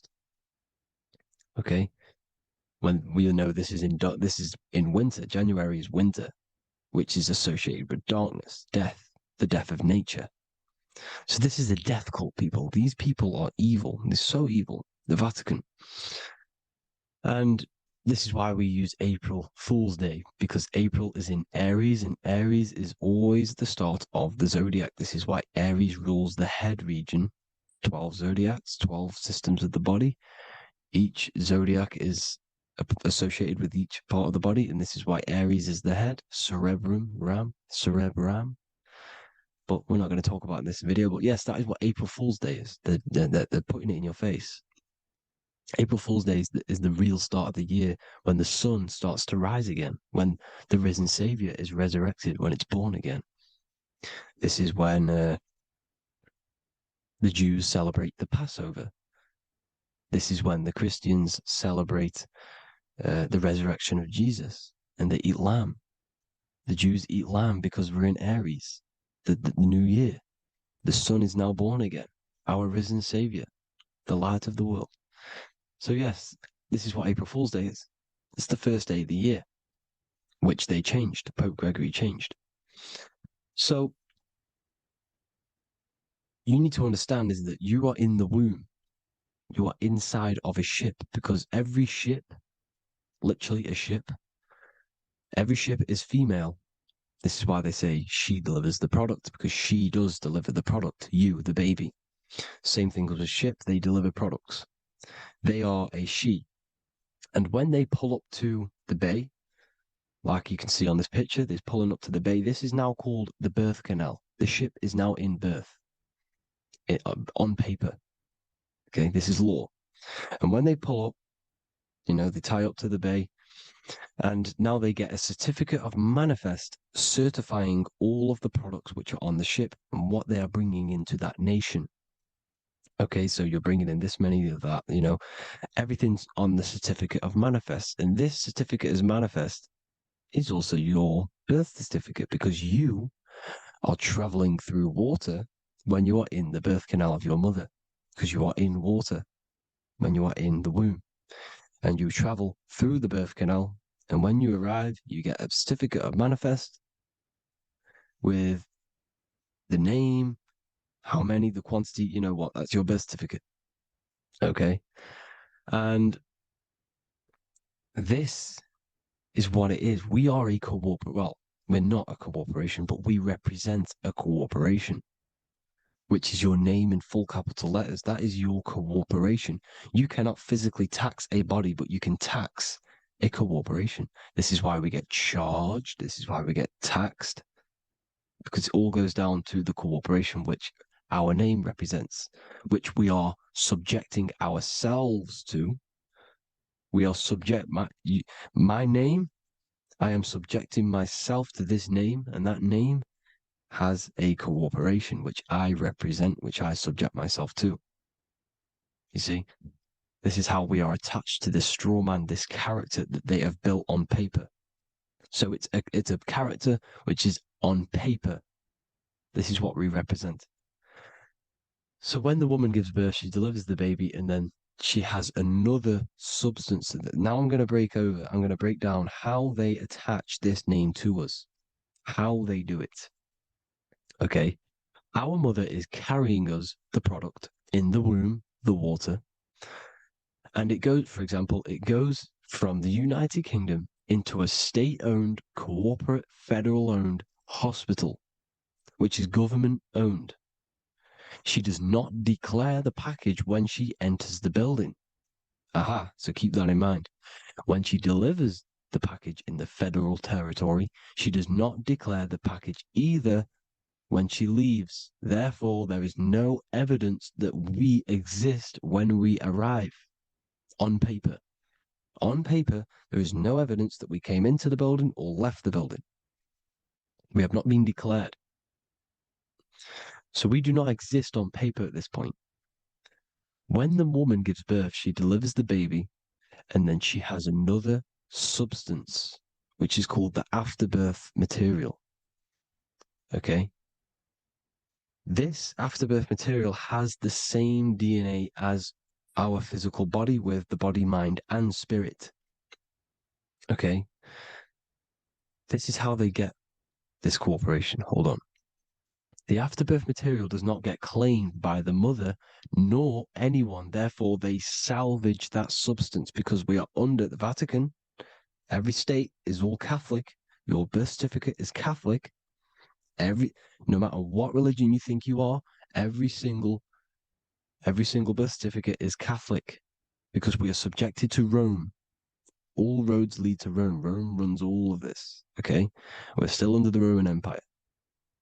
Okay, so Rome are Catholic and they believe in salvation. This is how religion comes into this. This is how they use religion to get this. So they salvage the afterbirth material and they claim it and they salvage it and give it and charge it to Rome. And they give it a name. Here's the legal term, born alive. Here's what it says. Each product of such birth is considered live born and fully recognized as a human person. So each product of such birth, so that could be anything, the afterbirth, the person who actually comes out, the baby. So your afterbirth, which we do not take with us, we take the baby with us, they keep that in the hospital, they collect the afterbirth, and they salvage it, and they give it the name, which, it is us. We are a representative to that afterbirth material, which they put the name on, they claimed, which is subject to Rome. So we are walking around our whole lives as a representative to that claimed salvaged afterbirth material, which the federal state have. Okay. We are under the Catholic Church, Vatican. Therefore, the afterbirth material is a child of God. See, on paper, therefore, they believe in salvation and salvage the afterbirth material. This material has no mother or father. The state pick it up. It becomes a war to the courts and gets charged to the state. So we are a representative to that character they salvaged because it is the exact same DNA as you. Subject is the name or the title, and the matter is the physical aspect left behind in the hospital, which represents us. You see? So now we're moving on to Unum Sanctum. Unum Sanctum was in 1302, a very, very important year. Very important year. Unum Sanctum says this is basically how they claim everyone in the world. So the Vatican had all this power, all this gold, all these people under them. They need to get a claim for them so then they can rule over them and make them slaves. So what they did, they created Unum Sanctum. Pope Boniface VIII did this. And it says, the spiritual man judges of all things and he himself is judged by no man. The spiritual man, keep that in mind, unless he invent like Manichaeus, two beginnings, which is false and judged by heretical, since according to the testimony of Moses, it is not in the beginnings, but in the beginning that God created heaven and earth. Furthermore, we declare, we proclaim, we define that it is absolutely necessary for salvation that every human creature to be subjected to the Roman pontiff. So they are claiming us in Unum Sanctum, and it's in the vaults in the Vatican. They will put a spell on it because they are sorcerers, they are magicians. They put a spell on it, they lock it up, and whatever goes on that piece of paper goes. And this Unum Sanctum is claiming all of us. So what does it say in the beginning? The spiritual man judges of all things, and he himself is judged by no man. The spiritual man, the man with the body, mind, and soul, the first baby that comes out the birth canal. That's you, your body, mind, and soul. You have the Christ, which is I am, which is grace. Grace means here now, in the present. You have the Christ, which means I am. Therefore, you have a soul. If you can say I am, you have the Christ. You have a soul. But a creature can be anything with no soul. You see, so no man can judge the man with the soul. However, as it says in the second part, we proclaim, we define that it's absolutely necessary for salvation that every human creature to be subject to the Roman pontiff. So they are subjecting the afterbirth, not the man with the body, mind, and soul, but the afterbirth to the Roman pontiff, to the Roman Catholic Church. We are the ones who are claiming to be the afterbirth material, which is our birth certificate, which is our representative. We represent that because it is our DNA. This is how we are stuck. We are stuck because we represent this DNA, which is on paper, recorded. You see? So we, being untaught, uneducated in these subjects, we are subjecting ourselves to this system, to this slavery, because we just want to live. We just want to live happily, just peaceful. Think about it. Where's all this coming from? Where's all this war, all this killing, deaths coming from? We just want to live. It's coming from the Catholic Church, these evil death cult, which has subjected us, which has used us as slaves, and we are still slaves, and it's just going to get worse and worse and worse. So this is how we have subjected ourselves to be the slaves to this system. It's a lot to take in, and there's a lot more deeper stuff which goes into this. I'm just going over the surface. I'm going quite deep, but there is little details that I still need to learn myself. But this is the general how that we've been stuck to this slave system. So we are batteries, okay? This is why we get charged. When you go in a court, you get charged, okay? Because you're a biological battery. This is why cities look like motherboards, because we are feeding energy to this matrix.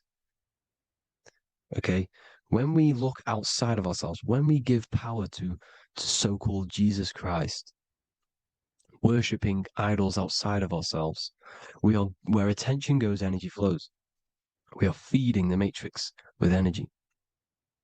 By looking within, placing your attention within yourself, you are taking back your power. Because the I am is Christ. The you, the soul, is Christ. It's God. The awareness is God. Okay? However, we are subjecting ourselves to this system. We're subjecting ourselves to this system, and the feeding of our energy. So what we need to look for the future is that, think about it, with the end goal is to change our DNA, is to literally make us robots, transhumanism, slaves. This is why we have smart cars, smartphones, smart watches, smart meters, smart cities. And all of this is going to be connected by the smart grid, which is 5G. This is why 5G is rolling out.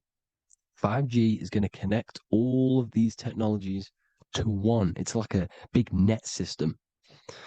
And you know why they're doing this? It's because all of this is going to be connected through AI, through this 5G, and that 5G is going to be controlled by the elites. So you say anything wrong, you do something wrong, you say the wrong thing online, they'll turn off your car, they'll turn off your phone, they'll turn off your smartwatch, they'll turn off your TV, because it's all going to be connected and controlled by the smart grid. And this is what the Great Reset is, people.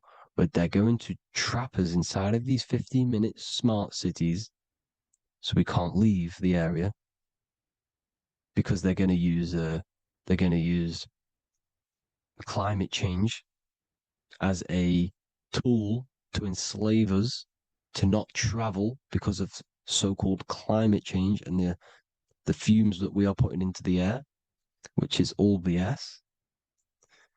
They're doing this to push these new cities, to push all of the... Listen, they're trying to get inside of your body. The only way they can do that is to get you addicted and using this technology. First, they got on the body with the smartphone. Well, first of all, we use the technology. We get used to it with it in our hand. The next step for them was to get on the body, which is the Apple Watch, as you see down here. They have now successfully got onto the body. The next thing is to get inside of the body. This is the brain chip. You see how they've slowly lured their way in, slowly got you addicted to this technology, got you dependent on this technology. And what they're going to do is that they're going to mold society to be dependent on the brain chip. So in order, for example, if you want to go and pay for food, you're going to have to get a chip to pay for the food because it's all going to be digital money. And that digital money will be connected to the chip and you'll need the chip to pay for things. You see? So this is how they're slowly transhumanizing us. These phones, these apps, these things which are all we are all using was created by Freemasons. Mason means traveler because they travel the depths of the mind.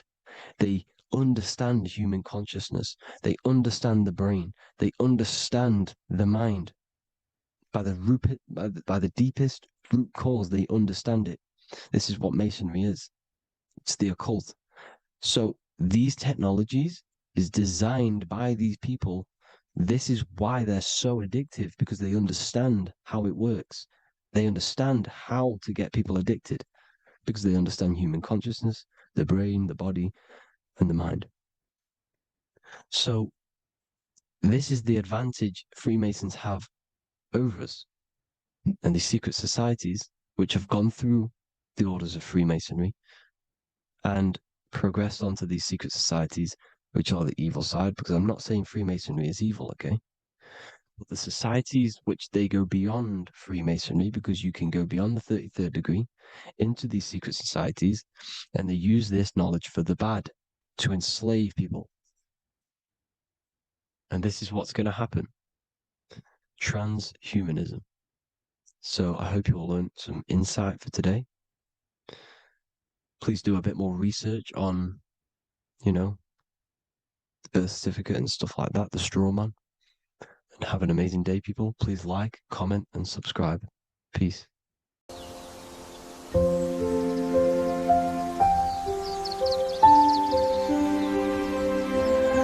bookofwisdom.com. Visit today.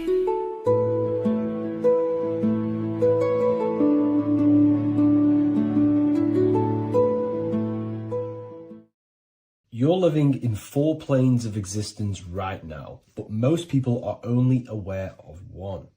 And that's why they feel lost, disconnected, and stuck in cycles they can't explain.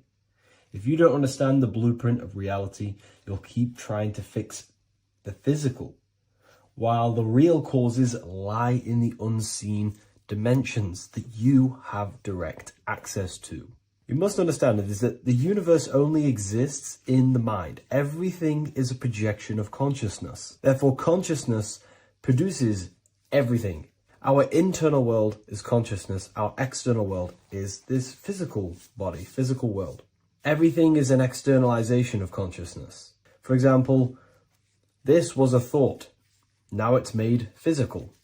But before this was invented, it was existing in someone's mind, in consciousness, invisible. Then it was made manifest, made physical. So everything in this physical plane is the effect. The cause is consciousness, mind, the mental plane. So now I'm going to explain these different dimensions of consciousness. You don't just exist in this physical plane.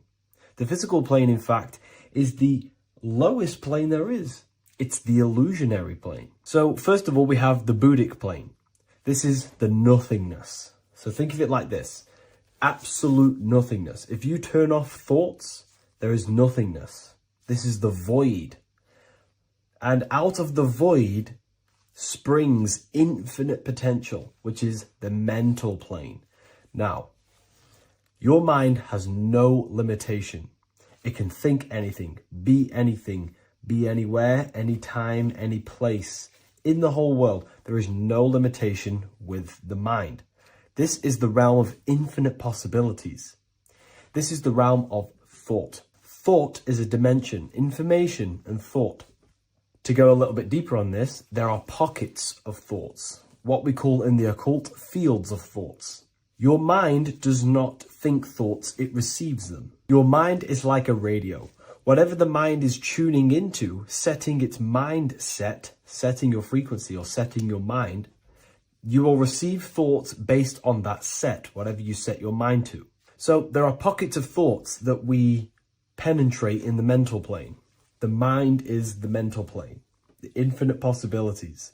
This is the spark of creation. This is where all things begin to manifest as an idea in the mind as a thought. So if you want to gain certain information, you need to meditate or do thought exercises where you are penetrating that dimension of thought, that pocket of thought. For example, if you want to find a way on how to make financial wealth, you would use your mind, set your mind on wealth and money and think, close your eyes and think about that specific topic and see where your mind takes you. And you will expand your mind into different pockets of thought and gain information.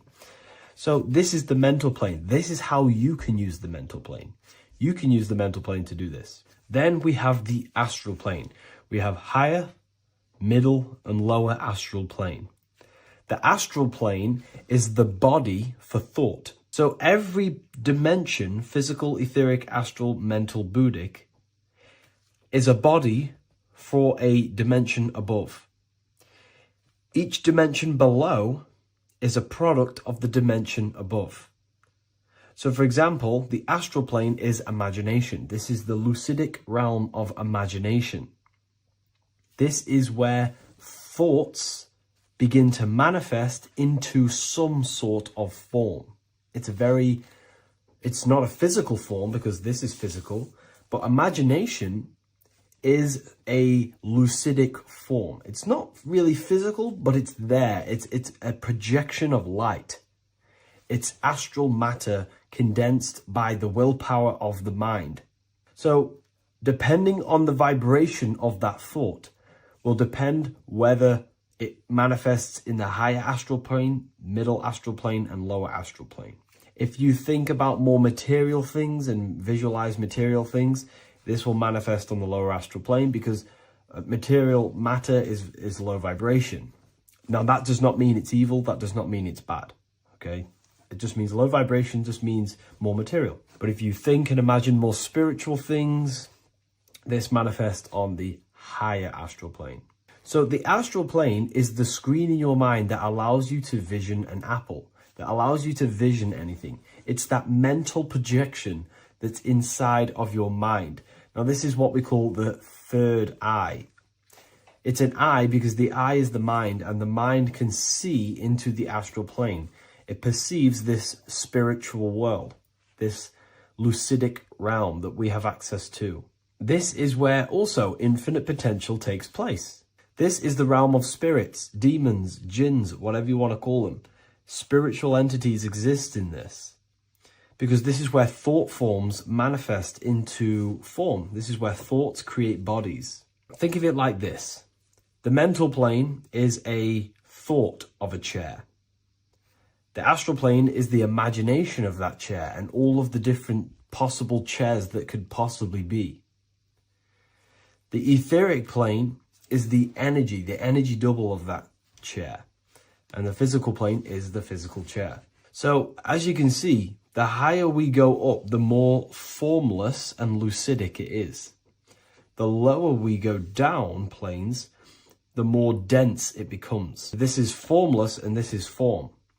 Everything manifests through this process This highlighter is down here in the physical plane, but the idea began in the mental plane. Everything begins in consciousness before it creates a physical body. It goes through this process. Therefore, if you want to start to mold and create your own reality and create things in your world, you can use these planes to your advantage. You can use your mind to do mental thinking exercises by closing your eyes and expanding your mind into a different pocket of thought to gain wisdom, gain information, gain downloads. The way you do that is simply get into a meditative state, close your eyes, pick a topic that you want to think about, and see where your mind takes you, but always remain centered on that topic. And you can do this for maybe an hour or two or half an hour, and your mind will take you places where you will unlock information. You can even use this to make decisions in your life. Think of the topic and see where your mind takes you. You'll gain information. This is how you use the mental plane for ideas. The astral plane is imagination. You have to reconnect with your imagination very vividly. Your imagination, your consciousness is infinite. It's not a three-dimensional plane. It's an infinite plane. You can think and make form anything in your consciousness, in your imagination. You can think anything and you can imagine anything in the most vast details. You just have to reconnect with your imagination. I have a free book on my website. I'll leave the link in the description. It's an ebook. It's called Activating the Inner Eye. This is going to help you reconnect with your imagination. It's a practical guide on how to imagine. So once you know how to use the mental plane and astral plane, thought and imagination, you pretty much need to use the physical plane to take physical action with this physical body that you have and start to manifest these desires you have in the higher planes. Now, it's very important that we master the mind, because the mind is the very fabric of reality. We become what we think about. Your life is a product of every thought you thought in the past. It is the mind that directs the flow of consciousness. And wherever this consciousness is flowing is what you will create in your life. Consciousness is the most potent force in the universe, and the mind is pretty much the universe in a microcosm form. It is infinite potential, and your mind will continue to expand into new realms of thought forever and ever and ever. You are eternal. You are not this physical body down here. You are consciousness, literally dreaming that you are in this physical body. So everything begins with the mind. We need to be conscious of the thoughts that enter our mental field of consciousness. There is a level of self-awareness that you can reach where you can become conscious of pretty much every single thought that enters your mental field. Now, we have over 7,000 thoughts a day. You can gain such mastery over your mind where you can become conscious of every thought you think. And that is when you gain superior power. Because when the mind is fully under control of self, you can direct the mind's potent force into a specific goal. Most people's minds are dualistic. They want something, but their mind is thinking something else. They have limiting belief systems. They have the little voice that comes in and says, you can't do this, you're a failure. That is a fractaled mind. The mind needs to be singular. It needs to be on your team and not an enemy. Do not let your own mind take away your power. Your mind should be on your team, giving you power, giving you the best possible thoughts and the best possible beliefs. When the mind is in this condition and on your team and not taking away your power through the destructive thoughts, it becomes a potent, powerful force used for manifestation to create anything. And the way we get the mind on your team is through constant meditation to learn how to control the mind and turn it on and off. Subconscious reprogramming through visualization, affirmations, cultivating emotions associated with your goal. All these three ways we can reprogram the mind slowly over time so that it becomes powerful and becomes on your team and doesn't give you negative contradicting thoughts. When the mind is fully aligned on one thing, it can create massive empires and things in your physical reality. So I hope this video helps, and I'll see you in the next one.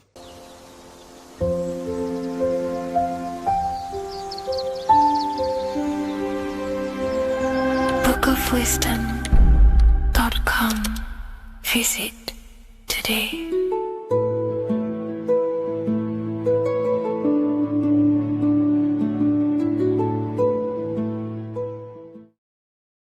How are we all doing today, people? It's Revival of Wisdom, and today we're going to get real deep. This video is going to get real deep. A lot of people are not going to be ready for this sort of knowledge. Okay, you really have to do is to really deprogram the mind, because everything we've been taught is a complete lie, is to keep us trapped. Okay, this is really advanced knowledge. Now, let's get straight into this. All of the ancients depicted other worlds, and they called this place Midgard. Midgard is the mid garden, the middle garden. This is why the Masonic symbolism on the floor is always a black and white checkered board, symbolizing the polarity here, the good and bad, because we're in the middle garden, the heart. Earth rearranged spells heart, because we're in the heart of this system, or whatever it is, a super quantum computer, whatever you want to call it, simulation. Now, in the Quran, it talks about the 7 layers of heaven. All of these ancient artworks are depicting these different layers of reality. Okay, and look at the Egyptians here with the boat outside of the firmament. Boats travel on water, and this is exactly what the Masons are doing. So they're still using the same symbols. Why? Because it's the same knowledge, just hidden.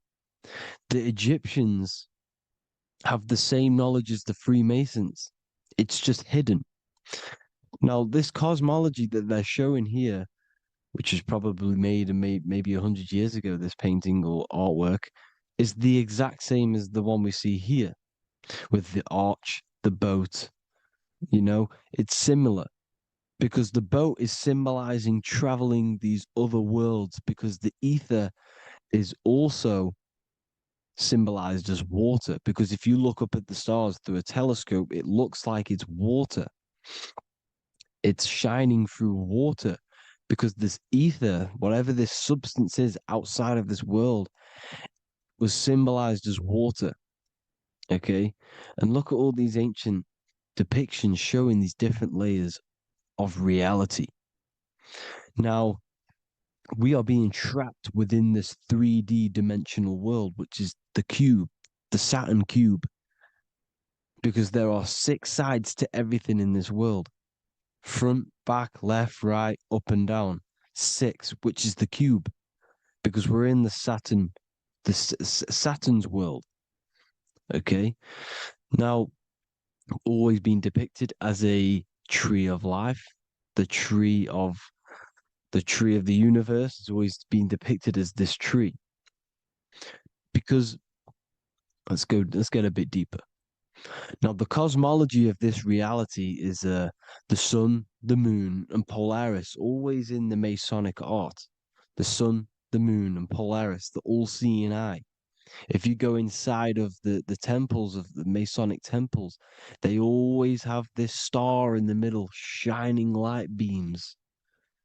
Okay? Look here. The light beams coming from the big star in the middle, which is Polaris.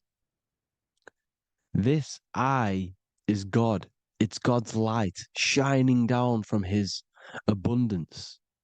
Now, when you astral travel, you will see this big ball of light above you, and this big ball of light is God. But you cannot travel towards it until you are pure.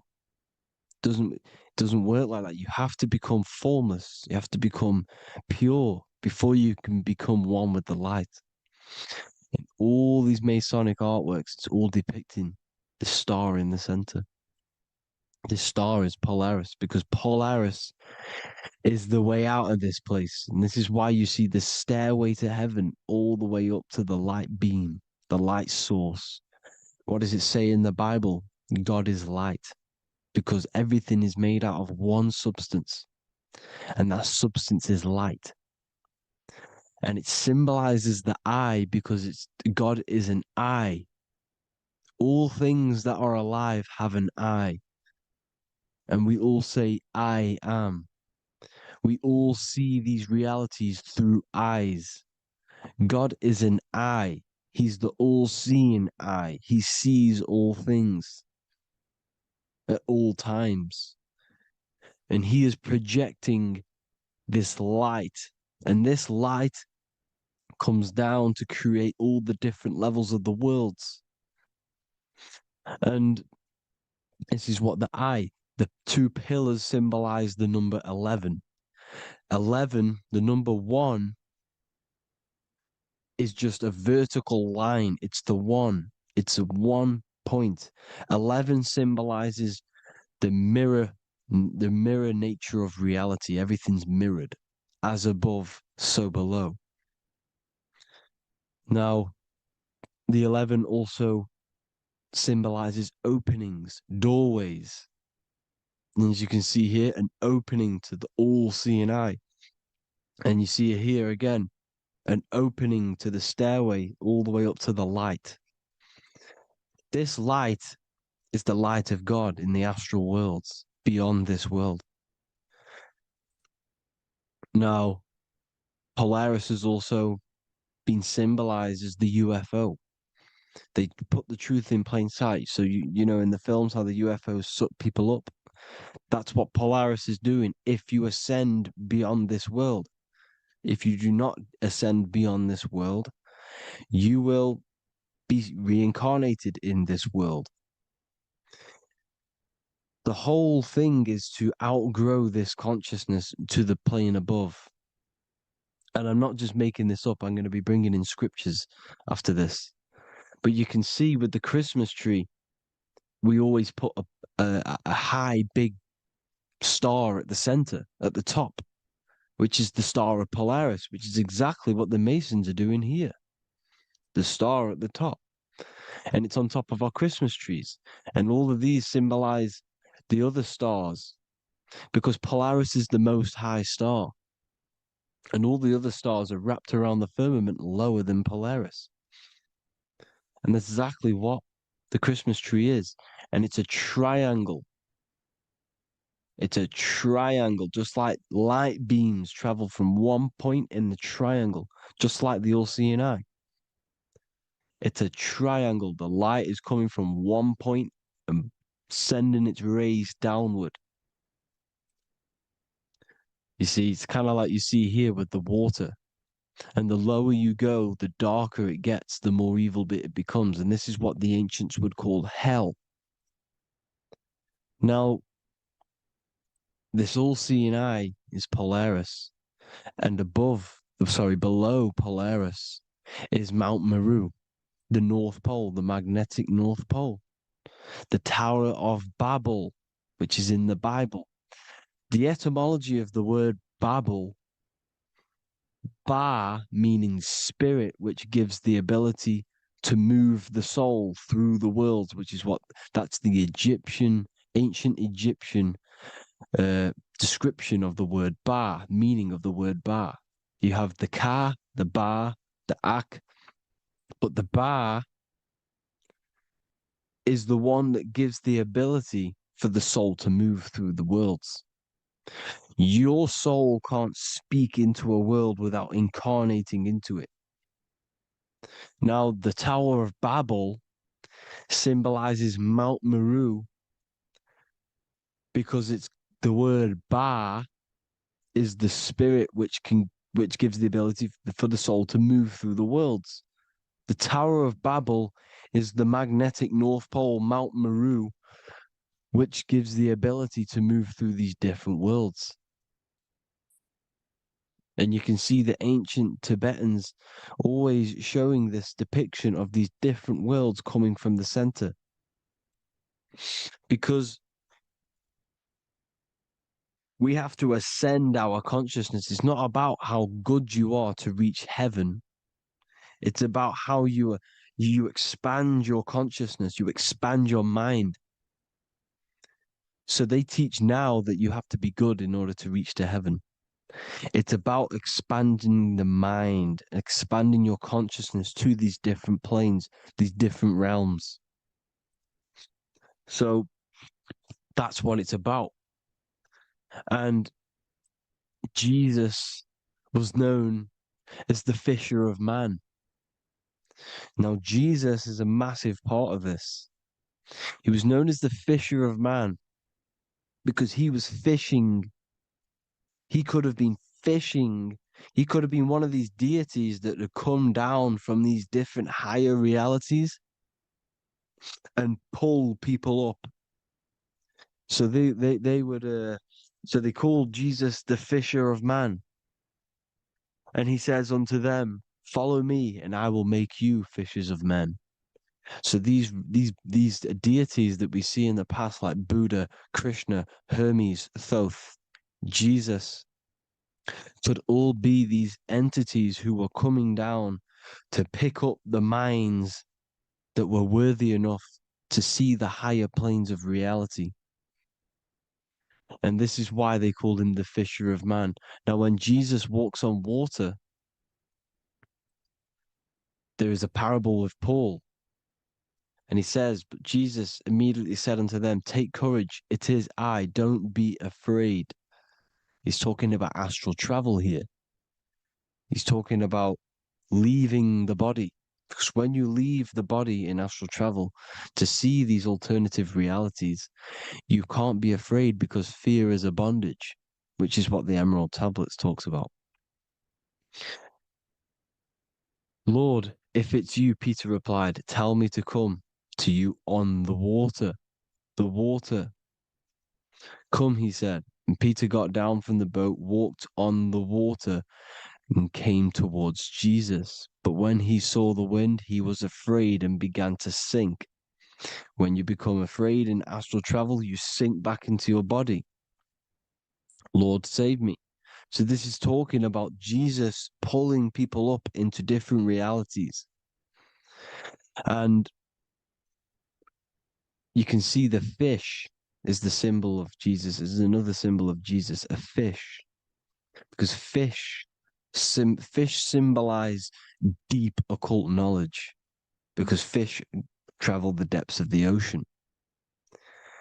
And they symbolize us because we are fish underneath the ethers.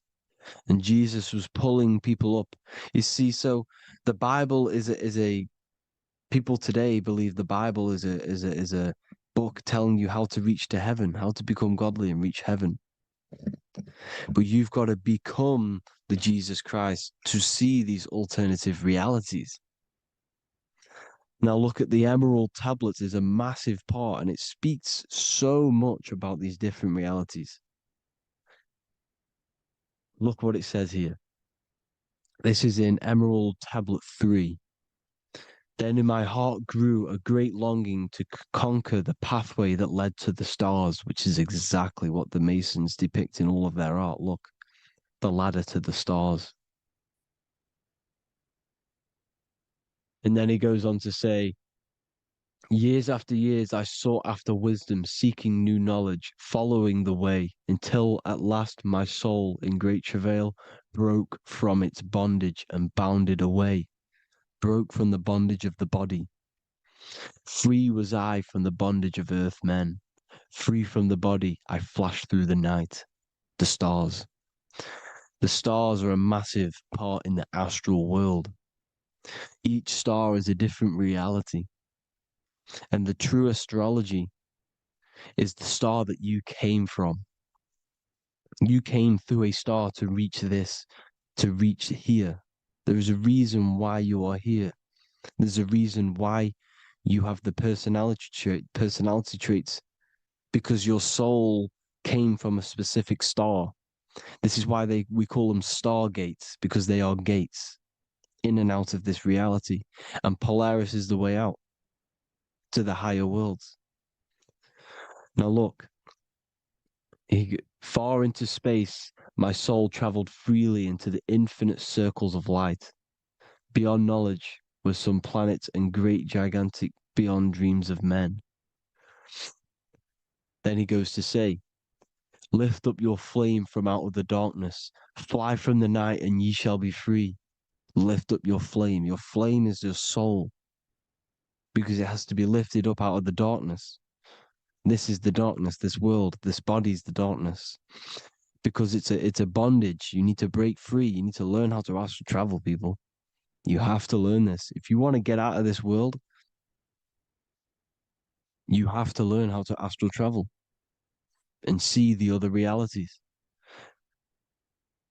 Traveled I through space-time, knowing my soul at last was set free, knowing that now I must pursue wisdom until at last I pass to a plane hidden from knowledge, known not to wisdom, extension beyond all that we know. So he's talking about he went to a place where we cannot even comprehend here, a place that is not even known to Earthmen. He's telling you he's ascended out of this world to the planes that are beyond. And it says here in the Emerald Tablets, man is in process of changing to forms that are not of this world. Grows he in time to the formless, a plane on the cycle above. Know ye, ye must become formless before ye are one with the light. The light, the same light that I was talking about, the Masonic light, with the triangle, God, the one source. Ye must become formless before ye are with the light. Formless, you have to leave the body. You have to leave the body. You have to gain the ability to leave this body and travel to these other worlds. Now, it says here, not as man am I, for free have I become of dimensions and planes. In each I take on a new body. In each I change my form. Know I now that the formless is all there is of form. You see, all things created come from the things that, all things that you see come from the things that you cannot see. All of us have the same spark of consciousness, the same I am. Every dog, every animal, every human has this same I, this same thing which sees through the eye. It's formless. It takes this formless entity is the same entity of us. We are all the same entity in different bodies. And this entity it was represented as the flame, the cosmic flame, which is inside of all of us. And this is why the Masons depicted your spine as a candle or the Holy Grail. You would either see this or a candle with a flame on the top, because the Holy Grail is your consciousness, which is on top of your spine, which is the candle. Now, Jesus, Thoth, Buddha were all these deities which were coming down to lift people up because they were fishermen of men. And he would lift you up to the higher worlds, out of this world, to the ones above. Now, Thoth, you can see him here, he's leading the way. He's holding someone and he's leading the way with knowledge and power. He was leading the way to other worlds, out of this world. There's no point trying to change this world. This world will stay the same. It will stay the same. You have to get out of this world. And that's what they're telling you. That's what they're keeping you from. They're keeping you stuck within this thin layer of reality. So what the Masons are doing, they have the ability to astral travel. They're living not stuck and bound to one reality, but living within the different layers of reality. And this is what Morpheus was doing in the Matrix. Morpheus was going into the Matrix to go and get Neo, which is exactly what Jesus was doing, pulling up people out of this world to the ones higher. And that's exactly what Morpheus is doing in the Matrix. If you haven't watched the Matrix, go and watch it. It will blow your mind. Everything I'm saying in this video, you will see it. except that you don't need to use a machine to enter the matrix. You just use your body. Well, you use your consciousness to leave this body. You see, Neo was also uploading himself into the simulation to pull people out of the simulation. And this is exactly what all of these gods were doing. The fisher of man. Look, he was pulling people up out of this reality with the knowledge. Now, Jesus was always depicted with the mushrooms. Look at all this mushroom art. Mushrooms were literally the origin of Christianity. You can see it everywhere. There's mushrooms in all of the ancient art. Every single one of these paintings you see here, there's mushrooms on them. Mushrooms have the ability to see alternative states of consciousness. Now, if you go and do them and you go to sleep, if you pop mushrooms, you go to sleep and you will wake up in another reality. You will wake up in another reality. Don't try it if you don't want to do it. But if you've got the heart to do it, do it. Eat them and go to sleep. You'll wake up in another reality. And Jesus was handing out mushrooms to the bright minds, to the minds that he wanted to fish out and pull up to the higher realities. He was giving them mushrooms to see themselves in an alternative state, in an alternative reality. This is why there was so much mushroom art, and it's not just ancient Christians. It's Sumerians, it's the Mayans, the Celtics, the Egyptians. All used mushrooms. All of them. Look at all this art. It's on stones. It's everywhere because mushrooms. See, everything in nature is a micro macro. Look at the form of a mushroom. It's literally your spine and brain. Because they alter your consciousness. Your body is just a radio receiver. Everything that you're experiencing is a program being ran by the central nervous system, and your consciousness is experiencing this program, these electrical impulses of the nervous system, because it's all feeding back to one point, which is the pineal gland. And this is the candle with the light on it. Type in Masonic candle and you'll see it. It's your spine with your spark of consciousness on top of the spine. And it's a mushroom because this sends you to alternative states of consciousness, alternative realities. Now, they were all doing this, the Egyptians, the Mayans. Now, there's more symbolism which goes into this. Look at the Christmas trees we use. The Christmas tree with the presents underneath them. Magic mushrooms grow under trees. And these are the presents under the trees that we symbolize today with Christmas. Santa's red and yellow for the red and yellow mushrooms. The same mushrooms Mario has to collect. And when he gets enough mushrooms, he levels up. And then what does he do when he go past the world? When you win that world in Mario, you go to another reality. You go inside of another world. It's truth in plain sight. And it's using mushrooms. It's using mushrooms. Everything, all of the characters in Mario, well, a lot of them are mushrooms. Look at this one. The presents, black, yellow, and red and white. Red and white mushrooms. And the bow on the top is the mushroom head. That's a bit of a reach, but you know, the symbolism never lies, is what you need to understand. And it's as above, so below. Now look at the Sumerians. The Sumerians were also multi-dimensional beings. Okay, look at how they have the double faces. They had one foot in this reality and one foot in another reality. And look at this one, a double-headed god inside of like a portal. You see?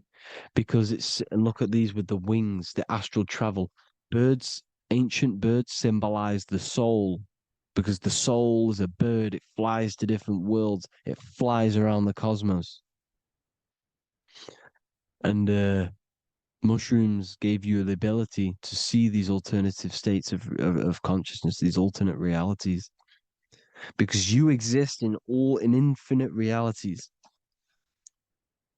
You exist in infinite realities.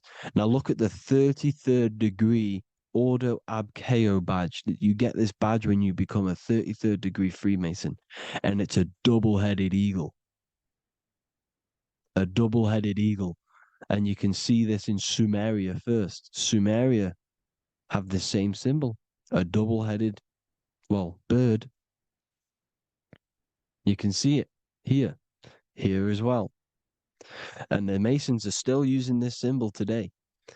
And when you become a 33rd degree, 33 vertebrae on the back of your spine, above the vertebrae is your consciousness, and it's a double-headed eagle.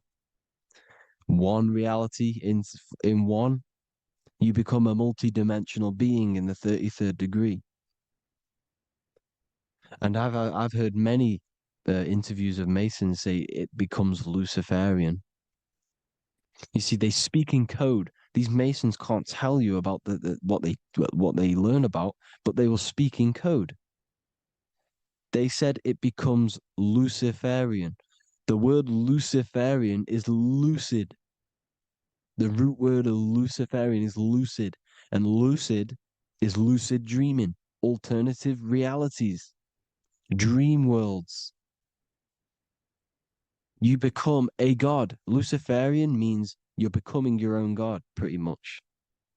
Because you are becoming a multi-dimensional being living in between the different layers of reality at the 33rd degree of Freemasonry. And look at the double-headed eagle, because the birds symbolize the soul. And they reach high, they fly high, just like the soul wants to fly high to the light, to become one with the light, like the Emerald Tablet says. Now look at Janus. Janus was another god, and he's known as the god of doorways. Janus always depicted with a double head. Janus is why we say janitor or January. And January is entering a new year.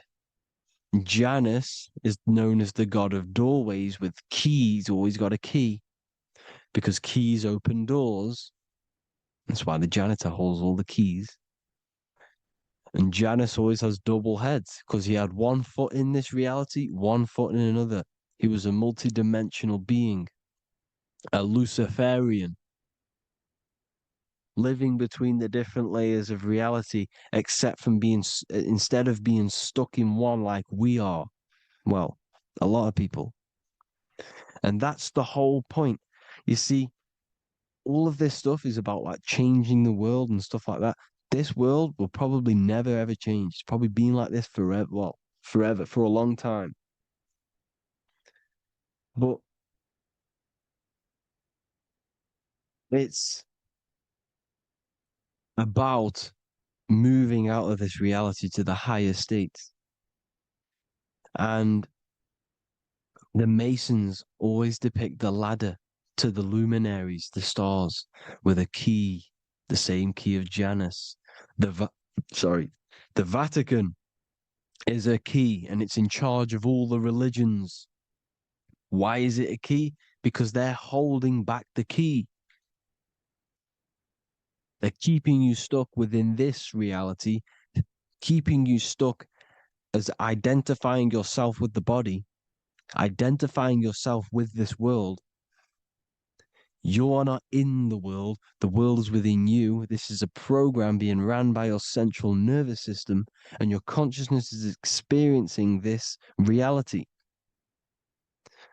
Now, this is going to be a mind-blowing video for some people. You have to have an open mind. You have to let go of all the programs. I'm repeating what the ancients are talking about and the ancient symbolism.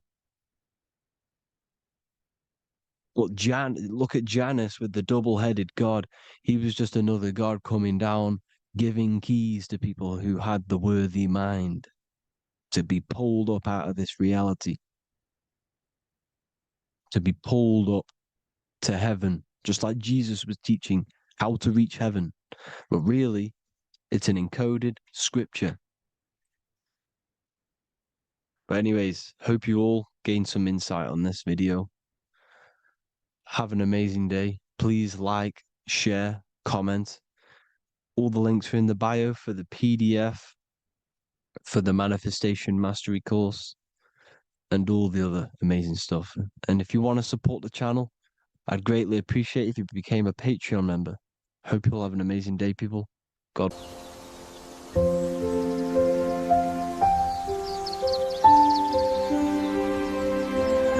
bookofwisdom.com. Visit today.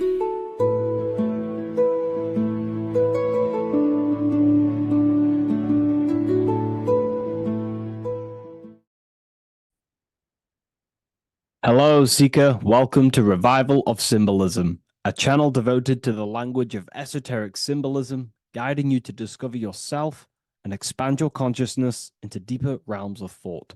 I'm Harry B. Joseph, also known as Revival of Wisdom, and today we're going to be discussing this particular piece of artwork of the eye and the checkerboard together, and the esoteric teachings behind the veils of these symbols.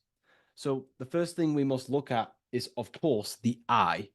The eye being a symbol of consciousness. The eye is the inner witness inside of ourself. This eye is referring to the internal eye of perception inside of our mind. The mind that gives us the ability to perceive and to understand things internally. This is also the eye we use to vision things through our internal vision, what we like to call imagination. The screen in our mind that allows thoughts to be projected into a particular form. So this eye is talking about the internal eye of perception inside every single individual and form of life. Dogs, cats, squirrels, humans. Every single form of life has this internal dialogue, the inner being that no one else can listen to but themselves. This is a symbol of consciousness. And together, these two symbols reveal a grand teaching and understanding of the world and the universe, of how the universe is one consciousness, one observer. This is symbolizing the observer, witness consciousness. Consciousness holds many vehicles and many dimensions that it exists in.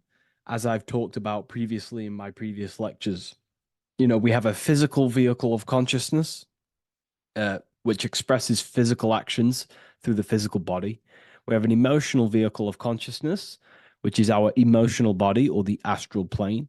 We have a mental vehicle of consciousness to express thoughts inside of, the thought body of consciousness. We also have a witness side of our consciousness. This internal witness, like who is the one seeing the screen of your reality right now? Who is the one seeing it? Not looking, who's perceiving the screen of reality through your eyes?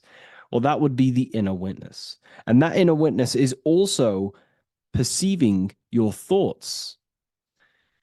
A lot of people become identified with their thoughts, and they let the changes, the ever-coming, unfolding changes in their mind, world, become a part of who they are. And they get caught up in the world and the changes that happens to them. And a great teaching that I've come across this last year is to never identify with the ever-changing circumstances that happen in life. When things are tough, when things are bad, always remind yourself that you are the witness of your thoughts and you are the witness of this reality.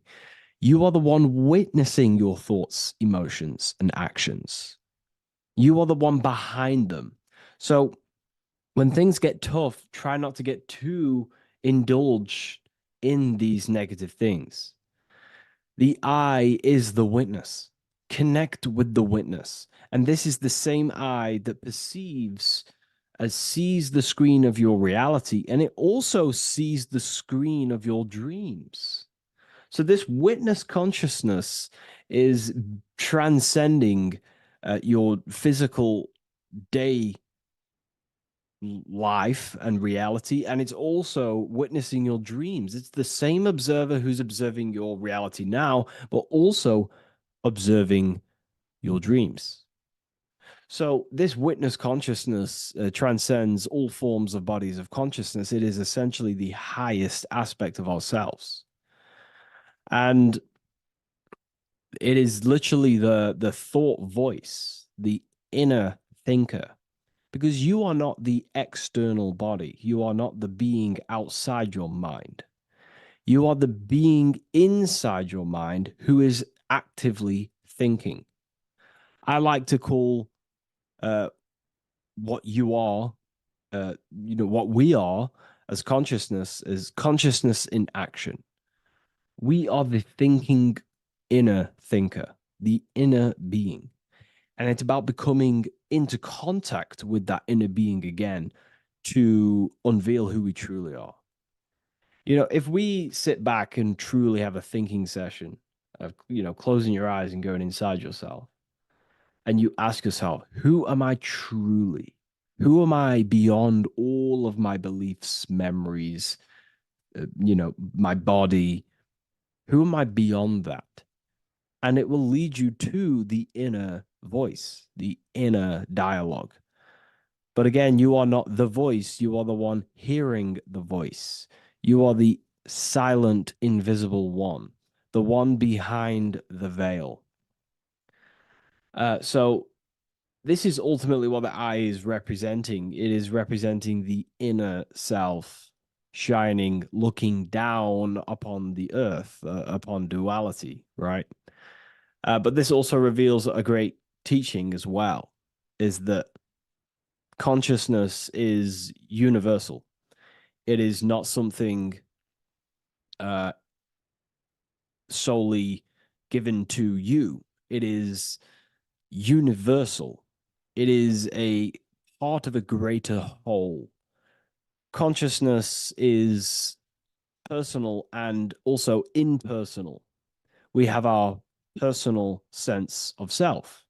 We have this inner voice. We have this sense of who we are in this world. And that is our personal sense of self. But you can also transcend the personal sense of self by turning off the mind and fading into the collective impersonal consciousness, which is ultimately what you call transcended states of consciousness, altered states of consciousness, or astral projection. When you astral project, you are simply accessing this impersonal aspect of consciousness.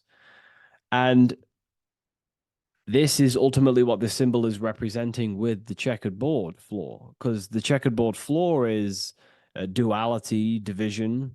There is many, many different forms, but the I is singular. This is representing how the universe is one witness being, one consciousness expressing itself in infinite life forms and into division. But ultimately, division is an illusion. Consciousness fades into an impersonal consciousness. So the checkerboard floor and the eye above symbolizes how consciousness fractals itself and crystallizes into many different forms of personalized consciousness. The self, the sense of self, right? And this is why we always say, I am. I. If we look at the word I and the the word I. So we have I, which is I am, and you also have the word I, which is like the I you see here in the sky.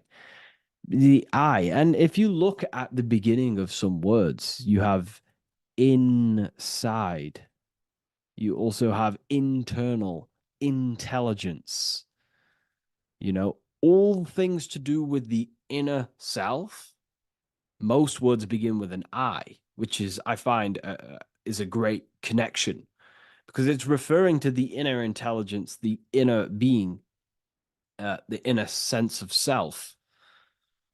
So the universe is essentially one being expressed in many different forms. That's also found in the word universe, uni, coming from the root word unite, meaning oneness, unification, united, and verse being a verse of a song, because we're all playing the song of consciousness, which is an ever unfolding song, an unfolding vibration, an unfolding creation. So this is simply representing how consciousness fractals itself into many different forms. And when we identify with our self consciousness, our sense of self, we no longer realize that we're a part of a greater whole. We're part of a unified field of consciousness.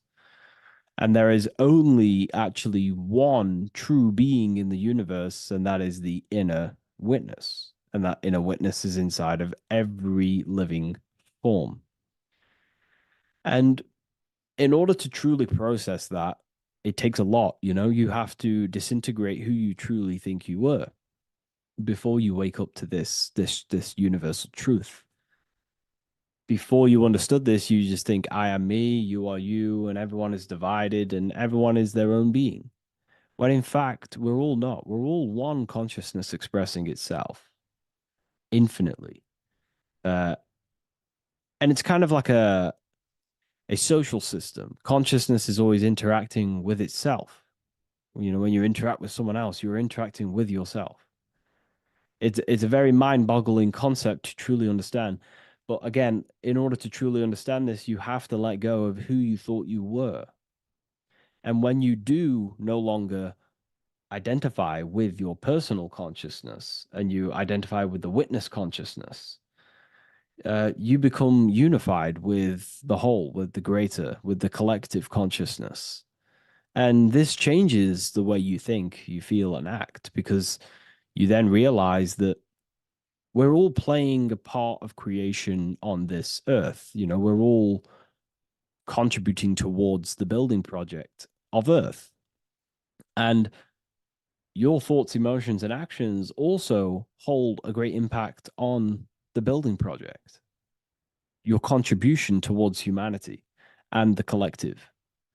And you start to have empathy for other people and you start to care for other people naturally by understanding this concept. And it's a very important concept because if the whole world truly understood this, you know, we would live in a better reflection in the material world. The world would be reflecting a better place because the world is simply just a reflection of consciousness.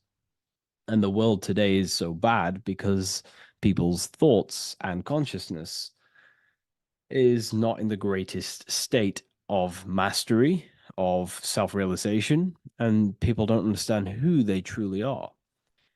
And a religion plays a massive part in this. Our whole lives, we're stuffed with someone's going to come and save us. Jesus will return and save the whole world. It's to me, to be honest, it's complete utter nonsense. We have free will. We are the ones holding we hold responsibility for the creation that unfolds on the earth. Us as a collective consciousness are God manifesting, unfolding this creation and steering it in the present moment. And that's another thing. Reality was never created thousands of years ago. God is creating the world right now through the present moment, and it's unfolding. It's in a continuous state of becoming, just like you are in a continuous state of becoming. Time is evolving. time evolves our minds, it evolves our sense of self. And we evolve over time as an individual and as a collective consciousness. And so does the earth go through this change as we change. So it's important that we are becoming more self-aware in the world so we can actually start to reflect a better world. But the checkerboard floor, again, is just reminding us of the duality and the illusion, because it looks like an illusion, a checkerboard floor. It's an illusion. The physical world, if you only look at the world through the eyes, you will live in the veils of illusion and never see the light, the higher understanding of the world. You will see everything as divided. You will see everything as I am me, you are you, and live in division. But in truth, we are all one. We all come from the same source, and we're all the same infinite witness expressed in different forms. And this brings me back to the concept of love. Love is the force that unifies consciousness. It unifies yourself. It unifies your relationships with people. If you love your partner, you love your brother, your sister, whoever it is in your life, it unifies. If you have a care for someone, it brings you two together and you grow the relationship by expressing care into the other person, and it grows. So love is a very expanding, it allows things to grow, and it unifies things. And when you start to love yourself, you start to unify with yourself. And when you start to love nature, you start to unify with nature. So if we understood this, the world will be a better place. And love is the force that unifies the collective consciousness. If we truly hold love for ourselves, for others, other individuals, nature, then the world will become more unified. It unifies consciousness. This is the force of love. It's a very, very powerful, powerful force. And I do truly believe and come to understand now that love is the reason of all creation, which is the generative principle. All action is coming from a place of love or care. We only take action on what we care about. So even the sun is a symbol of love. It just expresses life, gives away all of its light, life, and energy to the earth and asks for nothing back. It is love. It is the expression of care. And that is what unifies consciousness. So, again, this is just talking about the inner witness and how consciousness expresses itself in many forms. And the checkerboard floor also transcends that idea that I've just described of how it's consciousness divided in many forms. It also represents a state of an individual's mind. The checkerboard floor is symbolic of being divided, you versus me thinking, walking down the street and thinking everyone's a threat. It also represents their thoughts, emotions, and actions not being aligned, not being unified. Their thought, emotion, action are scattered, and they're not creating things consciously. It also represents many, many different personalities in our minds, the divided personas and personalities in our mind that we have. And the eye represents the unification of that. It's about unifying our mind pretty much to not have all of these different characters and sides to ourselves, and actually being a whole mind, becoming conscious of the unconscious aspects of ourselves and transmuting them. And when we become conscious of something, we then hold the power to change it. If we have an unconscious part of ourselves, and we never truly realize it, we don't change it, and that unconscious thing can actually seek to control our thoughts, emotions, and actions from that place of the unconscious mind. So ultimately, that's what darkness to light represents. Darkness symbolizing things we are unaware of, because when something is in dark, you cannot see it. Most people are in darkness of their imagination. They don't realize the power of their imagination. They're unconscious of it. They don't use it. And to become conscious of that is to put it into light. Shedding light on something reveals something. If I shine a torch on an object, it's going to reveal it. It's the truth. So it's about becoming conscious of the aspects of ourselves that we may be unconscious of and actually using them and transforming them as tools. And again, we have the eye with light, with white and black. This is duality. You are also the witness consciousness, as previously mentioned, and the witness consciousness thinks in duality. We think we are the hater and the lover. We are the deceiver and the truther. The truth is that consciousness thinks within duality, and within the mind, beyond the witness, there is duality in thought. But in truth, you are not either. You are neither the positive or negative thought. You are the witness of it. There's a great saying in the Gospel of John, and I can't remember exactly the words, but it goes something along the lines of, lift the wood, I am there. Lift the stone, I am there. It's basically saying that everything is the I am, everything is the same consciousness. No matter where you go in the universe, you're talking to self. You're talking to the same thing. You're seeing the same thing. It is the same consciousness that is everywhere. So consciousness thinks within duality, and it is the light and the dark, and we have the ability to transform between them. And some people think that, darkness is all evil. Darkness is not inherently evil.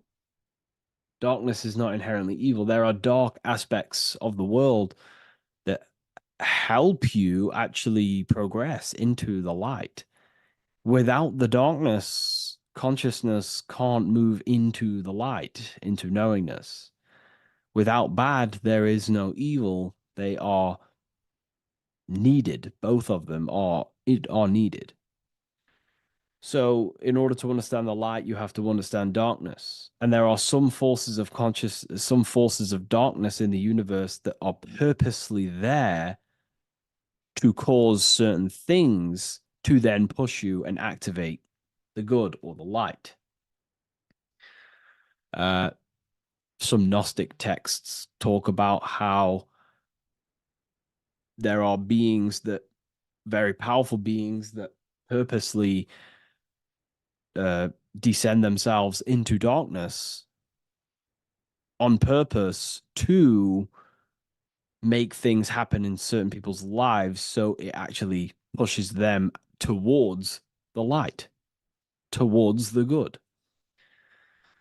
So, this is ultimately what the whole allegory of Satan is.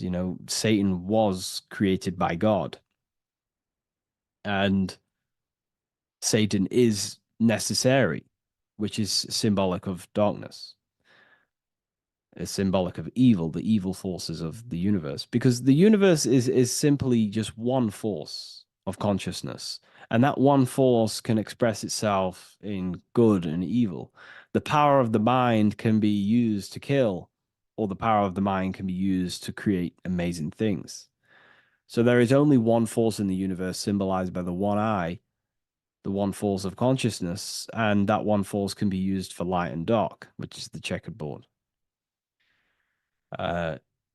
It's also symbolic of the checkerboard being on the ground, symbolizing the earth, which is base awareness, duality thinking, base consciousness, stuck in division consciousness. And the one eye symbolizes unification of the mind, a balanced internal perception. We're rising from the ground to the sky, symbolizing from heavy to the light, from darkness to light. The eye is also symbolizing perception, what we perceive, And this is ultimately the end goal of all occult and esoteric research, is to gain more light, to gain a higher perception of the self, to gain a higher I, a higher perception. That's why the I is always raised above, symbolizing you're chasing the I, you're chasing a higher perception of yourself and reality and the universe. It also reveals the teachings of the I that is always watching you. There is an I always watching you. And then that I is the laws that governs consciousness. Consciousness, or your mind, is governed by certain laws that your mind cannot escape, such as cause and effect, vibration, mentalism, correspondence, rhythm. The 8 universal principles that pretty much crystallize consciousness into a reality. Your mind cannot escape the law of cause and effect. That force is too powerful to escape. Therefore, this is the I watching you. This is the I that has governance over you. It is the laws. But then again, on a negative context of the I can then become a symbol of surveillance. Hence why certain organizations and companies in the world use the symbol of the I, symbolizing surveillance, gaining, manipulation and surveillance over humanity and certain things and data. So there's light and dark of every symbol. It's just depending on how you use it. But ultimately, that is the teachings of the checkered board and the eye in the sky. If you wish to learn more about yourself, because that is the only thing that matters in the world, learning about yourself. The only thing you take with you after death is the knowledge that you hold in your mind. You can't take your car, you can't take your possessions, you can't take your money. The only thing you take is your consciousness, your level of mastery, and the things you know. With that being said, I'll see you inside Ethereal University if you decide to join, and I'll see you in the next video.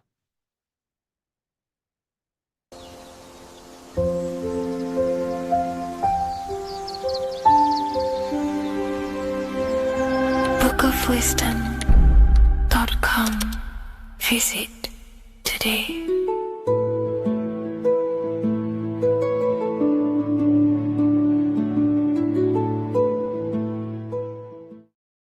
There is a secret meaning behind the number 666. 666 is 3 sixes. The number 3 in occult and esoteric numerology represents the 3 aspects of human consciousness. We see this symbolism in the all-seeing eye with the light and the triangle. The triangle is the number 3.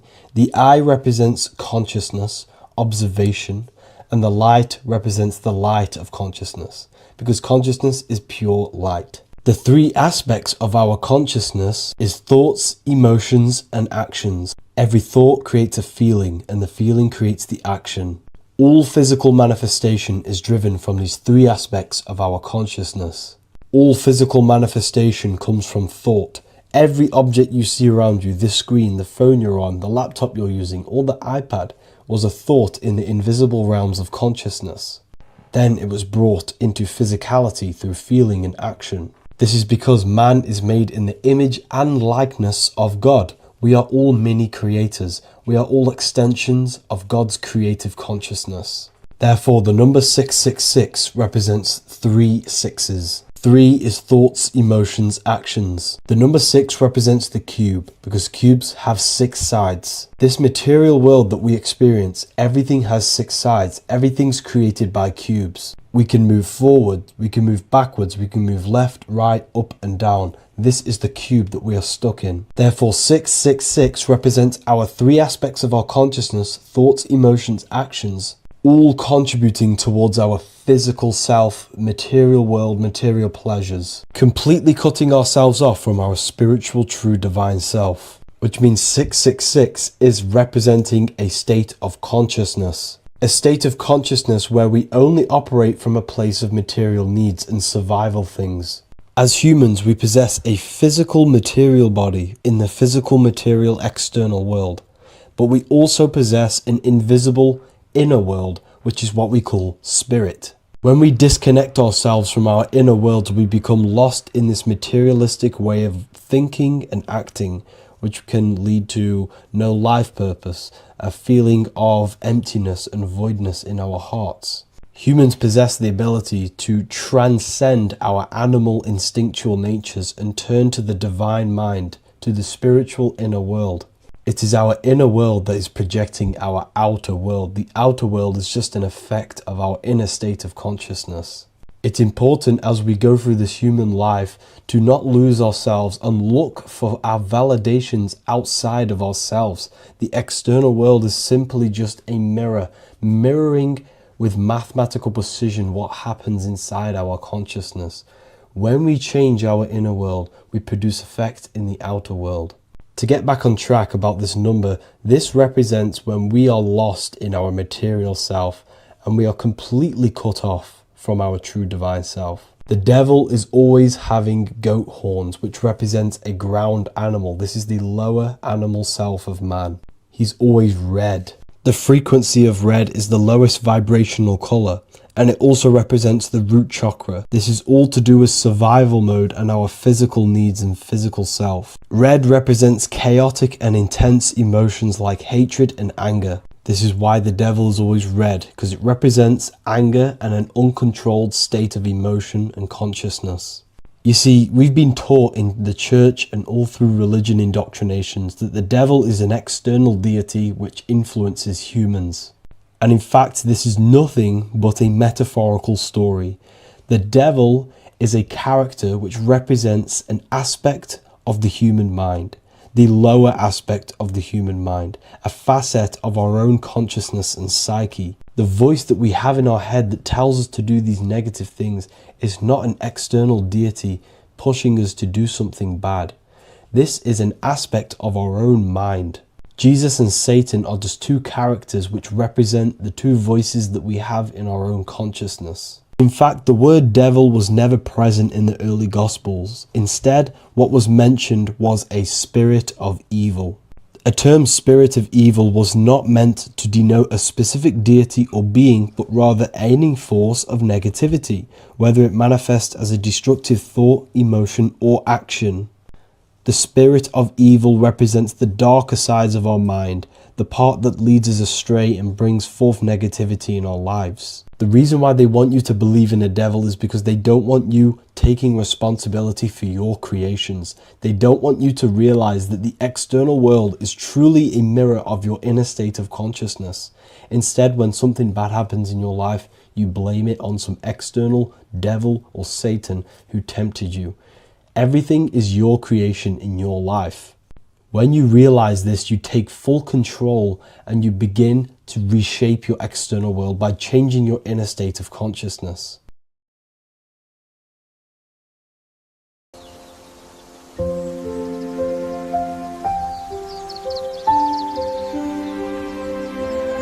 bookofwisdom.com. Visit today.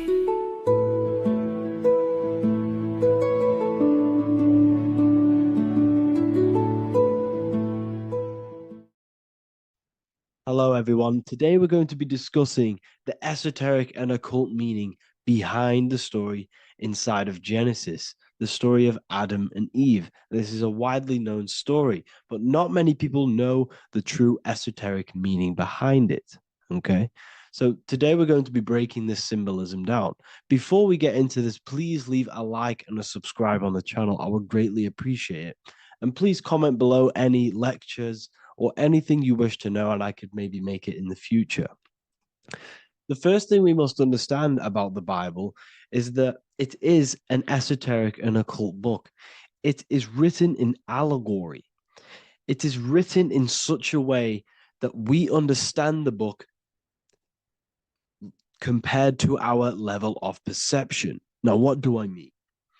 If a child read the Bible, they would gain a standard meaning and story behind it.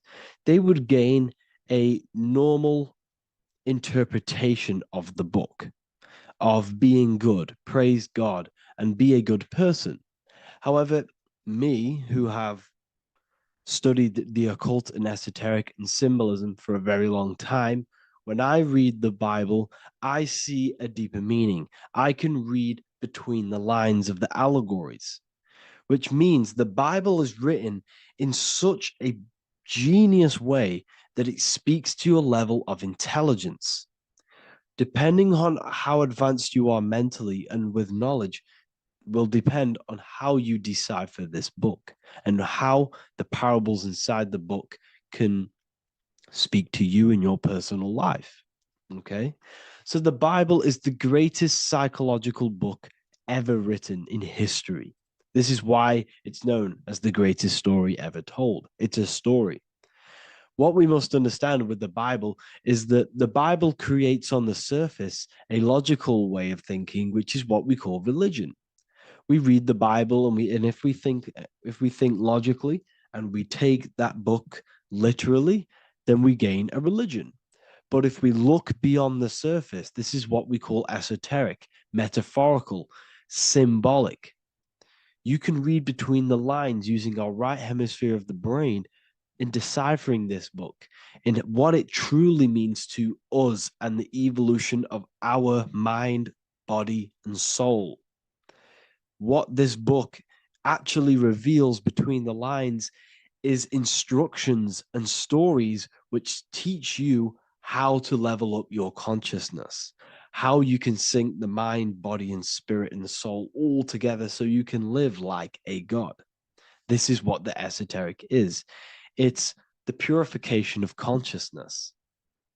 Now, when it comes to Adam and Eve, okay, what we must understand is that this is the beginning of creation.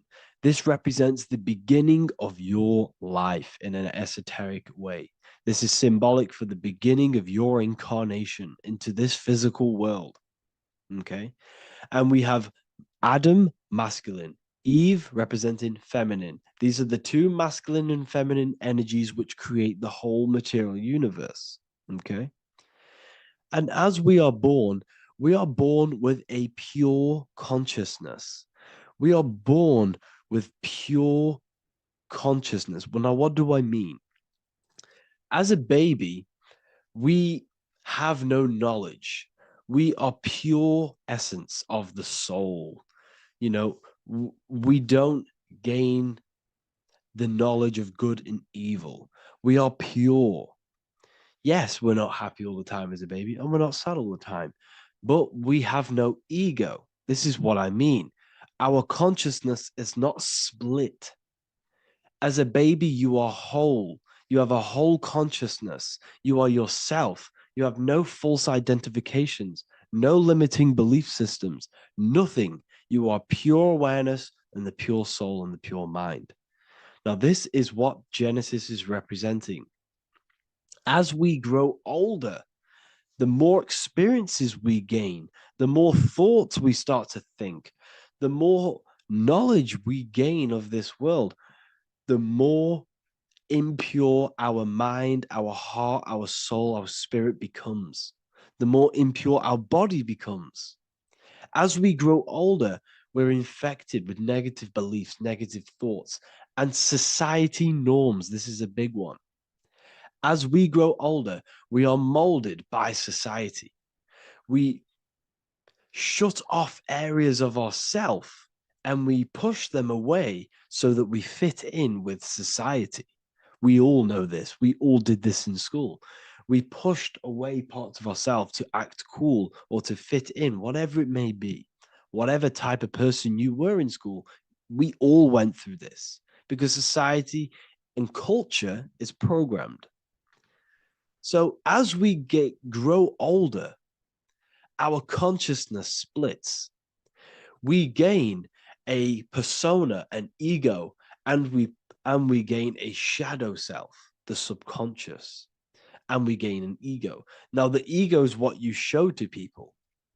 It's that character that you show, that you put on to your culture, to your family, to your friends. This is a false identification. And we also gain a shadow self. The shadow self is gained through experience.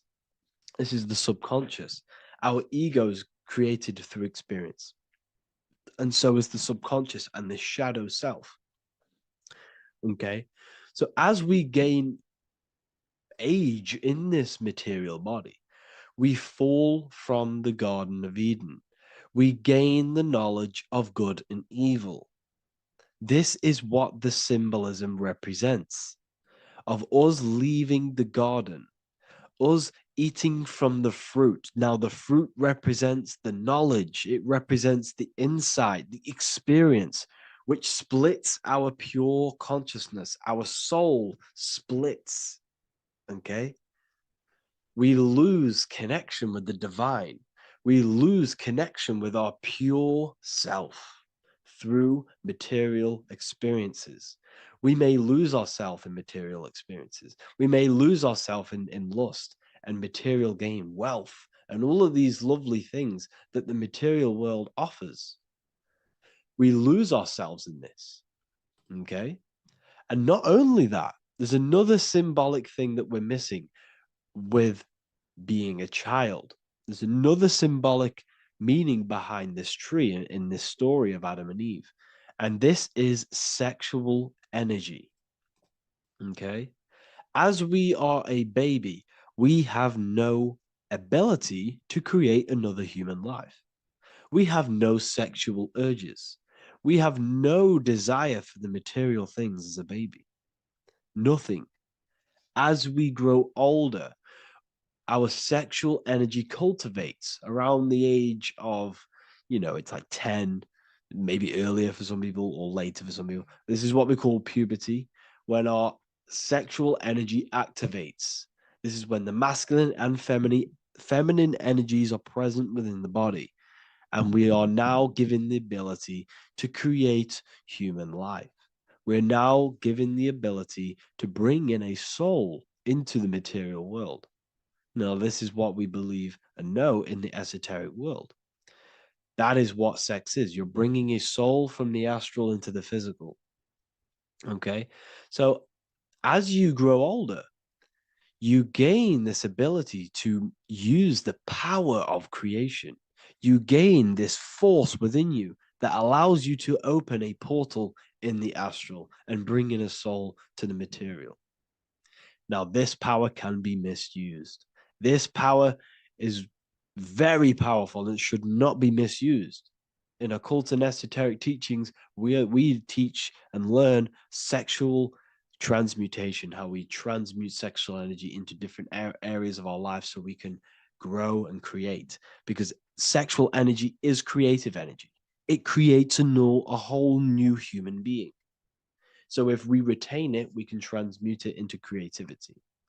So this energy is kind of corrupting us as well. And now I'm not saying growing up is evil, all this thing is evil. This is a natural cycle that we must go through. The soul of us must go through this cycle so that we learn, so that we overcome it, so that we gain mastery over ourselves, so that we expand ourselves. I recommend you watch the Evolution of Consciousness lecture that I did on my YouTube. An amazing lecture. Talks about the evolution of consciousness and how we're on a never-ending cycle of life and death and expansion. So leaving the Garden of Eden is symbolic. You see, Eve represents emotion. She's feminine. Adam represents action. That's why he bit the apple. You see, Eve takes the apple and tempts Adam because she's the emotion. She's the sexual desire. And Adam eats it. He releases. He misuses the power of his creation. He misuses his consciousness because of material illusions and material desires. This is natural. Okay? As we grow older in this life, our soul has to experience sin. We have to experience negativity. We have to experience evil. Okay? And we have to misuse this power within us to learn about it so we can overcome it and gain control over it. Now, this is why the Bible says in Genesis 3:6, "For God doth know that in the day ye eat thereof, then your eyes shall be opened. Ye shall be as gods, knowing good and evil." This is very, very, very symbolic. We come into this world to experience a dualistic way of reality. We come into this world to challenge ourselves so the soul can grow, because the soul comes from pure love from God. But we come into this world so the soul may know what it's like to be evil. You see, we are like a seed. Our soul's like a seed. And when that seed grows, okay, and it's planted, them roots must grow to hell in order for the top of the tree and the roots to grow to heaven. In order for the soul to reach the highest states, it must descend down into the lowest states. Good and evil. This is the story of good and evil, okay?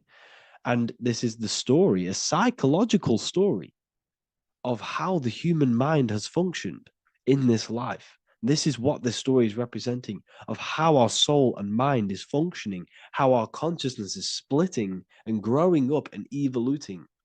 Okay. Like I said, snakes represent sexual energy. They represent, snake, when you've been snaked. This is why we say you've been snaked, because it represents a temptation of sexual energy. This is why the Kundalini is symbolized as a snake. This is the serpent within us that we can rise to activate dormant brain cells in our brain. Now that's called the Kundalini awakening. I'm not going to get into that into this video, but this is what it symbolizes, the tree and the knowledge of good and evil, because our body is the tree. Our central nervous system is the tree. The snake is our sexual urges and this false temptation that tempts us to interact with sin, the material world, okay, and go against our higher divine self. This is what it represents. Now, it's very, very symbolic. Not everyone is going to agree with this, but this is my interpretation of Genesis based on my research of occultism, symbolism, metaphors, and me studying the Bible.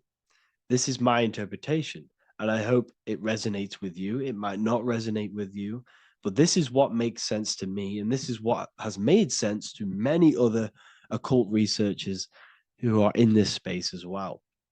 Okay, so please leave a like, leave a comment, leave a subscribe. I'd greatly appreciate if you could, just give me some support on this channel. We're nearly at 100,000 subscribers, which is insane. I just want to say thank you all. And yeah, I will see you inside the university. If you join, I'll look forward to mentoring you, connecting with you on the live calls. There's a new symbolism course, which is going to be available very, very soon. And yeah, if you join the university, you also get a 30% discount on all of my products, astrology readings, one-on-one calls, all of my books.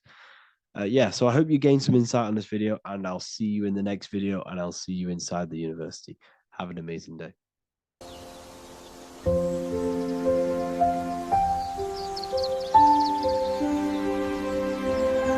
bookofwisdom.com. Visit today.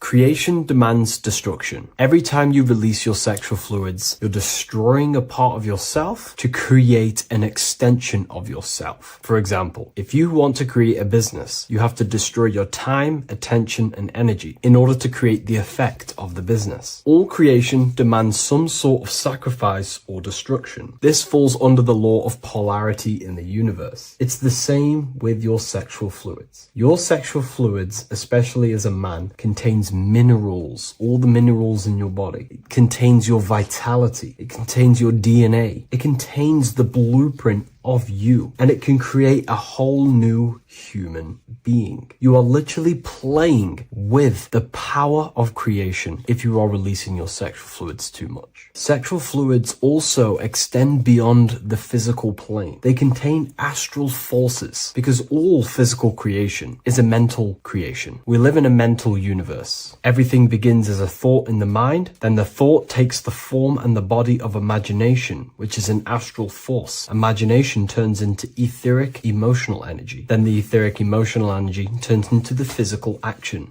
and the physical manifestation. We live in a mental universe. Therefore, these dimensions do not exist separately. They are permeating and mixing in with all. Your physical body has an astral body. Everything physical has astral forces behind it. Semen is known as the astral fluid of the soul. It feeds nerves, the channels of life force and consciousness within the body. And every time you release it, you're destroying a part of your vitality, your brain, your nerves, your energy levels, your creativity, and your DNA to create an extension of you. Therefore, it is a sacred fluid within your body and not something to be played with and to be released too much. Think about it. This is a very creative energy, your sexual fluids. It can create a whole new human being. This is how powerful it actually is. It is the power of creation, and the misuse of this power can destroy your own vitality and your life of your body, because that life you are giving in order to create an extension or a child is the same life you could keep inside of you and not waste to recycle and regenerate the body. Sexual energy has been for thousands of years associated with regenerating the body, longevity of life, and maintaining youth.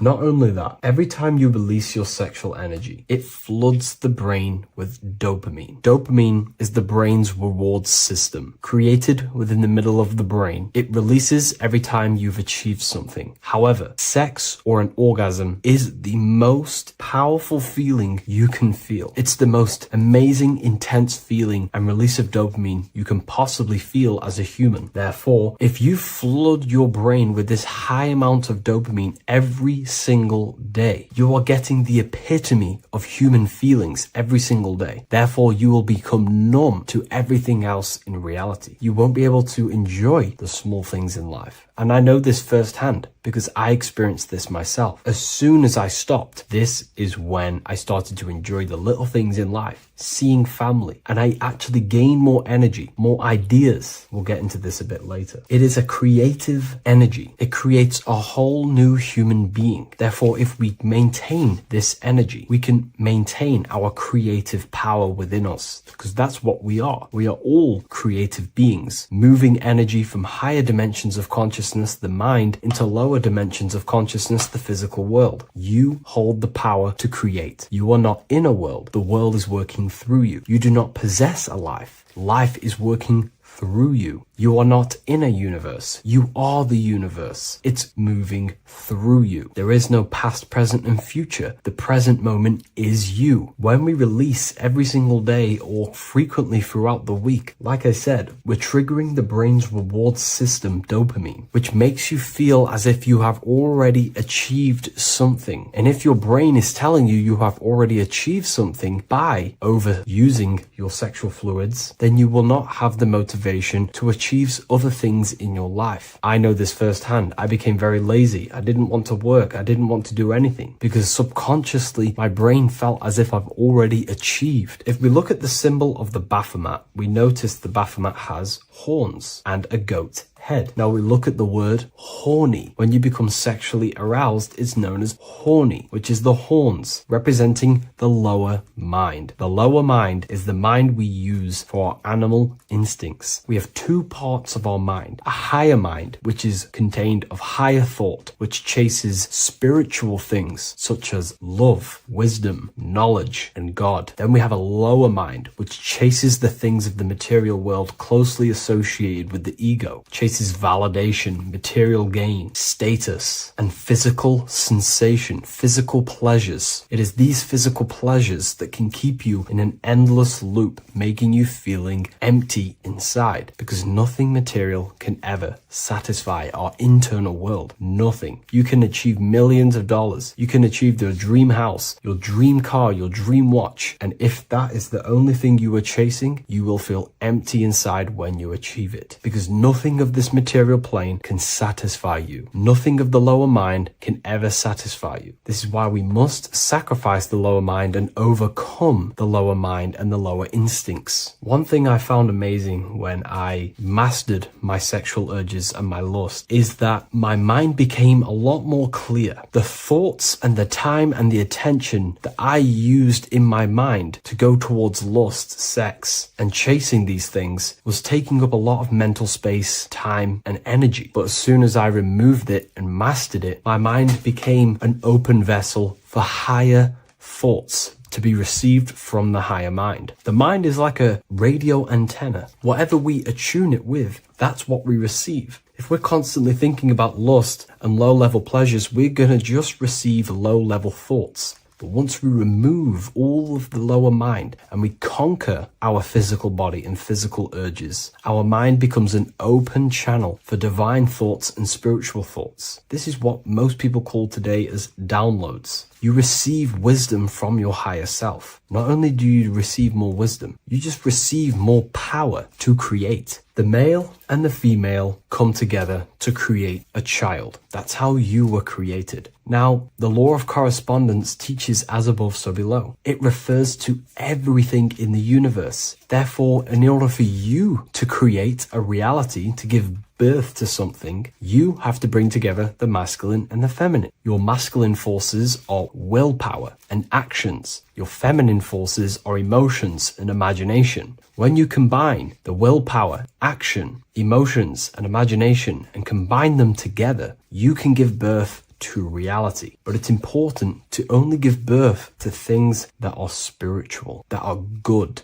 that are for the benefit of yourself and humanity, and not for the ego and the lower mind. Killing our lower mind is essential for spiritual ascension when we die. The thoughts that we give the most attention and energy to when we die are pretty much the same thoughts that we're going to think when we die. When you die, your physical body and external world is stripped and you're left with your internal world of consciousness, more than likely be resonating within the lower astral plane before you move on to any higher dimensions of the astral. It's important that we kill any addictions such as sex, food attachments, emotional attachments to people, any desire for material things before we physically die. The Hindus taught this, Buddhism taught this, the ancient Egyptians taught this. We have to remove the desires in our heart for material and things before we physically die, because when we die, we cannot fulfill physical pleasure. Therefore, we will create our own suffering within the astral dimension. So sex is the biggest part of this. We have to remove the desire for sex or releasing any of our sexual fluids before we physically die to master ourselves. And not only that, it's going to benefit the way you feel, the way you think, the way you act towards people once you have mastered this. Porn psychologically damages you. You are quite literally the person in the corner of a room watching two other people give pleasure to each other. Psychologically, that is not good. And what happens in darkness is always revealed in light. What you do in your alone times will show in your confidence, in your eye contact, in your presence, in your aura, your energy. You cannot hide things that you do in the dark, because they always reveal themselves in a subconscious way, whether physically or through an energetic spiritual way. Sex can be known as sacred energy exchange. You are exchanging energy, bioelectrical energy. It's a scientific fact that when you hold hands with another person, your brain waves of each individual become synced. Your emotions sync. And you exchange electromagnetic energy because you are an electromagnetic being. But when you have sex with someone, you are literally exchanging emotional energy. Your aura is not just an electromagnetic field. It is literally a manifestation of your internal consciousness. Your consciousness contains your thoughts, your beliefs, your traumas, your emotional state.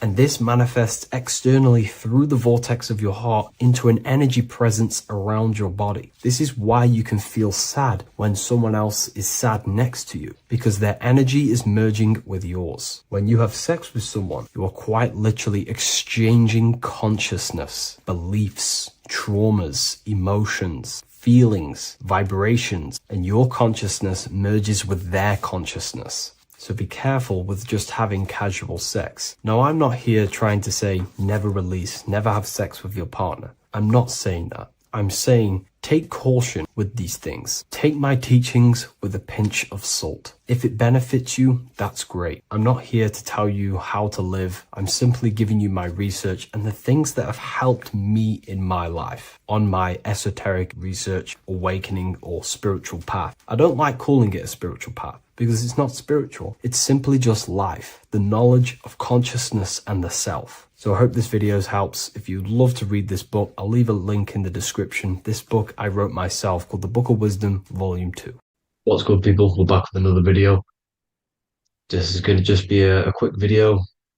Manifestation, magic, bending reality. So let's jump straight into this. So you have a conscious and a subconscious part of your mind. The conscious is what you're conscious of, what you're actually doing, where you can choose or not.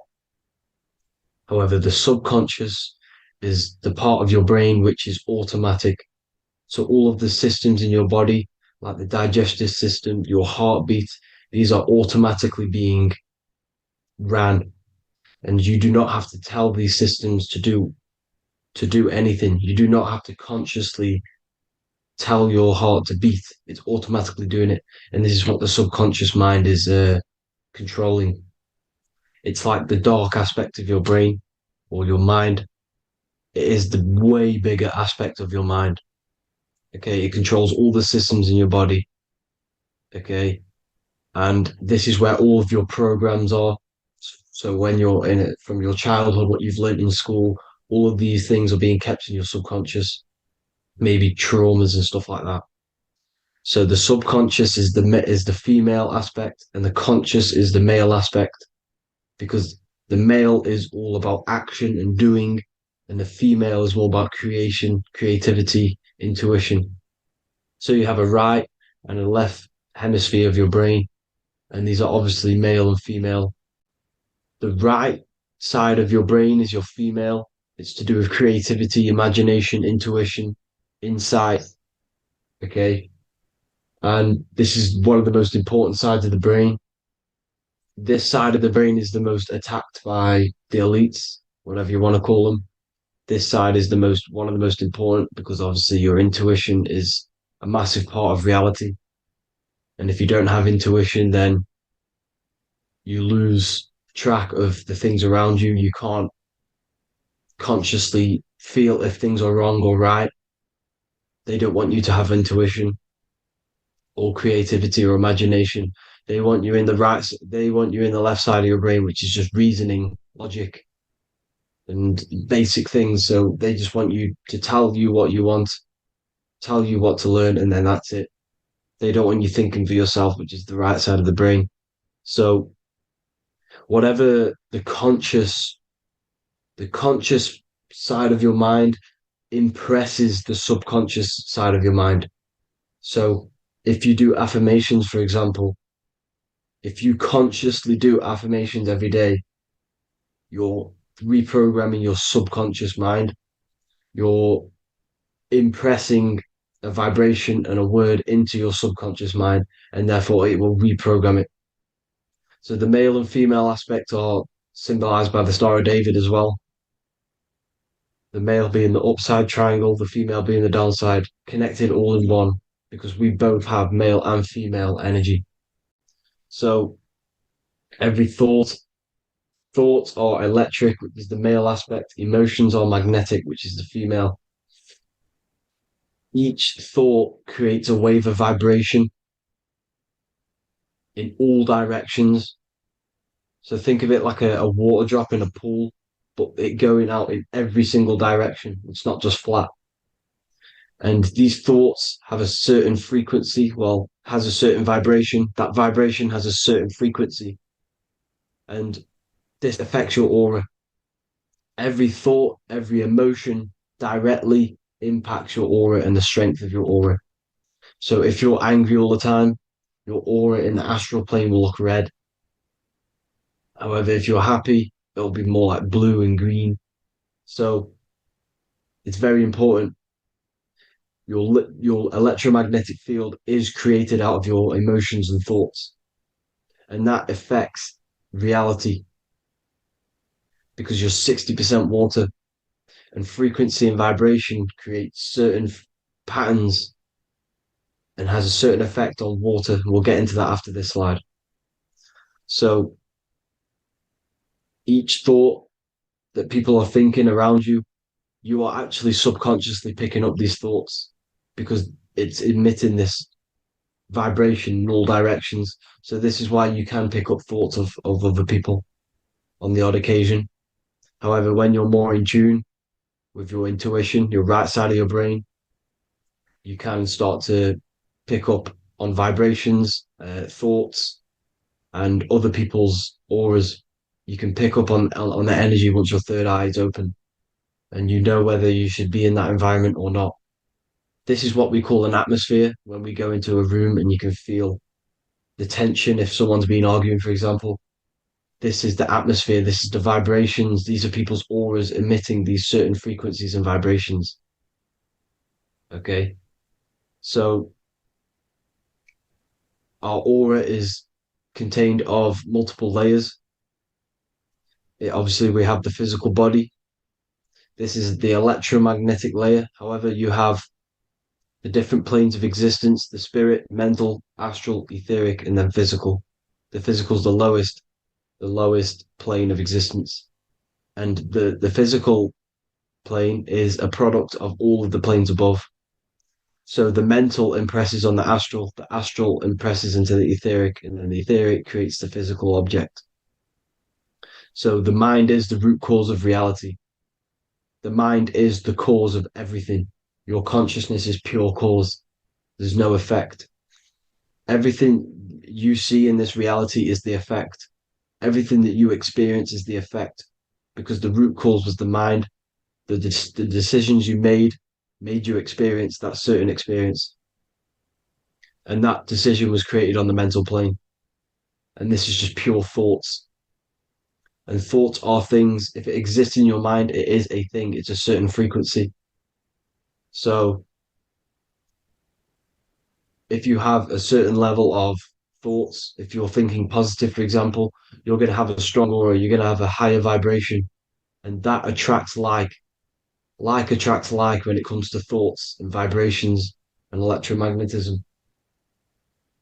So if you're thinking positive all the time, speaking positive, doing positive, you're then creating a higher vibration, and that's going to attract people on that similar frequency to you. Everything is electromagnetism, frequency, and vibration. Everything. You see, so this is why, for example, if I put my hand to a TV screen, if my finger was the same vibration as the TV screen, it would go straight through it. However, the particles in my hand and the particles on the TV screen are two separate vibrations, and this is what causes the friction to stop and not my finger to go straight through it. So, like I said, when you don't feel the vibe of someone, when you don't feel right, you don't really get along with someone, this is a vibration. Your vibrations are not matching, they're not similar, they're two complete different vibrations, and they're not aligning properly. So music has a massive part on this. Music is a massive, massive tool for the elites because music is frequency. And in 1975, the musical instrument are all tuned to 440 hertz. So Spotify, Apple Music, most of the music on YouTube is all set to 440 hertz. And 440 hertz is not divisible by 3, 6, or 9.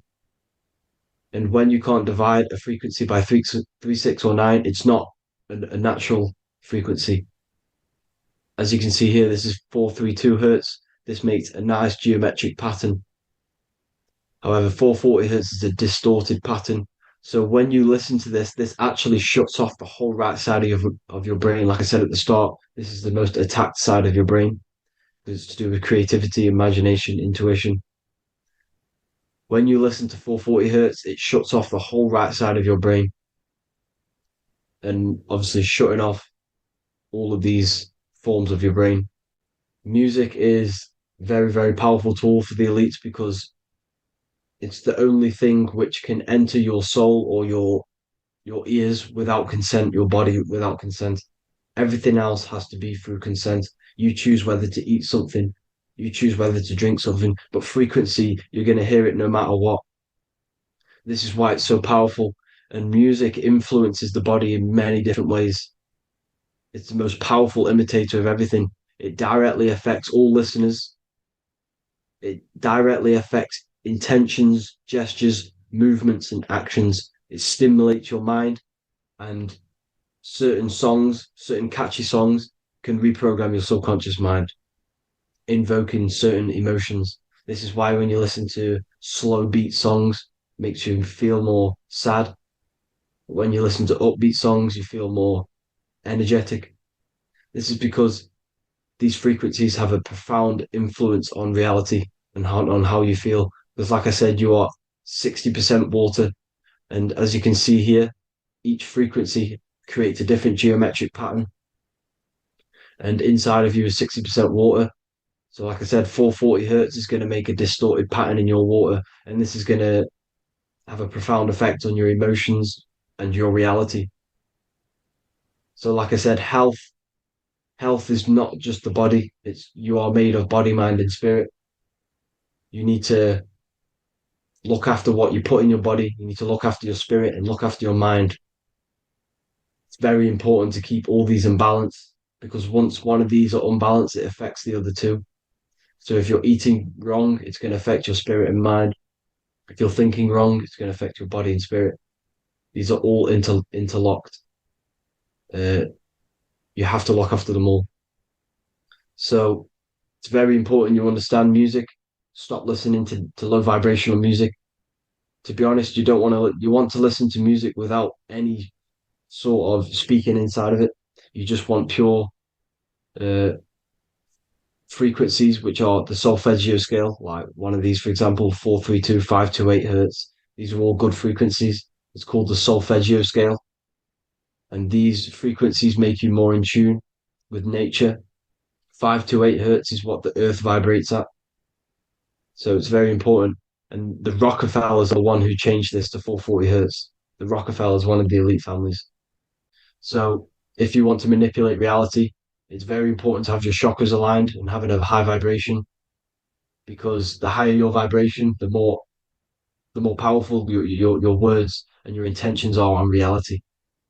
So the lower your vibration, the harder it is to affect reality because you're on a lower state of consciousness. Like I said, you have the mental, astral, etheric, and physical. Everything is a product of the one above. As above, so below. This is what Hermes Trismegistus was saying in the Egyptian days. This is where it comes from. As above, so below. If you affect above, it directly affects below. So, like I said, meditation helps on this, helps align your chakras. Think positive, feel positive. Like I said, your feelings are magnetic, your thoughts are electric. So once you combine these two together, you're then creating an electromagnetic frequency, and that will have profound effect on reality. So the law of cause and effect. Every law, so the law of cause and effect. Every effect has the root cause. Like I said, your mind is the root cause of everything.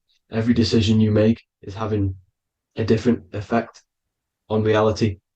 Everything happens for a reason due to the root cause, which is your mind. You choose everything that happens in your life. Okay. So it's very important you understand this and you constantly make the right decisions, the good decisions to have good effects on your reality. You have to be very conscious of this law because nothing escapes this law. This is the law of all consciousness. So think about it. Imagine a massive ball of consciousness. However, off this ball are different sparks, and each one of these sparks are in each and everyone's body. This spark is governed by these laws, the law of cause and effect, the law of correspondence, the seven hermetic principles. It's very important you understand this because this mass ball of consciousness is what is obeying these laws. And everyone has this spark of consciousness inside their third eye. And like I said, everyone is the same consciousness. This is why if you do bad onto someone else, that will directly affect your reality. So if you hurt someone, it's going to come back to you in one way or another because you are that same consciousness. This is like a mirror reality, as within, so without. Whatever you feel on the inside, you're gonna see that on the outside. You're gonna experience that reality, whatever you've impressed. So there's different ways to bend reality to your will. This is kind of a sort of magic. So obviously you have black magic, which is manipulating reality to harm and influence others, or to be very selfish. And then you have white magic, which is manipulating reality for the good of humanity. So you do have to be very careful with your intentions, people, when you're trying to manipulate reality, because this is nothing to be played with. If you are manipulating reality for the wrong reason, it's going to come and bite you in the ass in some way or another. Because everything is balanced. Everything balances out in this reality. Nothing escapes the laws. Not one thing escapes the laws. So if you're stealing from yourself because it's just going to come back in one way or another. Inside of everyone's heart, you know whether you're doing good or wrong. You can feel it when you do something wrong. You can feel it when you do something good. The heart is the center of the torus field. It's balance. And this is why you say follow your heart, because it's the center of the torus field. It's very important to listen to this inner voice inside of you, because that is telling you the right things to do, the good decisions to make. And when you keep following that voice, that good voice inside of you, it takes you to your life path. Very important to follow that voice. However, don't let the ego get in the way of it. Don't care what your friends are going to say. It's very important to understand this. So you have different ways of manipulating reality. You have sigil magic. This is where you create your own sigil or symbol. You create your own sigil and symbol, and then you charge it. You behind that symbol, you have an intention. So, for example, if you want to manifest wealth, you create a sigil which represents what you want. You create that sigil, you draw it out, you charge it, because wherever your attention goes, energy flows. So whatever your attention is, you're sending energy that way. So what you do with your eyes and your hands, you place attention on the sigil. Imagine that it's glowing. Imagine that you're sending energy to the sigil. And then you burn the piece of paper once you've done this. And then after this, you meditate on that symbol. You constantly think about that symbol, because that symbol is the frequency, is the thing that you want to manifest. So that's one way. Or you can just meditate on your reality. So imagine yourself having already what you have. This is what they call a mindset. You must set your mind to the frequency what you want to manifest. Okay? So if you want to manifest wealth, for example, imagine yourself being wealthy. What would it feel like? What would you be doing? Imagine a scene in your mind. Constantly do this, and you're putting out that frequency. Like I said, you must think, because the thoughts are electric, and then you must feel, which is magnetic. Together, this creates an electromagnetic frequency, and this is how you attract things to you. You will attract the certain people to come in your life to bend reality to your will. Okay? Or you've got mirror magic. Stare yourself in the mirror, because a mirror reflects light. It also reflects energy. So you've got to be very careful with what you say to a mirror. You've got to be very, very, very careful, because whatever you send into that mirror is directly sent straight back to you.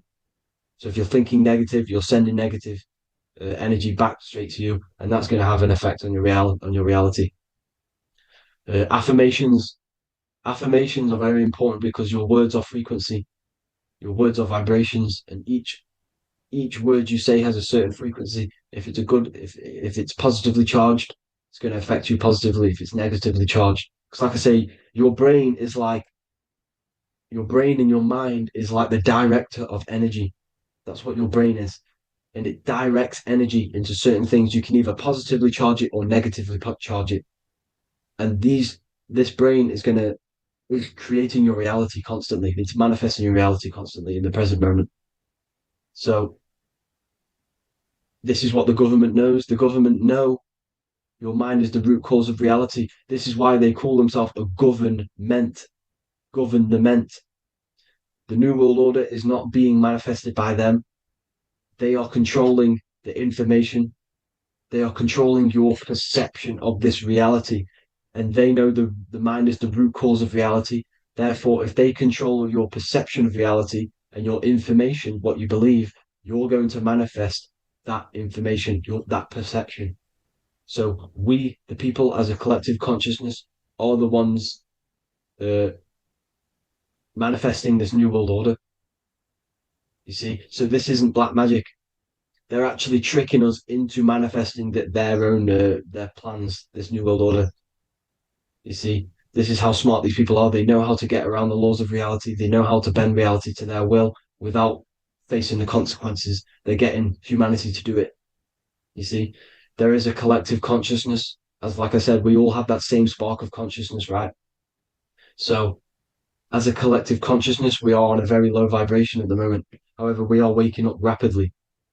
There are more and more people waking up at the moment, and light always chases away the shadow.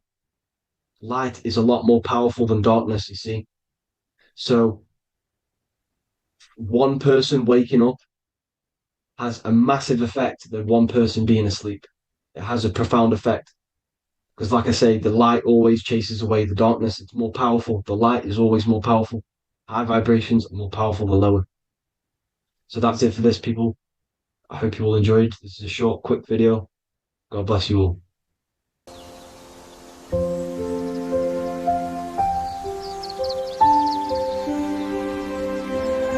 bookofwisdom.com. Visit today.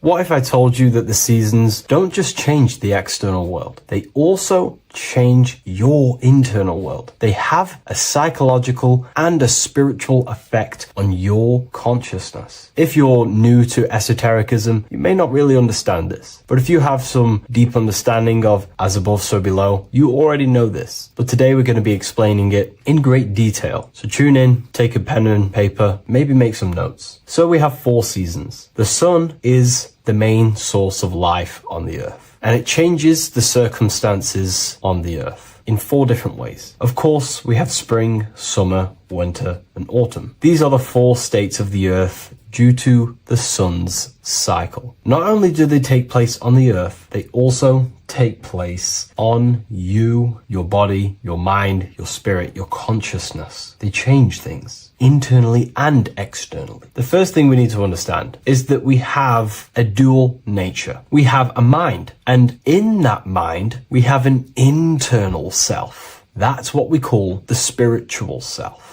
It is the individual that exists within their own mind, within their own consciousness. It is the self that imagines, thinks, feels. That's the spiritual self. And internally, that self is the true self. When it's detached from the false identifications, of course, such as the ego. But the true self dwells within the mind, and that's the immortal self. That's the self that will never die, never perish, that will always be there, and it always has been there. The internal self. But on the other side of the mind, the outside of the mind, we have this, what we call our physical human body. This is our external physical body. So outside of us is a physical reality, but inside of us is a spiritual, non-physical reality. Inside of us cannot be measured. Outside of us can be measured. So we have an internal world and an external world. I think this is the reason why the word individual has the word dual at the end. Dual meaning opposing or two. We have a dual nature. Inner world, in the mind and a self out the mind. And the mind acts as some sort of doorway. It is a doorway into ourself. So in esotericism, this is what it's all about. It's about we work with the internal world. We try and figure out who we are from the inside out, not who we are outside of us. Because we realize that the external world is nothing but a crystallization of what's happening inside of us. Our lives are a result of every single thought that we thought in the past. So let's not get off track here. Let's carry on. As I was discussing the seasons, we have an internal world in the mind and a self outside the mind. And this is reflected even in the cycles of the heavens. This is how you know the universe is intelligently designed, and the law of correspondence corresponds with everything. The law of correspondence is as above, so below. It's not a Hermetic principle. It's not a Freemasonic principle. The law of correspondence, as above, so below, is just the law of life, of the universe. It is in everything. So the daytime, the sun, this is external impressions, or expressions, should I say. We express ourselves outside the mind, in the outside world, in the material body, taking actions outside of us during this daytime. The sun represents outward expression, the daytime. This is when we wake up, we're conscious, we do things outside of our mind. But then the nighttime comes around and it becomes dark and the moon rules over the nighttime. And we return back to our internal world. We return back to the darkness. We return back to the internal self, the self in the mind. Really is fascinating. And this is as above, so below. This follows the correspondence. This follows the law. Although that the outside world has a cycle of day and night, so does our own mind have this cycle. As above, so below. As within, so without. What's happening outside of us is also happening inside of us. The mind is also going in a cycle. Because in the daytime, the mind wakes up and we express things externally. But when the sun goes away and the electromagnetic rays of the sun are not very strong, our brainwaves decreases, our body activity decreases. It slows down and we return to the internal self. The body switches off and we return to the internal self in the mind. We enter in the doorway of the mind and return to the internal, the spiritual self. And when the body is less active, this is when we are more connected to the internal world, our spiritual true self. So as above, so below corresponds with the day and night, the sun and the moon. The moon represents our internal world, the world inside our mind, the self inside the mind. And the sun represents the external self in the external world. So not only are these cycles happening in nature, the darkness outside of us when the sun goes away is the same darkness that we go within ourselves when we go to sleep. It's the same cycle. Our bodies are in the cycle of the external world also, as above, so below. But then we can even take this even further. This fractals down even further. If we look at the cycle of the yearly cycle of the sun, which is what we call the 12 zodiac signs, we notice that these 4 seasons also take place in every single cycle of the day. So a yearly cycle can be seen as a big version of a daily cycle, or a daily cycle can be seen as a smaller version of a yearly cycle. For example, if we look at Aries, which is spring, this is when the sun springs everything back to life in the spring. This is when the crops start to spring up and start to grow again. But we could see that at 6 a.m. in the morning, when the sun rises and just cracks over the horizon and starts to bring light into our day. Aries is associated with the morning time also as spring. Morning time is a smaller version of spring. Then we look at the summertime. The summertime is midday, when the sun is at the top of the middle of the sky. This is when the sun is most powerful, most radiant in our day. This could be seen as the summertime. Then when the sun starts to set, this is associated with autumn. Autumn time is the sunset. Then the winter time is associated with the nighttime, the midnight, when everything's very dark. So a daily cycle is basically a smaller version of a yearly cycle. And just how I explained how the cycle of the sun outside of us also happens inside of us with our consciousness falling asleep when the sun goes away, is also happening to us on a yearly cycle also. So the daytime is associated with the summer and the nighttime is associated with the winter. The winter is like the inhale. The summer is like the exhale. It's the breath of the universe, just like how we breathe in and out of our lungs. Everything takes this rhythm and polarity, okay? So winter is associated with the self and the world inside of ourselves, inside of our mind, the spiritual self, the internal. Because the winter is when the sun's rays, electromagnetic rays, are not very powerful. And this decreases brainwave activity, making us more connected to our internal world, inside the mind. But the summer's the complete opposite. The summer is when the sun is very, very powerful. And the sun's powerful electromagnetic rays increase brain activity, making us more actionable in the physical world, outside of our mind, in the external world. So summer is the daytime and winter is a big version of the nighttime. Vice versa. Just like how in the winter, we're more in the house. We're inside buildings because it's very cold outside. Animals hibernate. They go inside. They go into little places. They collect all their food and prepare for the winter. They go inside. They go in darkness to hibernate. So does our consciousness, our spirit, the self inside of our mind. We can use these cycles to our advantage, to evolve spiritually, to connect and be more balanced. You know, I've mentioned a lot of this inside the university to my members, to the family inside of there. We discussed this. We had a great discussion about this. And, you know, the live calls we have are priceless. The conversations you can have with someone when they're awake, you never forget them. You always have deep, meaningful conversations. And we discussed this deeply, and we were going into some interesting things about how we can use these types of changes in the seasons for our spiritual growth. We even discussed about spring and autumn and how they're associated with the different spiritual bodies that we have. But anyways, let's not get off track. Lucid dreaming, dreaming itself, and astral projections, I find are more easily accessible during the winter and the night times. Like I said, because the brain activity is decreased due to the sun being not powerful, we are more reconnected with the self inside the mind, the spiritual self, the immortal self. Wintertime is a great time to work on yourself, to start to gaining discipline, to meditating, to really working on the subconscious. Because spiritual work is harder than any physical labor. You really got to dig deep within yourself and be honest and true with yourselves. I think this is the reason why, you know, a lot of people convert to spirituality from religion. They come into spirituality and then they go back to religion because they realize spirituality is it's difficult. You have to be honest with yourself. You have to really face the traumas, the negative aspects of yourself, the dark side of yourself, and bring it to light and transform it. And that sort of work is a lot more difficult to do than any physical labor. So the winter time is the time that we go inside ourselves. We reflect a lot more. We need to work on ourselves, on our mind, on our negative habits, on our dark traits, on our things that we have been pushing away and not controlling. The winter time is that time we can really start to connect with the internal self, work on our imagination,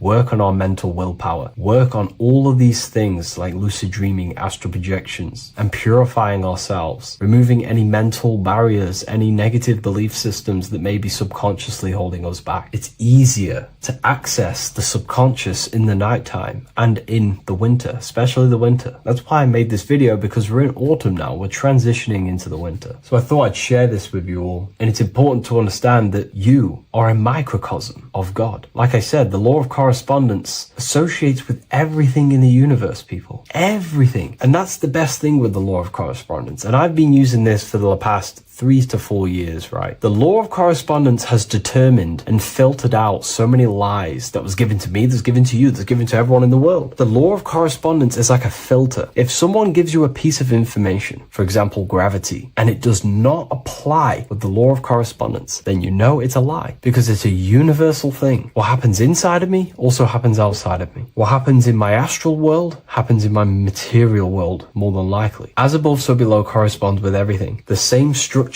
in my veins, in my nervous system, is the same structure in the trees, in galaxies, in everything. As above, so below, the universe is a fractal universe. Therefore, the point that I was getting at is that you are a microcosm of God. The same mind that God manifested things through thinking. He thought the stars, the earth, nature, the human body, designed everything with the God mind. He thought everything into existence. And that mind, them powers that God used to manifest everything into physical existence through the power of thought is the same mind that you possess, but on a smaller scale. God manifested the macrocosm through thought, as the universe is a mental universe. Everything you see around you was thought, then manifested into physical reality. God manifested the macrocosm, the world, through thought, and that same force of thought you use to create the microcosm, to create your own world. You think your life into reality, your world into reality. Your body is a microcosm, a miniature universe. Every thought you think commands 50 trillion cells in your body, and your cells religiously execute on every command that you give it. You're in charge of 50 trillion cells. You're literally commanding a whole civilization inside your body. And this is how you are a reflection of the divine. The God mind created the macrocosm, the world, and you create your own world inside that world using the same power as thought. Very powerful. So everything that happens outside of you is also happening inside of you. The law of correspondence is the most important, the law that you could possibly learn, because it makes everything so clear for you in the universe. Makes life so clear. You see reality for what it truly is. It's a reflection of the higher dimensions. Just like how reality right now is a reflection of what's happening inside of people's minds and consciousness. We can't blame the elites for all the negative things that's happening in reality, because all the negative things that's happening in reality is the negative things that's happening in people's minds. We need to take control of ourselves. So with that being said, thank you all, everyone. If you wish to read more, 90% of you watching this video have already got this book. I want to say thank you for your support. It means the world to me. It makes me research more and write more books. And the book of symbolism is coming very soon. So thank you, everyone. I'll leave a link in the description for the university, for the live calls, and for the book if you wish to join. Have an amazing day.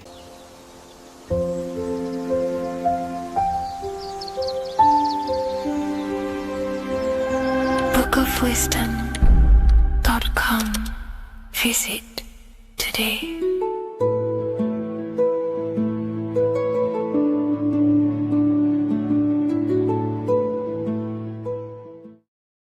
So in this video, we're going to be breaking down the symbolism of the skull and bones.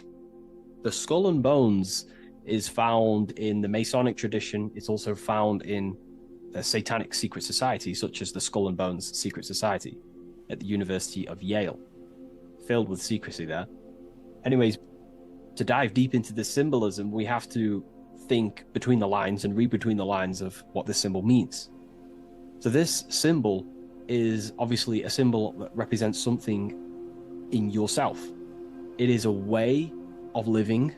It is a way of think, feeling, and acting. It is a state of consciousness. Each symbol represents a state of consciousness. Each symbol reveals something about yourself, the way you process things, the way your consciousness functions.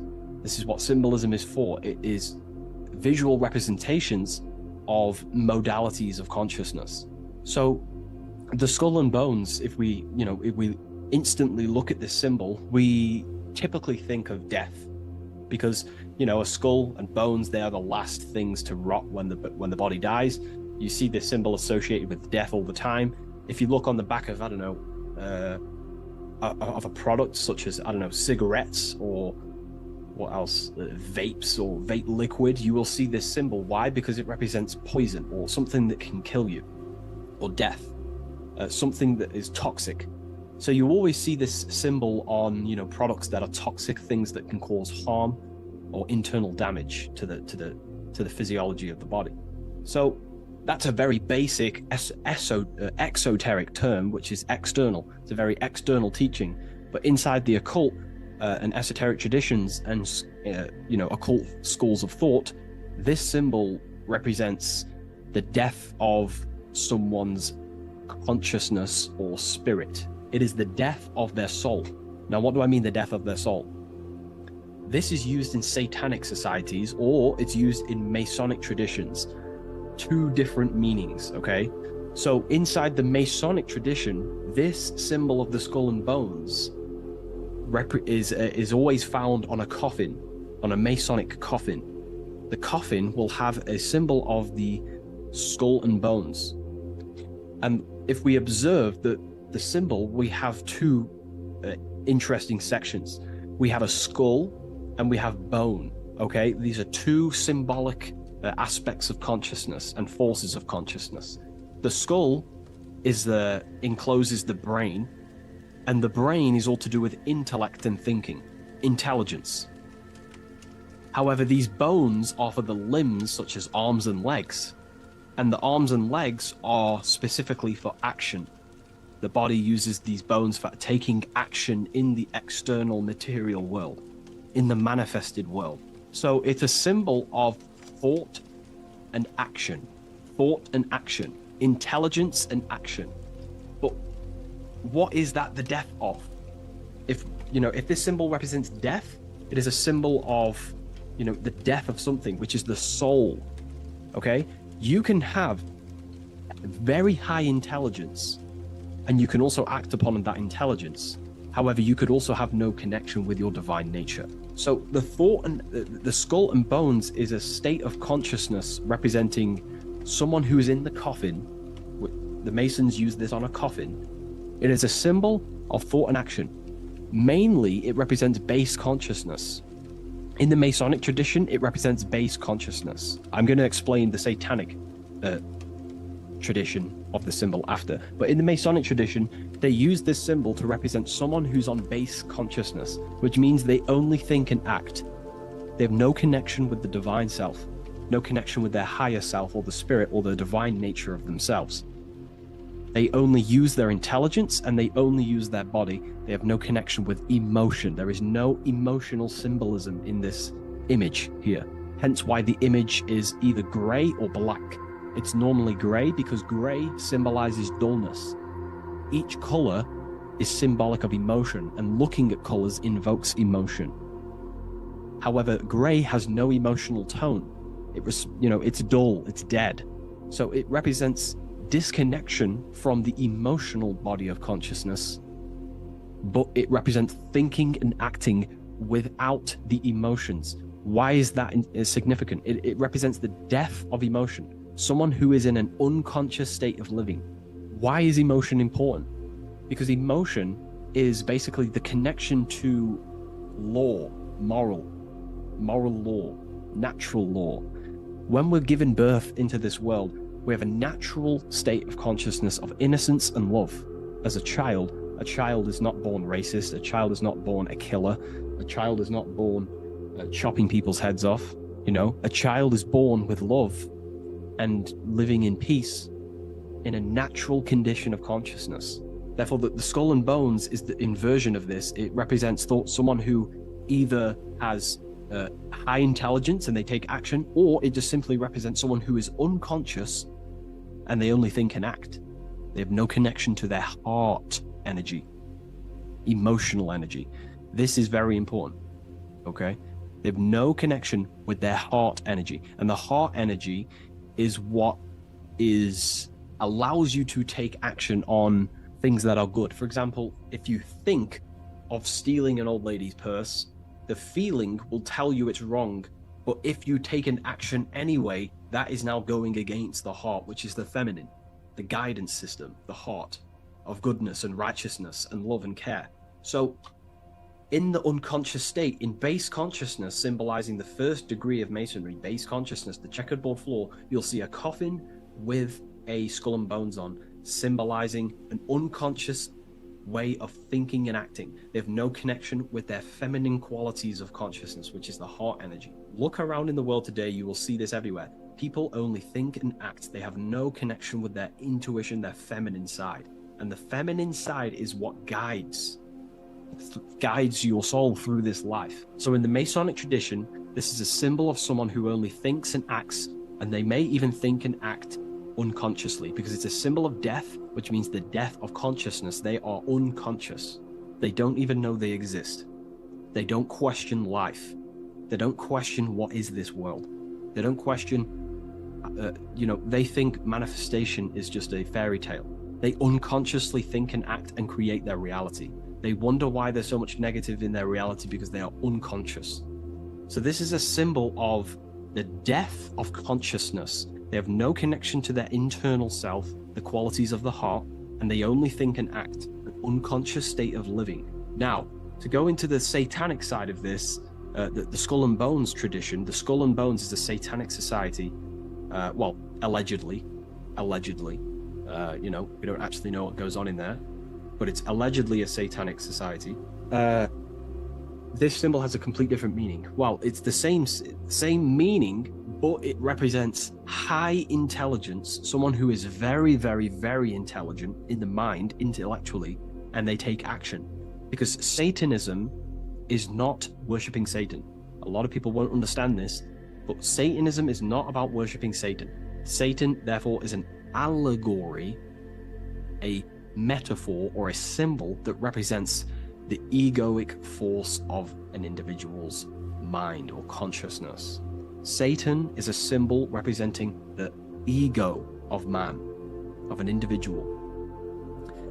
And like I broke down earlier, when we think about stealing an old lady's purse or punching someone in the face, the heart tells you that's wrong, but the body takes an action anyway.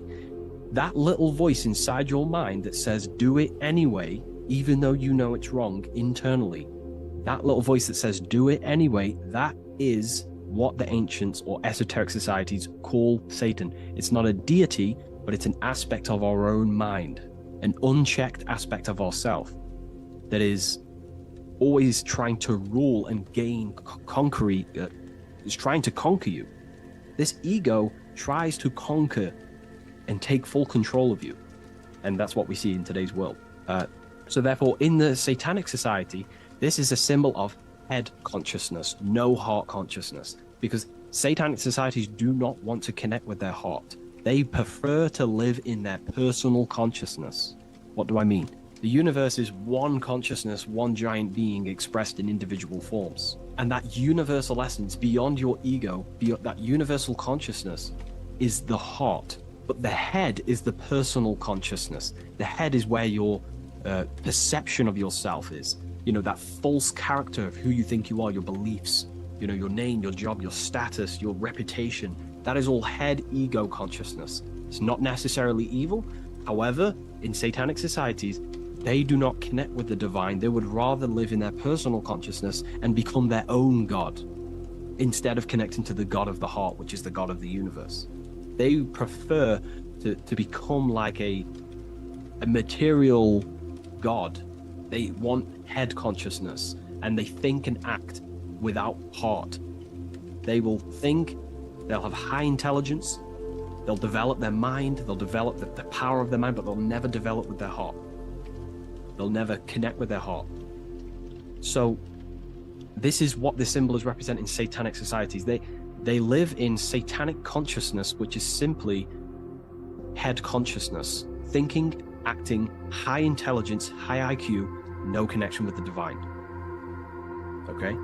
And today, this is what this, you know, the world is being pushed upon. This is, you know, the world is 80% Satanist, and people are walking around they're Satanists and they don't even know. This is how the dark occult has influenced the world to become so vain, lost in vanity, ego, lust, materialism, status, money. They've made the world unknowingly become satanic. Most of the people in the world are walking around Satanism. They're satanic.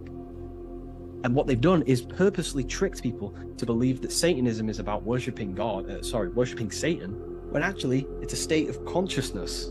They think Satan is a deity. Yeah, very well said, esoteric. Yeah, they think Satanism is about worshipping this man in the sky or this negative force. But it's a state of being. Because we are all God. We're all co-creators of God. We're not the God, but we are expressions or emanations of God. And our soul is the thought force of God. Just like when you think about a certain thought and you dwell upon it for a while, that thought becomes literally an entity or an energy form within the astral plane, and the soul of that elemental being or a thought force is your thought force. That's the soul of that being. Your soul is the thought force of God. You were thought into existence by the mind of God. I hope you gain an understanding of what this means in the two different ways, the Masonic tradition and the Satanic tradition. The Masonic tradition is a symbol of base consciousness, someone who only thinks and acts. They may have high intelligence, they may not. They're living in the death of their feminine side of consciousness. They're emotionless, have no connection with their moral compass of the heart. They have no intuition. They only think and act. They go against their heart. They take actions against their guidance. Someone who lives unconsciously, creates their reality unconsciously, thinks, feels, and acts unconsciously. And then in the Satanic tradition, well, going back to the Masonic tradition, that base consciousness that I've just explained is the state that we must arise from, because that is the coffin. You'll see this symbol on a coffin because the coffin represents the death of the spirit, the death of the feminine side of consciousness, and the death of conscious, being actually aware. And that's the state we must rise from, out of the coffin into higher consciousness. And that's why Masons, not just Masonry, you have this whole story of death and resurrection is in everything. It's in the Bible. Jesus dies and he is resurrected. In Masonry, when you're initiated, they symbolically kill you and then you are resurrected. Every secret society symbolically kills you and then resurrects you. Why? Because in order to awaken to what you truly are, you have to kill who you thought you were in your mind. In order to awaken to what you are, you have to kill what you thought you were. So it's a death and resurrection. Okay, so this is the state we arise from, but in the Satanic tradition, this is glorified, this state of consciousness. They are conscious, they have high consciousness, but they only have intelligence and action. Their intelligence and action are one, they think and act instantly.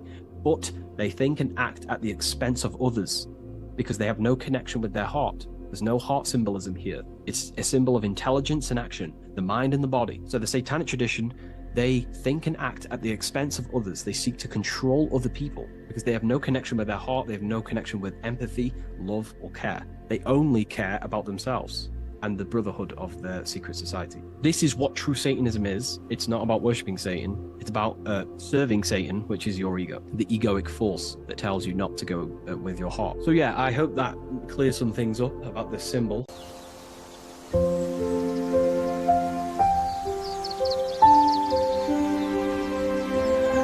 bookofwisdom.com. Visit today.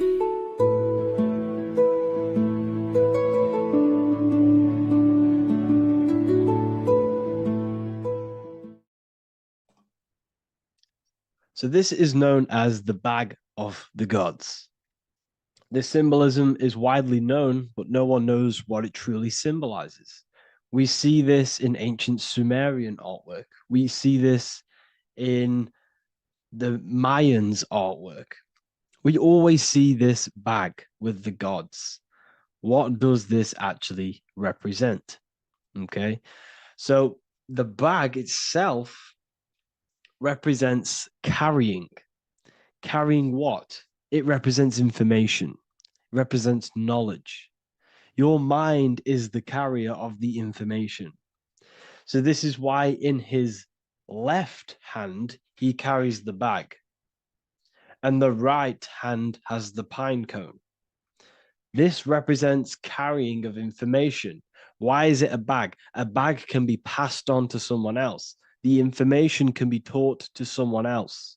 This is the information of activation of the pineal gland or higher consciousness of humans. Because as humans, we all possess an animal nature, the nature that tells us to eat, to steal, to gain material wealth, to survive, to hate. This is our animal self. This is our animal behavior. But we also have a divine nature of consciousness, which we have access to, the higher planes of consciousness, the planes that manipulate this material world and create all things in this material world. The human mind has access to. The animal does not. The animal has no idea he exists. The animal has no inner dialogue, but humans have the inner dialogue. Humans can create infinitely. We can expand our minds infinitely into new realms of thought. So we have this higher divine nature and a lower nature. This bag of the gods is basically just representing the knowledge they possess of higher consciousness, of the higher aspect of life, okay, which is the activation of the pineal. The pine cone. The pine cone is in his right hand. The right represents wisdom. The left represents intellect, knowledge. Knowledge and wisdom are two separate things. Wisdom is applied knowledge. It's a feminine aspect. Knowledge is just gained information that you know, which is masculine. So in his right hand, he holds the pine cone. The pine cone can be opened and shut.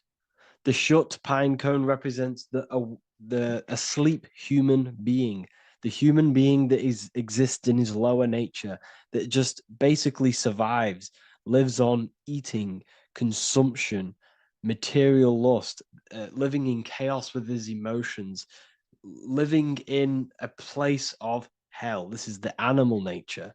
Then we have the awakened human, the one who has consciousness of himself, the one who looks within himself, the one who knows there is more to him when he looks in the mirror. He is far more than just the physical body. He is a divine spiritual being, a divine being who has limitless potential of creation into the material plane. So this represents the awakened. This represents the asleep. This is why he carries the pine cone in his right hand. It represents applied knowledge. This is the information. This is the intellect he possesses. And this is the applied knowledge of the awakening, of activation of the pineal gland. Because remember, the pineal gland is not your consciousness. The pine, pin, pineals, the same root word. Pine cones were always symbolizing the state of consciousness one was living in, whether he was asleep or awake. We see this at the Vatican. We see the pine cone over the two pillars. This is the two pillars of Freemasonry, and the dome. This is the Royal Arch of Freemasonry. This represents your head. This is the two pillars, the two hemispheres, and the pine cone in the middle, which is the pineal gland. What is the pineal gland? The pineal gland is not your consciousness. It is not the third eye, and it is not the mind. It's not the mind's eye. The pineal gland is a radio receiver. This is your body. Your body is an antenna.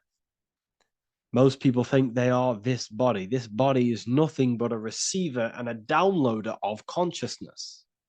Your brain does not produce consciousness. You are not this brain in your head.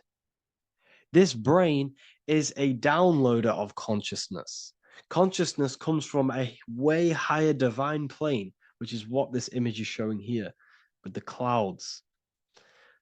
The mind is light. Consciousness is light. And this light is coming down into the material plane, and your body is basically a crystal antenna which is receiving and downloading this consciousness. So you can experience a three-dimensional reality. So God can experience himself in a divided, separate state. This is what this represents.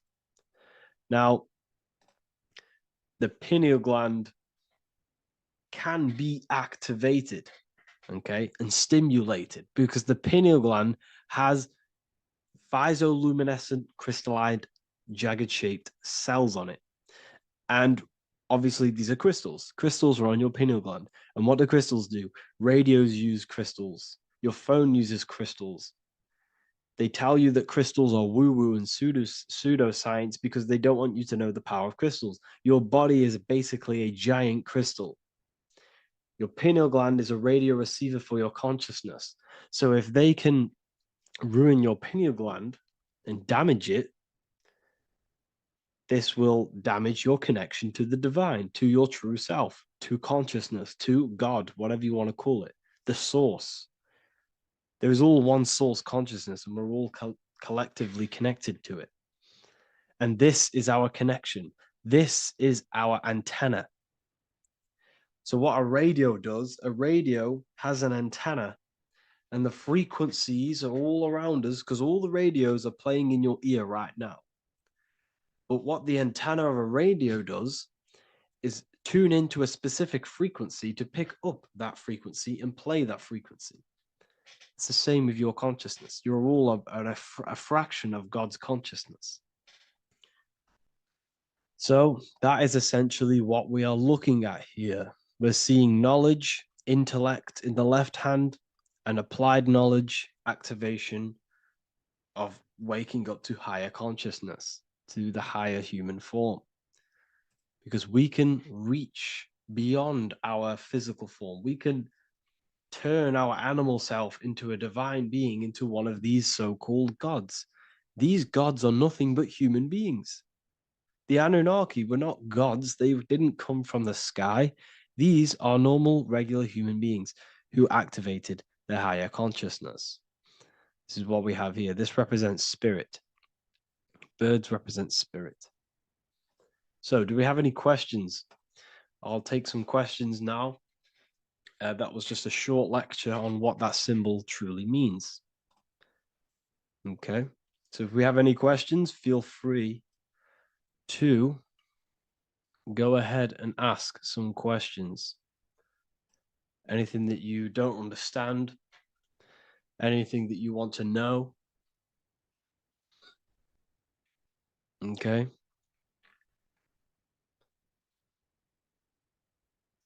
So base reality would be where source resides. Yes, the base reality is your consciousness.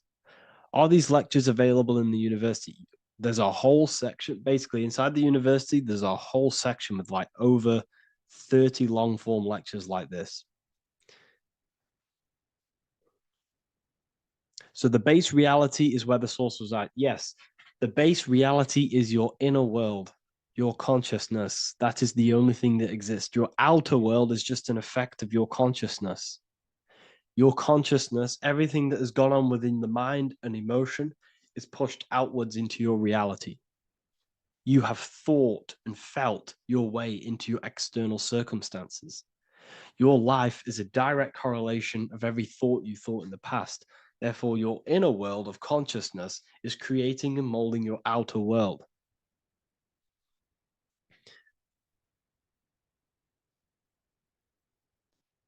The best way to keep connection consistent, the best way to keep your connection to the divine or the higher planes of consciousness is through meditation and through imagination. Imagination is the fourth dimension. It is the astral plane. That screen that you have in your mind is not a physical screen. That is the divine plane of the astral. And this is essentially where all objects of this material world comes from. The phone that you are holding, the laptop you're watching this on, whatever you're doing, every single object you see in your room that you are in right now began inside of the plane of imagination. This is not a physical plane. This is a metaphysical plane that you have access to. And you have the ability to bring down this plane into physical form. That's what we call manifestation. That's what the ancients called magic. This is what we now call in science metaphysics. It's all the same thing. So yes, you all have access to the divine planes. Unlike animals, this is why humans are so advanced.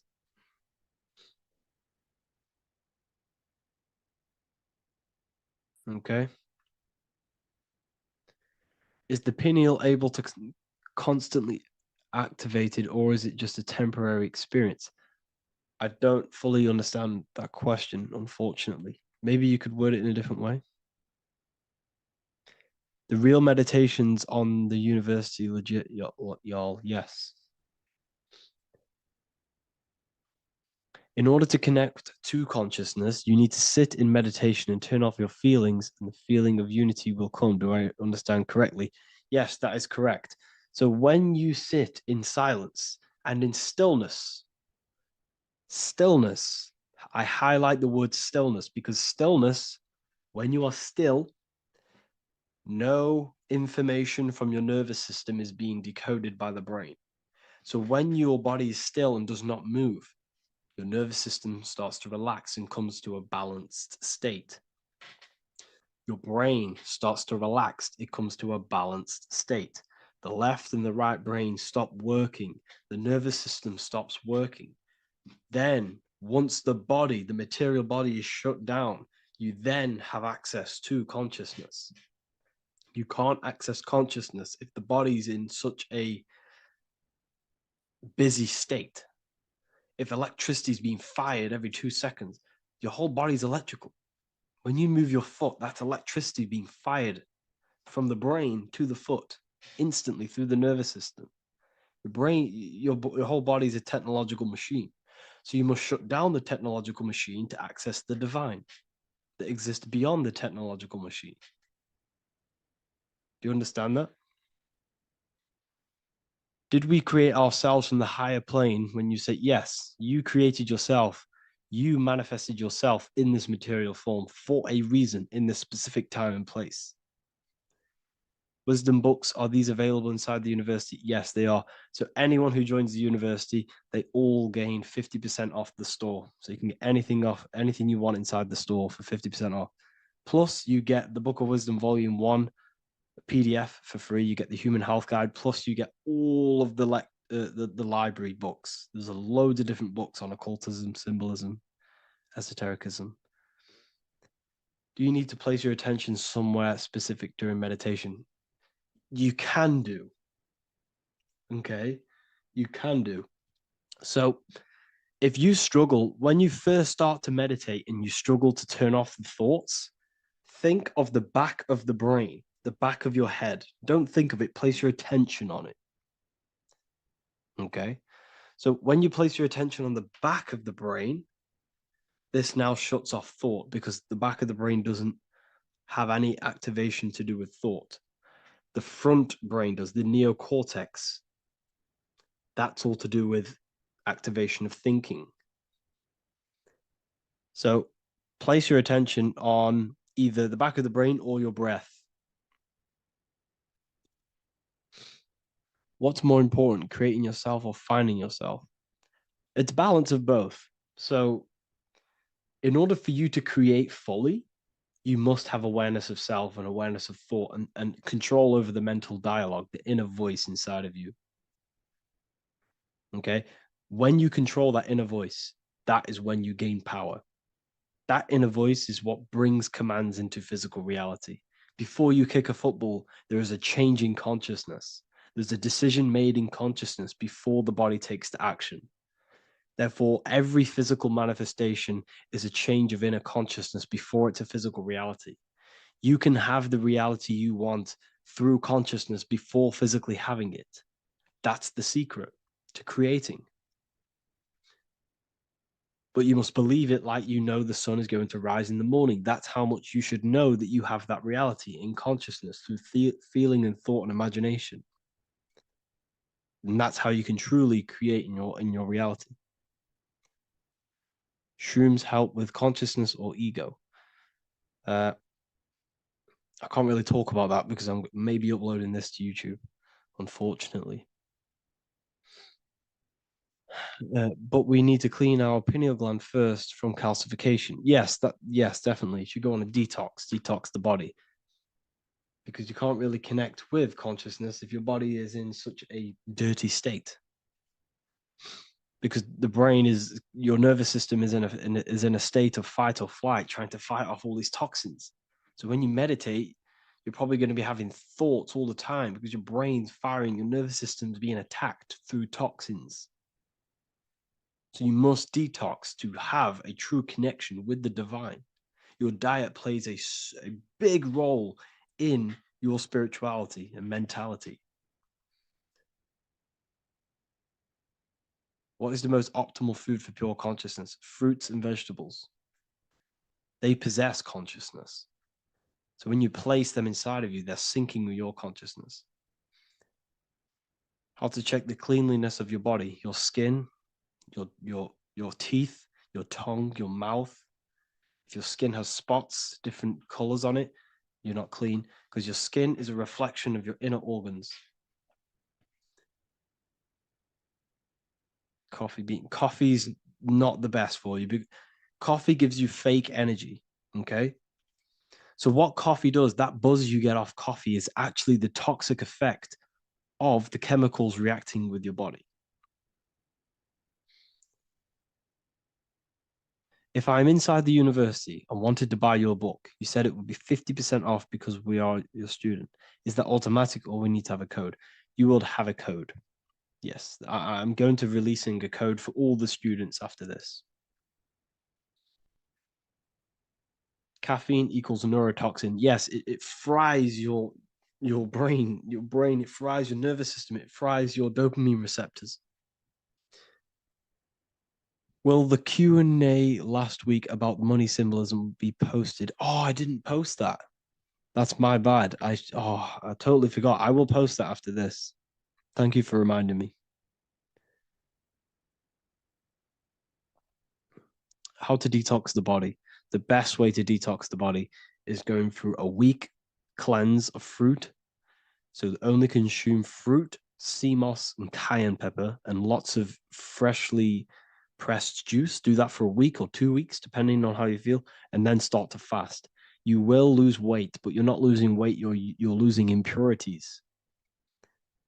It's good to do this every couple months, to just go on a raw fruit diet, cleanse the body, push everything out, and then start to fast while consuming sea moss and having lots of freshly squeezed juices.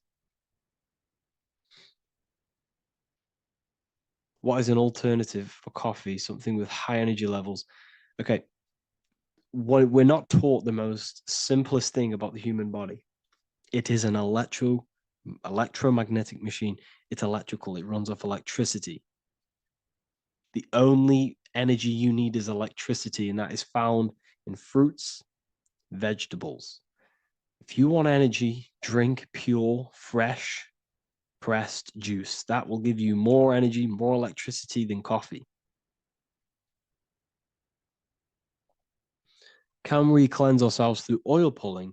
Do you recommend it? I do oil pulling every day with coconut oil in my mouth. Celery juice is a good one, very good one. Yes, celery juice.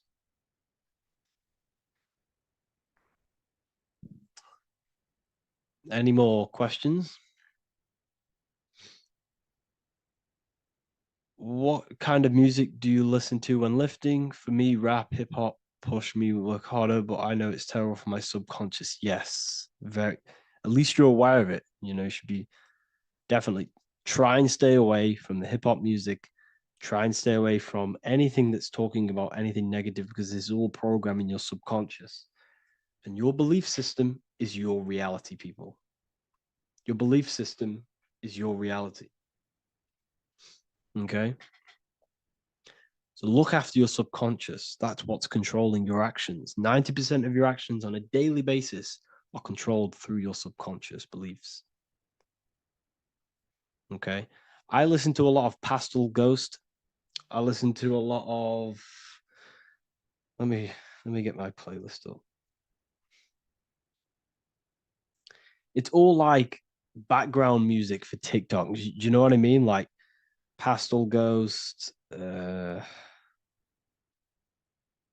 mainly what I listen to. That sort of music. I don't know what it's kind of called. I don't know what that genre is called. Does anyone know what that genre is actually called? Because there's not much words in it. The reason I listen to it is because there's not much words in it. And, it helps the subconscious. And I just love that music.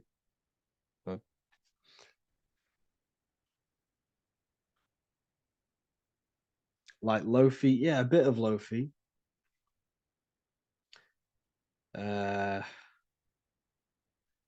Most people won't even know this type of music.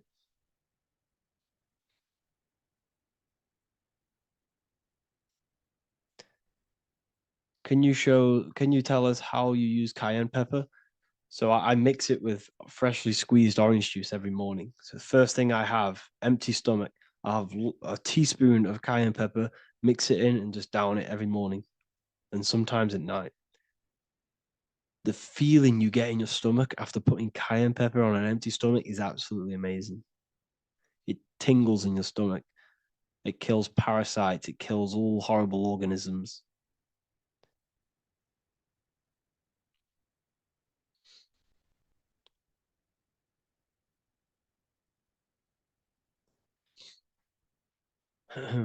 Mix it with hot water. Yes, hot water and key lime water. That I bet that's powerful. If you mixed warm water with key lime with cayenne pepper in first thing in the morning, I can imagine how powerful that is. I've never done that, but I'm going to try that.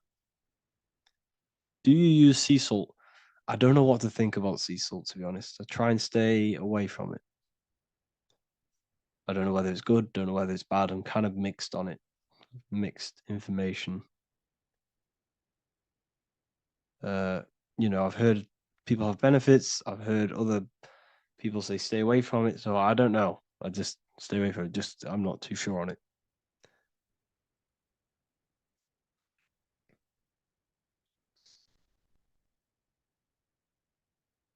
I drink fresh pressed celery juice every morning. Yeah, definitely. Is there any chance we could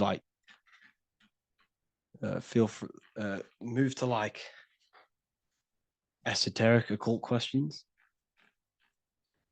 The only reason I say that is because I might be posting this to YouTube, so it's like I don't want them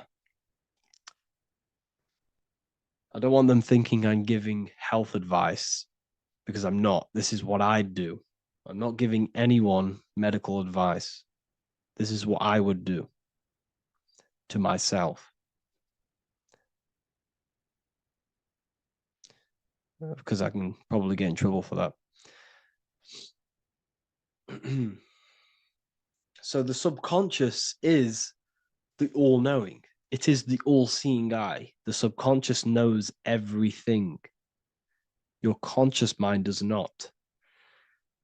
Your subconscious knows every single cell in your body. Your subconscious is making your heart beat. It's talking to your heart. It's talking to every organ, every cell in your body is being connected and spoken to by your subconscious mind. It is the all-knowing. The subconscious has access to the astral plane, imagination, the fourth dimension. It has access to the mental plane, thoughts. It has access to the ethereal plane, energy. And has access to your physical body. It's the door. It's the portal. The subconscious is the portal to the divine. You must go through the subconscious in order to access the divine. Any coupon codes for book 2? Yes, inside the university, there will be a 50% off coupon code. Speaking of ancient civilizations, why did they use symbols to give us true knowledge? This is a very, very good question. Very good question indeed. The reason they use symbols is because symbols are their keys. They hide meanings. They hide things. For example, if it was written down, if all of this sacred knowledge that I'm speaking now was written down, it can be easily taken.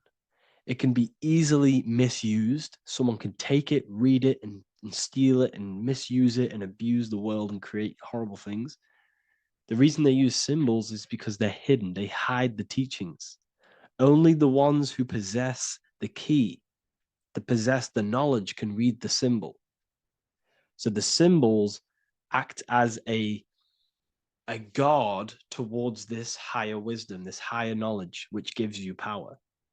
All of the knowledge I teach you gives you power. And you can misuse it.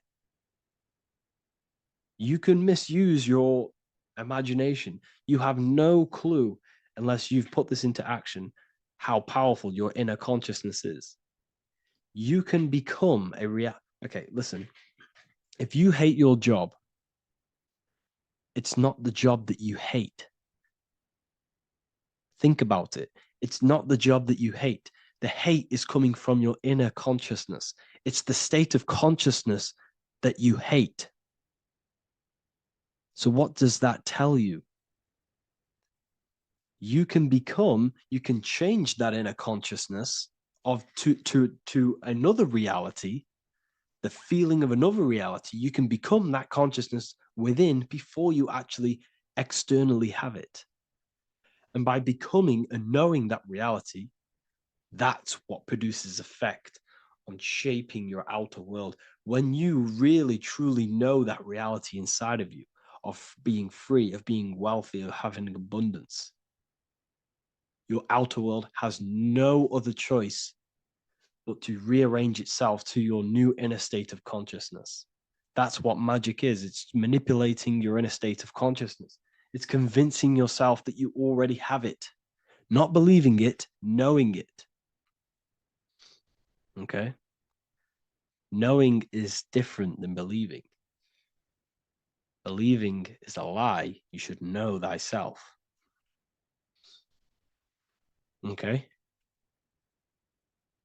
So we can say that human overpopulation is intentional. There is no human overpopulation. We're all cramped in these cities. We're all cramped into one little place. We're not supposed to live like that. We're not supposed to live so cramped. This is why there's so many weirdos out in public. So many weird people doing weird things. This is when things start to go weird, and we shouldn't be living in this state, in this condensed state. We should be spread out. Okay. There is no overpopulation. It's just an illusion because we all lived in such. Have you ever been on a plane? Have you seen how much land there is? It's crazy. There's no overpopulation. And how many people do they say there's in the world? There's not that many people in the world that they say. I think it's like 8 billion. I think they say there's 8 billion people. There's not 8 billion people. There's probably more like 2 billion. And the reason I say that is because I have a friend who only has like 300K followers. So that's a lot of followers, okay? And he gets recognized everywhere he goes. And he's into all this stuff. And he says, listen, the population is definitely not 8 billion or whatever they say. I think it's like a couple billion. It's probably more like a billion. How to properly manifest intentions. Thought, emotion, and imagination are the key. You must know that you have that reality. Don't believe it. Become that reality within your consciousness. All day long, as much as possible. Feel it. Imagine it. Say it. And have zero doubt. How to have zero doubt. You can't, well, okay, so the doubt, that little voice that will seep into your mind saying, you can't do that. You can't do this. That's your old voice of your subconscious program. Listen, the reason why most people fail in life is because they have trained their subconscious that they will fail. They have told and believed that they will fail. The reason I will succeed for the rest of my life is because I have trained my subconscious to say, I will win, I will succeed, I will solve any problem. That's my belief system. And if my belief system is that, then my external reality, my conscious mind will seek a way to fulfill that belief. It will seek to control and create that belief in my external world. It will seek to solve any problem.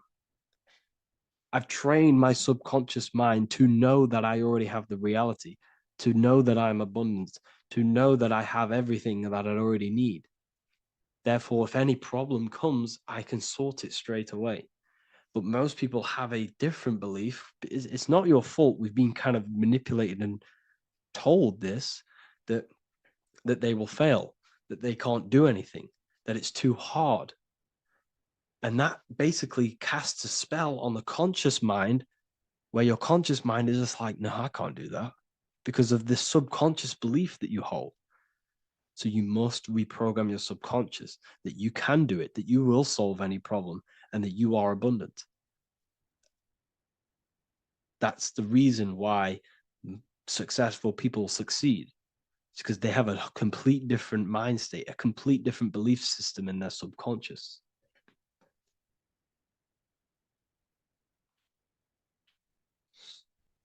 Do you offer mentoring? Yes, I do offer mentoring, but it's It's mainly for people who want to grow their online presence,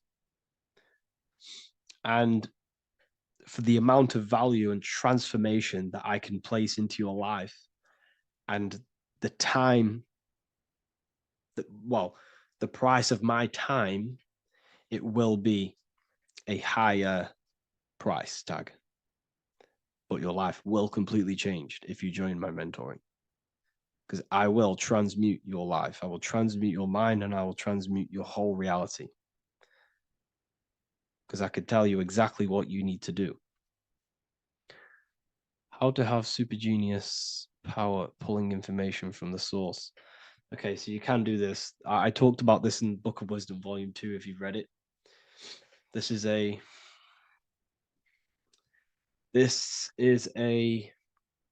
technique that Albert Einstein used. This is a technique that Thomas Edison used. This is a technique that all of the ancient geniuses have used. So you get on a chair, you place metal below you or plates, and you hold a metal ball in your hand, and you fall asleep. And every time you fall asleep on the chair, you're going to drop the ball because your body will become unconscious, and you will basically drop the ball, and it will wake you up because it's going to hit and make a loud bang on the plate. And every time you go to sleep, basically what this is actually doing is shifting your consciousness from conscious into the subconscious. So from physical into the astral. Your consciousness is shifting between these two planes. And as you do this, you can bring down great ideas from these higher planes. So when you fall asleep, have an intention. And when you fall asleep, you'll drop the ball. And when you wake back up, you'll have an idea, and you just got to write it down.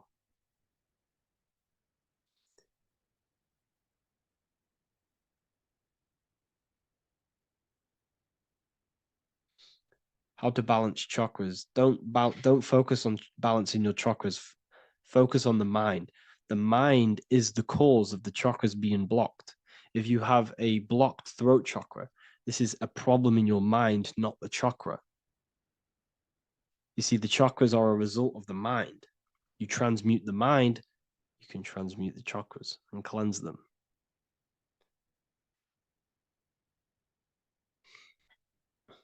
So was Jesus a real man that walked? Okay, so I'm going to tell you something. Like, some of the things that I say in my reels, they are to catch attention.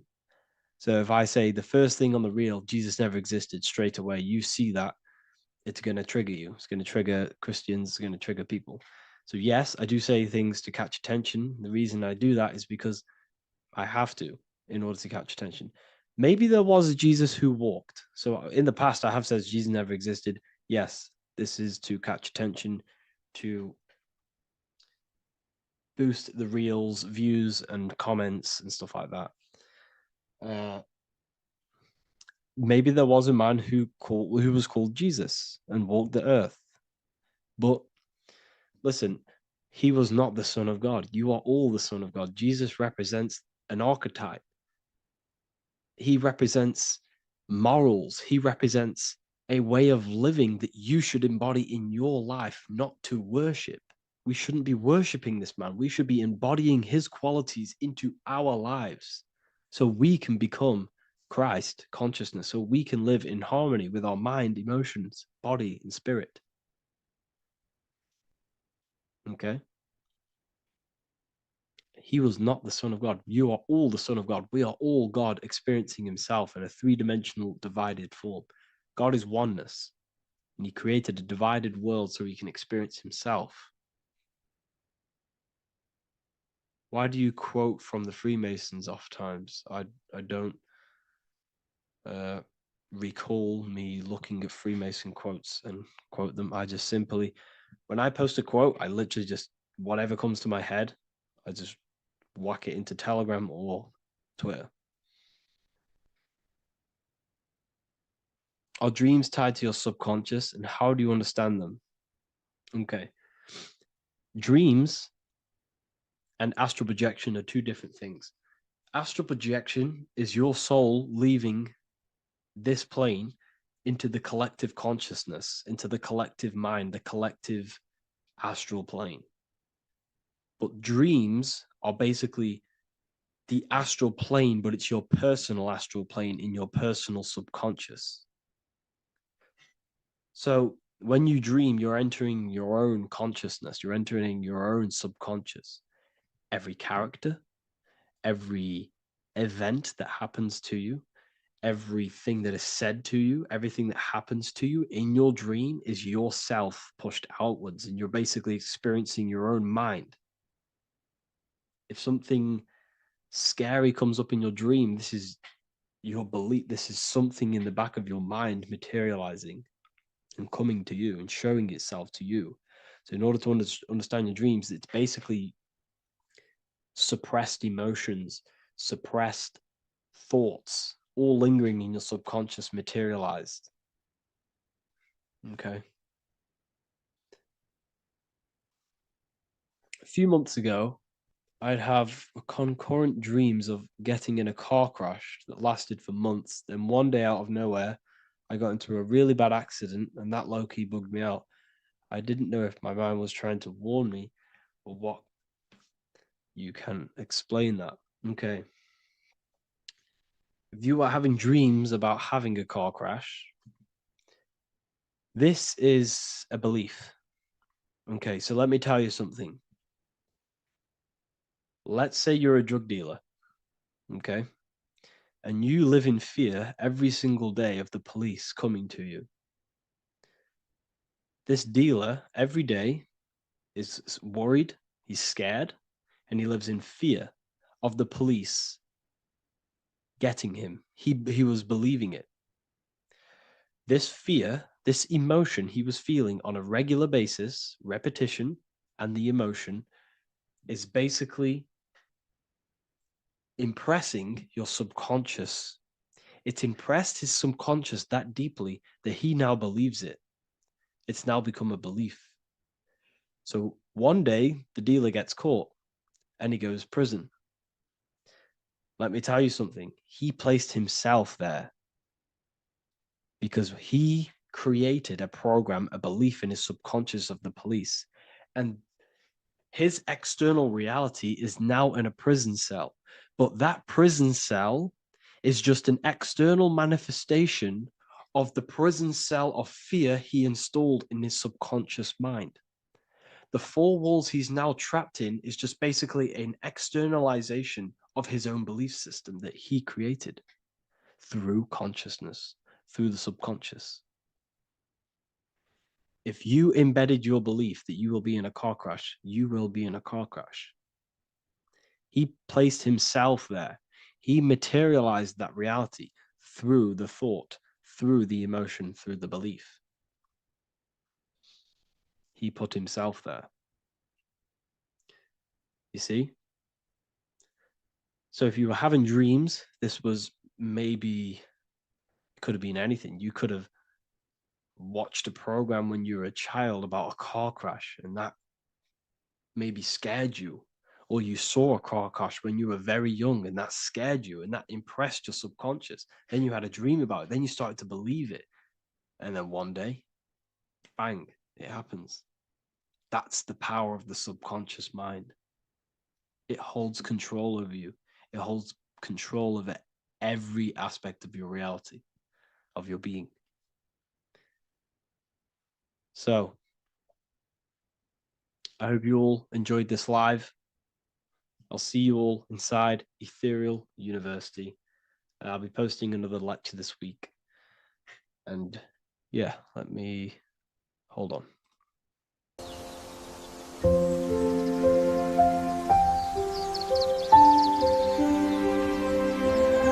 bookofwisdom.com. Visit today.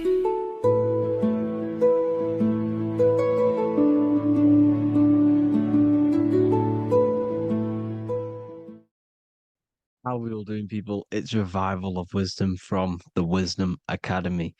Today we're going to be breaking down God, consciousness, and the higher and the lower self, and how to overcome the lower self. Now, the first thing you need to understand is that you are the invisible intelligence within the brain, within the body. This invisible intelligence is known as the mind, but you are not the mind. You are the observer of the mind, which is the soul, the invisible entity. The mind is your intellect, your intelligence. Now, the mind is, it's hard to put this in words, but the mind is something that gives you the ability to explore the universe. And this inner self is the I am. It's the quiet, the inner self, the voice you see in you hear in your head. This is why within spells high twin, inside, internal. The I is also the number one, which is one line. Because the one and only, is the inner self, which is the I am. This is why you say, my name is Harry. You are not Harry, you are the I, the inner self, the intelligence. Okay, this is why Jesus in French is I am. You look with the two eyes and you see with the inner eye. I and I, the same thing. Okay, because the I inside is what gives you the perception of what you're looking at. So when someone's trying to explain something and then you catch on saying, I see now, it's because you're seeing with your inner eye, the one that gives you perception, gives you intelligence, gives you the ability to understand things. This is the internal I, the invisible self, which the physical body is nowhere near as complicated as this inner self. Is in infinite potential, infinite potential. God, God, generator, operator, destroyer, soul, mind, and body. Brahma, Vishnu, Shiva, the Father, the Holy Spirit, and the Son. They're all, the reason why you see God is always a triad is because it represents yourself. Your invisible intelligence is God. Me and you are the same invisible intelligence. We are the invisible intelligence experiencing the program being run by the central nervous system and the brain. I always say this in my videos, but I have to, in order for you to understand the things that I'm going to say later on in the video, you need to understand this concept, is that you are the consciousness experiencing the nervous system, the tree of knowledge of good and evil, which is you here. You would be in this invisible intelligence right here in the center of the brain. Now, this is why the ancient Christians show God is in the brain. This is the brain stem. This is the brain. This is also the brain stem and the brain. The brain stem and the brain. It's all depictions of the brain because the brain's the computer, the electromagnetic computer, which decodes the demands created by the invisible intelligence, the I, the inner self, you, your true self. The person moving, if you observe what someone moving, this is going to sound, but if you observe someone walking, it's not the body. The body is moving, but the thing telling it to move is the invisible intelligence. Before you kick a football, a decision is made within your invisible intelligence, your mind. And this consciousness, this invisible intelligence, is either stuck between the lower self and the higher self. Okay? When the invisible intelligence, meaning the true self, identifies itself with the physical body, it will trap its mind within physicality. This consciousness that we have is either operating in the lower self or the higher self. It's either feeding the material body or it's feeding the spirit. Okay? But because we are physical and spiritual, we need to be even. We don't want to be meditating all day long, because we do have a physical body as well whilst we are here. We are playing a game in physical matter. Okay. Now, the reason that you incarnated here is to learn a lesson, because the mind can manifest anything it wants within the astral planes, within the world of imagination. It can manifest anything it likes, but it incarnates into matter, into this game, so we can understand labor, because anything in matter you have to labor to manifest. But in the astral, you can manifest at the click of a finger. You come here to learn the knowledge of good and evil. And your consciousness, I came out a bit off topic there, but your consciousness is experiencing the lower or higher self. The lower self is manifested in the lower parts of the body: sex, food, and power, the lower three energy centers. These centers are like mini brains. You are literally thinking with these centers. And when your mind is stuck within these lower centers, you'll think.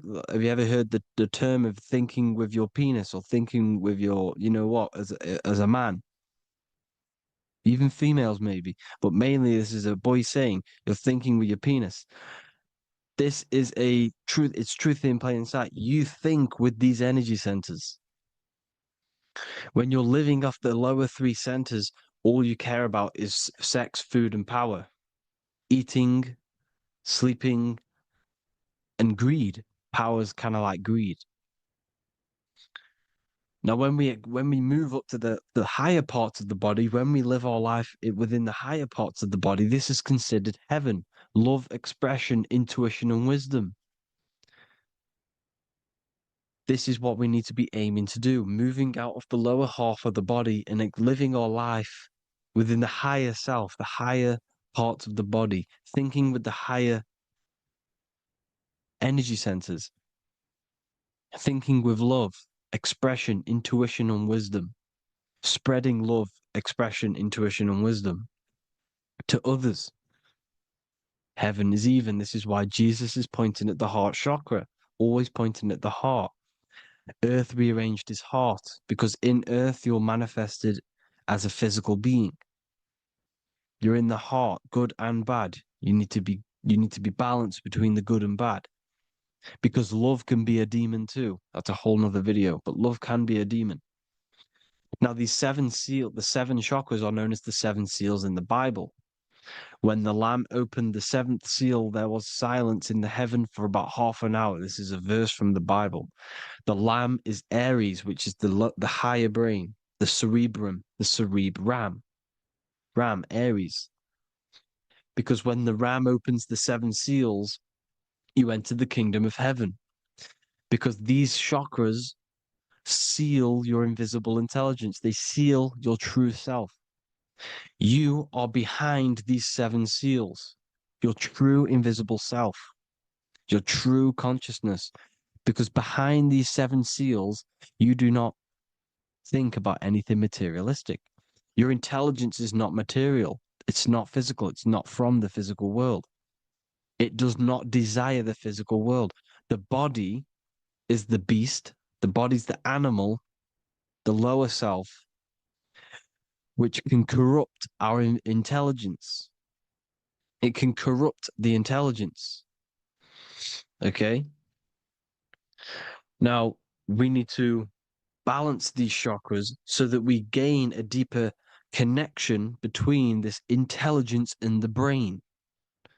Because when there's a strong connection between the brain and the intelligence, your body and the intelligence, you have a strong connection. Therefore, you can manifest what the intelligence is saying at all times. Meaning, when, for example, your higher self, this is intelligence, the higher intelligence is always speaking to you. It's always guiding you. It's always telling you the right thing to do. You can feel it when you're doing something wrong. You can feel that you're doing something wrong, because this higher self, this intelligence knows what it needs to do here. And when there's no connection between the body and this our intelligence, our true self, when we strip away, when you close your eyes for long periods of time, you will figure out you are this invisible, infinite, creative being. There's no words that I can't describe what it is. But it's the voice inside of your head that you can feel when you close your eyes. You are this being inside of the heaven, because this is heaven, this intelligence. And when there's a strong connection between the body, you can manifest everything it's saying. When everything is balanced, when you're no longer thinking with the lower centers, when they're all balanced, you're not thinking in particular with every center, you balance them all, you can manifest everything it says. Your body will act out what the intelligence is always saying. This is God in the brain, the intelligence, trying to touch Adam, representing the lower self. This is why they're not touching. Notice how Adam is resting, but the intelligence is always reaching out, stretching, symbolizing metaphorically saying it's guiding. I'm always reaching out. The intelligence, your intelligence is always guiding you. It's always reaching out to you. But Adam is ignorant of it. The lower self is ignorant of it. And that's why he's so relaxed and God is so stretching out. Because at our highest self, that when you think of when you want to better your life, that highest true version of yourself is God. When you're manifesting this, your highest self, this is God. Your truest form, your most perfect form, that is God. Your highest version of yourself, that is God. Emotions are not what you've been taught. Emotions are not something that should be reactive, okay? You should not let the emotion be you, except that you should experience them instead of letting them become you. You need to understand there's a separation in our consciousness. You have the soul, which is the person who is observing your thoughts. When you think a thought, who's the one observing that thought? The soul, you, the I am, the I, the inner self, the one and only. And inside of every single body, inside of me, inside of you watching this video, there is this same intelligence that is inside of me, inside of you. And it's the exact same intelligence, experiencing a different body. And this is what we mean by the universe is mental. We all we are all sharing the same ball of consciousness in a different body. The animals, the fish, the cells, all expressing this one consciousness. Me and you are the same. This is why the golden rule is treat others like others should be treated, because I am you and you are me in a different body. Now, going back, you need to identify that there's different levels of consciousness: soul, mind, emotion, and body. Okay? Your emotions are on a separate layer than the body, the mind, and the soul. So when you identify there's a difference between all of these, you do not let them become you. You do not let your mind rule you, because your mind can be corrupted. Your soul is the one that is pure good, pure love, but your mind can be corrupted. Okay? Your emotions can be corrupted. The body can be corrupted, but the soul can never be corrupted, only layered on top. You can only throw piles of programs within the subconscious, layering the soul down, but deep down inside of it, every single one of you, there is a loving being. Because love comes from the heart. Love is the universal emotion, expression. Now, your thoughts can become bondage, your emotions can become bondage. Now, what do I mean by bondage? By conquering the lower self, we need to conquer our own mind. because the mind is what's manifesting the lower self. When you're thinking with the lower half of the body, when you're becoming your emotions, you need to experience the emotion, not become the emotion. Do not let the emotion become you. Do not let your thoughts become you, because your thoughts are tools that you can manifest. Your thoughts are the idea. Your emotion is the energy that you can use to manifest that thought. Your emotion is energy in motion, emotion. You use emotion to manifest, to feel as if you already have the thought. Therefore, you become that vibration. Therefore, your emotions are actually a creational force that is given to you to manifest things, because you're a human, a manifester. You're here to manifest things. You're a creator. You are a god. Your inner self, your intelligence, your I am, the one and only inside of you, the inner self, the quiet one, the one that's deep, deep down, the invisible intelligence, is it's creating things all the time. All the time. Speak no evil, see no evil, hear no evil. This is the astronauts, they're Freemasons, but they understand this because thinking, seeing, and hearing can corrupt your mind. And when you have a corrupted mind, you'll have a corrupted subconscious. The subconscious will manifest into the body because 90% of your behavior comes from the subconscious mind. So you got to speak, see, and hear no evil. But sin, what is a sin? To overcome our lower self, to overcome our lower self, the 7 deadly sins are not something that goes against an external God. A sin is something that goes against your inner guide, your inner conscience, the inner self that is always speaking to you. It's always telling you the right thing to do.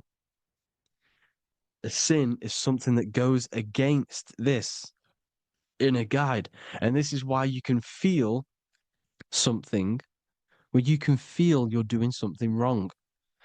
Because the inner guide is speaking constantly. And when you commit these 7 deadly sins, which are 7 internal states which keep your invisible intelligence bound to your physical body. Because evil, right? Evil love bondage. This is why they stay in this realm and they control this realm, because they love the bondage of the body. They like matter. They want to stay in matter for eternal life. They don't want to ascend back into the heavenly realms where you do not have a physical body. You can explore the universe within the astral planes. They stay bounded to the body, bounded to the 3D construct of the physical world. They have greed, lust, envy, gluttony, wrath, sloth, pride. They want all of this. And if you want that, that's okay. But deep, deep down, you don't want that, because your soul is always telling you the right thing to do. Your soul knows what to do to get out of here. It needs to detach from the external world. Detach from all of these 7 internal states which bound you to your lower self, your lower centers. That's what a sin is. You know, you have a left and right brain. The left brain is always analytic. The right brain is metaphorical. So the right brain is producing a holistic view of reality. Now, what do I mean? And not view, perception. When you see, because your eyes are parts of the brain, so when you look at something and you look, that image is produced in the back of the brain in the visual cortex. And then the right brain produces a perception, a holistic, it breaks down what you're seeing into a holistic image, a holistic perception. So, for example, if you're in a woods, the right brain sees the whole woods as one big woods. The left brain is breaking that perception down into individual trees, branches, and leaves. So the left brain's to do with duality, the right brain's to do with wholeness, unified. The left brain's dualistic, analytic. This is necessary so that we can pick things up and manipulate them and break them and like break things down. We need the left brain, we need the right brain. I'm not saying any of them's bad, but the left brain, sinister in Latin, means left. Because when you're left-brained, you see everything in dualistic. You see everything is dual, when everything's actually one. We need to be focusing and strengthening our right hemisphere. I'm not saying sit in the right hemisphere all the time, but we need to be strengthening our right hemisphere. And this is why left is sin and right is right. Because when you focus on the right hemisphere, you see the holistic perception of creation. The right hemisphere sees humanity as one unified consciousness. The left hemisphere sees everyone as individual persons and egos. Because the left hemisphere is dualistic. And this is why the Bible says, cast the net onto the right side of the ship and ye shall find. John 21:6. What does that mean? Cast your energy, cast your perception into the right hemisphere of the brain, and ye shall find unified consciousness. You shall find your higher self, the one and only. If then you have been raised with Christ, seek the things that are above, where Christ is seated at the right hand of God. Wow. Powerful. What does this mean? Seek the things that are above, where the Christ is seated at the right hand of God. God is your consciousness, your invisible intelligence between the two hemispheres. The right hand of God is the right hemisphere. Seek the things that are above the heart. Love, intuition, expression, and wisdom. Seek the things that are above the heart, the higher self, the higher part of the body. Because when you seek the things of love, expression, intuition, and wisdom, you create a strong aura. You attract the same frequency. And this frequency is heaven, God. This is the Sumerian artwork showing the lamb. This is a step symbolizing stepping upwards, raising up. He's stepping over the lamb up to the bird. His hand is going to the bird. The lamb symbolizes the lower self. Okay? The bird with the wings is in the sky. It represents the higher self. This is why angels always have wings, because it represents the higher self in the sky. The lamb is a ground animal, symbolizing the lower self. He's stepping over the lamb to the bird, his higher self, his invisible intelligence. Horus and Set, Jesus and Satan. Look, Horus has an evil brother, Set, just like Jesus and Satan. Horus is a bird, higher self. Set is a ground animal, lower self, which is the devil and the angel on your shoulder. You see? The right and the left hemisphere, the two wings. So the devil and angels always speaking to you. The higher and the lower self. It's the battle between the higher and the lower self, between the invisible intelligence and the physical body, because the body's the one that wants the sugar, it wants the pleasure, it wants the sex, it wants the porn, it wants all of the materialistic things, it wants the 7 deadly things. Okay, it wants this. There's a battle between the higher and the lower self, your intelligence and the body. This is why you need to become balanced, so that there's a deep connection between the body and the invisible intelligence, the I am. You need to master your mind with discipline, and you gain a connection between the brain, the body and the intelligence.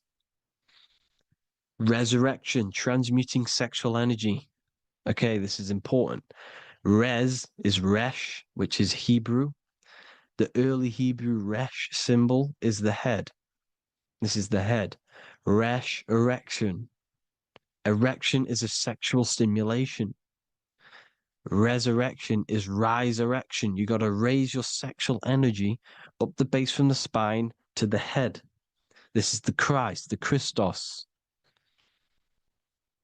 There's a psychophysical psychophysical oil produced in the brain every month. Go and watch my other video on raising the chrism.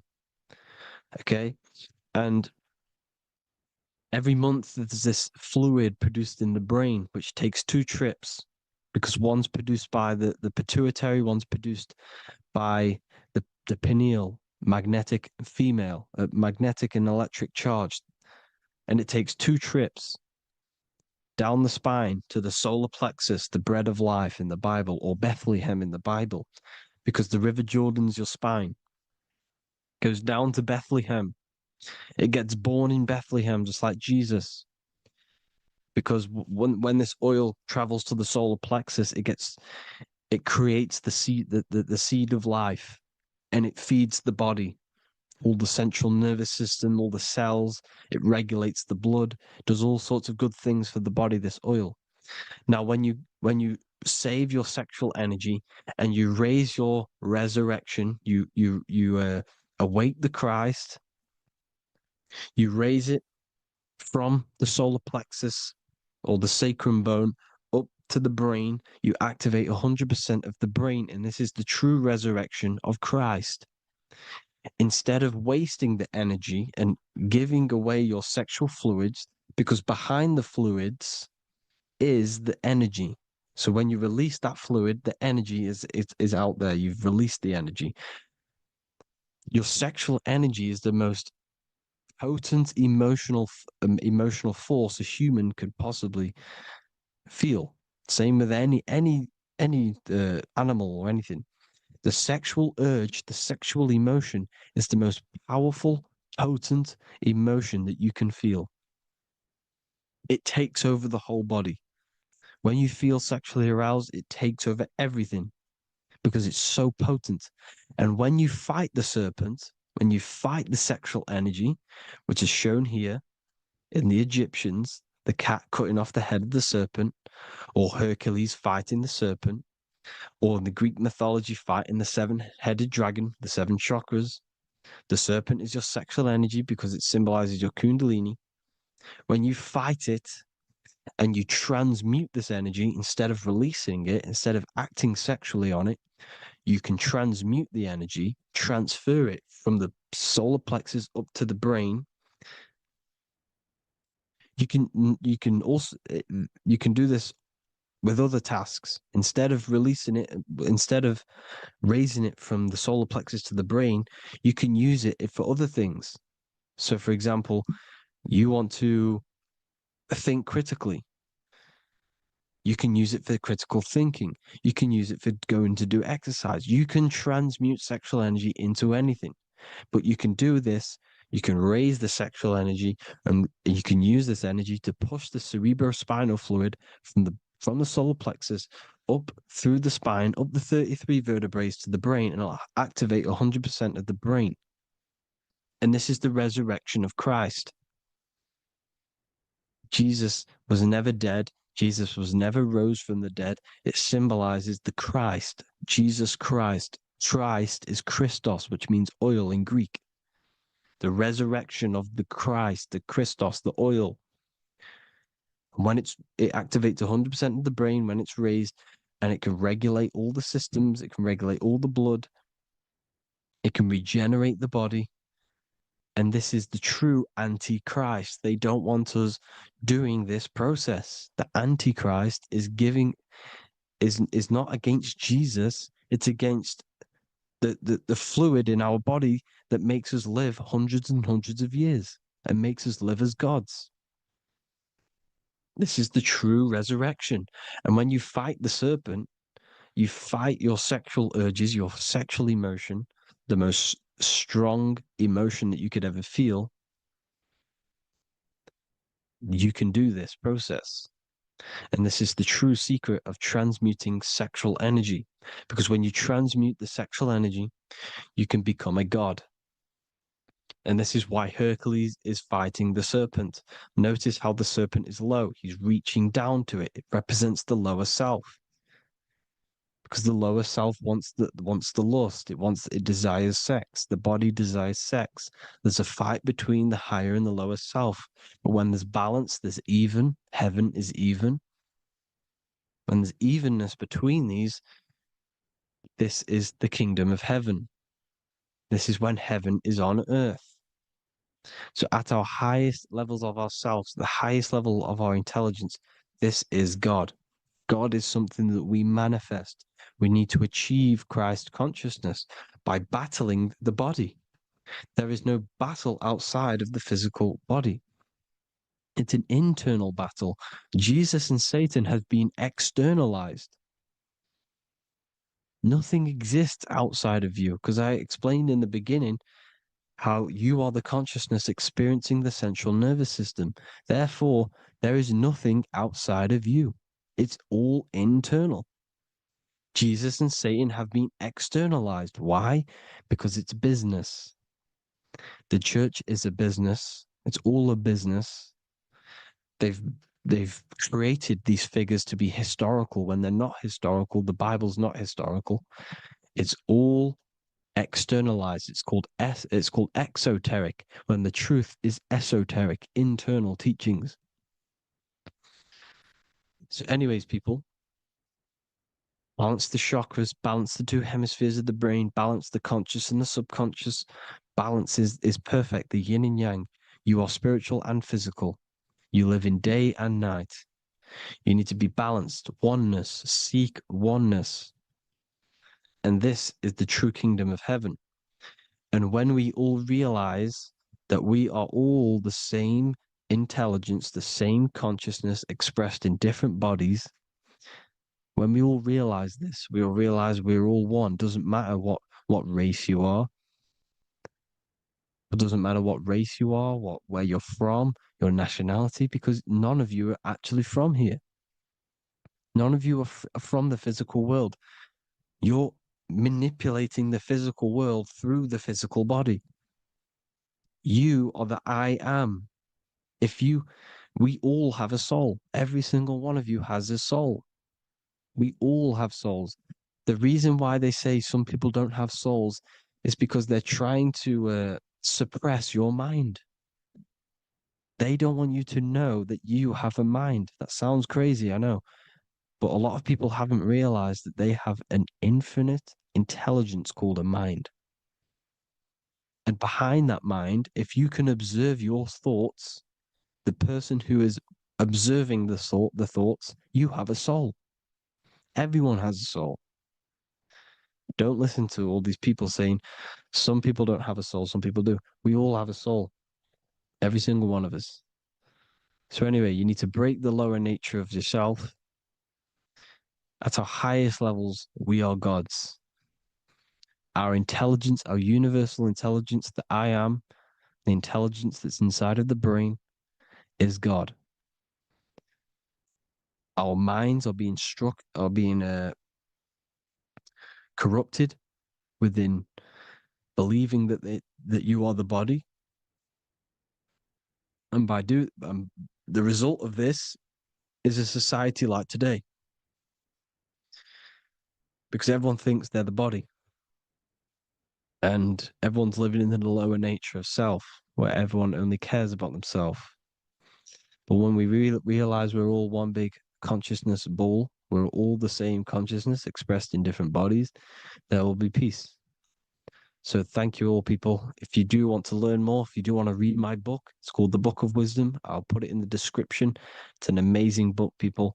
It's going to give you the best understanding possible about creation, yourself, and the world. It's amazing. The Bible, everything.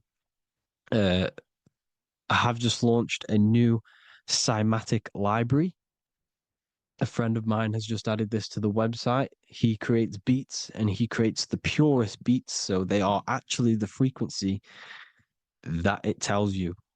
most of the stuff on YouTube and Spotify and Apple Music is all, it says it's a certain frequency, but we know these major platforms are all playing with the frequencies of the apps. So if you want a real binaural beats, solfeggio scale frequencies to meditate on or listen to throughout the day, join the Occult Library. You can get a 2-day free trial.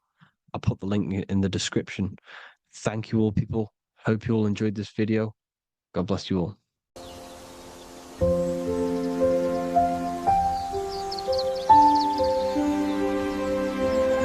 bookofwisdom.com.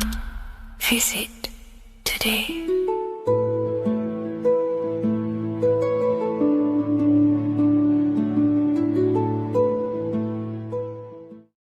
Welcome to Revival of Wisdom. What is good, people? Is Revival of Wisdom. We're back with another video. Today we're going to be talking about the importance of Saturn and the occult. Let's jump straight into this. So Saturn is the god of the earth, right? It's the time of God, change, destruction, physical matter. He creates and destroys, because the energy of Saturn is the key to crystallization.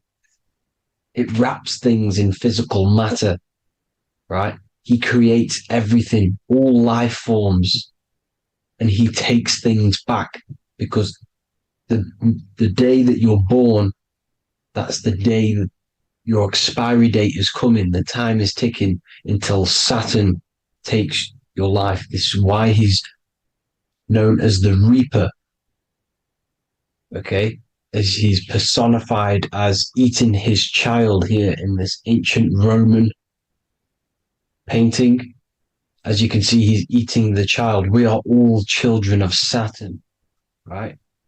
He creates physical matter, our physical bodies, right? He's the god of time because he's the slowest moving celestial body. He's the Lord of the Rings, as you can see here. He's the last one on the ring. He's the slowest one moving, okay? So he is the Lord of time, destruction and creation, okay? This is why his name is Saturn, Satan. He's the devil, okay? But I'm not saying Saturn's evil, guys. It's a part of life. Everything lives and dies, right? He's the key to crystallization. Now, as we have the clock here, our god Saturn, or Chronos in Greek, just means time. He's also the god of time, as I've already said. 60 seconds in a minute, 60 minutes in an hour, 24 hours in a day. Add 2 plus 4 equals 6. 60 seconds, 60 minutes, 2 plus 4 equals 6. That's 666. Okay? And as you see on the clock, 6 take away 12 equals 6. 7 take away 1 equals 6. 9 take away 3 equals 6. 6 is the number of Saturn. It's associated with Saturn, right? He's the god of time, of justice. Everything goes back to the Reaper in the end. Everything lives and dies. Now, the artwork of him, he's always got the Reaper staff. You see, it's personifying death. Now, when you see this, the Romans were not saying Saturn was a real person, a real god in human form. No, this is personification. This is what the ancients always did. They personified, just like the Bible. It's all personification. So the personifying Saturn eating its children because it eats, it's the Reaper. No one can escape the Reaper. No one can escape death. Now, Saturn is 666, which is in the Bible, the number of the beast, right? The number of the beast, Satan, 666, right? So on the North Pole of Saturn, you have a hexagon which makes a cube, right? Now this hexagon, when you join up all the corners, creates the 6-pointed star known as the Star of David, right? In the Jewish religion. Now, as you can see, the 6-pointed star has 6 points, 6 mini triangles, and a 6-sided hexagon. That makes 666. And also, you have Saturday is named after Saturn, the 6th planet, the 6th day of the week, and has a 6-sided polygon on its north pole. That's also 666. Now, this Star of David, this symbol goes back thousands of years, and it originates from Saturn. It's not the Star of David, right? It originates from Saturn. It symbolizes the physical and spiritual aspect combined into one, which makes us humans, right? Also symbolizes the male and female combined into one. These two sacred energies create the human. We consist of both male and female energy, also known as the Seal of Solomon.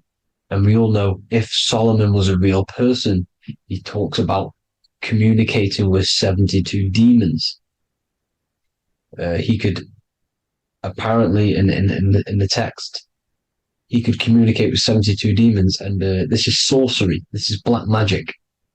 Now, this symbol is associated with hexing people. When you place a hex on someone, that is a form of witchcraft, which a hex is just a curse. When you're cursing someone, this is black magic. Now, the black magician would stand in the middle of the symbol and cast his spells onto other people.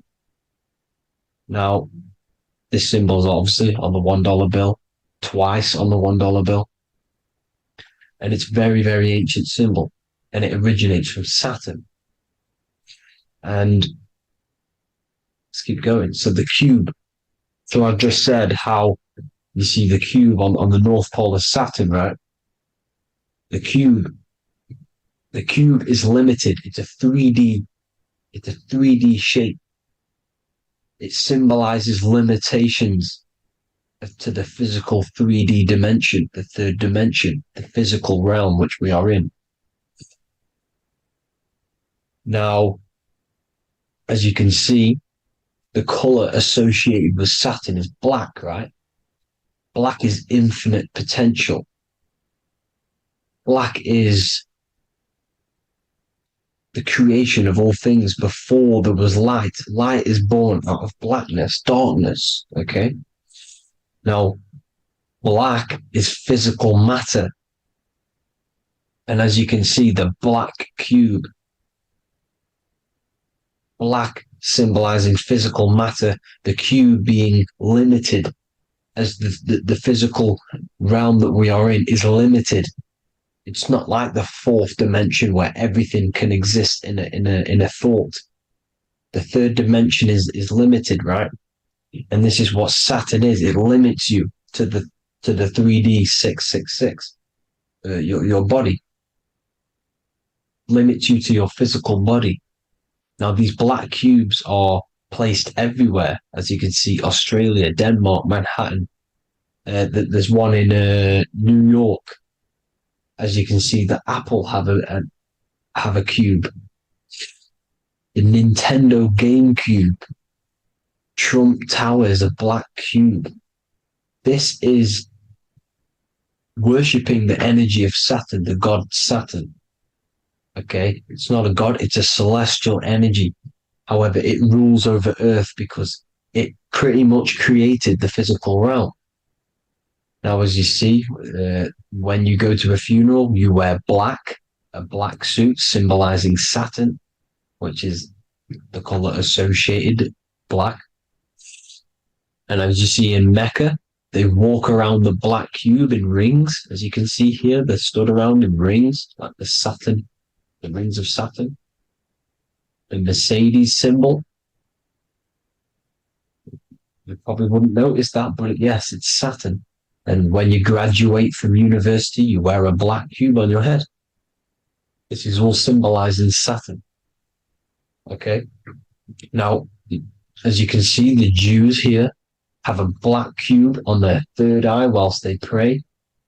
Notice how he's shutting his eyes into blackness, darkness. and he's wrapped around a black strap around his arm. This is symbolizing the wrapping of physical matter, of how physical matter wraps things into existence. And as we all know, the Star of David is a Jewish symbol. So he has the black cube and the Star of David, right? So all of these religions are secretly worshipping Saturn. Okay, this is all Saturn worship, Kronos, the god of time and destruction, the physical reality.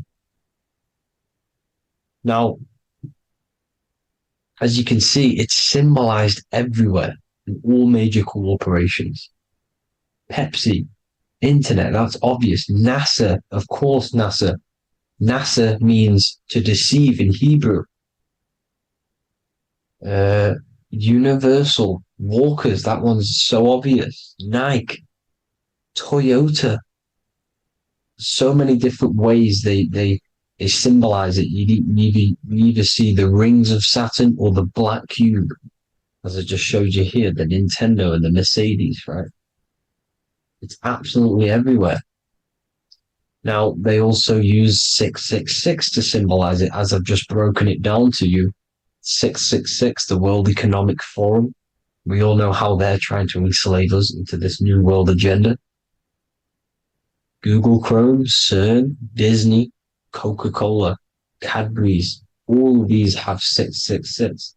Now, every UPS barcode has 666. And even www. Is Hebrew for 666, as you can see here. Monster. It's the same Hebrew letter that means 666. Drake, 6 God.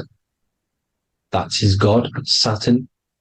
Why? Because they love physical realm. They love the physical dimension, the third dimension. Because they can rule here through riches. They can build an empire here. It's not like the fourth dimension. They don't want to ascend. They want to stay down here in the physical realm. Okay? Now, this is why they're cloning. They can move their consciousness into other clones to live forever. This technology exists. This is why they love the third dimension. As you can see, all of these sellouts here, Drake, Leonardo DiCaprio, you know, all of these people doing 666 because this is their God. This is their God. They love the physical realm. They sold their souls for wealth and fame in this physical realm. So why would they leave? You see? Now, this isn't all just evil, okay? So you have 7 chakras, right? You have 7 days of the week, 7 solfeggio scale notes. These are frequencies, the solfeggio scale. Now, it's called the Saturn Moon Matrix because the moon symbolizes your mind, because you're created out of the Holy Trinity, which is body, mind, and spirit, right? That's the triangle, the equal triangle, body, mind, and spirit. Now, the 3 main celestial bodies are Earth, Moon, and Sun. The Earth being your physical body, the Moon being your mind, and the Sun is your soul, hence why it's called solar. It's a solar, soul. Now, these symbols are alchemical symbols. So when you're doing alchemy, you use these symbols to obviously symbolize what we're talking about. Now, as you can see, these are all the symbols of the planets. Of Saturn is created out of the moon on top, the moon on the bottom and the earth on top, as you can see here. You see? And this creates the number 5. Now, with the moon being your mind and the earth being your physical body, this is mind over matter, because the earth is your body's matter. This is matter over mind. You don't want to be matter over mind.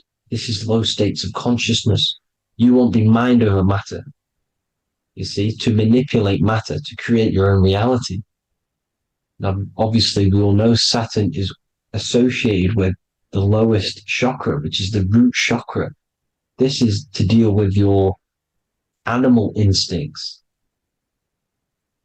When you're down here, you identify as the physical body. You don't know anything spiritual. You're pure a physical, you have a pure physical mind. You don't believe in anything spiritual. This is survival mode, consumption. They want you trapped down here, which is matter over mind. They don't want you to create your own reality, which is mind over matter. You see?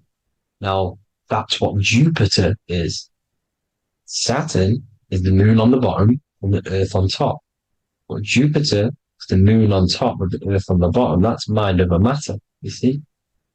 So, these chakras are an ascension process from spiritual, from matter, physical matter to spiritual. This is the ascension. This is the stairway to heaven. This is Jacob's ladder. You see? Now, the number 5, which is obviously associated with Saturn as well, which create the symbol for Saturn, created the number 5. You have 5 senses, 5 elements, 5 physical elements. As we all know, Saturn crystallizes everything into physical matter out of the 4 elements. 5 fingers and toes, 5 points of man. Okay, the number 5 is the number of justice. Saturn holds things back. He restrains things from you, makes you learn the lesson. Now, 666 is not all evil. 666 is the atomic structure of the carbon atom. 6 protons, 6 electrons, 6 neutrons, right? We are carbon-based life forms. All life forms are based on the bonding properties of the element carbon. Because Saturn crystallizes everything into physical matter. Now, the Masons symbolize this with the checkered boards. They have the black square, which is obviously matter. As I just said, the black cube. And spirit is the white square. Because white is eternal light. White and light. You see? Black is physical matter.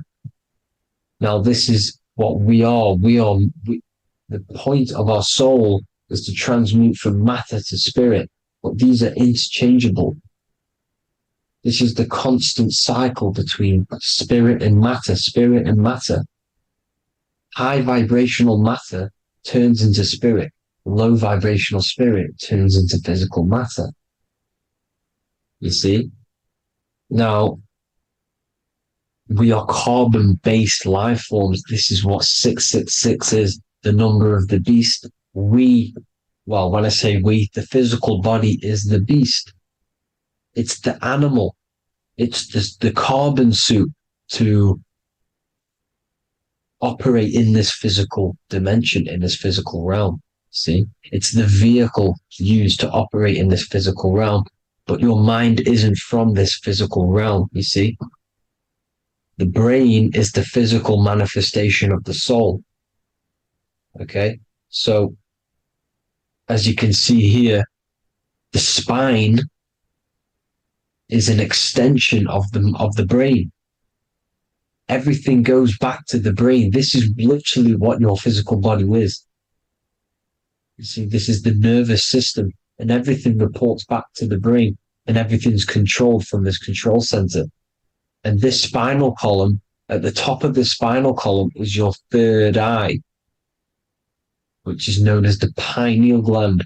And this is the seat of consciousness. It's the center of consciousness. That is your true self, pure consciousness. This body is just a physical body. This body is mortal. This body runs out, but your consciousness lives forever. They don't want you knowing this. This is why they keep you down here in your lower chakra. They want you to believe everything is just physical. They don't want you to believe in the spiritual side of reality, because this way they can manipulate you, right? They want you matter over mind because they know your mind creates reality. They know your mind is the root cause of reality. You manifest your own reality from the inside out. So this is why they control your perception of reality. They control your information in order to manifest their new world order. You, who are ignorant to knowledge and wisdom, you who are ignorant are manifesting their agenda because you accept their information and their perception of this reality. Now, this is why they tell you the globe model, the heliocentric model, to trap you into physical matter. Now, if you understood about this true form of this realm, you'd understand that there's a spiritual side behind everything. The spiritual side, something has to exist. The root cause of reality is higher planes of existence. It happens in the mind before it happens on the physical plane. You see? They don't want you knowing this. They want you matter over mind, which is the symbol for Saturn. Moon over Earth. The Holy Trinity.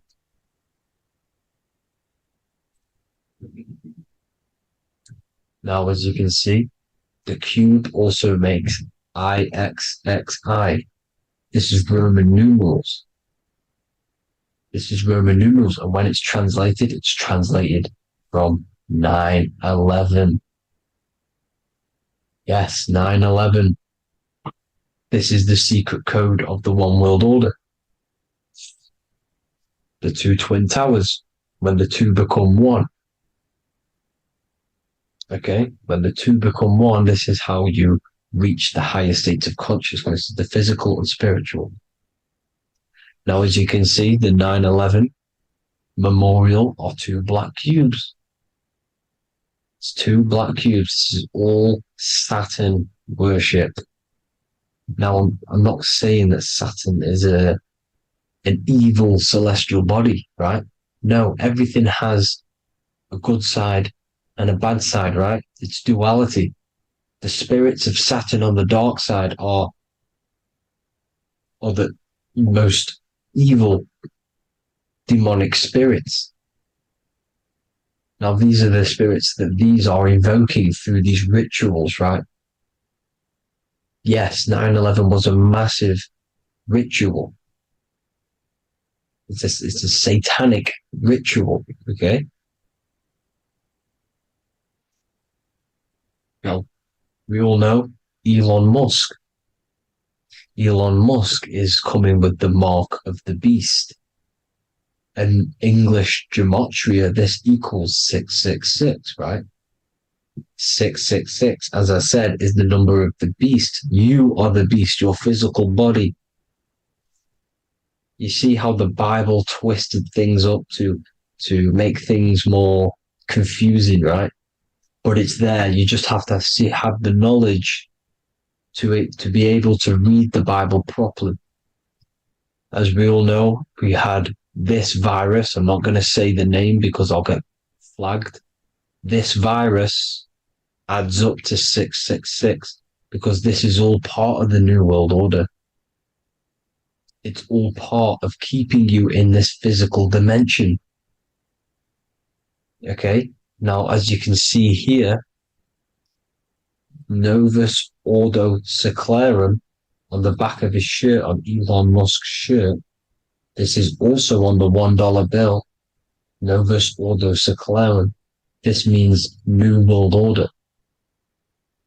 Yes, New World Order. This is on the back of Elon Musk's shirt.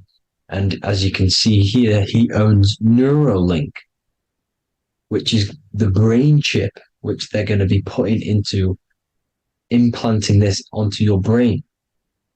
This is the New World Order to connect you and merge your consciousness with AI.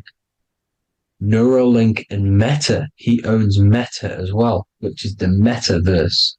These are going to be linked in, hence why they have the same symbol, but just in a different format. It's the infinity symbol. And the infinity symbol comes from the torus field, as you can see here, your electromagnetic field from around your body. Now, the end goal is for this New World Order is to trap your consciousness inside of an alternative reality being projected from the metaverse. Because the metaverse will be the reality. Neuralink will be the brain chip inside of your brain, projecting your consciousness into an alternative reality while they harness your energy of your physical 666 body. Now, this stuff gets real deep, people. Now, this is the end goal of the New World Order, is to connect you with AI.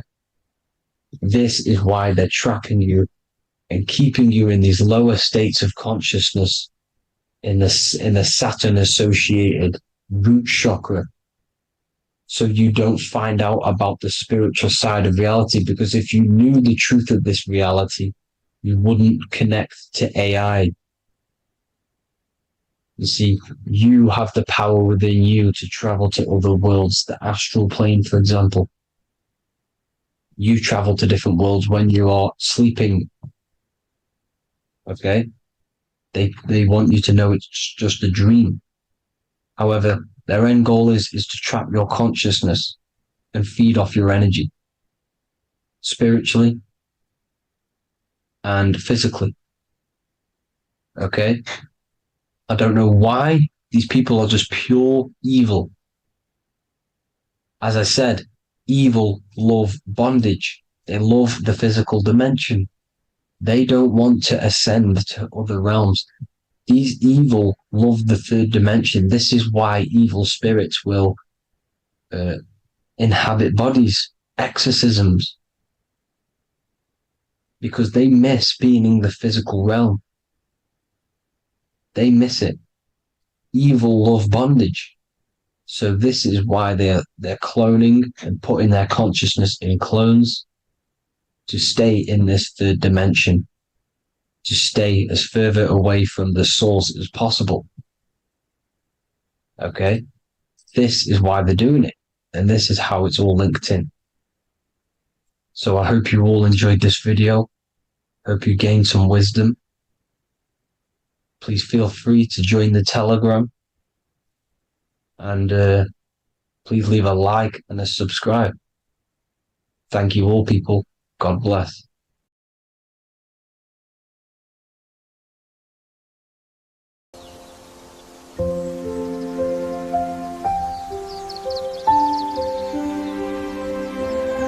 bookofwisdom.com.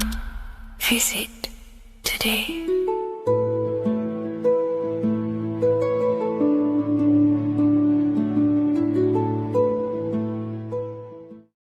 What if I told you the devil is closer than you think, and it's not actually a real person, force, or spiritual entity outside of you, but a being and an aspect of your own mind and psyche? In this video, you will learn exactly what the devil is and the true esoteric meaning of the devil. The first thing we need to understand is that the universe is a mental universe. Look around you. Every action, every building, everything you see around you was begun first as thought in the mind, then manifested. We use the mind to build and shape our reality. The universe, the world, only exists inside of our mind. Therefore, God and the devil exist inside of our own psyche. So first of all, the devil is not a literal being, but a symbol of the lower self. It represents the unmastered, ego-driven part of the human mind, a symbol of destructive thoughts, emotions, behaviors, lives in realms of chaos, fear, hatred, lust, and ignorance. This is why we see the devil as red, because red is the lowest vibrational color on the color spectrum. It also corresponds with the root chakra, which is also all to do with survival instincts. Red represents chaotic and intense emotions like hatred and anger. When we are angry, our face turns red. The devil represents our animalistic fundamental needs, our instinctual needs, our survival state of consciousness. We have a survival state of consciousness and a godly state of consciousness. Our godly state of consciousness is creating, not just experiencing in the animal state, but consciously creating reality. This is why we see the devil with a goat head, an animalistic head, and the head is where the brain is. The animal head represents living off instinct, the part of our mind that lives on urges, impulses, and instincts. Eating, sex, power, ego-driven actions, and ego-driven thoughts. Animals are only aware of themselves. Animals live on instinct. They have no ability to consciously create like humans. This is our lower desires for the material world. That's not to say the material world is evil. However, when our consciousness is only seeking material things, this leads us down a path of self-destruction, because nothing material can ever satisfy our soul. Everything material is temporary. Therefore, the devil represents the part of us that seeks only material desires, only material fulfillment, the ways of thinking where we only think about ourselves and ego-driven thoughts. It also represents the unchecked, unconscious self, where we have no mastery over our thoughts, over our emotional impulses, and no mastery over our actions. We're living in instinct and impulsive states, which causes chaos, selflessness, destruction, and keeps us bound to our lower material 3D state of consciousness. It's important to recognize that the word devil was never present in the earliest Gospels. Instead, what was mentioned was a spirit of evil. This distinction is crucial because it underscores that the idea of the devil, as popularly conceived, does not actually exist as an independent entity. Rather, it is a personification of the lower aspects of the human mind, a facet of our own consciousness. The term spirit of evil was not meant to denote a specific deity or being, but rather any force of negativity, whether it manifests as a destructive thought, emotion, or action. A spirit is a force, an energy, and we have three forces that create our reality: thoughts, emotions, and actions. We have full control over these three aspects, which transform and mold reality. A destructive thought, a destructive emotion, a destructive action is a spirit of evil, and it originates from the darker aspects of the human psyche. So now, because we're on the topic of the devil, we have to look at the pentagram, which is obviously connected to the devil heavily. The upright pentagram represents spirit, air, water, earth, fire. Upright, which represents spirit, the most important element on top of the earthly elements, showing spiritual principles over material principles. As spiritual beings as we are, we have to put our spirit first, our higher self first, and material things second. Why? Because material things never satisfy us long term. Seeking material fulfillment will leave us feeling unfulfilled in the long run and very unhappy, and we can lose ourselves in illusions. We have to put our spiritual principles first. Seeking wisdom, knowledge, connection to the divine, and connection to our higher self is what gives us true fulfillment in our hearts and souls. But when we see this pentagram inverted, we now have spirit on the very bottom, which now represents earthly principles on top of the spiritual principles. We're putting our earthly elements on top of our spiritual element, which this inverted pentagram represents no longer caring about spirit, no longer caring about our invisible internal world, and only caring about this external body, food, sex, material things, cars, money, and all the things outside of us, the world outside of our mind. This is what true Satanism is. Satanism is not worshipping an external deity, but it is worshipping the self, only fulfilling the ego's desires. This is what true Satanism is, and we have all been conditioned to live in this state. Satanists want us to believe that there is an external deity called Satan or the devil, and the reason they do this is because they trick us, making Figures believe that we are not Satanists, while they are actually conditioning us to be self-seeking, ego-driven people, where we only care about sex, food, material things, and money, which is actually conditioning us to be Satanists. 80% of the population today are unknowingly involving themselves in Satanism, which is ego-driven thoughts, actions, and emotions, dwelling and living in this state, where we only care about ourselves. When we are spiritual, we realize we are all one. We are all one